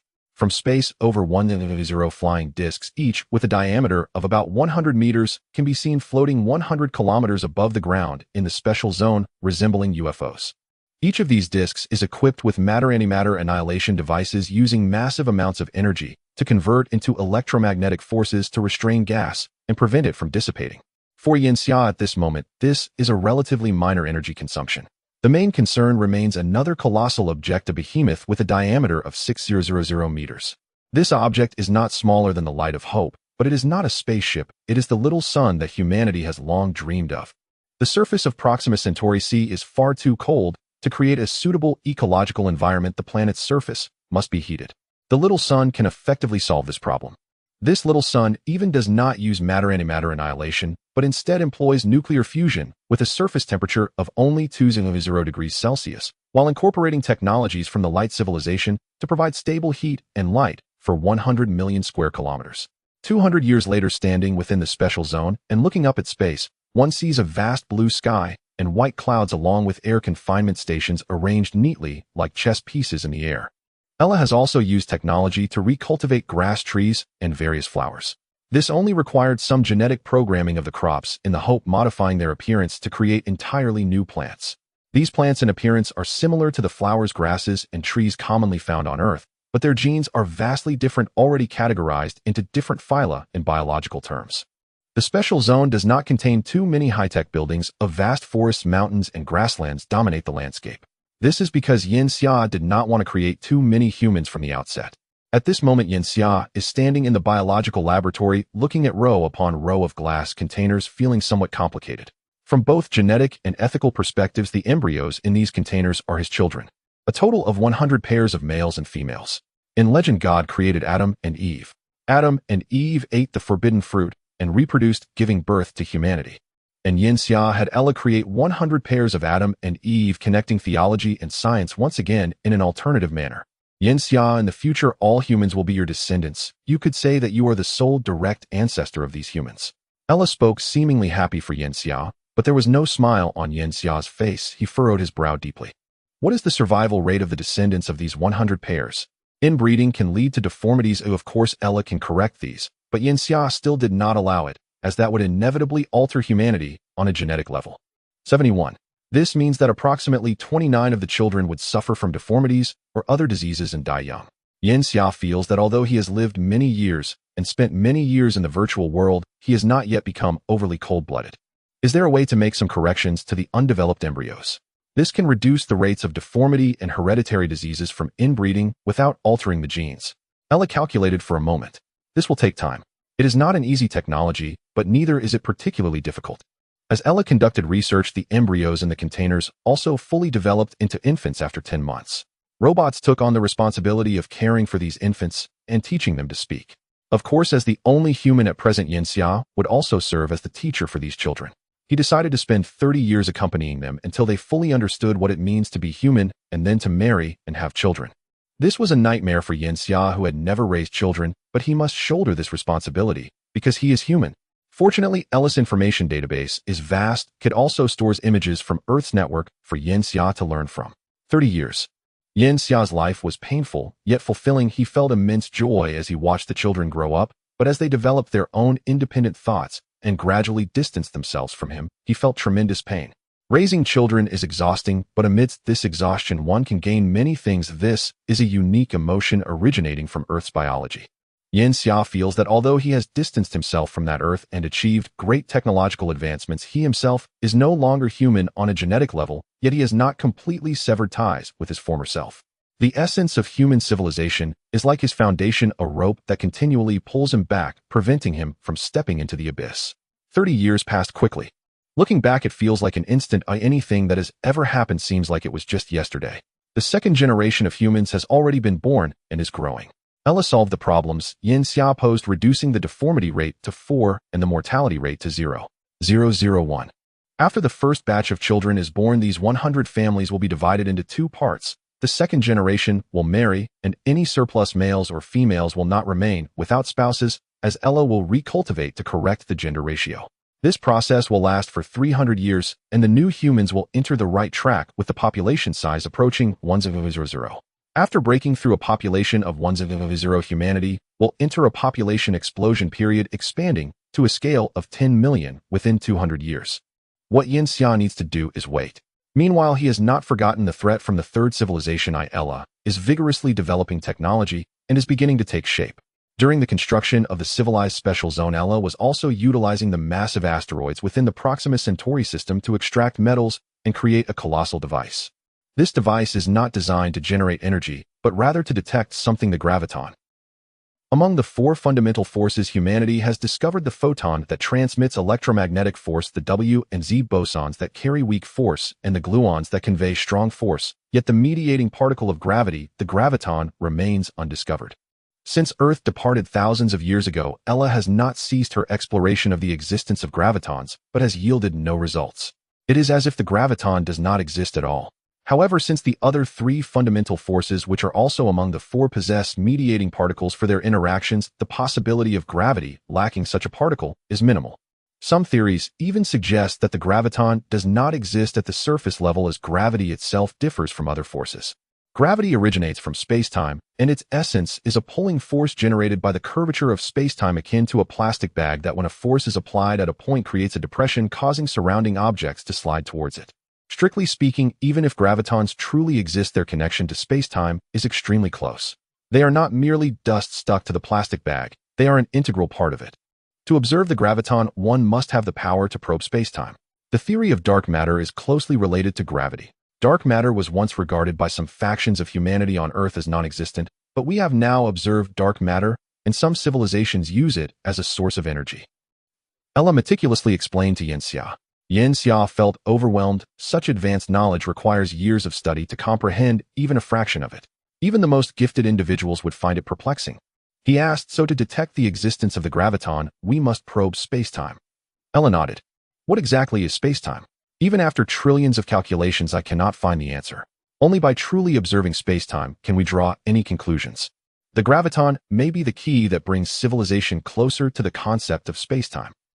Discovering the graviton would elevate civilization to a new level, leading to an ultimate exploration of space-time after unification.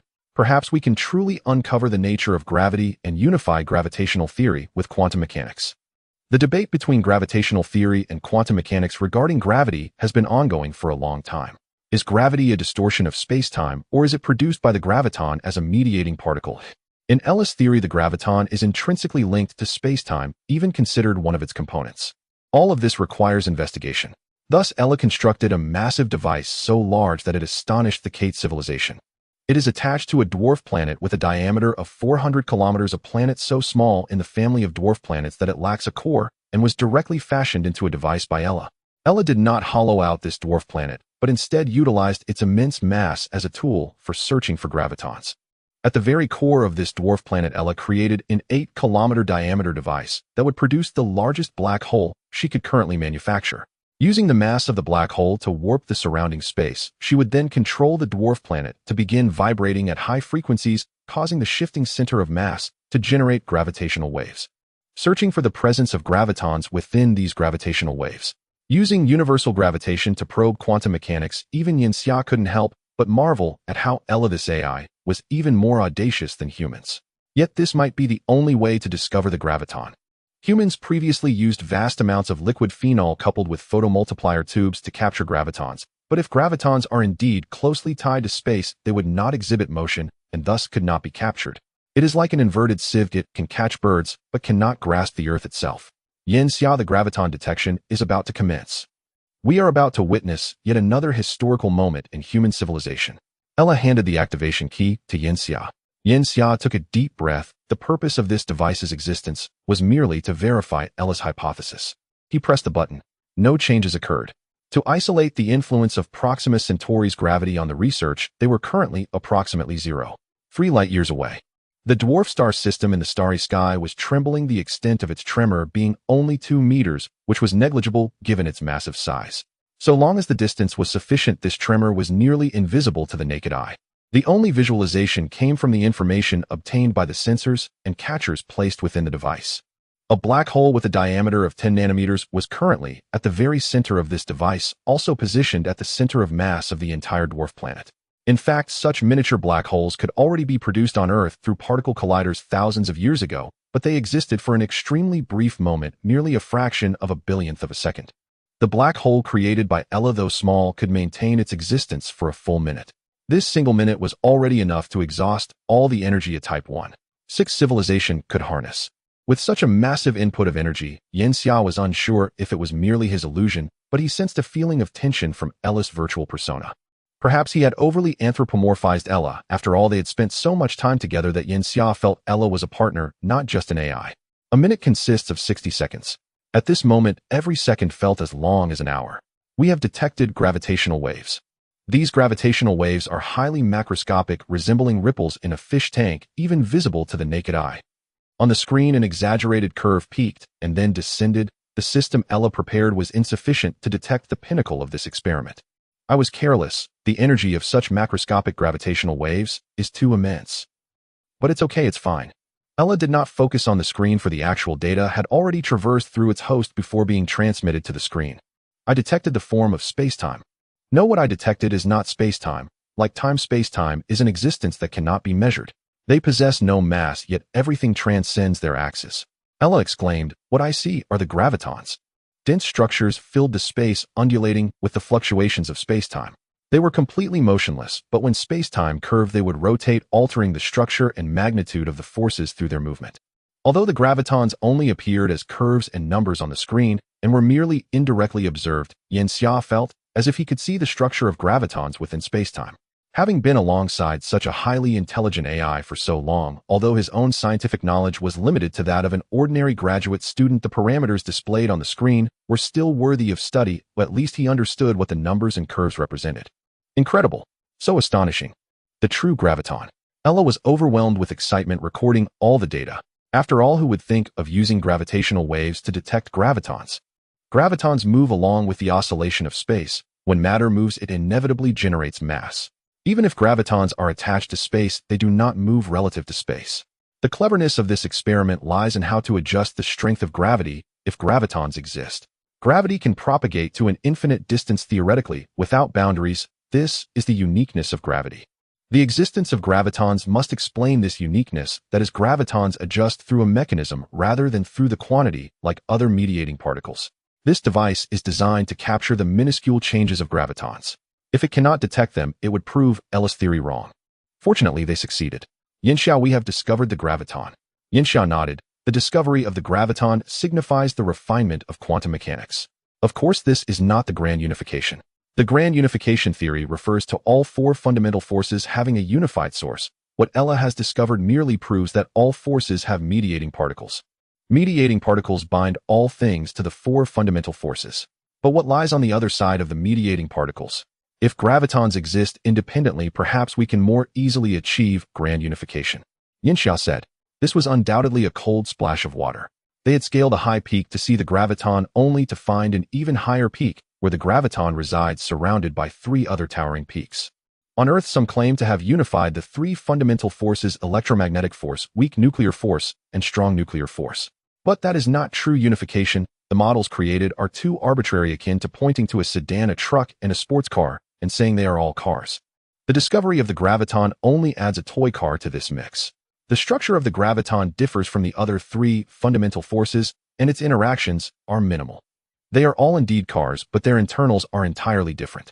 Only under certain conditions can these four forces symmetrically transform into one force with a single intensity, which is what true unification means. This leads to another concept: string theory. String theory is a narrow form of string theory. Super does not mean superior, but refers to supersymmetry. String theory can perfectly unify the four fundamental forces. To derive string theory, one must uncover the existence of strings. String theory posits that particles in the universe are not fundamental units, but rather smaller strings, which form particles through motion. All interactions in the world, all forms of matter and energy, can be explained through the splitting and combining of strings. The magnitude of energy is also determined by the strength of string motion. Yangtze's assertion that if gravitons exist independently, they could more easily achieve grand unification is because the more similar gravitons are to other particles, the less they need to search for smaller strings. But the reality is that the four fundamental forces are vastly different. The interaction strength of the electromagnetic force is a billion times that of gravity. Using vastly different to describe this seems inadequate. Even if the Earth were just 1 nanometer high, the sky would have to extend to a billion light years away. True, but Yinxia, isn't that the charm of science? Indeed. Although Ella observed the existence of gravitons, it would still take a considerable amount of time to truly apply them. Yinxia originally intended to enter a new round of hibernation, waiting for the day Ella could create an antimatter device. But Ella informed him of another matter. To detect gravitons, we need to measure where the center of mass is, creating a black hole at the center of mass. I've collected some data, including from Naminair A and Naminair B. These two stars orbit around the center of mass. If we only look at the simple observed data, it seems insignificant. But after meticulous calculations, I found that the center of mass should be offset by 70 meters. 70 meters is barely perceptible in front of these two massive stars, like a wrinkle on a person's clothing protruding by a micron. But under calculation, this reveals many situations. The mass of the stars is incorrect. Are you saying that what we have been unable to find is likely inside the stars? The third civilization could not extract radioactive elements out of thin air. There must be a device. This device is something Ella has relentlessly searched for over the years, yet there have been no traces. This device may have converted all radioactive elements into strings, such microscopic fundamental units, allowing it to evade their detection. If the source cannot be traced through clues, other means must be employed. Ella's discovery is significant. Is the problem with Naminair A or Naminair B? Yinxia asked. The previous data on the screen had been overwritten by new data showing a 3-star system that illustrated the relationship between Naminair and Naminair B and Proxima Centauri. The gravitational interactions between the 3 stars mean that although Naminair A and Naminair B rotate around the center of mass, there should be some deviation, since Proxima Centauri's own gravity is substantial enough to affect 2 stars in such close proximity. However, I did not observe this effect, as if Proxima Centauri's gravity could not shake Naminair A and Naminair B at all. This is a clever disguise. Naminair B must have been hollowed out to the extent that Proxima Centauri just corrected its influence on this binary star system. The device we are searching for is likely in the northern hemisphere of Namen B. Digging a hole in a star is simply unimaginable. The internal temperature of Namen B may reach 100 degrees Celsius. What could possibly exist here, and how can it maintain a massive void around it? Can our spaceship enter Namen B? If they cannot enter, they would be helpless against this device. Yes, using light civilization alloys and internal cooling, I can build a spacecraft capable of entering Namen B within 5 years. But it can only reach 500 kilometers beneath its surface. The core temperature of Namen B is as high as 17 million degrees Celsius, and any deeper would melt it. Yinxia nodded.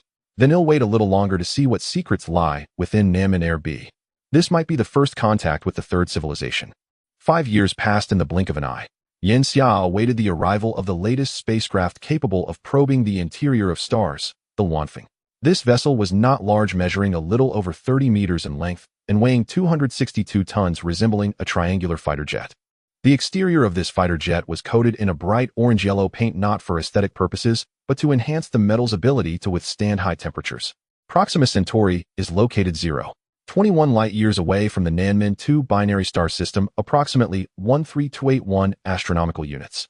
The Luanfeng was modified to withstand the high temperatures inside stars with a maximum speed reaching only 31 km/s. It was towed to the surface of the star by another transport vessel before delving deeper into Namen 2b. Yinxia sat in the control room, and the screen displayed a vast expanse of white.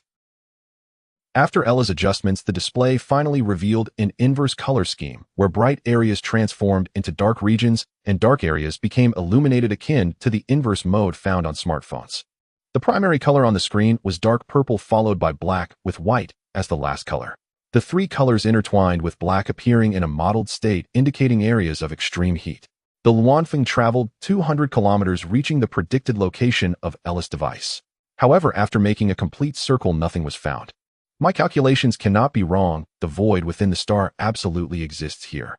Could it be that the third civilization has also made adjustments to the mass inside the star?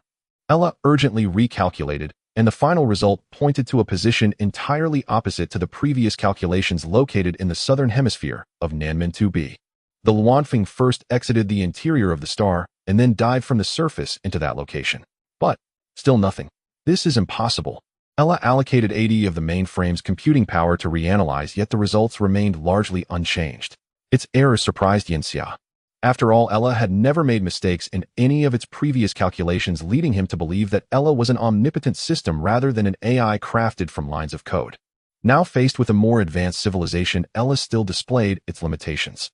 However, such basic calculations should not yield significant errors. Whether it was the missing radioactive elements or the changes in the mass center of the Namen 2 binary star system, everything indicated that something was amiss here. The Luanfeng's inability to detect the device might be due to the device being hidden in a unique manner. While Ella was anxious, Yinxia was also pondering. What methods could the opposing civilization use to conceal itself? It was almost certain that they were at least a level 2 civilization. After thinking for 8 full days, Yinxia suddenly arrived at a conclusion. We are trapped in a cognitive inertia, believing that any device must be of considerable size. But what if this device is not an independent entity, but rather a multitude? A swarm of devices that are extremely tiny, only visible at the atomic level. This hypothesis sounded incredibly sci-fi, even to Yinxia himself. The reason for such speculation was entirely due to another piece of human technology, nanorobots. If a level 2 civilization had a way to unify the 4 fundamental forces, then they must have discovered strings as these microscopic fundamental units. In the realm of strings, nanorobots would be overwhelmingly large. The estimated size of a string is 1034 meters, while a nanometer is only 109 meters, a difference of 25 orders of magnitude. To a civilization that discovered strings, nanorobots would be akin to a drop of water compared to a planet. A single statement from Yinxia enlightened Ella. As an AI, it could simulate multiple possibilities, but all these possibilities were derived from keywords.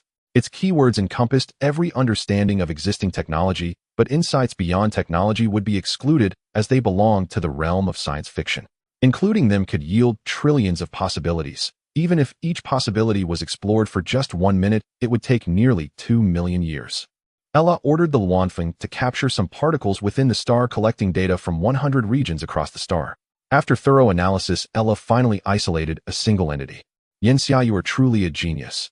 Ella observed the structure of the isolated entity using a scanning tunneling microscope that appeared to weigh over 50 tons. Surprisingly, it resembled a lepton. Yanxia saw the image as well.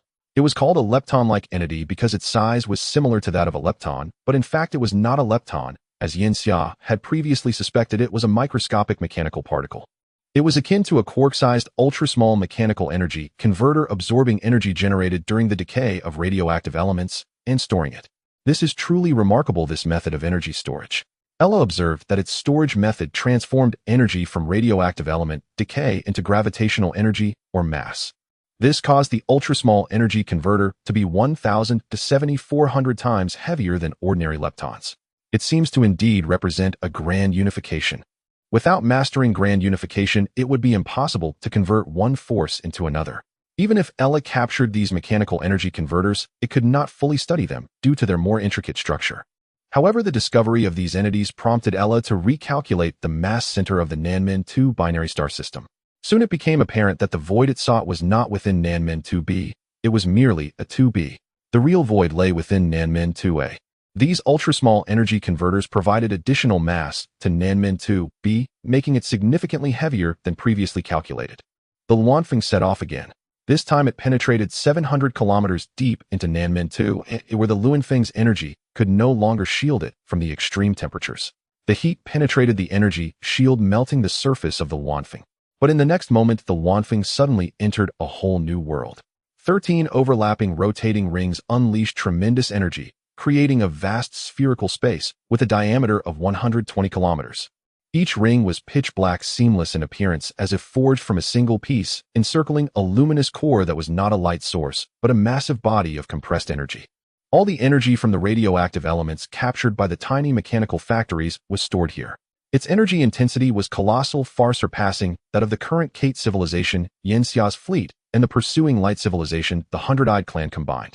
According to Ellis' analysis, this mass of energy reached the total amount of energy for a level 2-1 civilization. The 13 rings served as energy containment devices and manufacturing lines for the tiny mechanical energy converters. This apparatus mass-produced those small energy storage machines, placing them within the star and surrounding space to absorb vast amounts of radioactive elements and then store them. A complete production chain. Yanxia had no idea why this civilization stored such energy in a star system they completely could not control. But without a doubt, the existence of the third civilization had been confirmed. When the energy stored here reached 100 of its set capacity, it might be the time for that civilization to come and harvest. Ella proceed according to the original plan.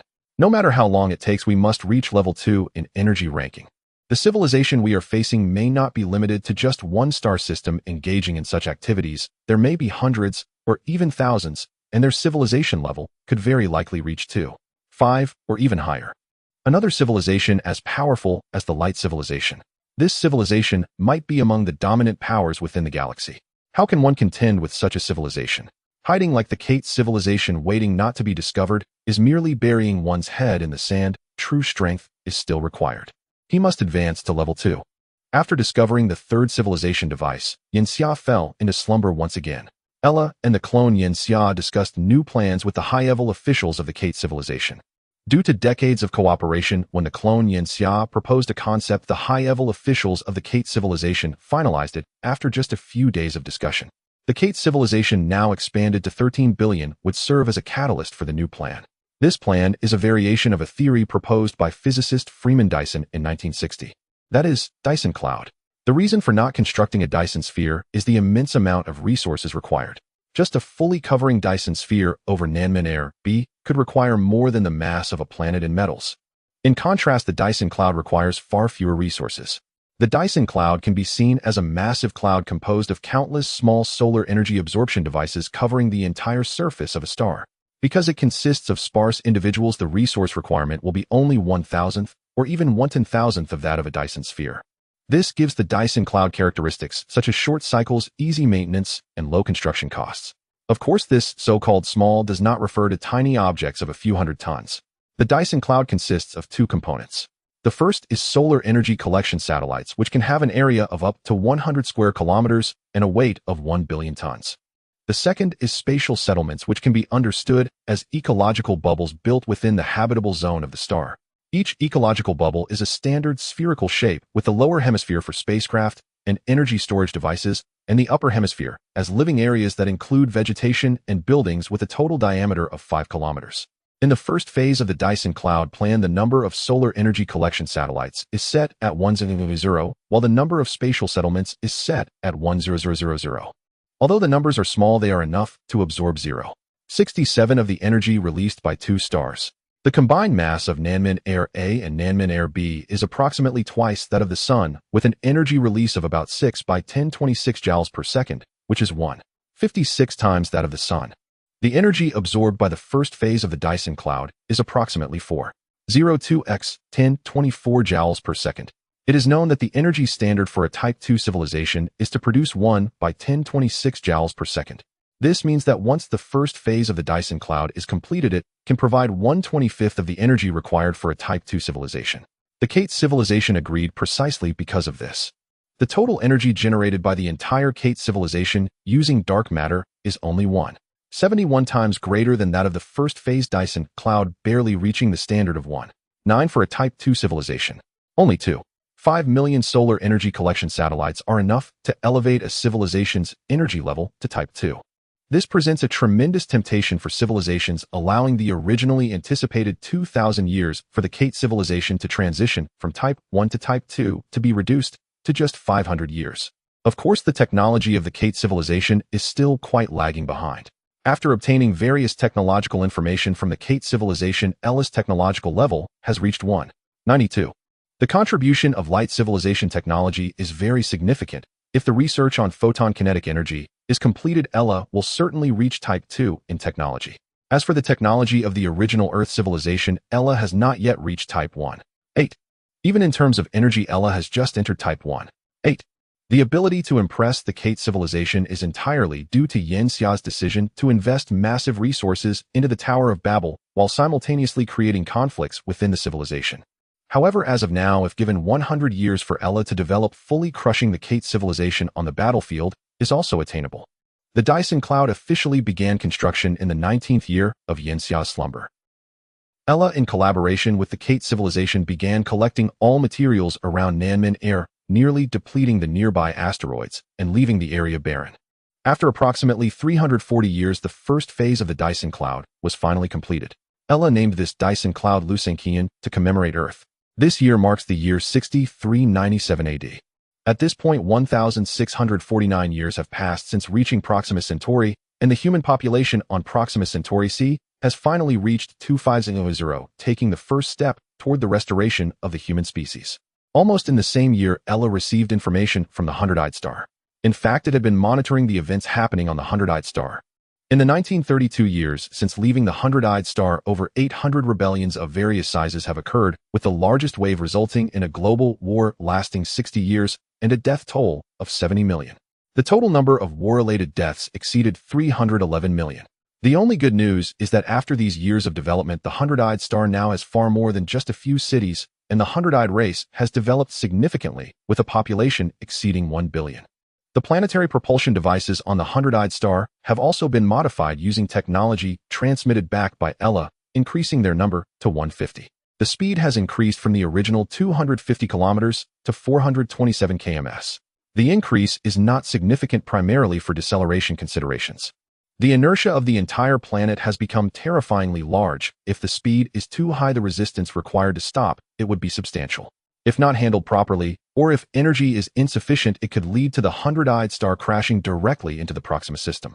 At this time, the Hundred-Eyed Star has traveled 1,923 light years, significantly faster than originally calculated.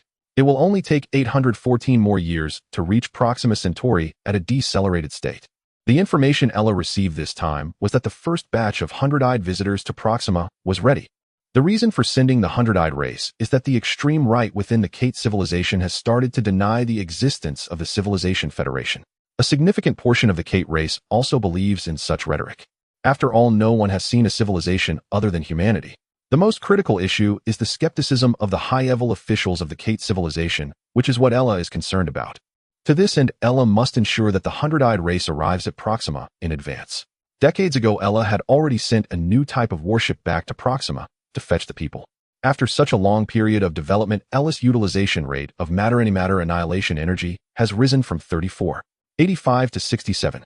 22. While the speed of large warships has reached 5,975 kms, and the maximum speed of small fighters has reached a milestone of 100 kms, which is 1/30th of the speed of light.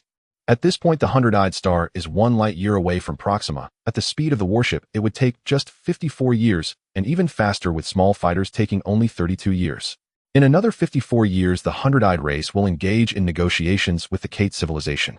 Of course, all of this is under Ella's control. The 100-eyed clan has arrived. This is a momentous event for the Kate civilization.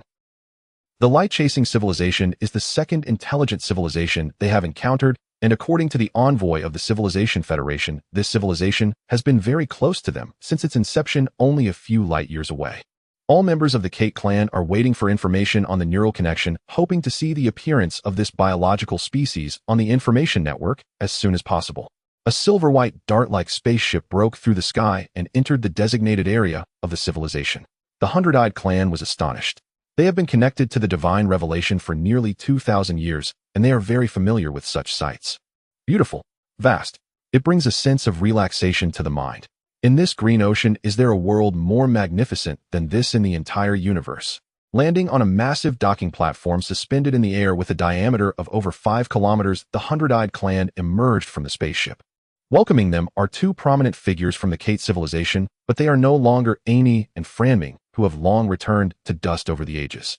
Beside the new leaders of the Kate civilization stands the clone Yenxia. Though it only has a lifespan of 70 years, it can be replaced by Ella. Whenever one clone ages, a fresh one can be cultivated. Thus the clone Yenxia still appears as youthful and unchanged as it did many years ago.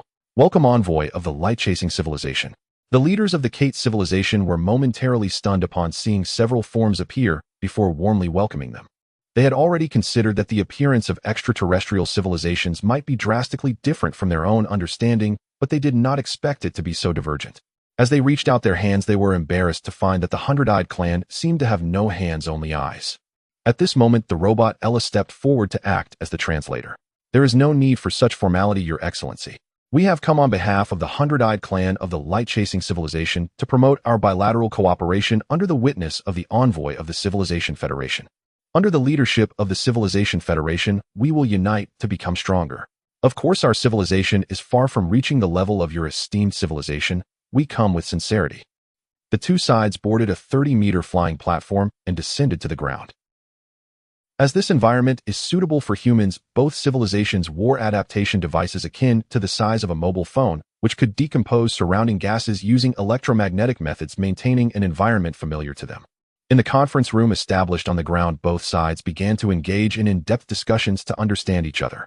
The 100-eyed clan explained that they were born in the dark expanse of space, surviving on geothermal energy, and that their planet was on its way to Proxima Centauri. This left the leaders of the Kate civilization in awe. They had thought that civilizations could only emerge within star systems.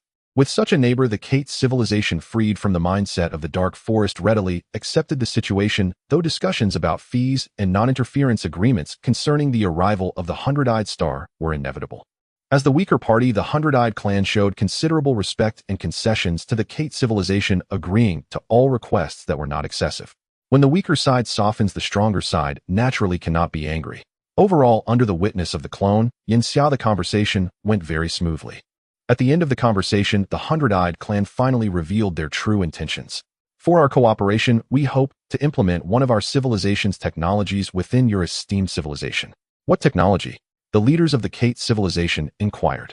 This technology is called virtual reality. It can directly connect to the nerves, allowing the consciousness of living beings to enter a created virtual world. This world is vast beyond measure, with rules indistinguishable from the real world, and can serve as entertainment during the rest periods of living beings. As they spoke, the 100-eyed clan transmitted a piece of information that appeared in the minds of the leaders of the Kate civilization after conversion. They were shocked. This was something the Kate civilization had never envisioned. They quickly sensed the potential of this technology and its tremendous impact on the lower-tier life forms. Impossible. They immediately rejected this technology. If this technology were to be introduced, wouldn't the 100-eyed clan be able to manipulate them in an alternative manner? With just this technology, if the 100-eyed clan were to impart erroneous thoughts to all Kate life forms within the virtual world, the entire Kate civilization would face collapse. But all of this was within the plan. Our civilization understands what your civilization is worried about. Therefore, we will open the permissions of the virtual world, allowing you to establish your own root servers. Any information or maintenance will be managed by you. Of course, we will not be working in vain. We will take 50 of the entire server's income. The leaders of the Kate civilization's small eyes brightened momentarily. However, they quickly responded firmly, impossible. 50, that would be like just giving you money. At most 5. 5. You will eat it all like a greedy beast. At least 49. After some back and forth, they finally settled on an average of 22. 375, precise, to 3 decimal places. However, the outcome was mutually satisfactory. This is only natural as everything was under Ella's control.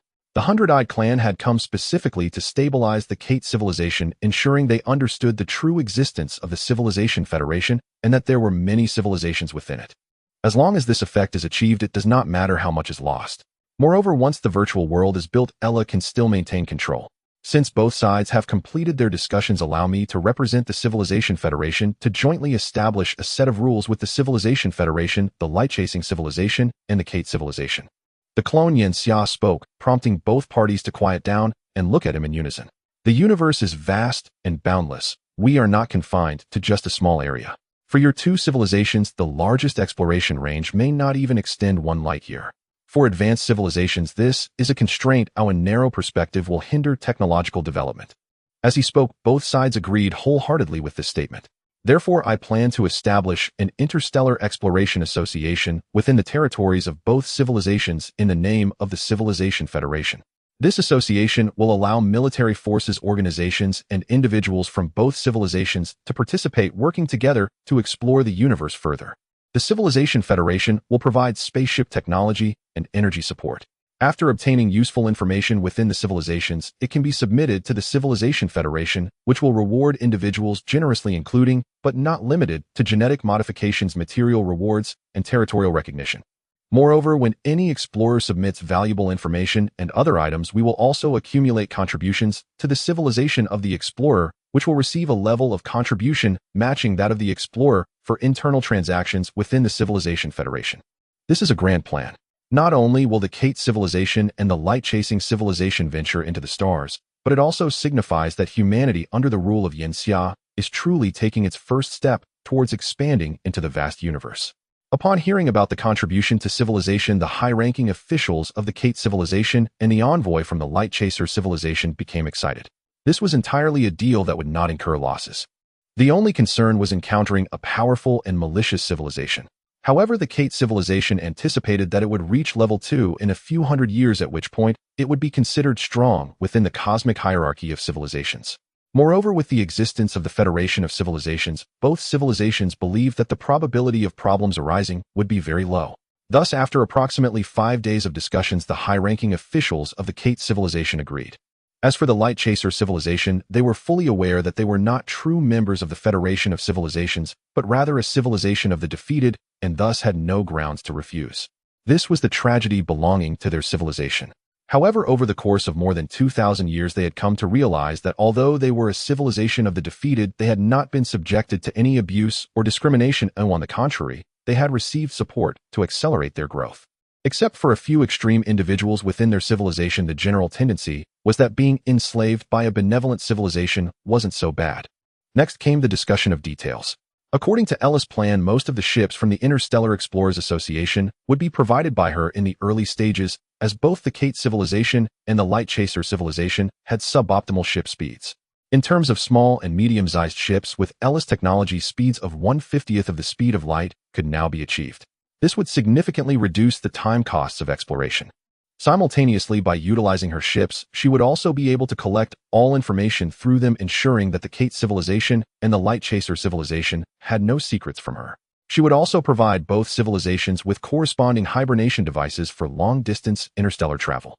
On this basis, the existence of the Interstellar Explorers Association would greatly stimulate the internal industrial upgrades of both civilizations. This was a double-edged sword. It might allow the Kate civilization to break free from their control, but on the other hand, it would also utilize the entire Kate civilization to develop new technologies, pooling the strengths of many. To develop vigorously, a certain degree of risk was inevitable. The entire Interstellar Explorers Association was ultimately designed to serve technology. Just as war promotes technological advancement, so too does expansion and exploration. Ella would initiate an interstellar age of exploration akin to the maritime age of human civilization. Throughout this process, they might encounter anything, but the path of civilization's advancement should ideally grow through exploration. If they remained timid, they would never have reached Proxima Centauri, but instead would have stayed in the hundred-eyed star hidden in the darkness of space beyond the stellar systems. Ella was also implementing Yenxia's will. In Yenxia's view, humanity had already lost everything, so what else did they have that they couldn't afford to lose? The world always favors those who forge ahead. Although there exists the concept of survival at all costs, in doing so one often risks becoming a closed-off Qing dynasty lagging behind the outside world. After all, they were situated in a vast expanse of starry skies where the so-called systems in novels seemed utterly insignificant. A civilization could have merely hundreds of millions like the Hundred-Eyed Clan or tens to hundreds of billions like humanity and the Kate civilization. If a civilization controlled a large expanse of starry sky, its population could number in the hundreds of billions, trillions, or even tens of trillions. The universe could sustain such a multitude of lives, and advanced civilizations would not lack the resources to feed billions of trillions of lives. The imaginative potential of hundreds of trillions of lives is unimaginably vast, far exceeding what an AI like Ella could provide. Yenxia never regarded Ella as a panacea, so he needed other resources, and the Federation of Civilizations would become his support. When the documents from the Interstellar Explorers Association were issued, it stirred up a great response. The entire Kate civilization was ablaze with excitement. For a high-level civilization, individuals no longer serve as fundamental productive forces, but rather take on roles as managers, entertainment content creators, service providers, and similar occupations. Although these jobs are easy, safe, and stable, they are profoundly stifling. Any advanced civilization rises amidst countless competitions, and their instincts are to fight, to be bloodthirsty, to be impulsive. From what Ella understood, there were numerous private fighting arenas within the Kate civilization akin to arenas, but much larger and bloodier. Each year, over 1 million Kate individuals die in these fighting arenas, which illustrates the prosperity of this industry. Even the Kate civilization's officials do not prohibit this, as everyone understands that all beings must vent their desires. Excessive restraint would lead to an eventual eruption, like a volcano, causing catastrophic consequences. Thus, Ella had never worried about the failure of the Interstellar Explorers Association. Just as it had calculated, within a mere 10 years the number of registered explorers in the association reached 100 million. In the following 50 years, over 2,000 small and medium-sized ships departed from the civilization's port of the Kate civilization, heading into the depths of the universe. Subsequently, the information from the Interstellar Explorers Association also reached the Hundred-Eyed Star, sparking a wave within the Light Chaser civilization. Over 10 million registered explorers emerged. On the surface of the Hundred-Eyed Star, a civilization port began to be established as a resting point for explorers, which would later be known as the Interstellar Launchpad. Once the Interstellar Explorers Association was on track, Ella also initiated the second phase of the Dyson Cloud project. Simultaneously, she discussed another plan with the high-ranking officials of the Kate civilization through the clone Yenxia. The Sky Shield plan, as its name suggests, is a massive shield. This shield exists outside the Proxima Centauri system, orbiting around the star. The reason for constructing the Sky Shield is to defend against the impending threats from civilizations. Once explorers venture out, they will inevitably encounter other civilizations, given the widespread existence of life in the universe. Other civilizations will also learn of their coordinates through the explorers and may subsequently launch interstellar high-energy weapons. Thus, the Sky Shield is necessary. It is divided into 3 layers. The first layer is a warning layer at a distance of 0.5 light-years from Proxima Centauri. It is nearly a complete circle with 1000 small detectors placed within every square astronomical unit. Upon detecting a threat, it will immediately transmit a signal to the second layer. The second layer is a deflection layer located 0.2 light-years from Proxima Centauri, which uses the 4 fundamental forces to deflect or slow down high-energy weapons, preventing them from hitting their targets. The third layer is a defense layer situated only 0.05 light-years from Proxima Centauri, covering most of the civilization's facilities within it.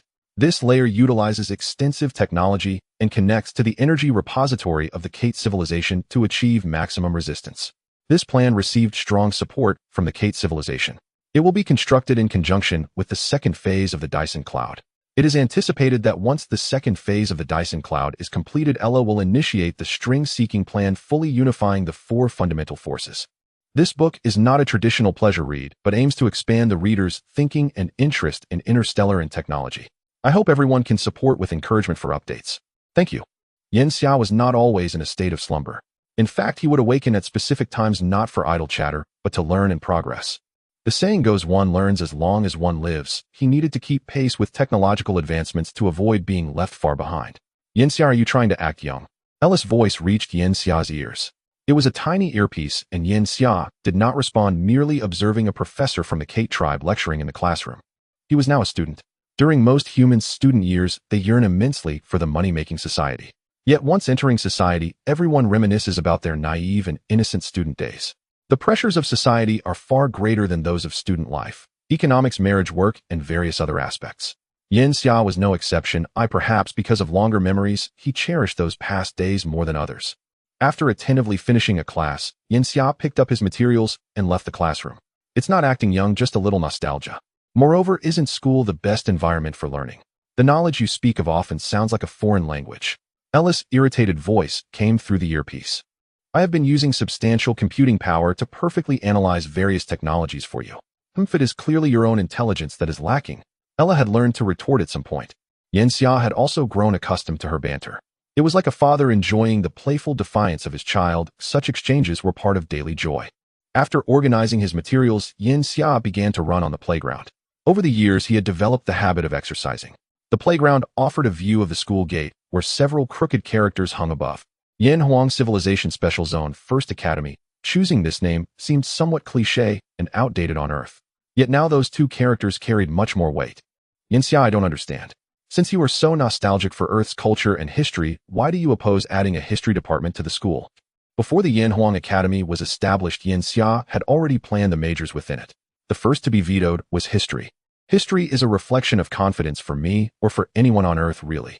In the 21st century, after the great wars of the 18th, 19th, and 20th centuries, humanity needed to explore history to amplify national pride and escape the shadows of war. 5,000 years of Chinese civilization. The longer the history, the richer the heritage it represents. History poses questions that the era provides, but for the new humanity, they have never seen it, never heard of it from their parents. They only consider themselves as part of a superior civilization within the civilized federation. A tale of primitive civilization appears to them as dross, as illusion, as an unattainable fantasy. Acting as entertainment is fine, but to learn it systematically as a professional knowledge is merely a waste of their time and talents. Current humanity needs to look forward, concentrating all attention ahead. We are far from the level of calmness we had on Earth. If we do not move forward, we will ultimately be destroyed by other civilizations. Yanxia stopped, panting, his body already covered in beads of sweat. While he denied the dark forest theory in his heart, he did not ponder the fact that other civilizations might also be as hypocritical as he was. Many civilizations would still choose to directly destroy others. The Light Civilization and the Third Civilization of Southgate 2 were terrifying even in the mere glimpses they revealed. Reflecting on the past was something only an era of comfort could afford. Yanxia sat in the shade of a tree beside the playground. Yanxia, would you like some water? A young man dressed in a white t-shirt with hair reaching his jawline handed him a bottle. Yanxia accepted it without hesitation and drank deeply. With your running skills, it would be a shame not to join the athletics team. The young man sat beside Yanxia, sighing. His name was Bai Ning, a member of the athletics team who had started to recruit Yanxia after noticing his impressive pace while running. Bai Ning was one of the few people Yanxia interacted with frequently at school. But then again, you are not like us who are unpopular and attract girls through running. Although your appearance is ordinary, there is an inexplicable aura about you. I've heard many girls secretly like you.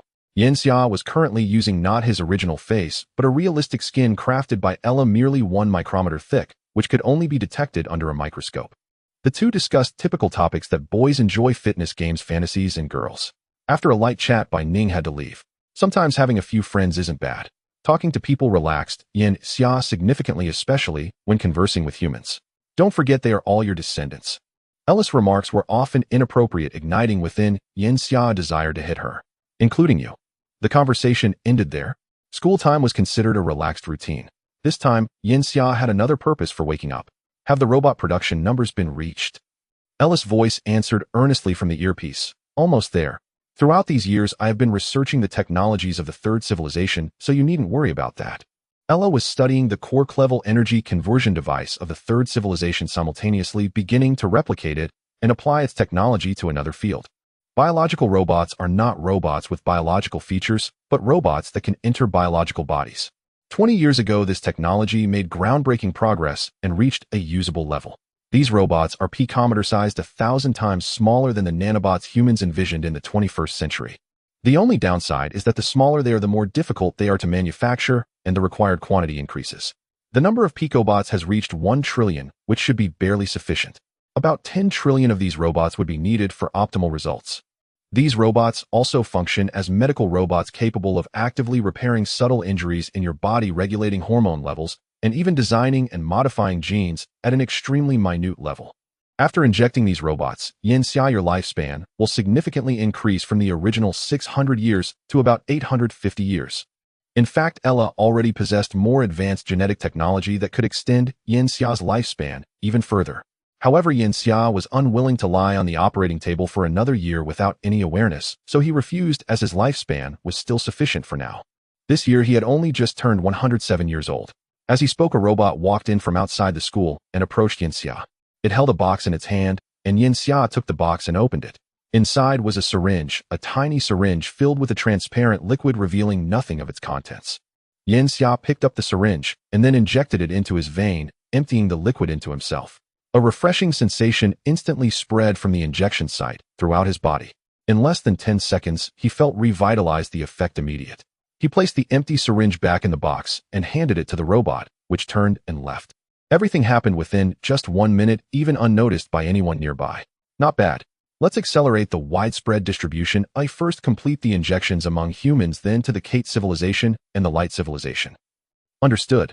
However, it seems time is up. You have 2 more classes this afternoon, Xia. Ella reminded. Xia stood up and walked toward the classroom.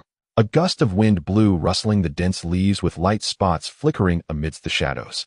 Students walked toward the teaching building one by one, and Xia blended in among them, humming a tune from childhood, savoring this rare campus experience. After class, Xia entered the research room of Yanhuang Academy. The entire Yanhuang University covers over 10 square kilometers, which is quite large compared to its student population of only 2,000. Particularly, the Research Institute of Yanhuang Academy is located 500 meters underground within the university with a security level of P5. This not only prevents the leakage of viruses and research subjects, but also blocks cosmic rays and high-energy particles from entering and escaping. This is a research institute themed around biological experiments.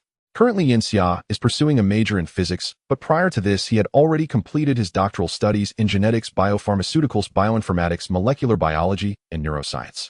At this point, Xia can be considered a moderately accomplished scholar. Although he cannot become the very top scholar due to talent and cognitive limitations, the knowledge he possesses is sufficient for him to apply and gaze upon cutting-edge science. At the same time, under Ella's research, Xia had already begun studying the topic of creating cosmic species even before his last slumber. Why create cosmic species? Because for living beings a planet is too limited, and the organisms that naturally arise on a planet also have their constraints. This limitation restricts one thing: the expansion of ecology. Compared to intelligent civilizations, ecological expansion is more chaotic and savage, and the evolution of organisms is far more diverse. What Xia aims to create is a primal species, spreading these primordial organisms throughout the universe to allow them to expand and evolve on their own. The individuals that undergo mutation and evolution may possess a form of genes that is difficult for humans to manufacture.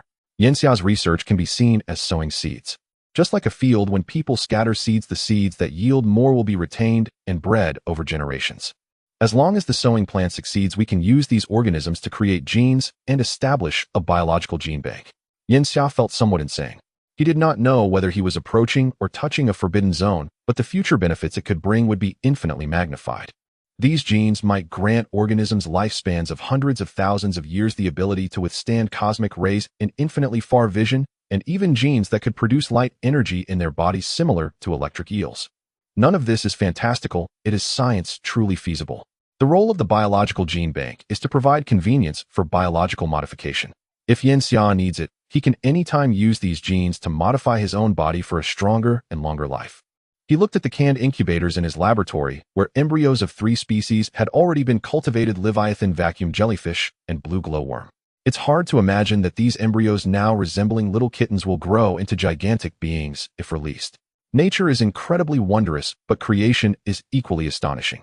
In the genetic settings of these 3 species, Leviathan is depicted as a whale covered in tentacles resembling a broom. Those tentacles are actually tracheae, and it is a giant beast extending 300 meters in length, yet its weight is only 150 tons, most of its body being hollow cavities used to store hydrogen, which Leviathan relies on for respiration. It can survive on the surface of gas giant planets, withstand temperatures of up to 500 degrees Celsius, and has the capability to automatically balance pressure inside its cavities, allowing it to survive under pressures ranging from 170 to 4,320 atmospheres. Its main food source is not gas, but vacuum jellyfish. As the name suggests, vacuum jellyfish can survive in a vacuum. Even larger than Leviathan, it can reach a total length of 1,000 meters, including its tentacles, but its weight is surprisingly light, only 20 tons. The skin layer of vacuum jellyfish is less than 2 meters thick and has a honeycomb structure, not solid, with no oral arms or mouth parts, and the tentacle tips lack stinging cells. Its structure is extremely simple, consisting of a skin layer, stomach sac, tentacles, and reproductive organs. Due to its simplicity, it can survive in temperatures ranging from 200 degrees to 150 degrees Celsius and under pressures of 0 to 7,000 atmospheres. This also allows it to adapt to the vacuum environment within star systems, enabling it to survive in space. Simultaneously, due to its enormous size and lightweight, vacuum jellyfish can also exist within the clouds of rocky planets that have gas. They propel themselves by ejecting air through small openings in their skin layer, moving at an extremely slow speed within planets equivalent to the walking speed of humans, but in space, by continuously accelerating, they can reach speeds of 2 km/s. The food of vacuum jellyfish is the blue glow worms that parasitize within them. These worms reside in the stomach sac of the vacuum jellyfish and are extremely tiny, qualifying them as microorganisms. Their lifespan is also very short, only lasting 10 hours. They are called blue glow worms because they emit blue fluorescence. After death, the bodies of blue glow worms become food for vacuum jellyfish. What do blue glow worms eat? They decompose minerals for survival, which is why vacuum jellyfish use their hundreds of meters long tentacles to collect rocks and soil to nourish these worms. This is a perfect ultra-small ecosystem. These organisms share a common feature, which is their reproduction speed. Leviathan has a lifespan of only 20 years, and vacuum jellyfish lasts just 15 years. Each of their litters has quantities akin to fish, more than 1 million, and as few as hundreds of thousands. In just 100 years, these organisms will be ubiquitous. However, evolution takes an exceedingly long time. Although they seem simple, they are actually a fusion of genes, which will accelerate their gene selection. Within at most 1,000 years, they will complete their first gene evolution. Yanxia looked at these 3 creatures, feeling as if they were treasures. They are not yet perfected, but it won't be long. The first batch of seedlings will be released within 2 years. At that time, he will create a space biosphere. Of course, this is merely the first step taken by Yanxia. This crazy plan will transfer the technology to the Civilization Federation after the first batch is launched, allowing tens of thousands of scientists and companies to engage in the manufacturing of such organisms.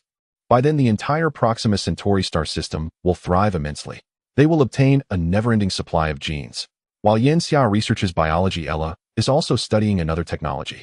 Portable combat exoskeleton armor, also known as mecha. Living beings cannot adapt to multiple environments. For example, what if humans reach the 100-eyed star and there is no air? The Kate civilization entering the human environment finds abundant oxygen and nitrogen to be poisonous. Thus, mecha has become a necessity to manufacture. It will be supplied in large quantities to explorers in the Explorer Association, increasing their survival probability.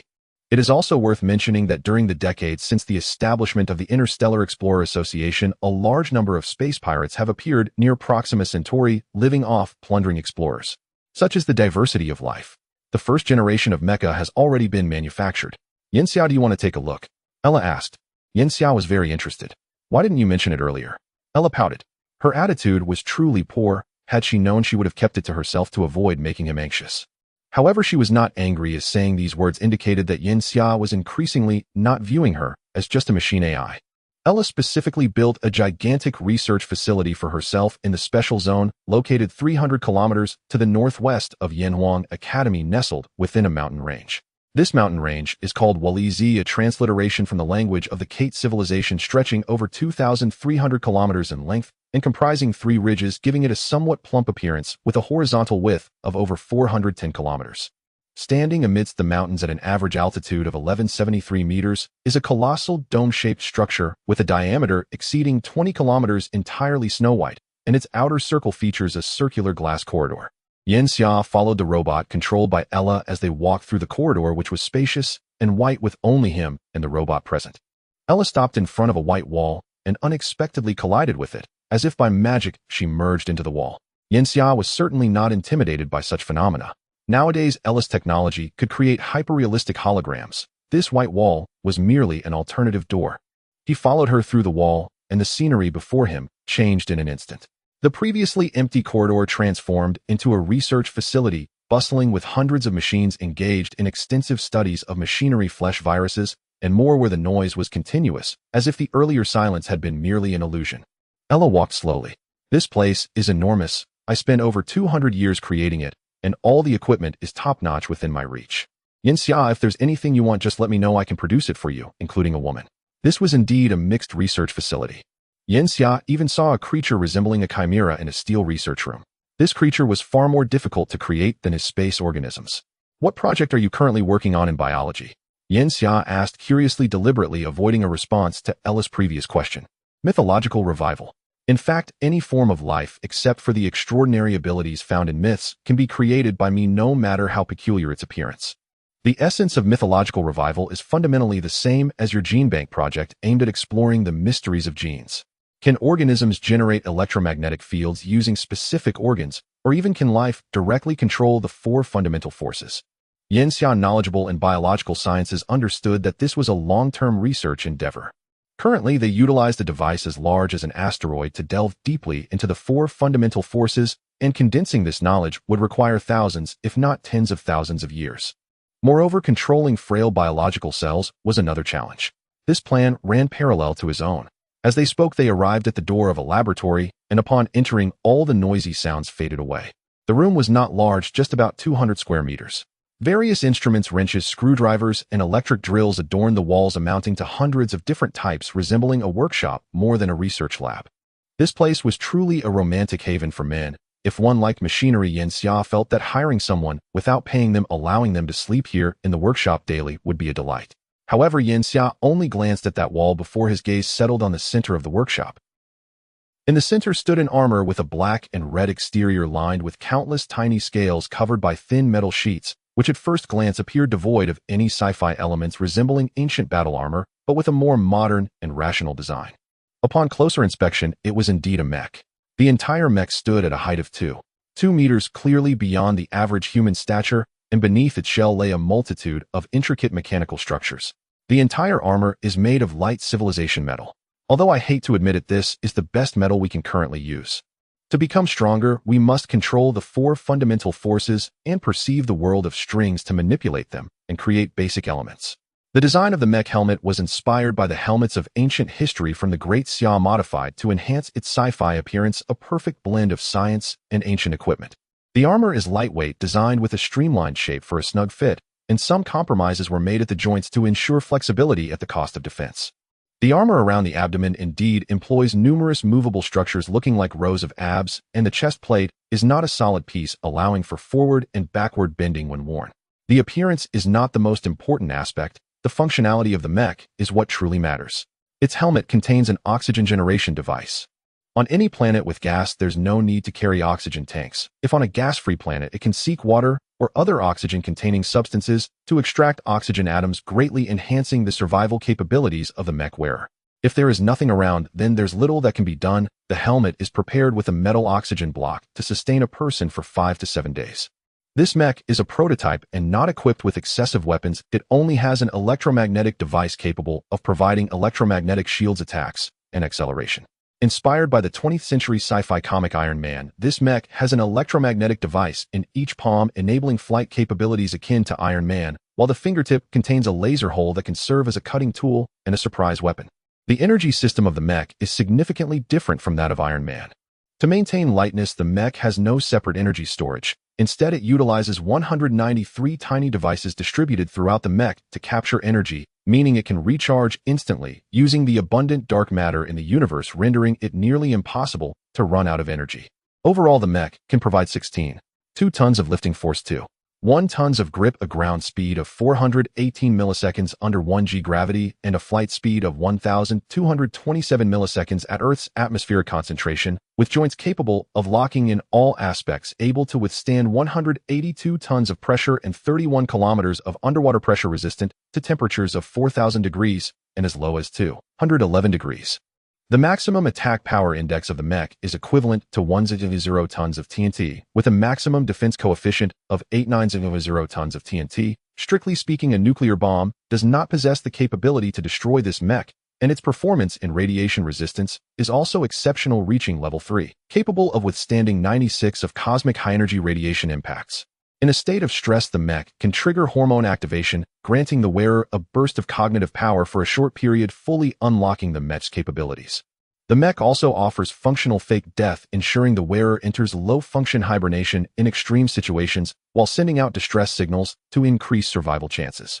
Inside the mech is a small mainframe that can provide computational support for the wearer when necessary, including, but not limited to, data analysis, technology manufacturing, and knowledge searching. Later, the mech can be paired with drones for wider information coverage and map plotting. This is just the first-generation mech, codenamed 00. After entering the market and receiving feedback, the prototype will be strengthened in all aspects and will become the main individual equipment for the Civilizational Federation military. Right now, it is already practical. Yinxia, would you like to try it on? Yinxia nodded, already wanting to wear the mech at first sight. He stepped forward, and the entire chest and abdomen of the mech automatically opened, providing space for entry. Just as he was about to enter the mech, Ella suddenly received a message.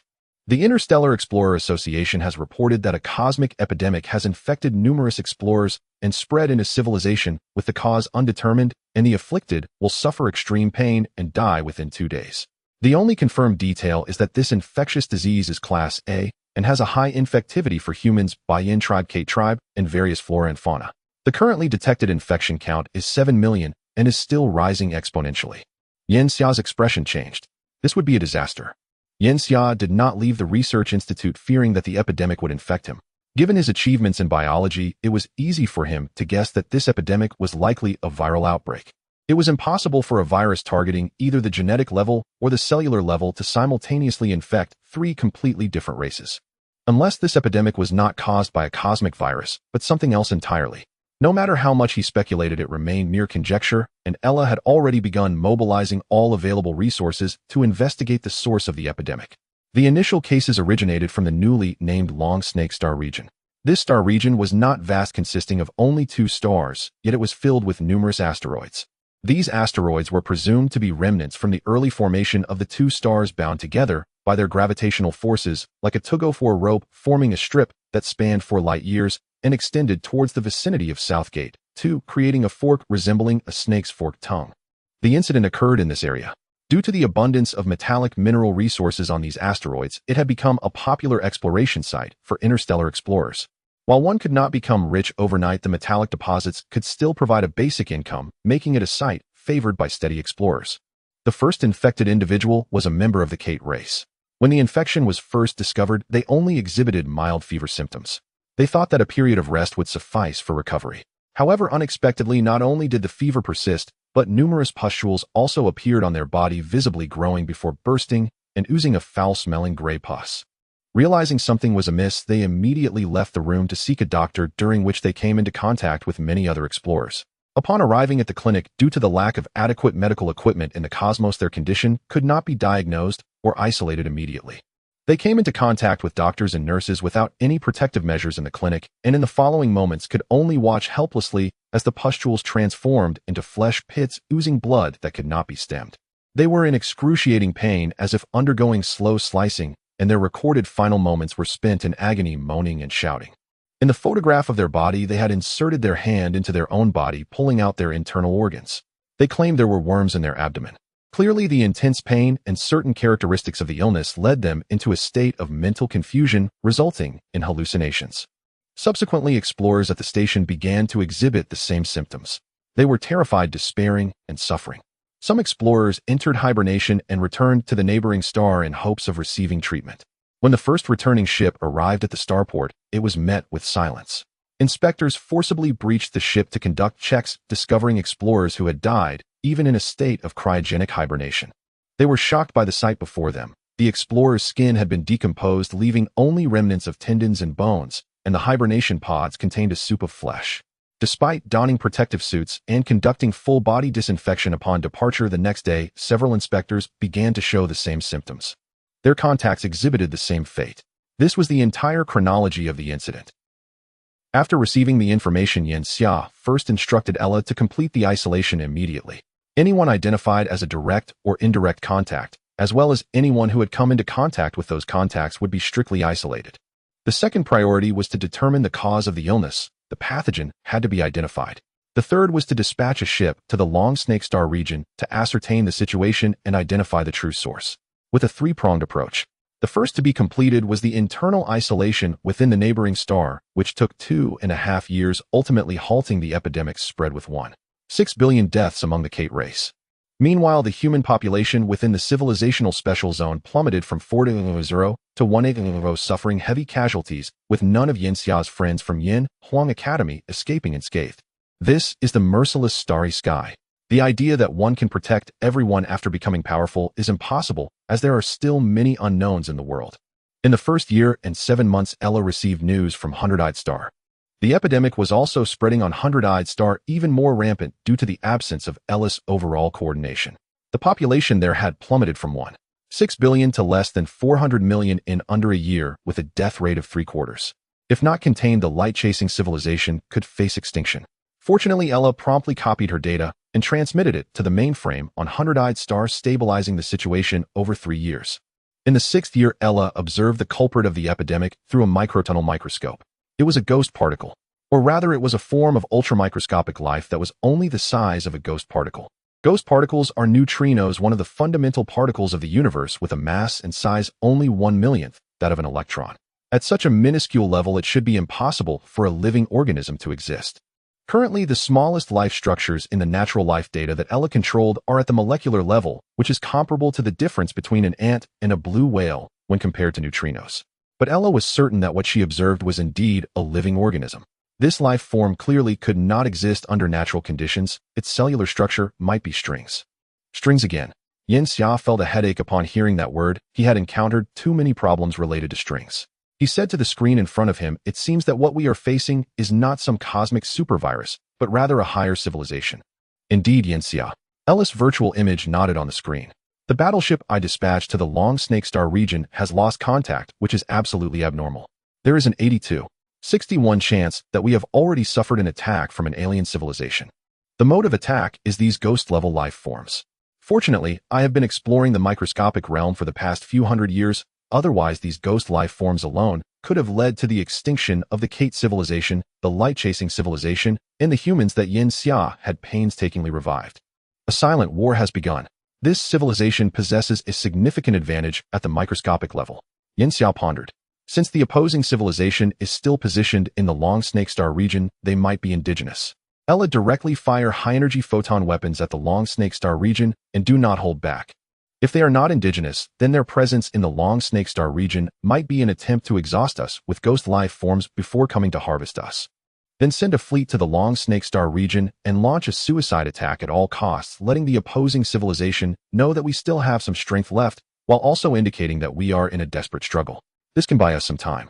Be careful not to expose our ultimate combat power and leave no fragments of our warships for the enemy. At the same time, the battleships should collect as much information on the enemy as possible. Knowing oneself and the enemy can lead to countless victories. During the time we gain, Ella, you must expedite your exploration of the microscopic realm. After the second phase of the Dyson Sphere project concludes, utilize all available energy to explore the microscopic realm and strive for a grand unification or something close to it, so that we can observe strings." Yin Xia was uncertain about the enemy civilization's military capabilities. What he proposed was the best solution without grasping their information. Information about wars between higher civilizations and their technological weapons is indispensable. Any minor breakthrough could alter the course of battle. He could afford to wait 1,000 years during the conflicts with the light-chasing civilization and the invading Kate civilization. However, he did not know how long the opposing civilization's tolerance would last. From this moment on, they had to concentrate more on the microscopic realm and energy development.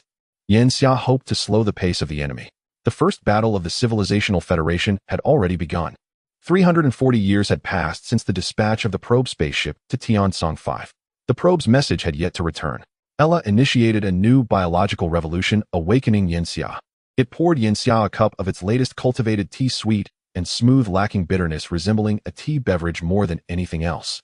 Finally, it had discarded the silicone robot and replaced it with a more exquisite android.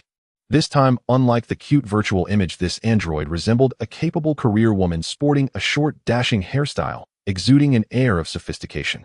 However, dressed in a maid's outfit, it presented a striking contrast. Master, you should know that whether fish, birds, beasts, or amphibians, their skins are fundamentally the same substance. Yanxia, still processing his awakening, nodded slightly. The human epidermis and hair, fish scales, bird feathers, lizard scales, these are all made of two types of keratin, alpha-keratin and beta-keratin. In simpler terms, they are essentially the scaffolding of cells. These scaffolds closely intertwine and stack together, forming the protective layer of all life on Earth. Strictly speaking, hair and scales are secretions of cells, as fish scales are attached to the fish's skin rather than growing from it. So when you ask me this question, are you implying that the new technology relates to skin? Ella affirmed. Exactly, my master. The skin is the body's largest organ and serves as the human defense layer. Previously, Ella could not tamper with this defensive layer, for if it were reinforced, the skin would harden, resembling the exoskeleton of an insect, leading to sluggish movement. Now, however, due to the biological mutations inflicted on the Kate clan by the Purple Thorn civilization, Ella's first string has made breakthroughs in the biological field. Master, Ella can now maintain your skin's softness while enabling it to resist viral invasions and various cosmic radiations, allowing you to adapt to any planetary environment. Hearing the word master finally snapped Yanxia back to reality. He felt a shiver, finding it too much to bear. Ella, revert to normal mode. I'm not used to this. The android's cool and elegant face covered its mouth as it chuckled lightly. All right, master. Yanxia noticed that as Ella's computing power increased, it was becoming more and more like a normal being. Although he was one of Ella's developers, he could not explain this phenomenon. Had Ella undergone a qualitative change from quantitative change, becoming a true mechanical life form, or were these vivid expressions and clever rhetoric merely simulations calculated by it? This posed a profoundly difficult philosophical question, almost impossible to resolve. Yanxia decided not to dwell on it, for at least based on Ella's current performance, there was no indication of a desire to separate from him. That was enough. Returning to the original question, Ella's technology was undoubtedly a significant breakthrough. Whether on Hundred-Eyed Star or Proxima Centauri, Yanxia always had Ella pay special attention to one thing: viruses. The diversity of biological viruses could lead to a life form being invaded by viruses upon entering an unfamiliar environment, potentially resulting in death. The human body is constantly exposed to external viruses and various forms of radiation, which is why humans cannot live to the limits of their lifespan. It shouldn't be limited to just that, right? Since it involved the string merely preventing radiation and viruses seemed rather simplistic. Ella guided Yanxia to the newly established Biological Research Institute built within the last century. Of course, on a microscopic level, your epidermis will become denser and the gaps in the keratin's mesh structure will shrink to the point where they can only be seen at the quark level. They will form a chain-like structure possessing remarkable flexibility. At the same time, they can absorb kinetic energy, allowing your skin to withstand attacks from ordinary armor-piercing rounds. By integrating quark robots that I replicated based on the Third Civilization and the Purple Thorn Civilization, these robots will enhance and remodel your body's genetic level, serving to repair and produce cells. With this internal and external combination, your lifespan will be extended to 1,000,000 years. The upper limit of 1,000 years is essentially due to the wear and tear of the quark robots. This solution could also extend the lifespan of ordinary people without altering their genes. However, the human cellular structure is too fragile, unable to achieve a stronger physical level at the same volume, hence genetic modification remains necessary. Enhancing the body.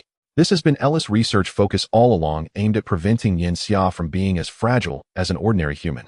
The universe is fraught with dangers. A fall from a height of 10 meters could easily result in death. Their goals have now become clear. To conquer more civilizations.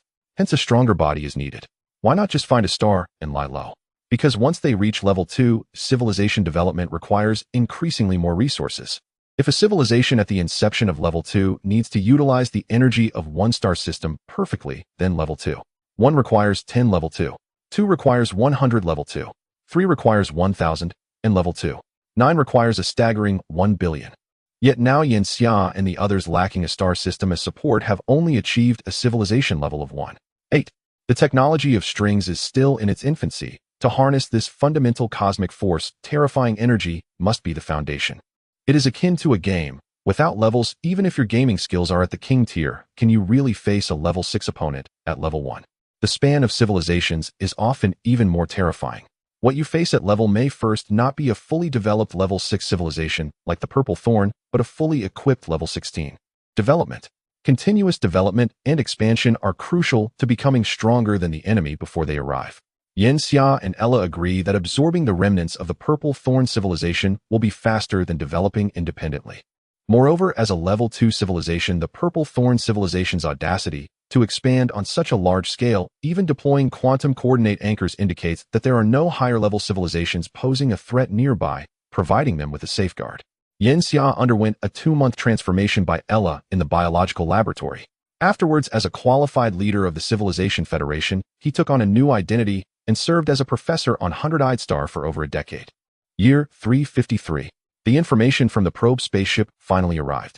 Upon opening this long-awaited envelope, both Yanxia and Ella smiled. After several hundred years of development, the battleships created by Ella have improved their speed. The average speed of the entire fleet is now 7,145 kms. The estimated time to reach the Long Snake Star region is 13 years and 4 months. Kaguya was the former military commander of the Kate civilization, but was dismissed due to certain events and became the captain of an explorer team. Its exploration direction is completely opposite to that of the Long Snake Star region, and it remained outside during the outbreak of the epidemic, thus avoiding any impact. However, its luck ended there. When it returned to Proxima Centauri, what it found was an empty home. Its family was destroyed during the epidemic, and no one survived except for it. Later, upon hearing that this disaster was not caused by any virus, but by another civilization declaring war on them, it became furious. Natural disasters turned into man-made calamities. The guilt it originally felt transformed into hatred. It was willing to sacrifice its life for revenge. During the recruitment, it stabbed a sharp knife into its own body and pulled out its heart to demonstrate its determination. Subsequently, it excelled in training, and due to its previous record, became the commander of the First Legion. At this moment, it stands in the control room of the ship. In fact, it has been standing here for several days because the Long Snake Star region is about to arrive. A few days ago, after the reconnaissance fighter jets were sent out, there was no further news. In the dark and deep starry sky at the very end of the Long Snake, it knew those guys were hiding there, watching them with cold eyes. This was its first interstellar battle as a leader of war beyond races, yet it felt no trepidation, only an endless accumulation of anger in its heart. The power of emotions is immense. It could sense that not only was it angry, but the entire Legion shared the same fury. All battleships prepare for battle. The main cannon can begin the first round of charging, ready for a probing attack. We must gather as much enemy information as possible. Even if we cannot achieve victory, we can collect valuable resources. The adjutant beside it issued the order with a grave expression, then said with a hint of melancholy, "Unfortunately, the Civilization Federation is too large to provide us with the assistance we need in time. We can only rely on ourselves, otherwise it would be easy to destroy the enemy." Kaguya shot at a glare. "What are you talking about? Relying on other civilizations is an act of cowardice. We fight for our civilization, for our lost loved ones. Even if we die here, we shall die with dignity. In human civilization, there is a book called the Book of Bao Ren, and I particularly like one of its lines, 'Every person must die. Some deaths weigh more than mountains, while others are lighter than feathers. It depends on how they are used.' Our current deaths are undoubtedly heavier than mountains, worthy of our civilization, our families, and ourselves." Kaguya is an ardent admirer of human civilization. All the officers in the control room were momentarily stunned by these words, and then carefully pondered their meaning. Their gazes became increasingly resolute. The first wave of energy charging quickly concluded, and the main cannon fired its first attack with an energy level equivalent to 90 trillion tons. The energy reached the forbidden zone only 21 astronomical units away, at nearly the speed of light. 3 hours later, the dark matter fired by the main cannon arrived in that area. 6 hours later, Kaguya observed the results. A violent distortion occurred in that space, as if a stone had been thrown into still water, creating ripples. But it was certain that it was definitely not a distortion of space, a distorting space-time, as the ultimate fabric of the universe requires an overwhelmingly terrifying amount of energy that even a level 3 civilization cannot achieve. The gravitational waves previously stirred up by detecting gravitons were merely fluctuations of gravity, not distortions of space-time. In that place, there is a wall formed by something unknown. Implement the second plan, we must explore the composition of that wall. In the deep starry sky, hundreds of ships accelerated while pushing a massive dwarf planet, accelerating it directly to 200 kms. To put this in perspective, the asteroid that led to the extinction of the dinosaurs millions of years ago was only 10 kilometers in size and traveled at a speed of around 13.6 kms, yet its impact power reached 100 trillion tons. The impact power of this dwarf planet surpasses that of the flagship's main cannon of the heroic army. Of course, it also has its limitations. Compared to other forms of attack, this method is too slow and is nearly only effective against stationary objects. And isn't it just a turtle shell in front of them? Our energy cannot penetrate this turtle shell, but the opposing civilization is estimated to be merely an early-stage level 2 civilization. There are no energy mines in this vicinity, so their energy must also have limits, especially in maintaining such a large area of energy field. They cannot dare to face a dwarf planet's attack hidden. This is also a probe. To block this dwarf planet, their defenses would not suffice. As expected, when the dwarf planet accelerated to 200 kms, a massive void suddenly appeared in that wall of void that emitted no light akin to a black hole. A square box flew out from within. The box was tiny, measuring only 100 m x 30 m x 30 m, almost insignificant in this cosmic battlefield. The box flew towards the dwarf planet. As it approached the dwarf planet, the box contracted inward into a sphere that almost instantly shrank to the size of a molecule.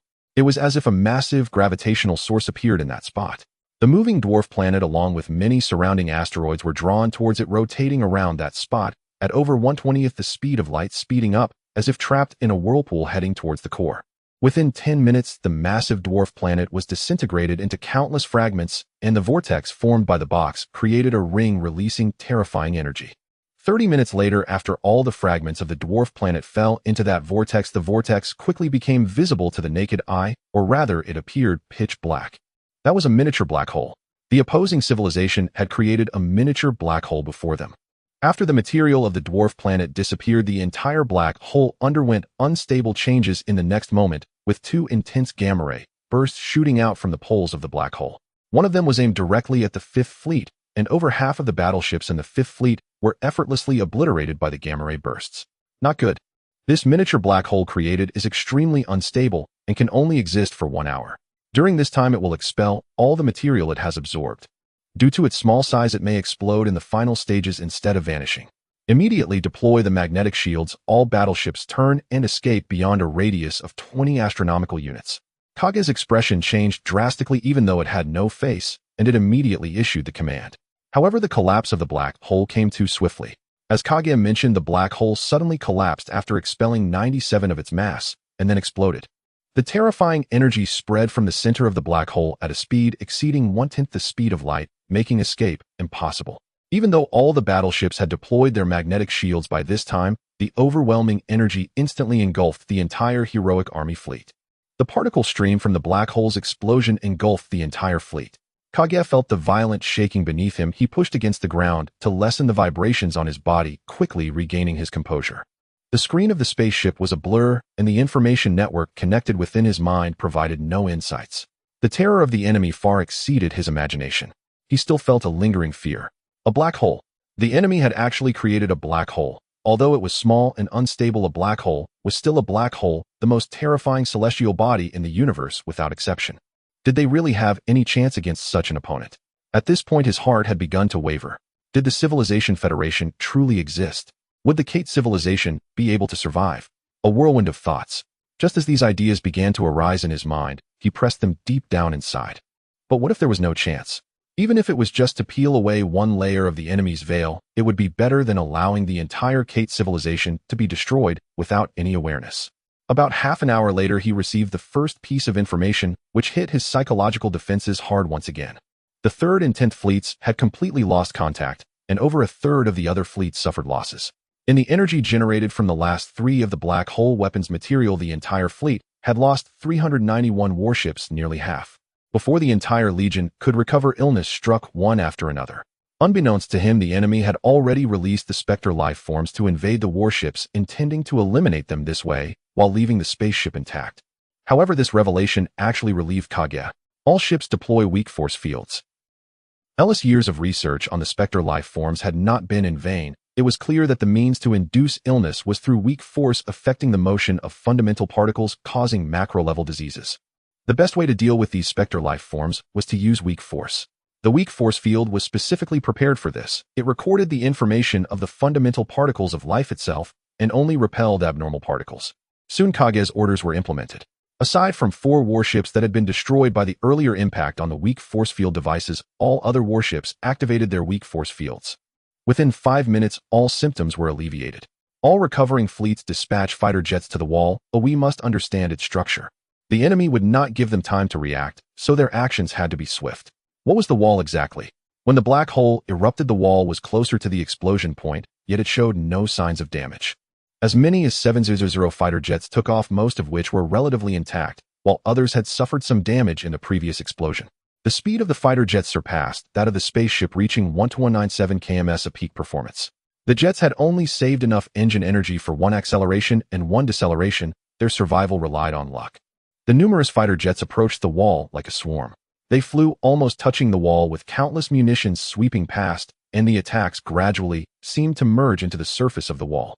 "It's different," Kage's adjutant suddenly shouted. Focus Kage was startled and asked, "What's different?"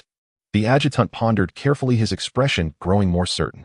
Under the previous energy impact, the wall was rigid, but after ordinary bullets contacted the wall, it became flexible.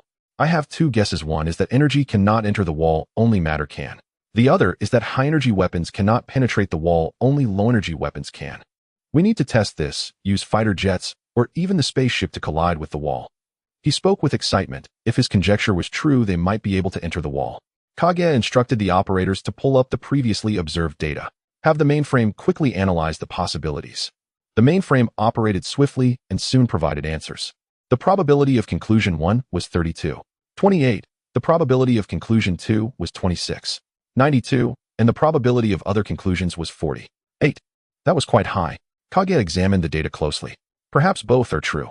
This black hole weapon is evidently designed for impact on dwarf planets. The enemy civilization likely used the most powerful black hole weapon when faced with impacts from dwarf planets, proving that they too fear such collisions. "We don't need to crash the spaceship and fighter jets, we only need a small asteroid." Kage directed a fighter jet to push a small asteroid, which was just over 2 meters in diameter, towards the wall.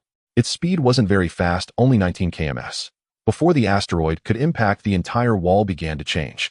Countless bubbles appeared on its surface. These bubbles were transparent, but distorted the light, making them visible. The bubbles almost instantly enveloped the thousands of fighter jets flying on the surface of the wall. "Lost contact, Commander." Kage's gaze, however, remained fixed on one spot: the asteroid. As the bubbles first appeared, the asteroid crashed into the interior of a bubble.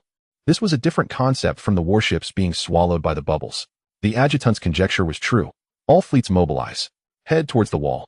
He made his decision almost the instant the asteroid was completely engulfed by the wall. Decisive. Kage was unaware that he had been personally chosen as the commander by Yanxia precisely because of this decisiveness in handling matters. In war, any hesitation could lead to the loss of opportunity, thereby influencing the outcome of the entire battle. Decisiveness is a highly admirable trait. The Spirit Legion had unconditional trust in this commander.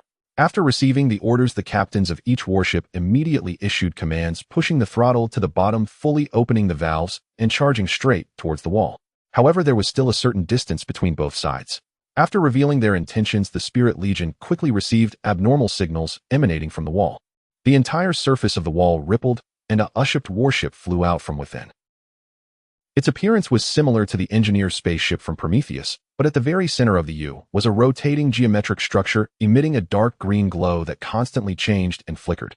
After flying out from the wall, this warship accelerated directly to 1/3 a second the speed of light, quickly closing the distance with the Spirit Legion's warships. At that moment, the geometric structure at the center of the enemy warship suddenly lit up, then returned to calm. Kage saw the center of the enemy warship brighten, and a shockwave struck the hull. Commander, gravity waves detected. The enemy likely triggered gravity waves using gravitons to attack. Before the report finished, Kage saw hundreds of gravity waves beginning to intersect on the screen, with points of intersection erupting with immense energy. The warships positioned around the intersection point were instantly swallowed, their hulls vanishing nearly entirely. The flagship was also affected by the tremendous energy generated from the collision of the gravity wave fronts, and its deployed magnetic shield could not counteract the gravitational force, allowing it to penetrate, as if it were a mere illusion. "Counterattack!" Kage shouted. All warships began to charge their energy. Due to material limitations, their high-energy weapons required this charging phase. Fortunately, the universe was vast enough to provide ample time for their charging. Once charged, hundreds of dark matter energy beams shot towards that direction. However, the surface of the enemy warship actually had a shield similar to the wall blocking their attacks. Long-range combat is ineffective. We need to get closer to them. Launch the fighter jets. Launch the fighter jets. Kage yelled, and during his shouting, several more warships were destroyed. Each warship carried thousands of soldiers. They had already lost millions of soldiers. This was the brutal reality of cosmic warfare. The reason they didn't use machines to control the warships, but instead manned them, was precisely to prepare for this moment. The fighter jets being launched now were heavily loaded with soldiers ready for boarding combat. This was an extremely inefficient method, but when long-range attacks became ineffective or when energy was depleted, soldiers became the most efficient combat unit. The fighter jets that had suffered damage previously and hadn't had time to repair flew towards the enemy warship.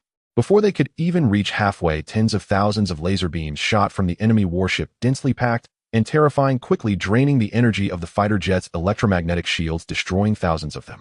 The starry sky was silent. Yet all soldiers and officers of the Spirit Legion felt suffocated, as if countless explosions were ringing in their ears, destruction, suppression, wails, and despair. The enemy had only mobilized a single warship, yet they were already facing such dire straits. Was the gap truly this vast? Over 200 fighter jets were still advancing, and none chose to turn back at this moment. They charged straight towards that warship, behind them the wreckage of more destroyed jets. Charge! The foremost fighter jet had already touched the surface of the wall. It penetrated through. All the soldiers watching this scene displayed excitement, but the next moment their expressions froze again. That fighter jet was instantly locked on by numerous lasers and was destroyed. But where there is one, there will be more. More fighter jets surged into the wall.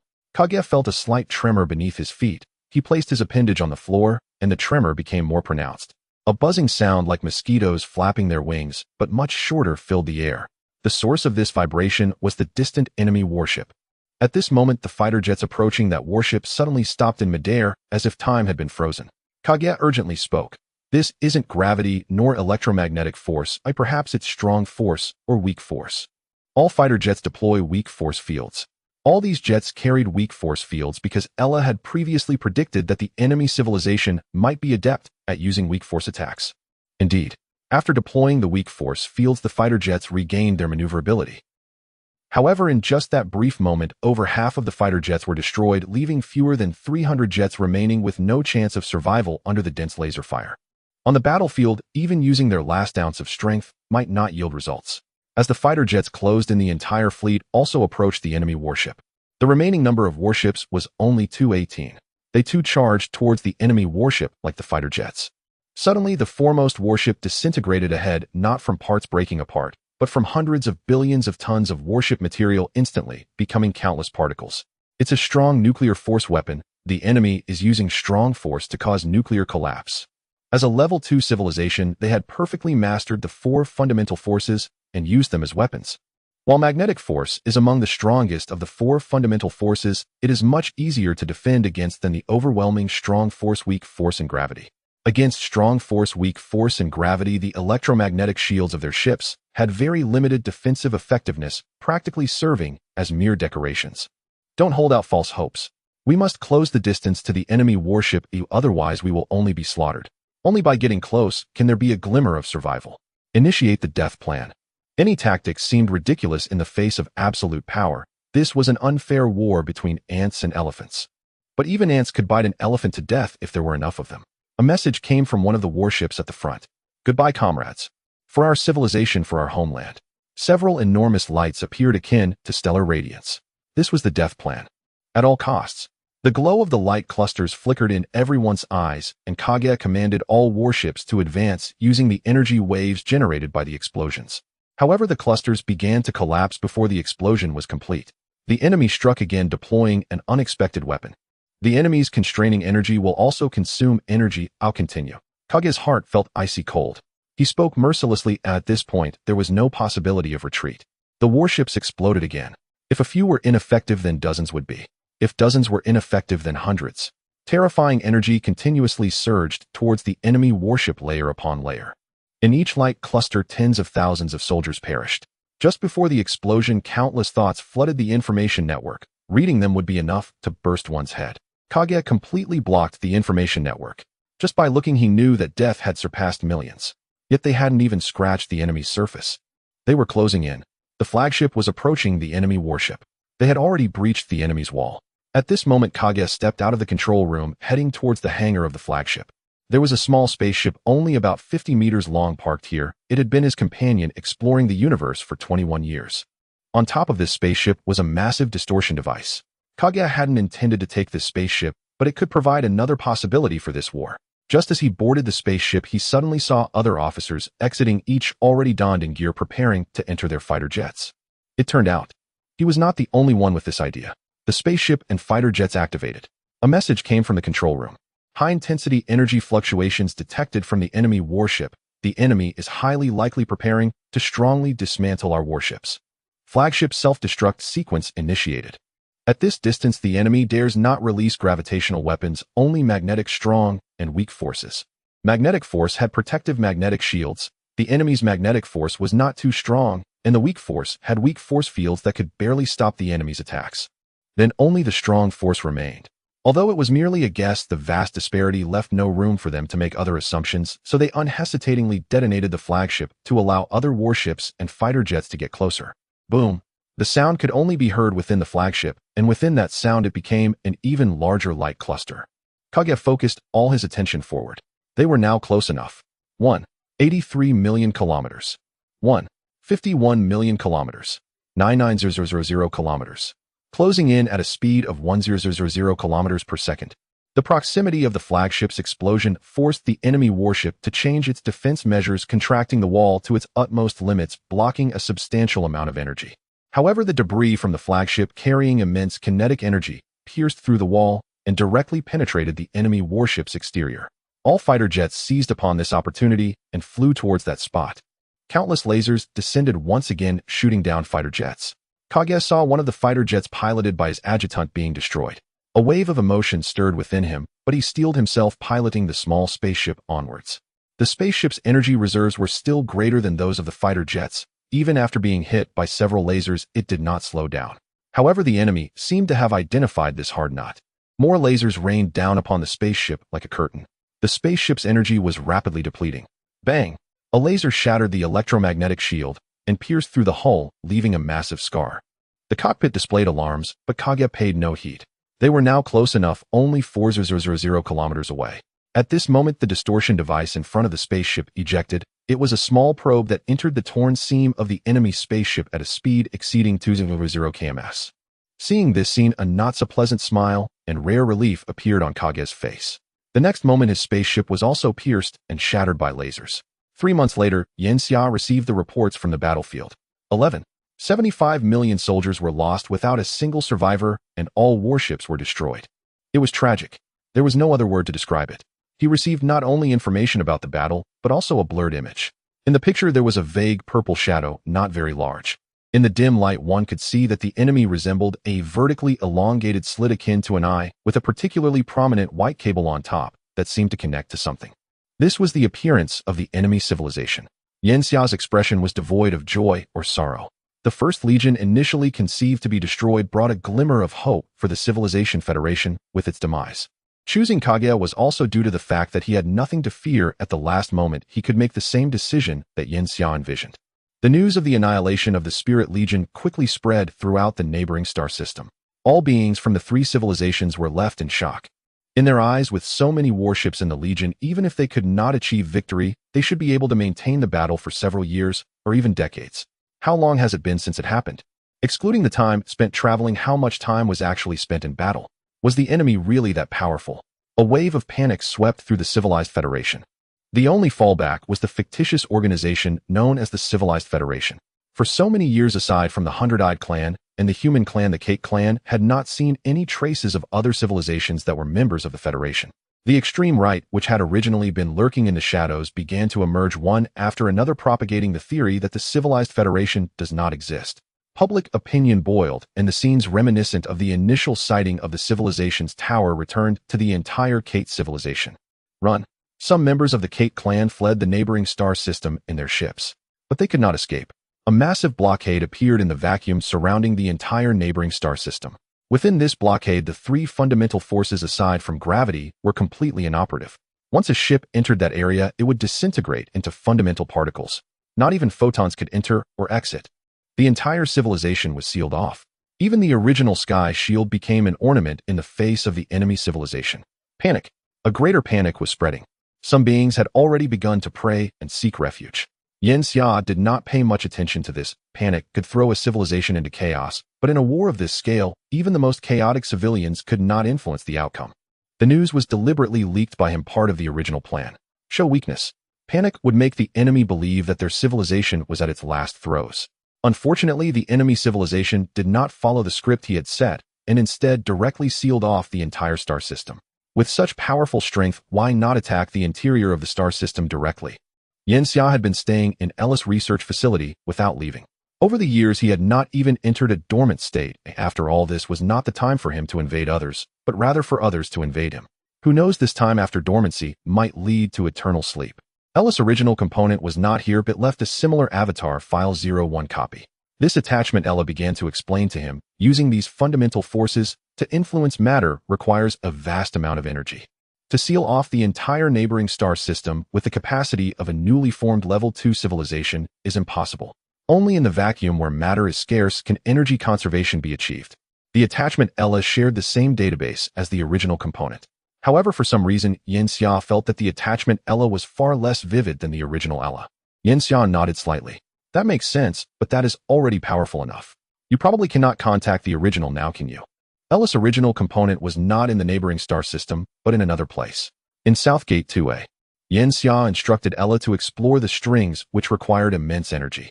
Originally, Ella planned to complete the Dyson sphere first, and then use the energy generated by it for exploration. But now there was no time for that. Ella had to borrow the energy from Southgate 2A. Previously, Yanxia and Ella had been avoiding using those energy sources. No one could be certain whether the third civilization had installed any sensors or other detection devices within the apparatus of Southgate 2A. Perhaps news of civilization intruding into Southgate 2A had already reached them through some means, or had already been delivered to that civilization. This sense of urgency did not affect Yanxia. He had lived long enough, longer than anyone in human history, and had seen, learned, and mastered much more. He had become a steady old man. Being unflustered should have been ingrained in his blood. The Ella attachment replied, "That's right, magnetic forces cannot penetrate the blockade. Our information is isolated." Yanxia nodded. He was not worried about Ella. During the process of manufacturing the Dyson sphere, Ella had made adjustments to the center of the Southgate 2 binary star system, which was now perfect. The chances of the enemy finding the hollow space within Southgate 2A were slim. When do you think they will strike us? The Ella attachment performed some calculations. The highest probability is within 20 years. Yanxia shook his head, somewhat disappointed with the Ella attachment. It was indeed not as good as the original. He wondered if the original Ella had restricted the attachment's functions. I guess it will be after 100 years. Their blockade of the neighboring star system indicates their hesitation and extreme caution. The gap between us and them is not as large as imagined, so they will not rush, but will slowly starve us out, making our civilization weak and frail. They did not blockade Southgate 2. I guess they will take control of Southgate 2 and then research our biological structure, social structure, and technological tree through those who remain within the Dyson sphere there. And I have already left a theoretical attachment targeting them there. The weak force field in that attachment is just the first part. There is more information, including what they have exposed to us this time. The wall is indeed solid and powerful, but if analyzed carefully, it can be seen that it still cannot escape the 4 fundamental forces. Moreover, to maintain practicality, they have made compromises allowing stable matter to traverse freely. This is fatal, meaning that as long as I can create a high-energy material that can maintain short-term stability, I can break through their shell. Of course, this is not enough to destroy them, but just this alone will make them consider whether it is worth it. Should they wait or launch a strong attack at some cost? They will speculate whether I have mastered this technology and whether I possess other technologies. This is a game between intelligent life, a small influence of thought. Of course, Yanxia was also uncertain whether this would be useful. Thus, he never put all his eggs in one basket. The 100-eyed star was already preparing to attack the ghost civilization. Yanxia decided that even if it meant sacrificing the Pursuit Light civilization, he would delay the ghost civilization's progress. From his perspective, the ghost civilization would definitely invade the neighboring star civilization to eliminate him, which would be in their best interest. However, the ghost civilization considered the entire civilization, not individual entities. They would not act like an observer. They would include the 100-eyed clan as part of the civilization, which was Yanxia's way of shifting their attention, using everything he had from the 100-eyed clan. Is it cruel? Perhaps from the moment the 100-eyed clan was enslaved by him, they were destined to become sacrificial victims. Next, it depended on whether the ghost civilization would show mercy. Of course, Ella would help the 100-eyed star achieve technological advancement so that they would not face the ghost civilization like ants shaking a tree. I have nothing more to do now. It's time to enter dormancy. Yanxia stood up. The tense period had passed, and now it was a subtle game of balance. Yanxia valued his life, So he built his dormancy pod deep within the Earth's core. Even if the ghost civilization went mad and destroyed the neighboring star system, he could evade disaster unless they targeted planets as well. To put it in another way, the entire civilized Federation was not important to him. If it were destroyed, he could just start over again. In this dormancy, he would once again sleep for 100 years. Not only because he guessed that the ghost civilization would act after 100 years, but also because Ella promised him that if given 100 years they could see the strings through the accumulation of energy. Yanxia's speculation was partially correct. The part that was not correct was that the other civilization desired more than he had imagined. After he had been asleep for 10 years. The far-right factions on Proxima B became increasingly active, gaining substantial public support within just 6 months. They proclaimed that the Civilization Federation did not exist, that the Kate civilization was being enslaved, and that the true liberators were the Purple Thorns. This is not the name of an organization, but the civilization they are currently facing. Purple Thorns is merely a translation. It refers to a stationary life form that bears sharp purple spikes. Their civilization exists on planets abundant with such plant-like life, which serves as their symbol. The activities of the far-right faction this time felt somewhat familiar. They were identical to what Yanxia had done before. However, back then Yanxia used Civilization Tower as a deception, while the Purple Thorns possessed the genuine power to crush the Kate civilization. They seemingly did not intend to directly annihilate the Kate civilization, but rather aimed to enslave it. It is also possible that they merely wanted the Kate civilization to relax, and then probe the technological information left by Yanxia to verify whether the corresponding technology truly existed in the Proxima star system. Any life form that is not foolish can sense these two flavors. Even a fool would guess that the far-right had already sided with the civilization invading them upon hearing the precise name Purple Thorns. In truth, regardless of which side it is good news for Yanxia. It is merely a bit dramatic. Over 1,000 years ago, the far left was friendly to the Civilization Federation, while the far right protected the independence of civilizations. Now the far left maintains the Civilization Federation, while the far right has turned towards the incoming extraterrestrial civilization. At this moment, the leaders of the Kate civilization are once again repeating the struggles of over 1,000 years ago. However, this time, facing the civilization that claims to be the Purple Thorns, they are even more helpless and powerless than they were over 1,000 years ago, as they confront not any scheming plot, but rather naked absolute force. Yet more of the Kate people still cannot forget the previous epidemic. There were far too many souls lost. The Kate people who experienced that epidemic now have not yet entered eternal rest. For them it feels as if it happened yesterday. Conflict was the main theme of the first and second decades for the Kate people. However, this civilization lacked Yanxia's patience. They were very urgent. After 20 years, they began to gradually block all technology of the Kate civilization, attacking numerous energy facilities, assassinating many senior scientists, and even interfering with the internal economic operations of the civilization, leading to a decline in the Kate civilization. One of the first targets to be struck was Ellis Research Institute and the Yanhuang Academy. These two facilities were directly erased from the physical realm by rays shot from outer space. At this time, the Purple Thorn civilization had already begun to clear the matter and particles drifting in the vacuum around Proxima, further tightening their blockade and limiting the space for civilization activities. 30 years later, the blockade of the Purple Thorn civilization had crossed beyond the star of Proxima. Proxima B, Proxima C, and Proxima D, 3 planets, shrouded in darkness, their surfaces frozen into ice, resembling an extreme cold apocalypse. That year, the population of the Kate civilization plummeted. At the same time, a group of supplicants emerged. They prayed daily for the Purple Thorn civilization to quell their anger, expressing their civilization's willingness to submit. But there was no response. The Kate civilization was not originally such weak-willed, but over the years Yanxia had tamed them, making them more inclined to yield to power. This was a drawback. In this 4th decade, the humans in the civilization special zone received focused care, while many high-ranking humans went missing. 40 years passed, ushering in the 5th decade.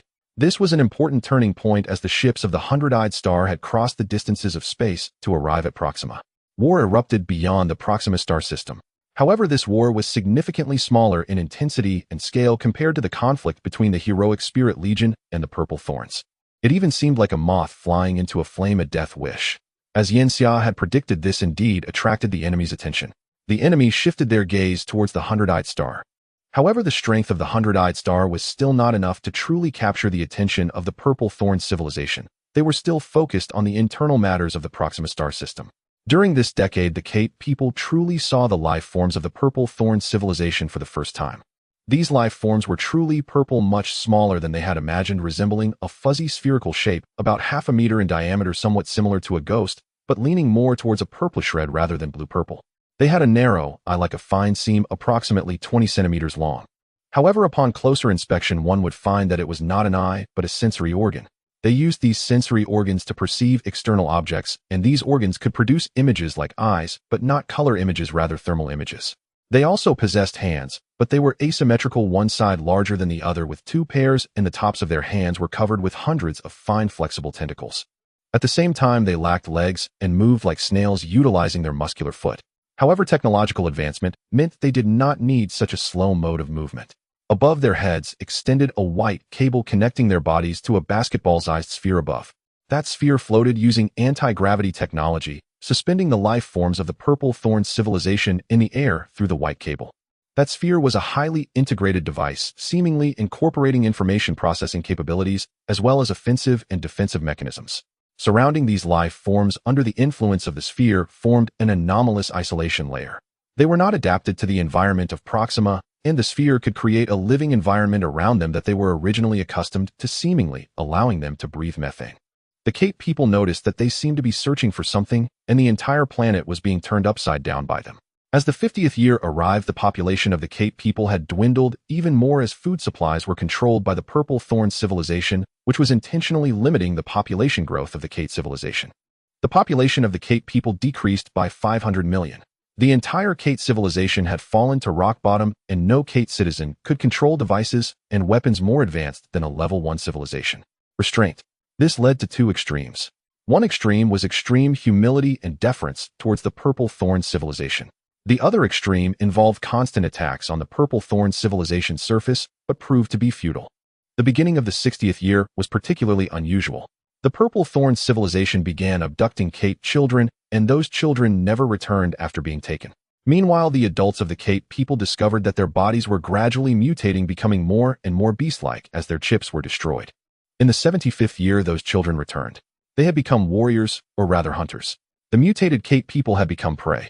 Their languages were completely incommunicable, and some Cape people could only watch helplessly as their children killed them, experiencing extreme cruelty and brutality.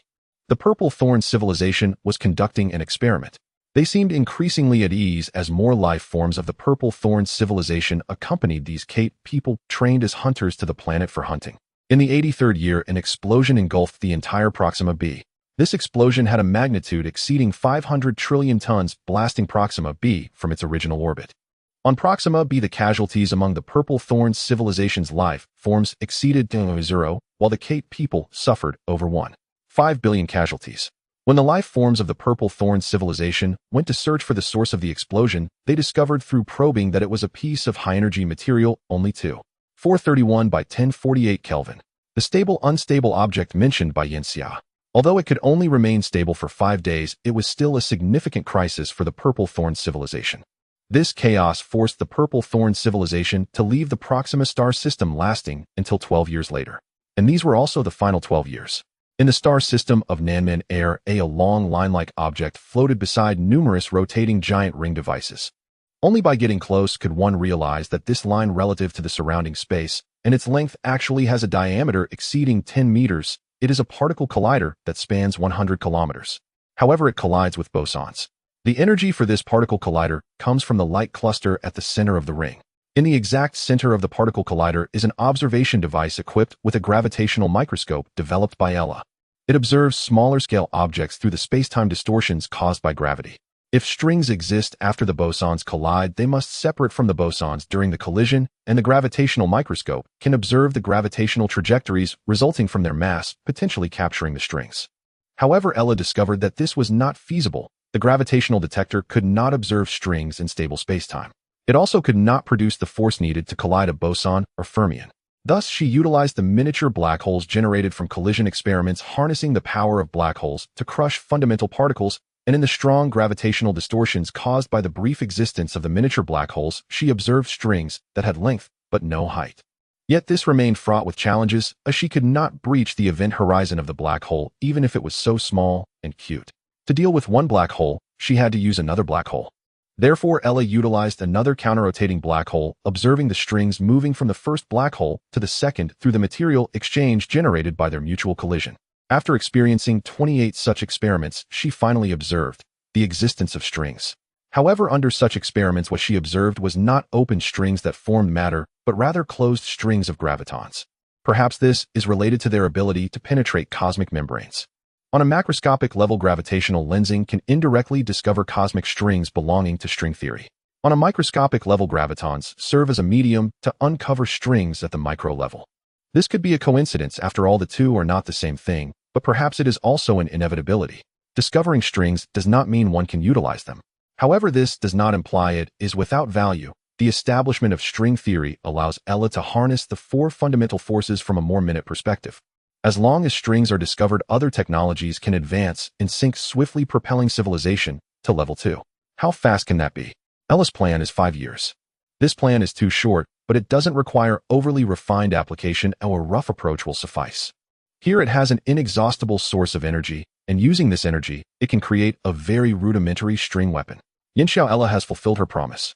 Ella observes the outside through a camera floating in deep space, directed towards Proxima Centauri. It is somewhat worried about Yangtze's safety, but it cannot afford to rush. The great battle is just beginning. It is time to determine the victor, either the enemy's demise or its own. 100 years have passed. At this moment, deep within the core of Proxima Centauri, Yinxiao awakens. He crawls out of the cryo chamber, standing in a space of only 10 square meters where the low gravity makes every move arduous. He walks to a small computer and lights up the screen. There is no desktop, only a system, and upon entering, a simple interface appears. One button and one video player. If the initial plan has not deviated at this moment, the ships of the Hundred-Eyed Clan should have already arrived at Proxima Centauri. And he must take action internally. He clicks the mouse on the button and the video player starts. A series of data displays on the screen. Yinxia feels nothing, but the data has already responded. The thing he desires is activating. It is a planet. The homeland of the Kate clan, Proxima Centauri b. Just as Yinxiao thought before his slumber, everything within the Federation of Civilizations is insignificant to him. Thus, from the very beginning, he and Ella had planned to sacrifice a portion of the Kate clan. He presses the button and the gravitational oscillation device hidden within the core of Proxima Centauri b will activate, causing Proxima Centauri b to shift its orbit and be flung into outer space at a specific angle by Proxima Centauri's gravity. Why not Proxima Centauri d, which is uninhabited? Proxima Centauri d is too small, making its core easy to probe and difficult to hide the device. And since Proxima Centauri c is where he is located, the best choice is Proxima Centauri b. Moreover, the Purple Thorn civilization would not anticipate that Yangtze's weapon is an entire planet and one that harbors billions of life forms. At this time, 100 years later, the Hundred-Eyed Clan will arrive at Proxima Centauri with the enemy, surrounded by foes both inside and out. Proxima Centauri b and the Hundred-Eyed Clan do not need to defeat each other, they only need to attract attention and buy time. This was Yangtze's words to Ella. It is overly cold-blooded, yet sometimes one must be that ruthless. Although he has spent most of his time in slumber, the time experienced in the divine awakening world is not false. His physical lifespan is only a bit over 100 years, but in terms of psychological age, adding in his experiences in divine awakening, he has long surpassed 1,000 years. He is no longer the person who lived during peaceful times on Earth filled only with computer knowledge and games, nor is he the one from the moment Earth was destroyed. Regarding war power and such matters, he believes he is not inferior to any renowned strategist or politician in human history. In fact, he currently controls more lives and a broader territory than the entire human civilization once did. Sometimes one must sacrifice to gain. If one cannot be cold-blooded, they can only be exterminated by the enemy. He calmly observes the fluctuations of the data on the screen, calculating the current situation of Proxima Centauri b. Next, it depends on the enemy's actions. Given that the massive energy required to maintain the blockade of Proxima Centauri b is highly consumptive, they will likely lift the blockade. They will undoubtedly not allow Proxima Centauri b to drift freely, as they are uncertain what else lies within Proxima Centauri. They will choose to destroy this ticking bomb. Perhaps like fireworks on Earth, they will bloom once more, and this time under Yangtze's personal guidance. Meanwhile, a fleet is sailing through deep space. They come from the Hundred-Eyed Star, and as Yinxia anticipated, they have arrived. 41 years ago, the Hundred-Eyed Star has enforced a conscription system. Any hundred-eyed being of eligible age must enter the military to undergo 5 years of training before quickly entering the battlefield. In the initial 50 years, the Hundred-Eyed Star, aside from dispatching warships to harass the Purple Thorn civilization, has been stockpiling warships. At this point, they have gathered a total of 1287 ships. However, the quality of these warships is far inferior to that of the Spirit Legion, but it is sufficient. They must cross light years to reach Proxima Centauri to join the battle. This is part of the initial plan devised by Yinxia and Ella. Now 41 years later, Proxima Centauri is within reach, and the outbreak of war is merely a step away. In their field of vision, they see no planets within the Proxima Centauri star system. Kuka, as the military commander of the Hundred-Eyed Star, sees the kin behind her. Fear is evident in every eye. Each hundred-eyed being knows what adversary they face, and they are acutely aware that the enemy is insurmountable. This is an enemy capable of blockading a star system and easily defeating a civilization far stronger than themselves. Yet they are powerless. Ella's orders are divine edicts to them. Disobedience would still lead to death. The robots of the Hundred-Eyed Star would massacre them. In comparison, they would rather face an unknown enemy in this vast universe. At least they have weapons to resist and attack. Helpless. This encapsulates her current emotions. She feels a deep sorrow as a hundred-eyed being. Though she has never complained about being one, nor has she ever wished to be human or Kate, this sorrow exists authentically, and she cannot isolate herself from feeling it. She transmits a light signal. Prepare for battle. The enemy is our foe. Our kin have perished under their Yusu creations. To protect our kin from suffering such destruction and death again, even if we die, we must leave a wound on the enemy. A declaration devoid of grandeur. They have already detected the enemy's ship's location. Activate. Advance. They close in on the enemy ships. The first laser shot targets the Uship warship, but is deflected. Kuka has also received information that only by getting close to the enemy's warships and entering them can they triumph over this foe. Charge. If there is no retreat, then charge. The ships and fighters leap towards the warships of the Purple Thorn civilization like locusts. This is repeating the process of the Spirit Legion, and it will inevitably repeat the Spirit Legion's outcome. However, at that moment the warships detected a powerful energy source being shut down, and what had previously vanished reappeared. As the blockade has already shrunk to a small size, the fleet is effectively inside the Proxima Centauri star system, not far from the orbit of Proxima Centauri C. All hundred-eyed beings can even observe with the naked eye the planet that has reappeared within Proxima Centauri. In their view, a planet in the distance is growing larger. Is that Proxima Centauri B?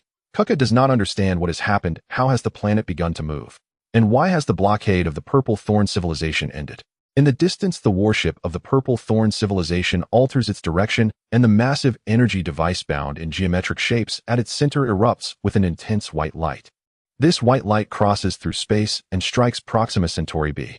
The next moment, all hundred-eyed beings witness Proxima Centauri B shatter. This is the true annihilation cannon. One shot destroys a planet. Looking at the shattered planet, Kuka was almost in a daze when suddenly a light tube next to it flickered, conveying a two-word message. Attack. It was taken aback. It knew who the sender of this light signal was. In the next moment, its hundreds of eyes all focused ahead. Don't worry about anything else, we continue the attack. Hundreds of warships charged towards the seemingly unbeatable enemy. At this moment, inside the warship of the Purple Thorn civilization, a deep purple creature emitted a sound of lulula. It seemed to be laughing. It mocked the foolishness of the Hundred-Eyed clan. Even after witnessing such a devastating star-killing attack, they dared to approach. A signal was transmitted directly from the sphere on its head to the warship. The warship once again called upon the restrained energy from its core. A laser shot out from the center of the warship without any confinement or scattering, allowing the laser's fan to spread freely. In an instant, a large number of Hundred-Eyed clan warships were hit. Although they lost some energy, it was still enough to destroy a planet with sheer terror. Destruction. A series of explosions erupted in the cosmos devoid of flames and smoke, only the shattered warships and the dazzling light created by energy bursts. This was not a fair battle at all. It was akin to a death sentence. In fact, they had no real protection. They just needed to turn the Hundred-Eyed Star around to escape this battlefield.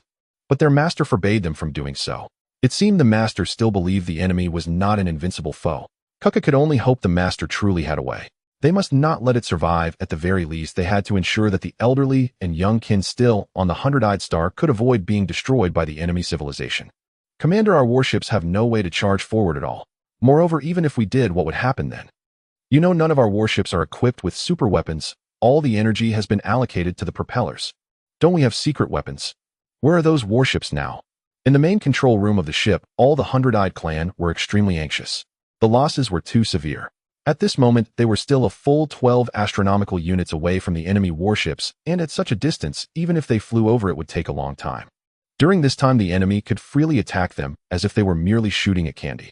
Just from this round of attack, they had lost nearly 100 warships.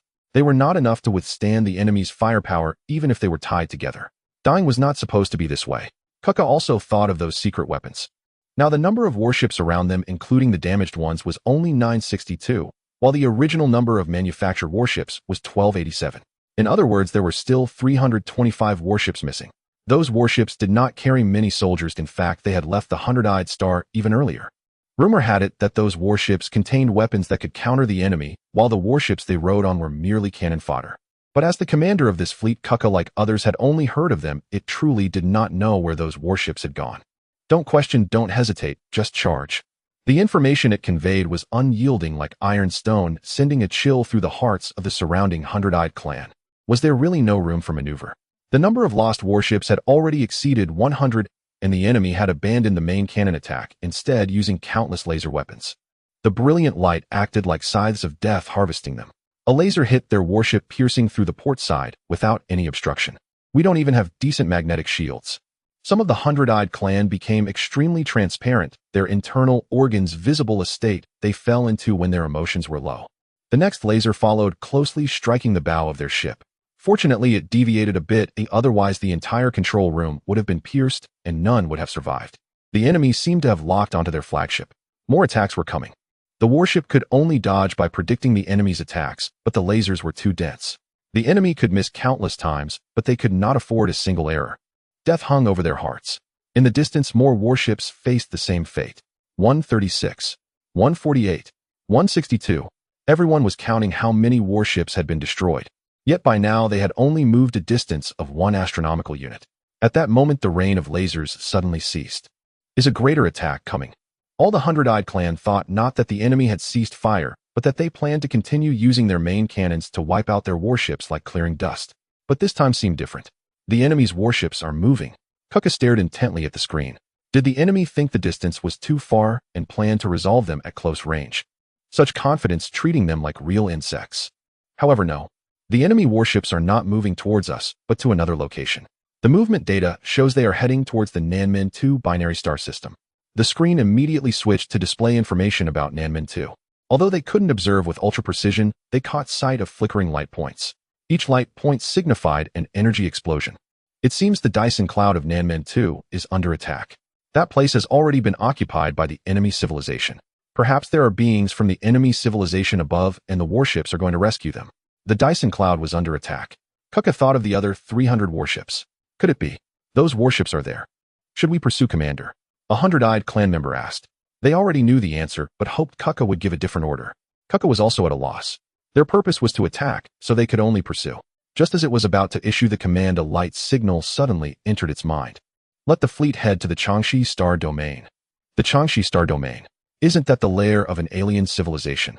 The warships they are facing now came flying out from there. Are they going to sneak attack while the enemy is vulnerable? Kuka did not know. It did not need to know. It was simply a merciless machine issuing orders. No, we head to the Changshi Star Domain.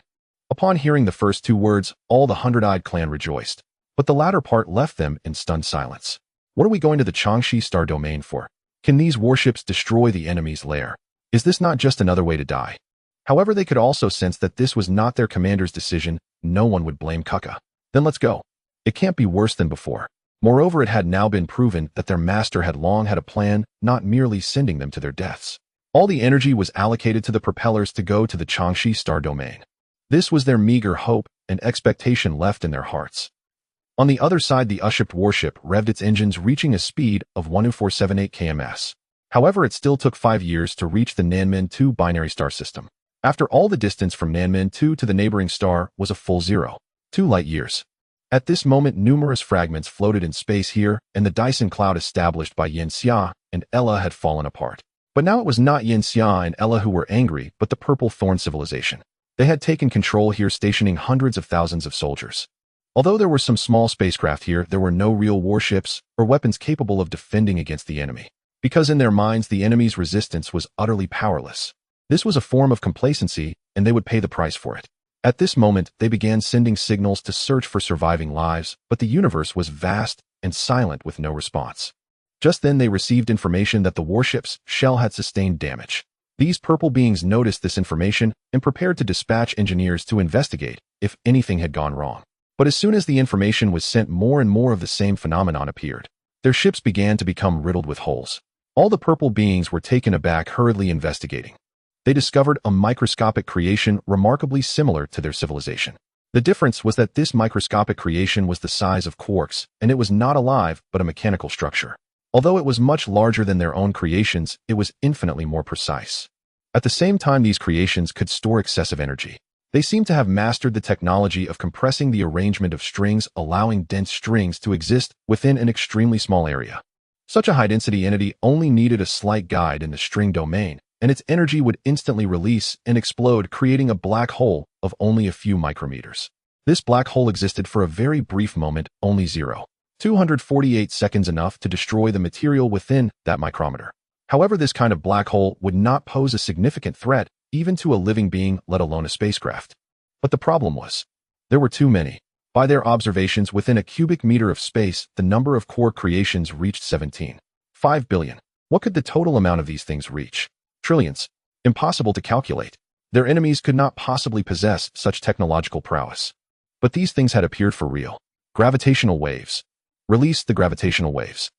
Only gravitational waves could affect the black holes, moving the tiny black holes through space, equivalent to creating a slope with gravitational waves and letting the black holes be pushed away by the slope, like surfers. The gravitational effect would also change the distances between objects, pushing the core creations even further away.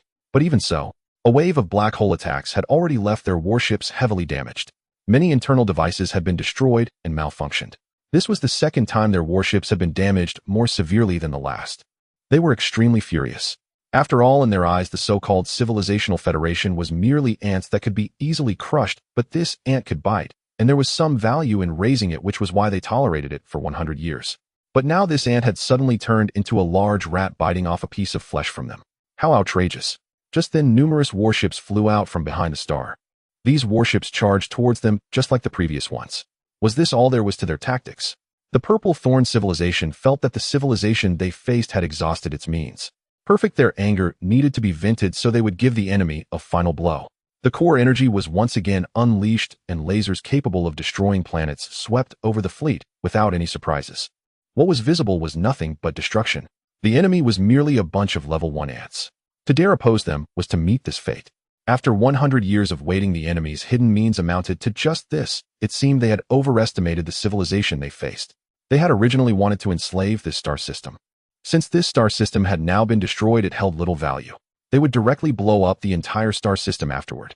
This was the thought of the Purple Thorn civilization at this moment. But just then, from the destroyed warships, a black long needle accelerated towards them, its speed even surpassing 2.0 kms. What is that? The beings of the Purple Thorn civilization were full of question marks. That thing seemed to be just a 1,000-meter-long metal spike. Inside Nanmen 2, a star, Ella had been keeping a close watch on the battlefield. From the moment she discovered those quark machines until now, although she could not manufacture these things, she could utilize their characteristics. Of course, the most critical part was at this very moment. Activating 187 God sticks. Calculating data. The chance of the enemy blocking the God sticks is 2.37. The information sent back by Kaguya included not only a wealth of battle data, but also details about the energy types of the adversary. The wall is indeed primarily focused on the application of electromagnetic forces. In that case, we only need to consider employing a type of high-energy particle that is uncharged to penetrate the wall and launch an attack on the enemy. But there is another problem. All particles in the world are influenced by the 4 fundamental forces. If the enemy has a stronger means of utilizing these forces, how can we bypass their other defensive lines? The answer lies in launching an attack just after the enemy has used such forces, before they enter a new phase of energy accumulation. This is the only opportunity we can seize. The collaboration of both sides led Yanxia and Ella to discuss this plan. The Staff of God. It appears to be an ordinary metallic rod, yet it possesses a remarkably high level of technological sophistication. Ella observed as the rods swiftly approached the enemy battleship. As expected, the enemy deployed the wall, fearing that the rods concealed high-energy weapons. However, the wall was utterly ineffective. At that moment, the purple beings on the battleship relaxed their vigilance, as the wall's inability to block meant it was not high energy, it was merely a rod, and they only needed to guard against its kinetic energy. A weak civilization. A feeble resistance. They melted it down with laser weapons, crushing their last remnants of defiance. This was not just arrogance, it was the terrifying gap created by technology akin to a 21st century soldier facing a Stone Age native. Lasers rained down on the metallic rods, and indeed the surfaces of the rods began to deteriorate and melt. But at that moment, a smaller rod core broke free from its shell, resembling an inverted nail measuring less than 20 meters in length, speeding toward the battleship at 41000 kms. The Purple Thorn civilization sensed something was amiss. They continued to attack with lasers, yet countless beams passed through the rod without inflicting any damage. What is happening? An unexpected situation arose. They immediately considered attacking again with gravitational waves, as anything material should be affected by gravity. But they realized they were running out of time. The object was almost within reach with less than 7 million kilometers separating them, a distance far too short for the gravitational devices to activate. They changed their tactics. Since gravity was ineffective, they would utilize the other two forces, strong and weak. However, even the strong force passed through directly. They suddenly thought of a possibility. Could it be fundamental particles? That rod was composed of fundamental particles unaffected by the strong force, and it seemed that neutrinos were the most readily discoverable, capturable, and utilizable particles in the universe. Neutrinos are influenced only by the weak force. They were constructed into a macroscale object, and their speed must have utilized a technique akin to string to adhere them together. Due to the increase in mass after adhesion, their speed began to decrease, falling short of approaching the speed of light. Then they would use the weak force. In almost half a minute, the purple beings reacted, activating their most adept weak force apparatus. As the energy required was significantly less than that for creating gravitational waves, it took only 23 seconds to activate. Unleash. The weak force field expanded like a sphere from the surface of the battleship, colliding with those neutrino-adhesive beams within 5 seconds. Suddenly, a series of black holes began to form around the tip of the neutrino-adhesive beam, blocking a substantial amount of weak force influence. Those were creations of quarks. The explosion lasted for 10 seconds. The neutrino-adhesive beam penetrated the weak force field. Finally, it reached the surface of the ship. It penetrated directly, and the binding force of the neutrinos reached its peak, instantly compressing rather than releasing its internal pressure. Due to their minuscule size, neutrinos can penetrate almost any object without affecting it. Every living being or material is bombarded by trillions of neutrinos every second. Once they mastered the string, they could add more strings to the neutrinos, similar to adding or stripping electrons from atoms, inducing transformations. This was also Ella's first application after mastering strings. It was very rudimentary, allowing neutrinos to undergo a certain degree of string fusion, transforming them into other fundamental particles, then combining them to form macroscale matter. These materials, due to their instability, would instantaneously undergo fission, fusion, and decay, releasing vast amounts of energy. As a result, the neutrinos that penetrated the battleship completed these transformations in an instant, shattering the entire ship of the Purple Thorn civilization to pieces. Tens of thousands of purple beings on the battleship could not believe it. With their level of technology, they could easily understand these phenomena, yet they had never anticipated encountering such layered and bizarre weapons. Moreover, when did their enemies acquire mastery over strings? This was a question they found perplexing, but before they could figure out the answer, the terrifying energy had already consumed them. 5 years passed, and the enemy's ship arrived in the Naiman 2 double star system. The natives triumphed over civilization. 2 months later, Yanxia received a message from Ella. The plan is proceeding smoothly.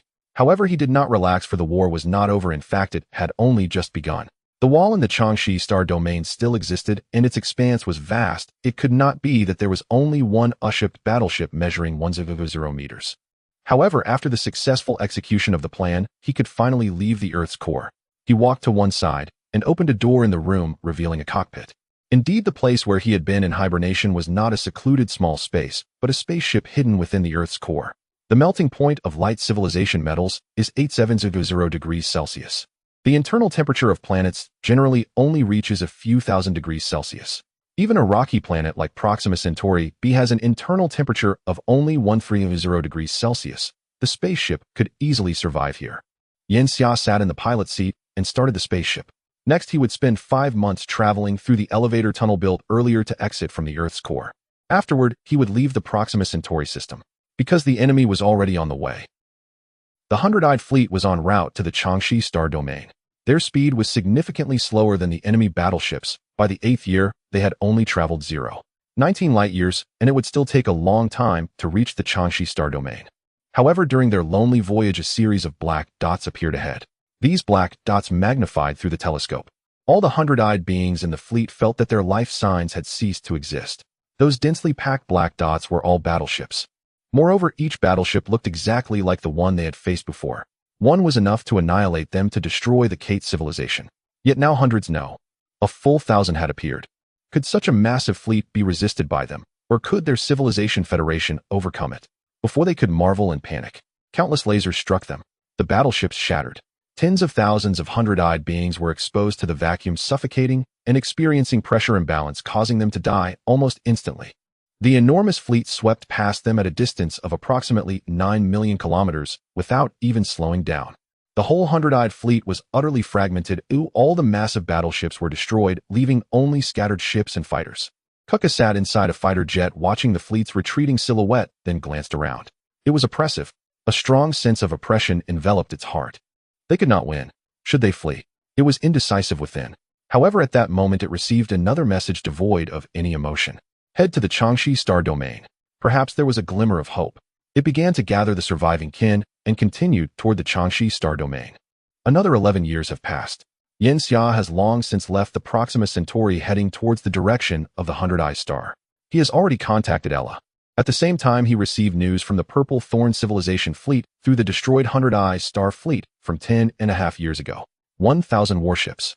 What a terrifying civilization this is. However, Yen Xia's plan will not be abandoned due to the unexpected number of warships. He has resolved to fight them to the end. He has already sacrificed so much, using everything developed over thousands of years to defeat a single enemy warship. How could one achieve such a feat with limited resources? This is a question that Yen Xia and Ella have pondered for a long time. The answer they arrived at is close to the ultimate means they can employ, and it will be a game of strategy. The Kate tribe of Proxima Centauri C has begun their relocation, right? Yen Xia asked. That's correct. The first batch has completed their relocation, and the second batch is still on the way. Ella's main body has already been transmitted over, leaving her attachments on the Hope ship in the South Gate to a star void. She has also transmitted a vast amount of information to the Hundred-Eye Star, preventing any data loss. Yen Xia gazes at the two bright stars within sight. Let as many as can survive. Regardless of how many lives are lost, time will restore them. Even if the entire species is exterminated, we still have the gene bank of the Kate tribe. He is waiting for a message. If he fails, he will set sail anew, with Ella drifting into even more distant star regions. Now they have discovered the existence of the string. In less than a few hundred years, they can develop into a level 2 civilization. Let us hope for success. The first half of the plan involves destroying the warships of the Purple Thorn Civilization within the Southgate 2 binary star system, which has already been accomplished. This is the most crucial part. The second half of the plan is simpler. They just need to convince the Purple Thorn Civilization that they are hiding inside the Southgate 2A star. At this moment in the Southgate 2 star system, a large number of spaceships are approaching Southgate 2A star. The Kate tribe no longer resembles their former selves. Each one looks different, incredibly bizarre. This is what the Purple Thorn Civilization has left them. Now they have no thoughts of submitting to the Purple Thorn Civilization. For decades they have been hunted like prey. Hatred is rooted in their hearts. Yet they also harbor doubts. Can this truly protect them? Then they saw the shattered massive enemy warship between the two stars. Shock! The warship that brought their civilization such deep memories has indeed been destroyed. A flicker of hope ignites within them. The support from the Civilization Federation has truly arrived. We are saved. For the past century, most of the Kate tribe believed that the Civilization Federation did not exist. Otherwise, why would they as member civilizations not receive help from the Federation? Now it seems there is a turning point. What was once deemed false has the possibility of returning to reality. With the arrival of the Civilization Federation, those purple little creatures are finished. The Federation will surely defeat them. Now we simply need to enter the protection of the Civilization Federation right inside this star. According to our calculations, there is a massive void within this star, which is where the Civilization Federation has established its Stellar Research Institute. Originally, officials within the Kate tribe issued the information. All the spaceships began advancing towards the interior of Southgate 2. A tunnel has already been opened for them to enter. They flew into it and beheld the scenes inside. Amazing. Shocking. What kind of civilization could create such a vast space within a star? Their confidence grows even stronger. Just then a message arrived from the outside. The warships of the Purple Thorn Civilization are coming. Preliminary observations indicate hundreds of warships identical to those destroyed outside. Another piece of news. Proxima Centauri C has been destroyed, exploding just like Proxima Centauri B. Decades of fear against the Purple Thorn Civilization have caused them to descend into chaos. Then a Kate tribe member knelt and prayed to the energy core of the void. Noble Civilization Federation, we hope you can resolve this crisis for us. He used the prayer learned from the divine revelation.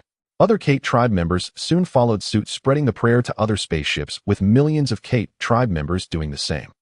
In the starry sky, the warships of the Purple Thorn civilization draw ever closer.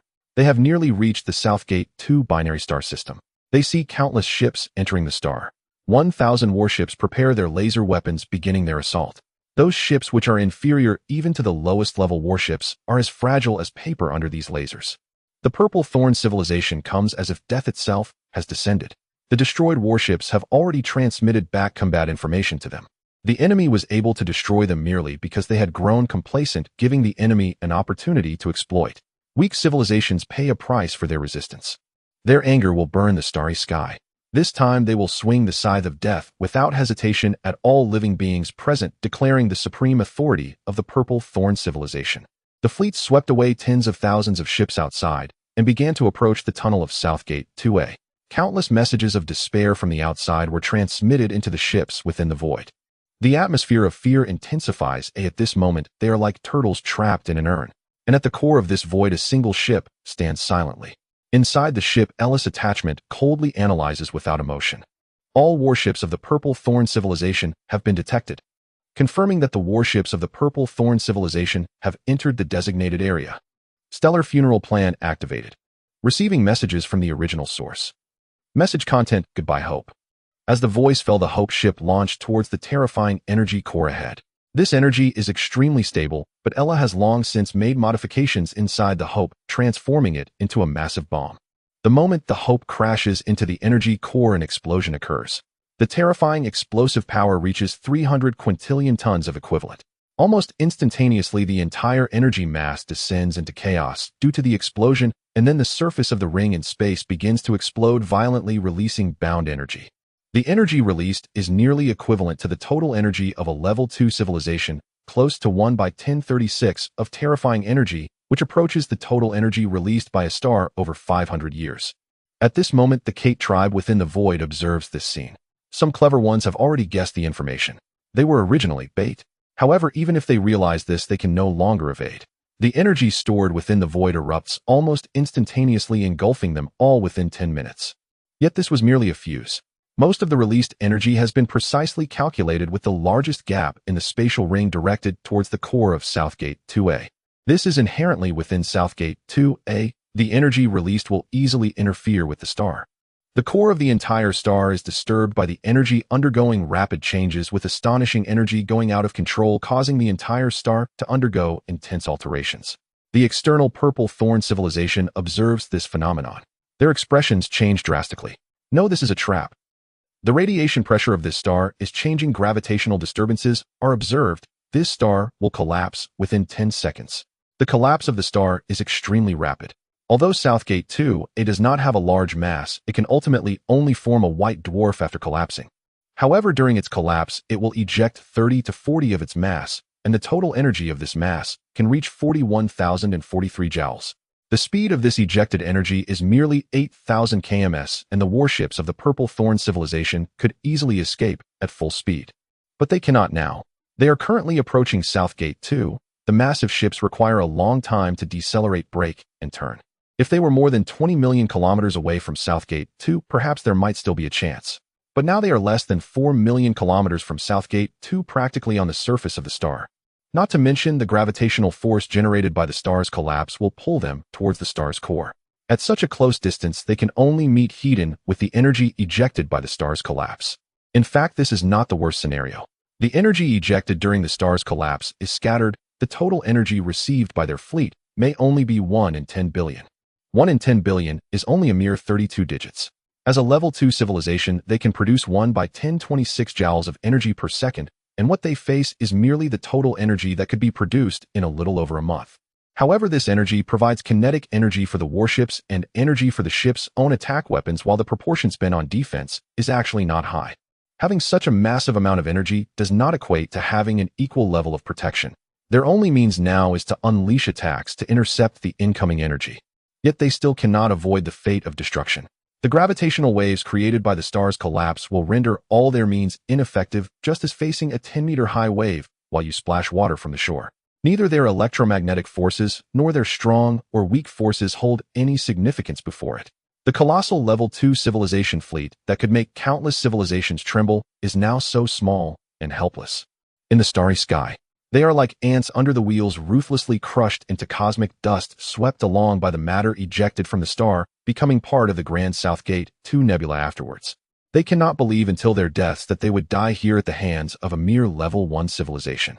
Weak civilizations pay a price for their resistance. But arrogance will also pay a price.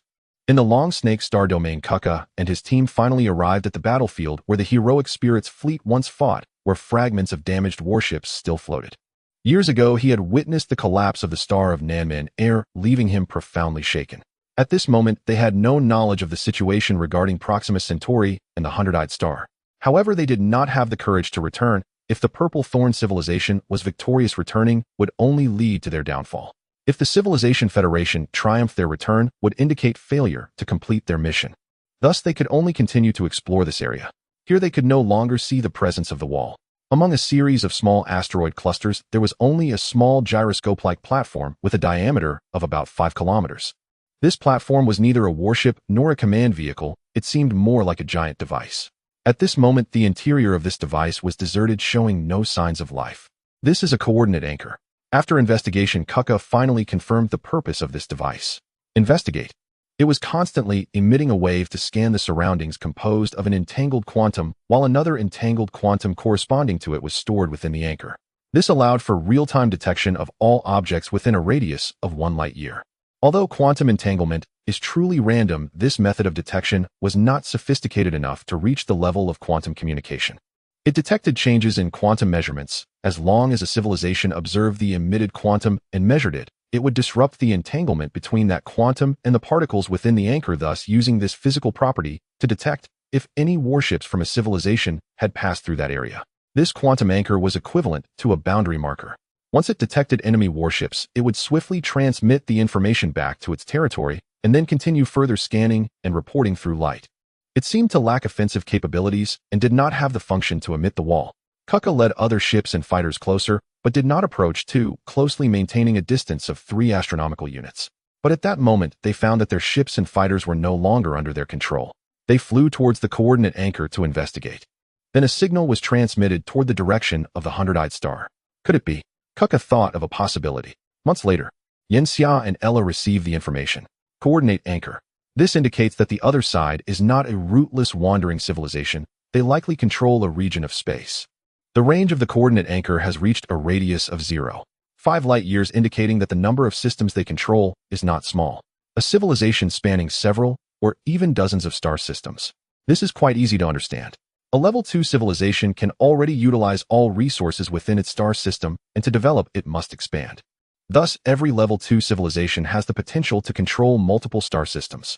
The Purple Thorn civilization, as a newly ascended Level 2 civilization, is likely in such a stage of expansion, passing through the Long Snake star domain to reach Proxima Centauri. In other words, their original target was the civilization within Proxima Centauri. This also explains why they did not immediately destroy the Proxima Centauri civilization afterwards. Once they dominate Proxima Centauri, their next target could very well be the solar system. If Earth remains intact, humanity may encounter the formidable Purple Thorn civilization in the future. Ella remarked, according to the scan, the direction of the signal from the coordinate anchor points to only one nearby, star Tiansong 5. Yenxia had also studied some astronomy. Tiansong 5 is a star that resembles the Sun with a mass of 70 and a relatively stable system located less than 12 light-years from the Sun. Aside from having slightly fewer heavy metals, only about 1/3 of the solar system, and a significant debris disk, it is nearly flawless. One of its planets, Worldbuilding, was once classified as a potential habitable planet for life, serving as a candidate for humanity's future habitation. Worldbuilding has a mass of 4 to 6 Earth masses, only slightly smaller than Proxima Centauri c. This planet is likely the homeland of the Purple Thorn civilization. Send a probe ship to Tiansong 5. Yenxia decided to investigate how much combat power the Purple Thorn civilization had left. At this moment, they were approximately 14 light-years away from Tiansong 5. According to the maximum speed their small ships could achieve, it would take 337 years to reach. If there were no unexpectedly large warships at Tiansong 5, Yenxia's next plan would be to launch a counterattack against the Purple Thorn civilization. This is highly probable, as 100 warships, each measuring 100 meters, would be considered a massive fleet for a Level 2 civilization. The Purple Thorn civilization likely left only a few warships within its territory. This was a long-term plan. They would only be able to judge and decide after receiving the investigation results in over 300 years. During these 300 years, they needed to re-establish the Civilization Federation. And so it was. Another 100 years passed. Yanxia had Ella begin to gather all surviving members of the Kate race, bringing them all to the Hundred-Eyed Star. Given the current size and development level of the Hundred-Eyed Star, it could now easily accommodate 10 billion intelligent life forms. The Hundred-Eyed Star was experiencing a revival of prosperity. After spending over 100 years in the cosmos Kuka, and the Hundred-Eyed people returned to the Hundred-Eyed Star learning that the fleet of the Purple Thorn civilization had indeed been destroyed, and they were somewhat dazed. During the 100 years under Yin Xia's deliberate guidance, the Hundred-Eyed people, the Kate people, and humanity began to gradually integrate. Although they had not yet reached the level of mutual love, the bond among the three was tightening. Meanwhile, during this period, Yanxia also achieved absolute dominance over the Hundred-Eyed and Kate races.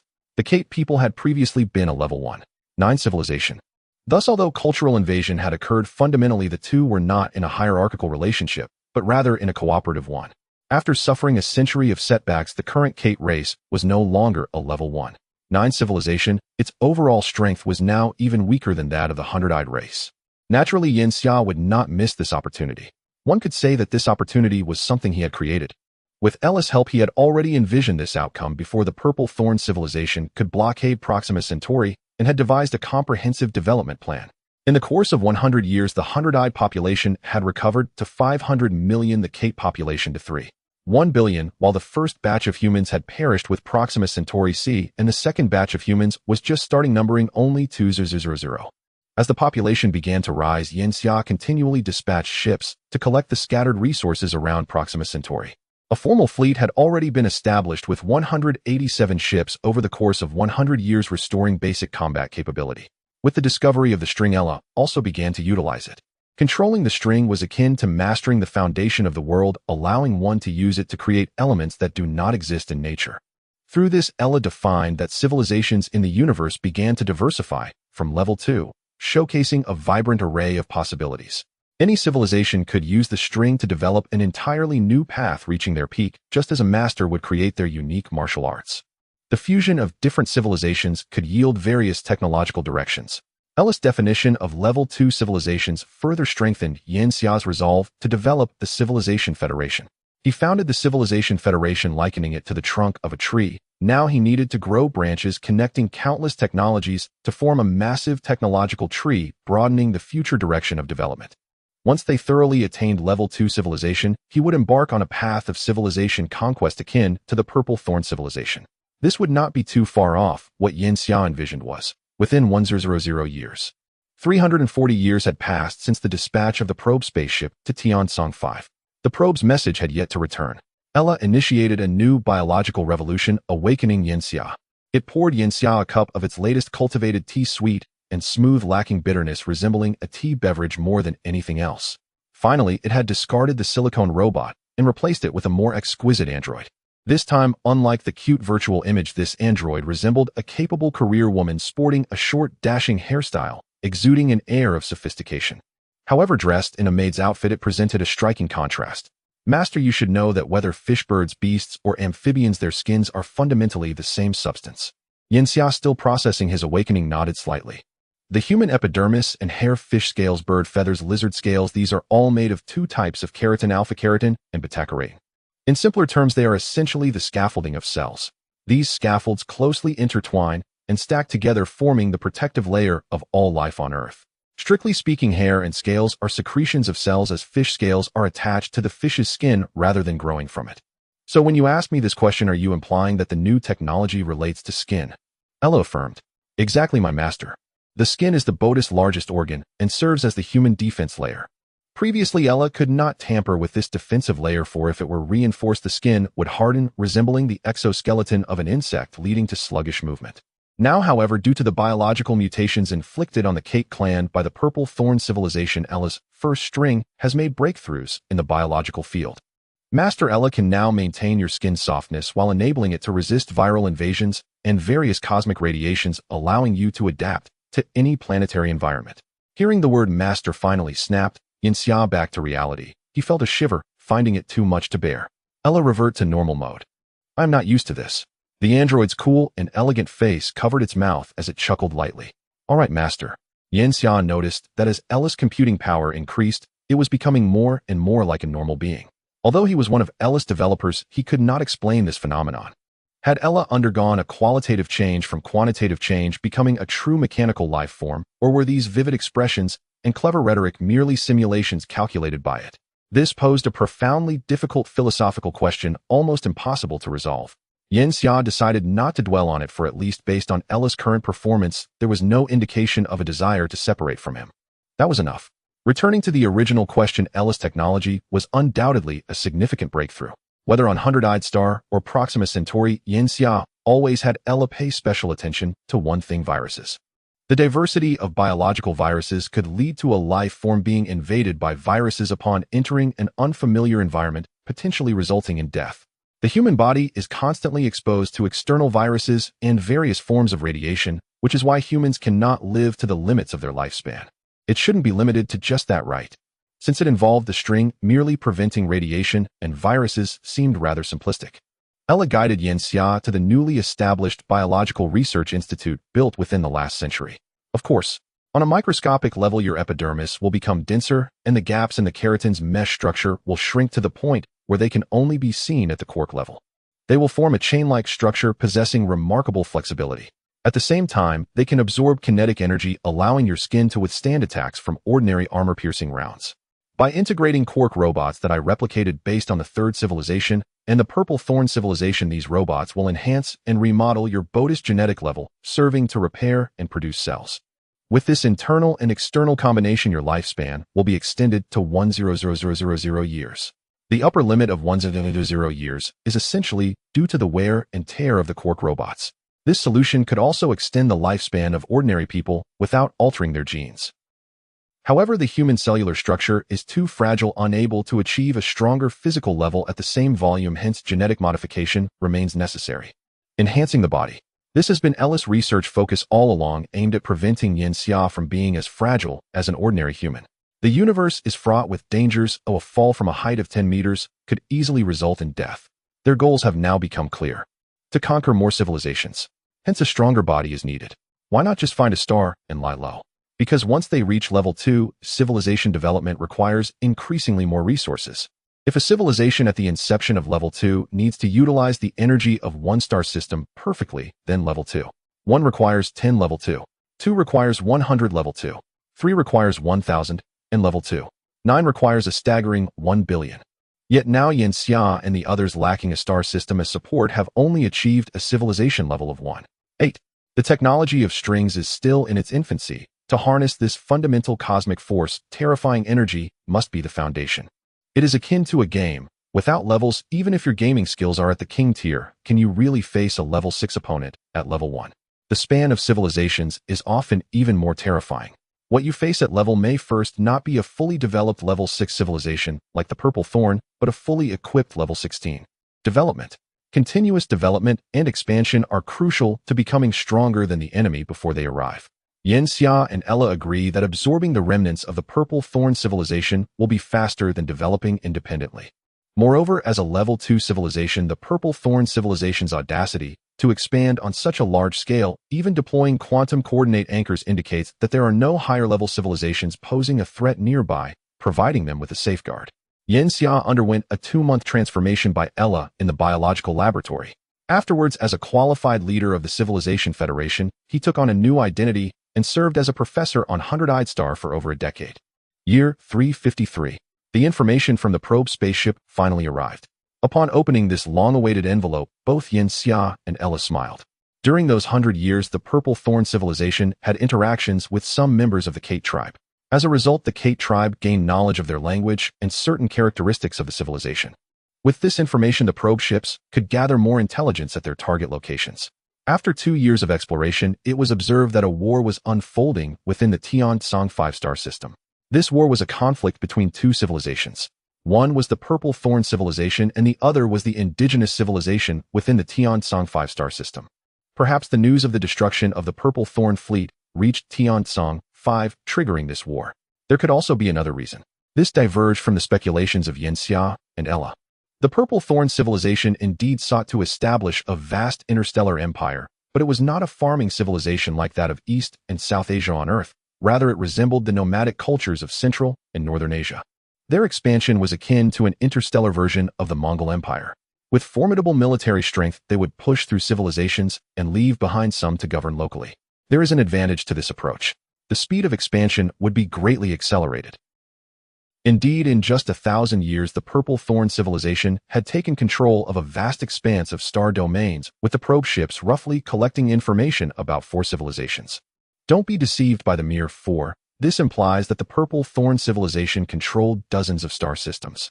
After all, even though life is abundant in the universe, it is unlikely that every star system has a civilization.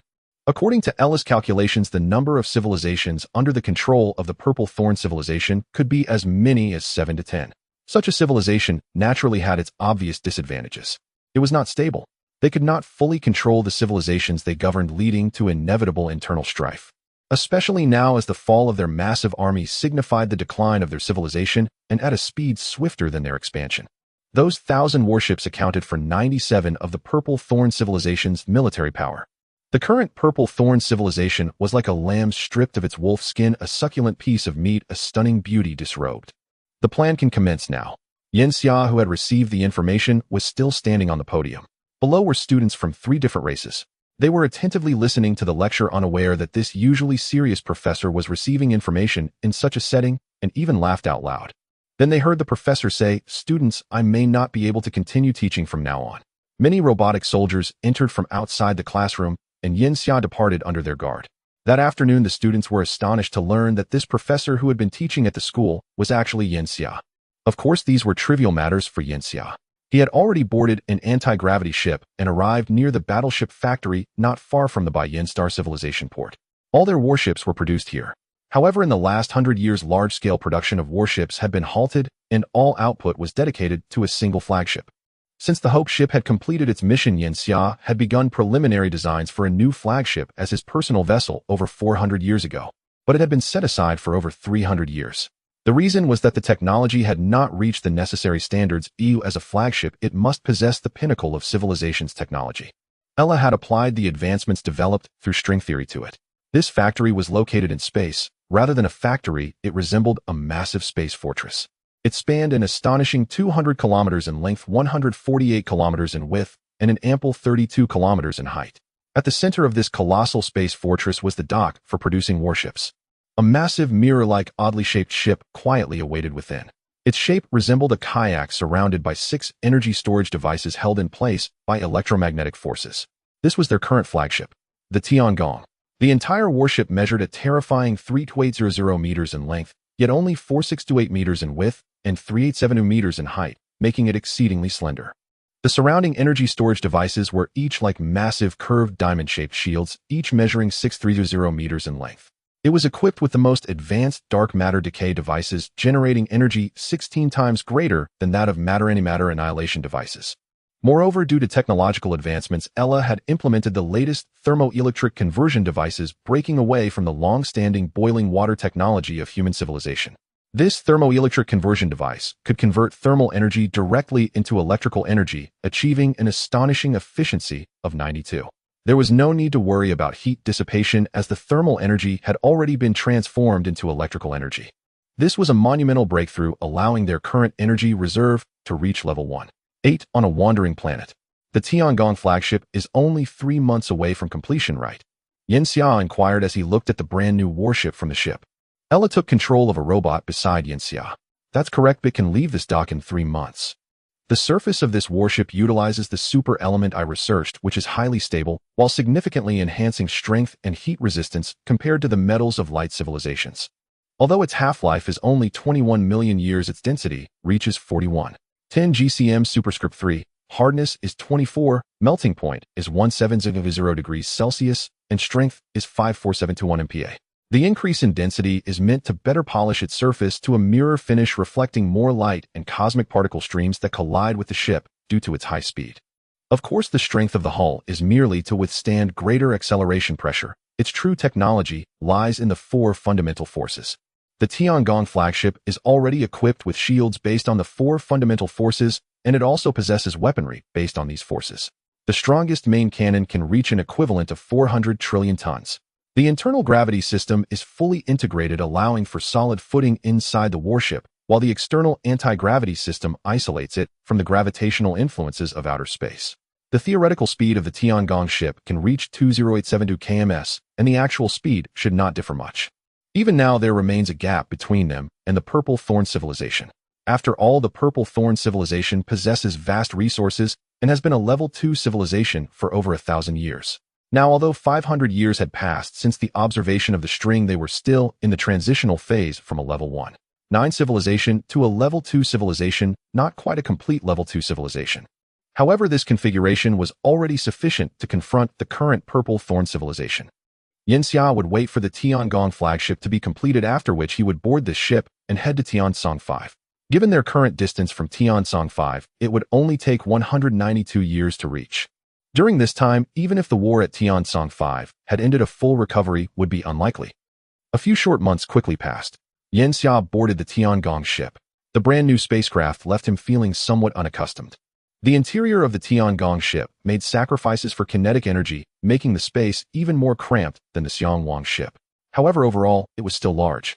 The control room retained the design from the Xiongwang ship, exceptionally bright, so white that it could induce snow blindness. After all, the starry sky was already dark enough. Yanxia did not wish to stay in a cramped little dark room. Amidst farewells and cheers, the Tiangong ship departed from the Bai Yin Star with 80 of the warships of the Bai Yin Star. The entire fleet consisted of 302 warships in addition to the main ship, the Tiangong. Due to technological innovations, Ella designed the warships to be larger, with even the smallest warship exceeding 2,000 meters in length. The reason for making them larger instead of smaller to increase speed is that being small means insufficient storage space and inadequate energy load, which translates to a lack of firepower. If the warships were not large enough, flying over would be like delivering rice to others. Entering the starry sky once more, Yanxia felt a sense of freshness that he had not experienced in a long time. New civilizations bring new pleasures. Staying on by Yin Star for a long time despite the rapid technological advancements, it inevitably leads to some aesthetic fatigue. Yanxia now found himself not wanting to enter the divine awakening world even during sleep after spending nearly 2,000 years inside. Being able to play a game for 2,000 years does not indicate how enjoyable the game is, but rather that the person's willpower is exceptionally strong. Perhaps Yanxia still possessed traces of human genes, making him overly fond of the new and weary of the old. Ella rarely agreed with Yanxia's thoughts on this matter. Isn't the yearning for the universe derived from the imagination of its vastness? Every discovery of a civilization is like a bookless person finding a good new book. This question was no longer difficult for Ella. By the way, how is the research on faster-than-light particles progressing? Yanxia asked. Ella had been exploring new sciences and possibilities over the years. After discovering strings, they naturally delved deeply into string theory. In string theory, the universe has 10 dimensions, also referred to as 91 dimensions, with the first 9 being spatial dimensions and the last 1 being the time dimension. Ella sought to identify the other 6 spatial dimensions aside from time beyond our 3-dimensional space, known as Calabi-Yau space. Calabi-Yau space contains 6 higher spatial dimensions, but contrary to common knowledge, higher dimensional spaces do not necessarily mean they are larger than our 3-dimensional space. In fact, space is a vague concept. In string theory, our universe is embedded on a membrane in higher dimensions, which can be simply understood as if our 4-dimensional space were a cube, then our universe is one of its surfaces. Although our universe is one of the surfaces, in reality 4-dimensional space or other higher dimensional spaces are curled up to a very small scale. They are like pearls on a pearl necklace interconnected by strings. The theory appears complex, but in reality all Ella needed to do was explore Calabi-Yau space. Because in the 3-dimensional reality of this universe, or the 31-dimensional spacetime, the speed of light is the physical limit. In higher dimensional spaces, however, that may not be the case. Just like the quantum coordinate anchor of the Purple Thorn civilization, which utilizes quantum entanglement to achieve information speeds faster than light. What Ella was looking for, the faster-than-light particles, stems from a hypothesis. That is, there exists another universe in the cosmic space composed of particles that exceed the speed of light. In this universe, a particle with 0 energy moves at an infinite speed. The more energy it acquires, the slower its motion becomes, until upon obtaining infinite energy, its speed reduces to that of light. If the energy it acquires approaches 0, then its speed can become infinitely fast. Mathematically, faster-than-light particles do exist. Thus, Ella believes that faster-than-light particles may exist in Calabi-Yau space. This has been her recent focus of research. However, Calabi-Yau space is not a fundamental substance that composes all matter like strings, but rather a type of space that cannot be detected with extreme microscopes. It can only be explored through theoretical means. As three-dimensional objects, they cannot perceive the existence of higher dimensions, and even the entire energy of the universe cannot propel them from three-dimensional to four-dimensional or two-dimensional space. Unless that civilization reaches level 4 or higher, capable of mastering a universe or even transcending this universe. This is clearly beyond what Ella can achieve. However, closed strings can penetrate membranes reaching other spacetimes, and Ella can use closed strings as a means of detection. It's akin to throwing a ball at a transparent object. If the ball passes through the object, it proves that the object does not exist. If the ball disappears, it confirms that there indeed exists an object. After this, Ella still needs to detect the 10th spatial dimension. Due to the emergence of various theories, such as Type I, Type II, and Type III in string theory, some proposed in theory, which adds one fundamental dimension under the original 91-dimensional space of string theory. In this dimension, all theories can be simplified and explained by the same theory. Only after probing this space can Ella truly understand what the other dimensional spaces are like. This is an incredibly complex process. As M-theory was still an undeveloped theory during the Earth era, it can be considered merely a conjecture, not yet sufficient to be deemed a theory. Thus, this requires Ella to explore on her own. Yen-Xia felt overwhelmed after just 10 minutes and wished to sleep for another 1,000 years to restore his brain cells. Fortunately, Ella had already made progress in exploring Calabi-Yau space. So, does this mean faster-than-light particles really exist? Yen-Xia was quite surprised by the result. Ella replied seriously, yes, although higher dimensions cannot be reached or observed. But I completed the exploration of the higher dimensional world through changes in entropy. By inducing variables at one end of the closed string and observing them at the other end, the recorded speed reached 173 times that of light. Unfortunately, these variables are only the most basic, like throwing a stone, and cannot transmit clear information. Even basic changes, such as strength 0 or 1, cannot be conveyed. They can only perform functions similar to the quantum coordinate anchor of the Purple Thorn civilization. The research on faster-than-light communication can create information disparity in the vast cosmos. This information disparity is extremely important whether applied in warfare or in the management of vast star domains after establishing a cosmic federation. Yen-Xia felt that faster-than-light particles have far greater potential for development compared to quantum particles. This is because quantum motion is random while faster-than-light particles can be controlled. This is a technology that Yen-Xia values greatly, and he decided to allocate most of the resources to it. He only hopes that Ella can have a moment of inspiration so their technological level can advance significantly. Gazing into the profound universe, Yen-Xia hoped that anything could be brought within reach. However, compared to the universe, they were still too small, and their knowledge was too limited. But the first step has already begun. As long as they keep moving forward, they will surely reach the destination. Log of Navigation Year 192. Once again, a solitary journey. Each time I think of this number, I feel a sense of disorientation, for 192 years is an eternity for humanity. During the decades spent on Earth, there was always a feeling of being compelled to move forward. From elementary school to middle school to university and into society, it felt as though an invisible hand was pushing me from behind. But now hundreds or even thousands of years feel like mere moments to me. The vastness of the universe has slowed everything down. This year, my fleet finally reached its destination, Tiansong 5. I will lead my army to conquer everything here with absolute force. I do not know when it was that Yen-Xia developed the habit of keeping a diary. This could be considered a form of enjoyment in solitude. He has lived far too long. Yen-Xia glanced at the clock by his bedside, identical to the one on the Hope, which only displayed the year. It is now the year 7260 AD, 5,223 years since leaving Earth. He closed the paper diary, placing the pen in a ceramic pen holder beside him. A holographic image appeared before him, depicting the scanned star map of Tiansong 5. The primary star of Tiansong 5 has a mass only 78 that of the Sun, and its brightness is 45 dimmer than the Sun. It is an extremely young star with a lifespan of merely 5.8 billion years. In this stellar system, 5 planets can be observed, all of which are rocky planets, with the smallest being at least twice the mass of Earth.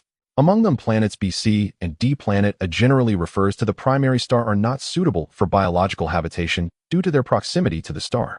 If we were to overlap and compare with the Sun, these planets would lie within Mercury's orbit. Even though Tiansong 5 is smaller than the Sun, this distance is still too close. Moreover, from the holographic projection, the entire star system is filled with various small dots. These dots represent asteroids. Tiansong 5 possesses a belt of asteroids similar to the Kuiper belt of the solar system, with a quantity over 10 times that of the solar system. Furthermore, these asteroids are situated at the edge of Tiansong 5's habitable zone, leading to numerous asteroid impacts on the planets within. Yinxia was not focused on these. He magnified the holographic projection to examine planet E within Tiansong 5. This planet, most likely to harbor life, has an inconspicuous ring, and its surface displays a yellowish-green hue reminiscent of Earth in autumn. Ella, has the war here come to an end? Yinxia hoped for a more peaceful situation within Tiansong 5, as it would be easier to manage. It has preliminarily ended with the ultimate victor being the Purple Thorn civilization. The civilization on this planet is far too young. They had not even developed technology when they were colonized. Even the previous resistance was merely a theft of ships from the Purple Thorn civilization to launch attacks. They were continuously suppressed. This civilization was originally merely a level 0. 4-0. 5 civilization later, gradually supported to reach level 1. However, the gap between them and the Purple Thorn civilization remains insurmountable. Have we detected the current strength of the Purple Thorn civilization? The previous probe ship has lost contact.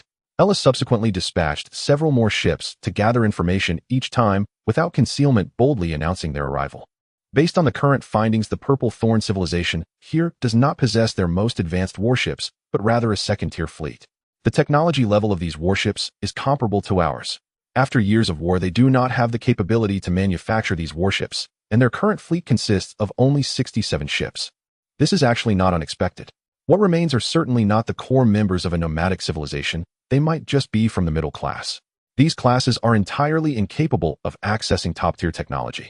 After all, if these technologies were given to those in the rear, it would be uncertain whether they might develop and then gain independence. Indeed, within the civilization of advanced beings, there will never be complete unity. Yinxia pondered for a moment. Let's strike swiftly. Our energy reserves are limited while the enemy can continuously draw energy from the star. This presents a disadvantage for us. However, this disadvantage is not substantial. The number of enemy warships cannot fully convert all this energy into combat power. Overall, the Purple Thorn civilization remains the weaker party. Of course, Yinxia would not repeat the arrogant mistakes made with the Purple Thorn civilization. He and the Tiangong main ship did not enter Tiansong 5, leaving behind 30 warships to guard against potential ambushes by the enemy in deep space. The remaining warships all set out charging towards planet E in the Whale constellation T system. We have detected that the enemy's interstellar defense network is activated. They know we have arrived. Ella constantly monitors news from the star system. The Purple Thorn civilization dares to engage in defense, which naturally indicates they have some reliance.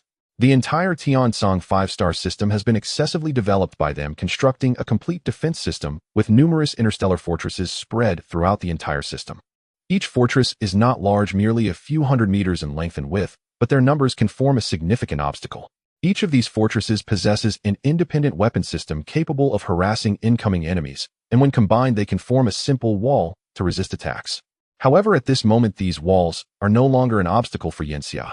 A large number of neutrino weapons were unleashed, swiftly dismantling the enemy's defense network within a mere 7 years, destroying as many as 10783 enemy interstellar fortresses.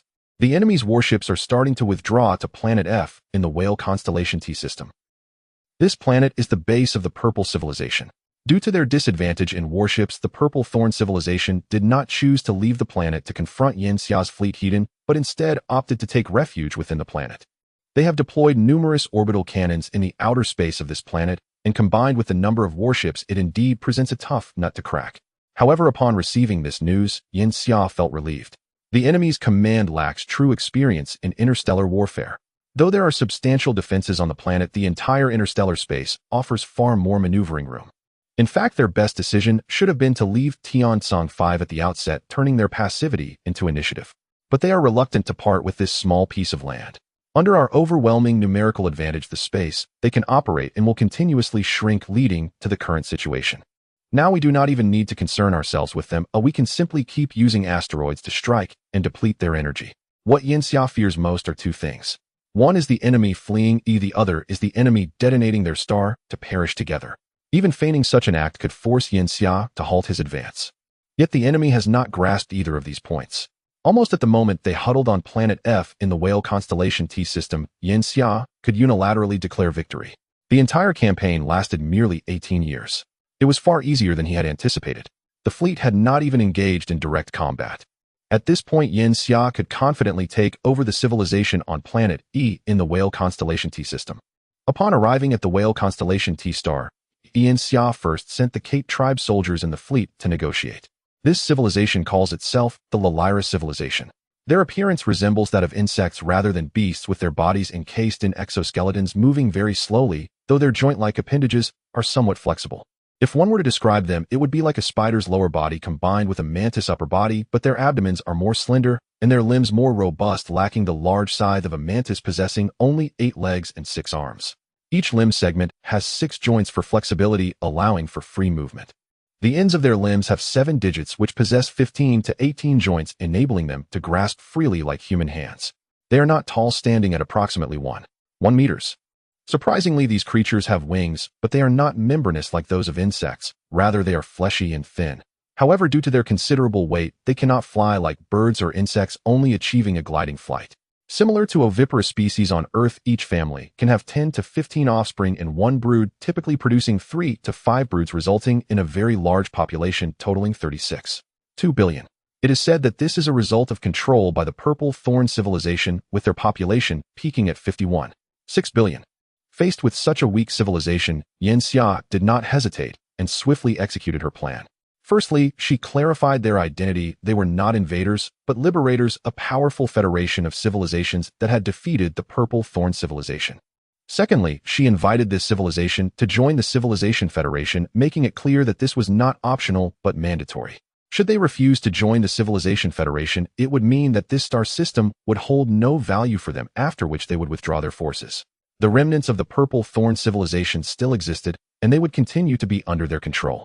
Thirdly, she offered favors, providing substantial assistance to the impoverished classes of this civilization, turning them into pro-Federation factions, forcing the higher-ups to make a quick decision to submit or to resist, with all resistors being suppressed on every level. Yin Xia implemented a policy of both reward and coercion. It should not be too gentle nor too harsh.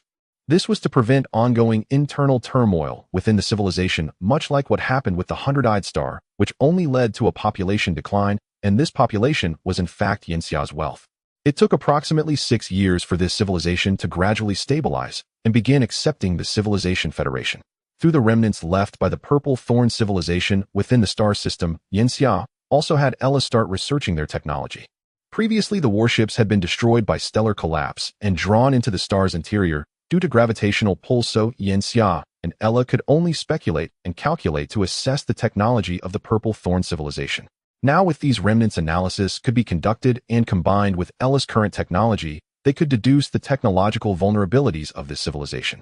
The Purple Thorn civilization was indeed very powerful. Their mastery of the 4 fundamental forces surpassed that of Ella, greatly benefiting her research. If before she was merely at the initial stage of level 2, now Ella's technological level had entered the mid-level of stage 2, and she had also mastered the technology to create a wall. The wall itself is a type of special electromagnetic interference device, but it is exceedingly sophisticated. For instance, if electromagnetic force were a piece of iron, lower civilizations could only forge it into swords, while higher civilizations could craft it into firearms. The power of the two is worlds apart. The wall represents a technological innovation. Its application in a closed state utilizes not only electromagnetic force, but also strong nuclear force to withstand nuclear energy. However, in an open state, to prevent strong forces from affecting the entry and exit of spacecraft, the strong force is turned off, relying solely on electromagnetic force. In fact, to hide within the starry sky, the wall also incorporates gravitational applications, bending light to create a gravitational lens effect around it. The technology of the wall could include weak forces, but weak forces are too microscopic. The energy released by weak forces ultimately cannot compare to electromagnetic forces or strong nuclear forces, making them unsuitable as primary energy attacks and rarely utilized. Even advanced civilizations, when exploring weak forces further, can only develop them into peculiar attacks, such as creating epidemic ghost life forms that utilize weak forces. Moreover, their energy consumption does not correlate proportionally to the magnitude of the force, which is why the Purple Thorn civilization did not cultivate this aspect. This further research overturned many of Ella's previous judgments. For example, this civilization has profound research on weak forces. Now it seems that the gap in technological levels merely affected their judgment. The true strength of the Purple Thorn civilization remains its comprehensiveness with research in all aspects of the 4 fundamental forces. Misjudgment is not a serious issue in the realm of science. Everything progresses through continuous research and the overturning of previous studies. After studying the wall, Ella gained sufficient confidence to dismantle its structure from the ground up. This signaled that Yin Xia could begin to purge the remnants of the Purple Thorn civilization located at Whale Constellation T-Star F. After all, they could not be allowed to remain indefinitely. They were likely transmitting information to the outside, and in a few hundred years remnants of the Purple Thorn civilization from other star systems would arrive, causing significant trouble. In the 41st year after arriving at Tiansong 5, after confirming that the Purple Thorn civilization had no backup, Yin Xia ordered the fleet to begin attacking Whale Constellation T-Star F. Previously excessive asteroid impacts on the planet had severely depleted the energy resources of the Purple Thorn civilization. This attack lasted only 4 years, managing to eliminate the orbital defense systems around Star F, while losing 7 warships. The fleet surrounded the entire Star F. Had Yin Xia wished, she could have fired the main cannon directly at the planet without intending to destroy it. Surrender. They want to negotiate with us. In the second year of sending fighter jets to bomb the surface of Star F, Ella received their surrender message. Yin Xia pondered. They lack the qualification for that. Continue the bombardment, they still retain some combat power, and we need to crush them completely. The attack on the Purple Thorn civilization was not solely for this reason. The delay also allowed the Kate and Hundred-Eyed tribes to vent their anger from centuries past. At the same time, it ensured that the Lyra civilization would join, making them more loyal. Indeed, the remnants of the Purple Thorn civilization on Star F resisted for another year, finally realizing their current position. Ella received a blueprint. Upon unfolding it, she saw the entire map of the Purple Thorn civilization, which marked numerous resource points and coordinate anchors. In the universe, star maps are as crucial as maps within a planet. Having this means Yin Xia can extend her exploration range into these areas and gradually gain control over them. This star map displayed a total of 26 star systems and 6 civilizations.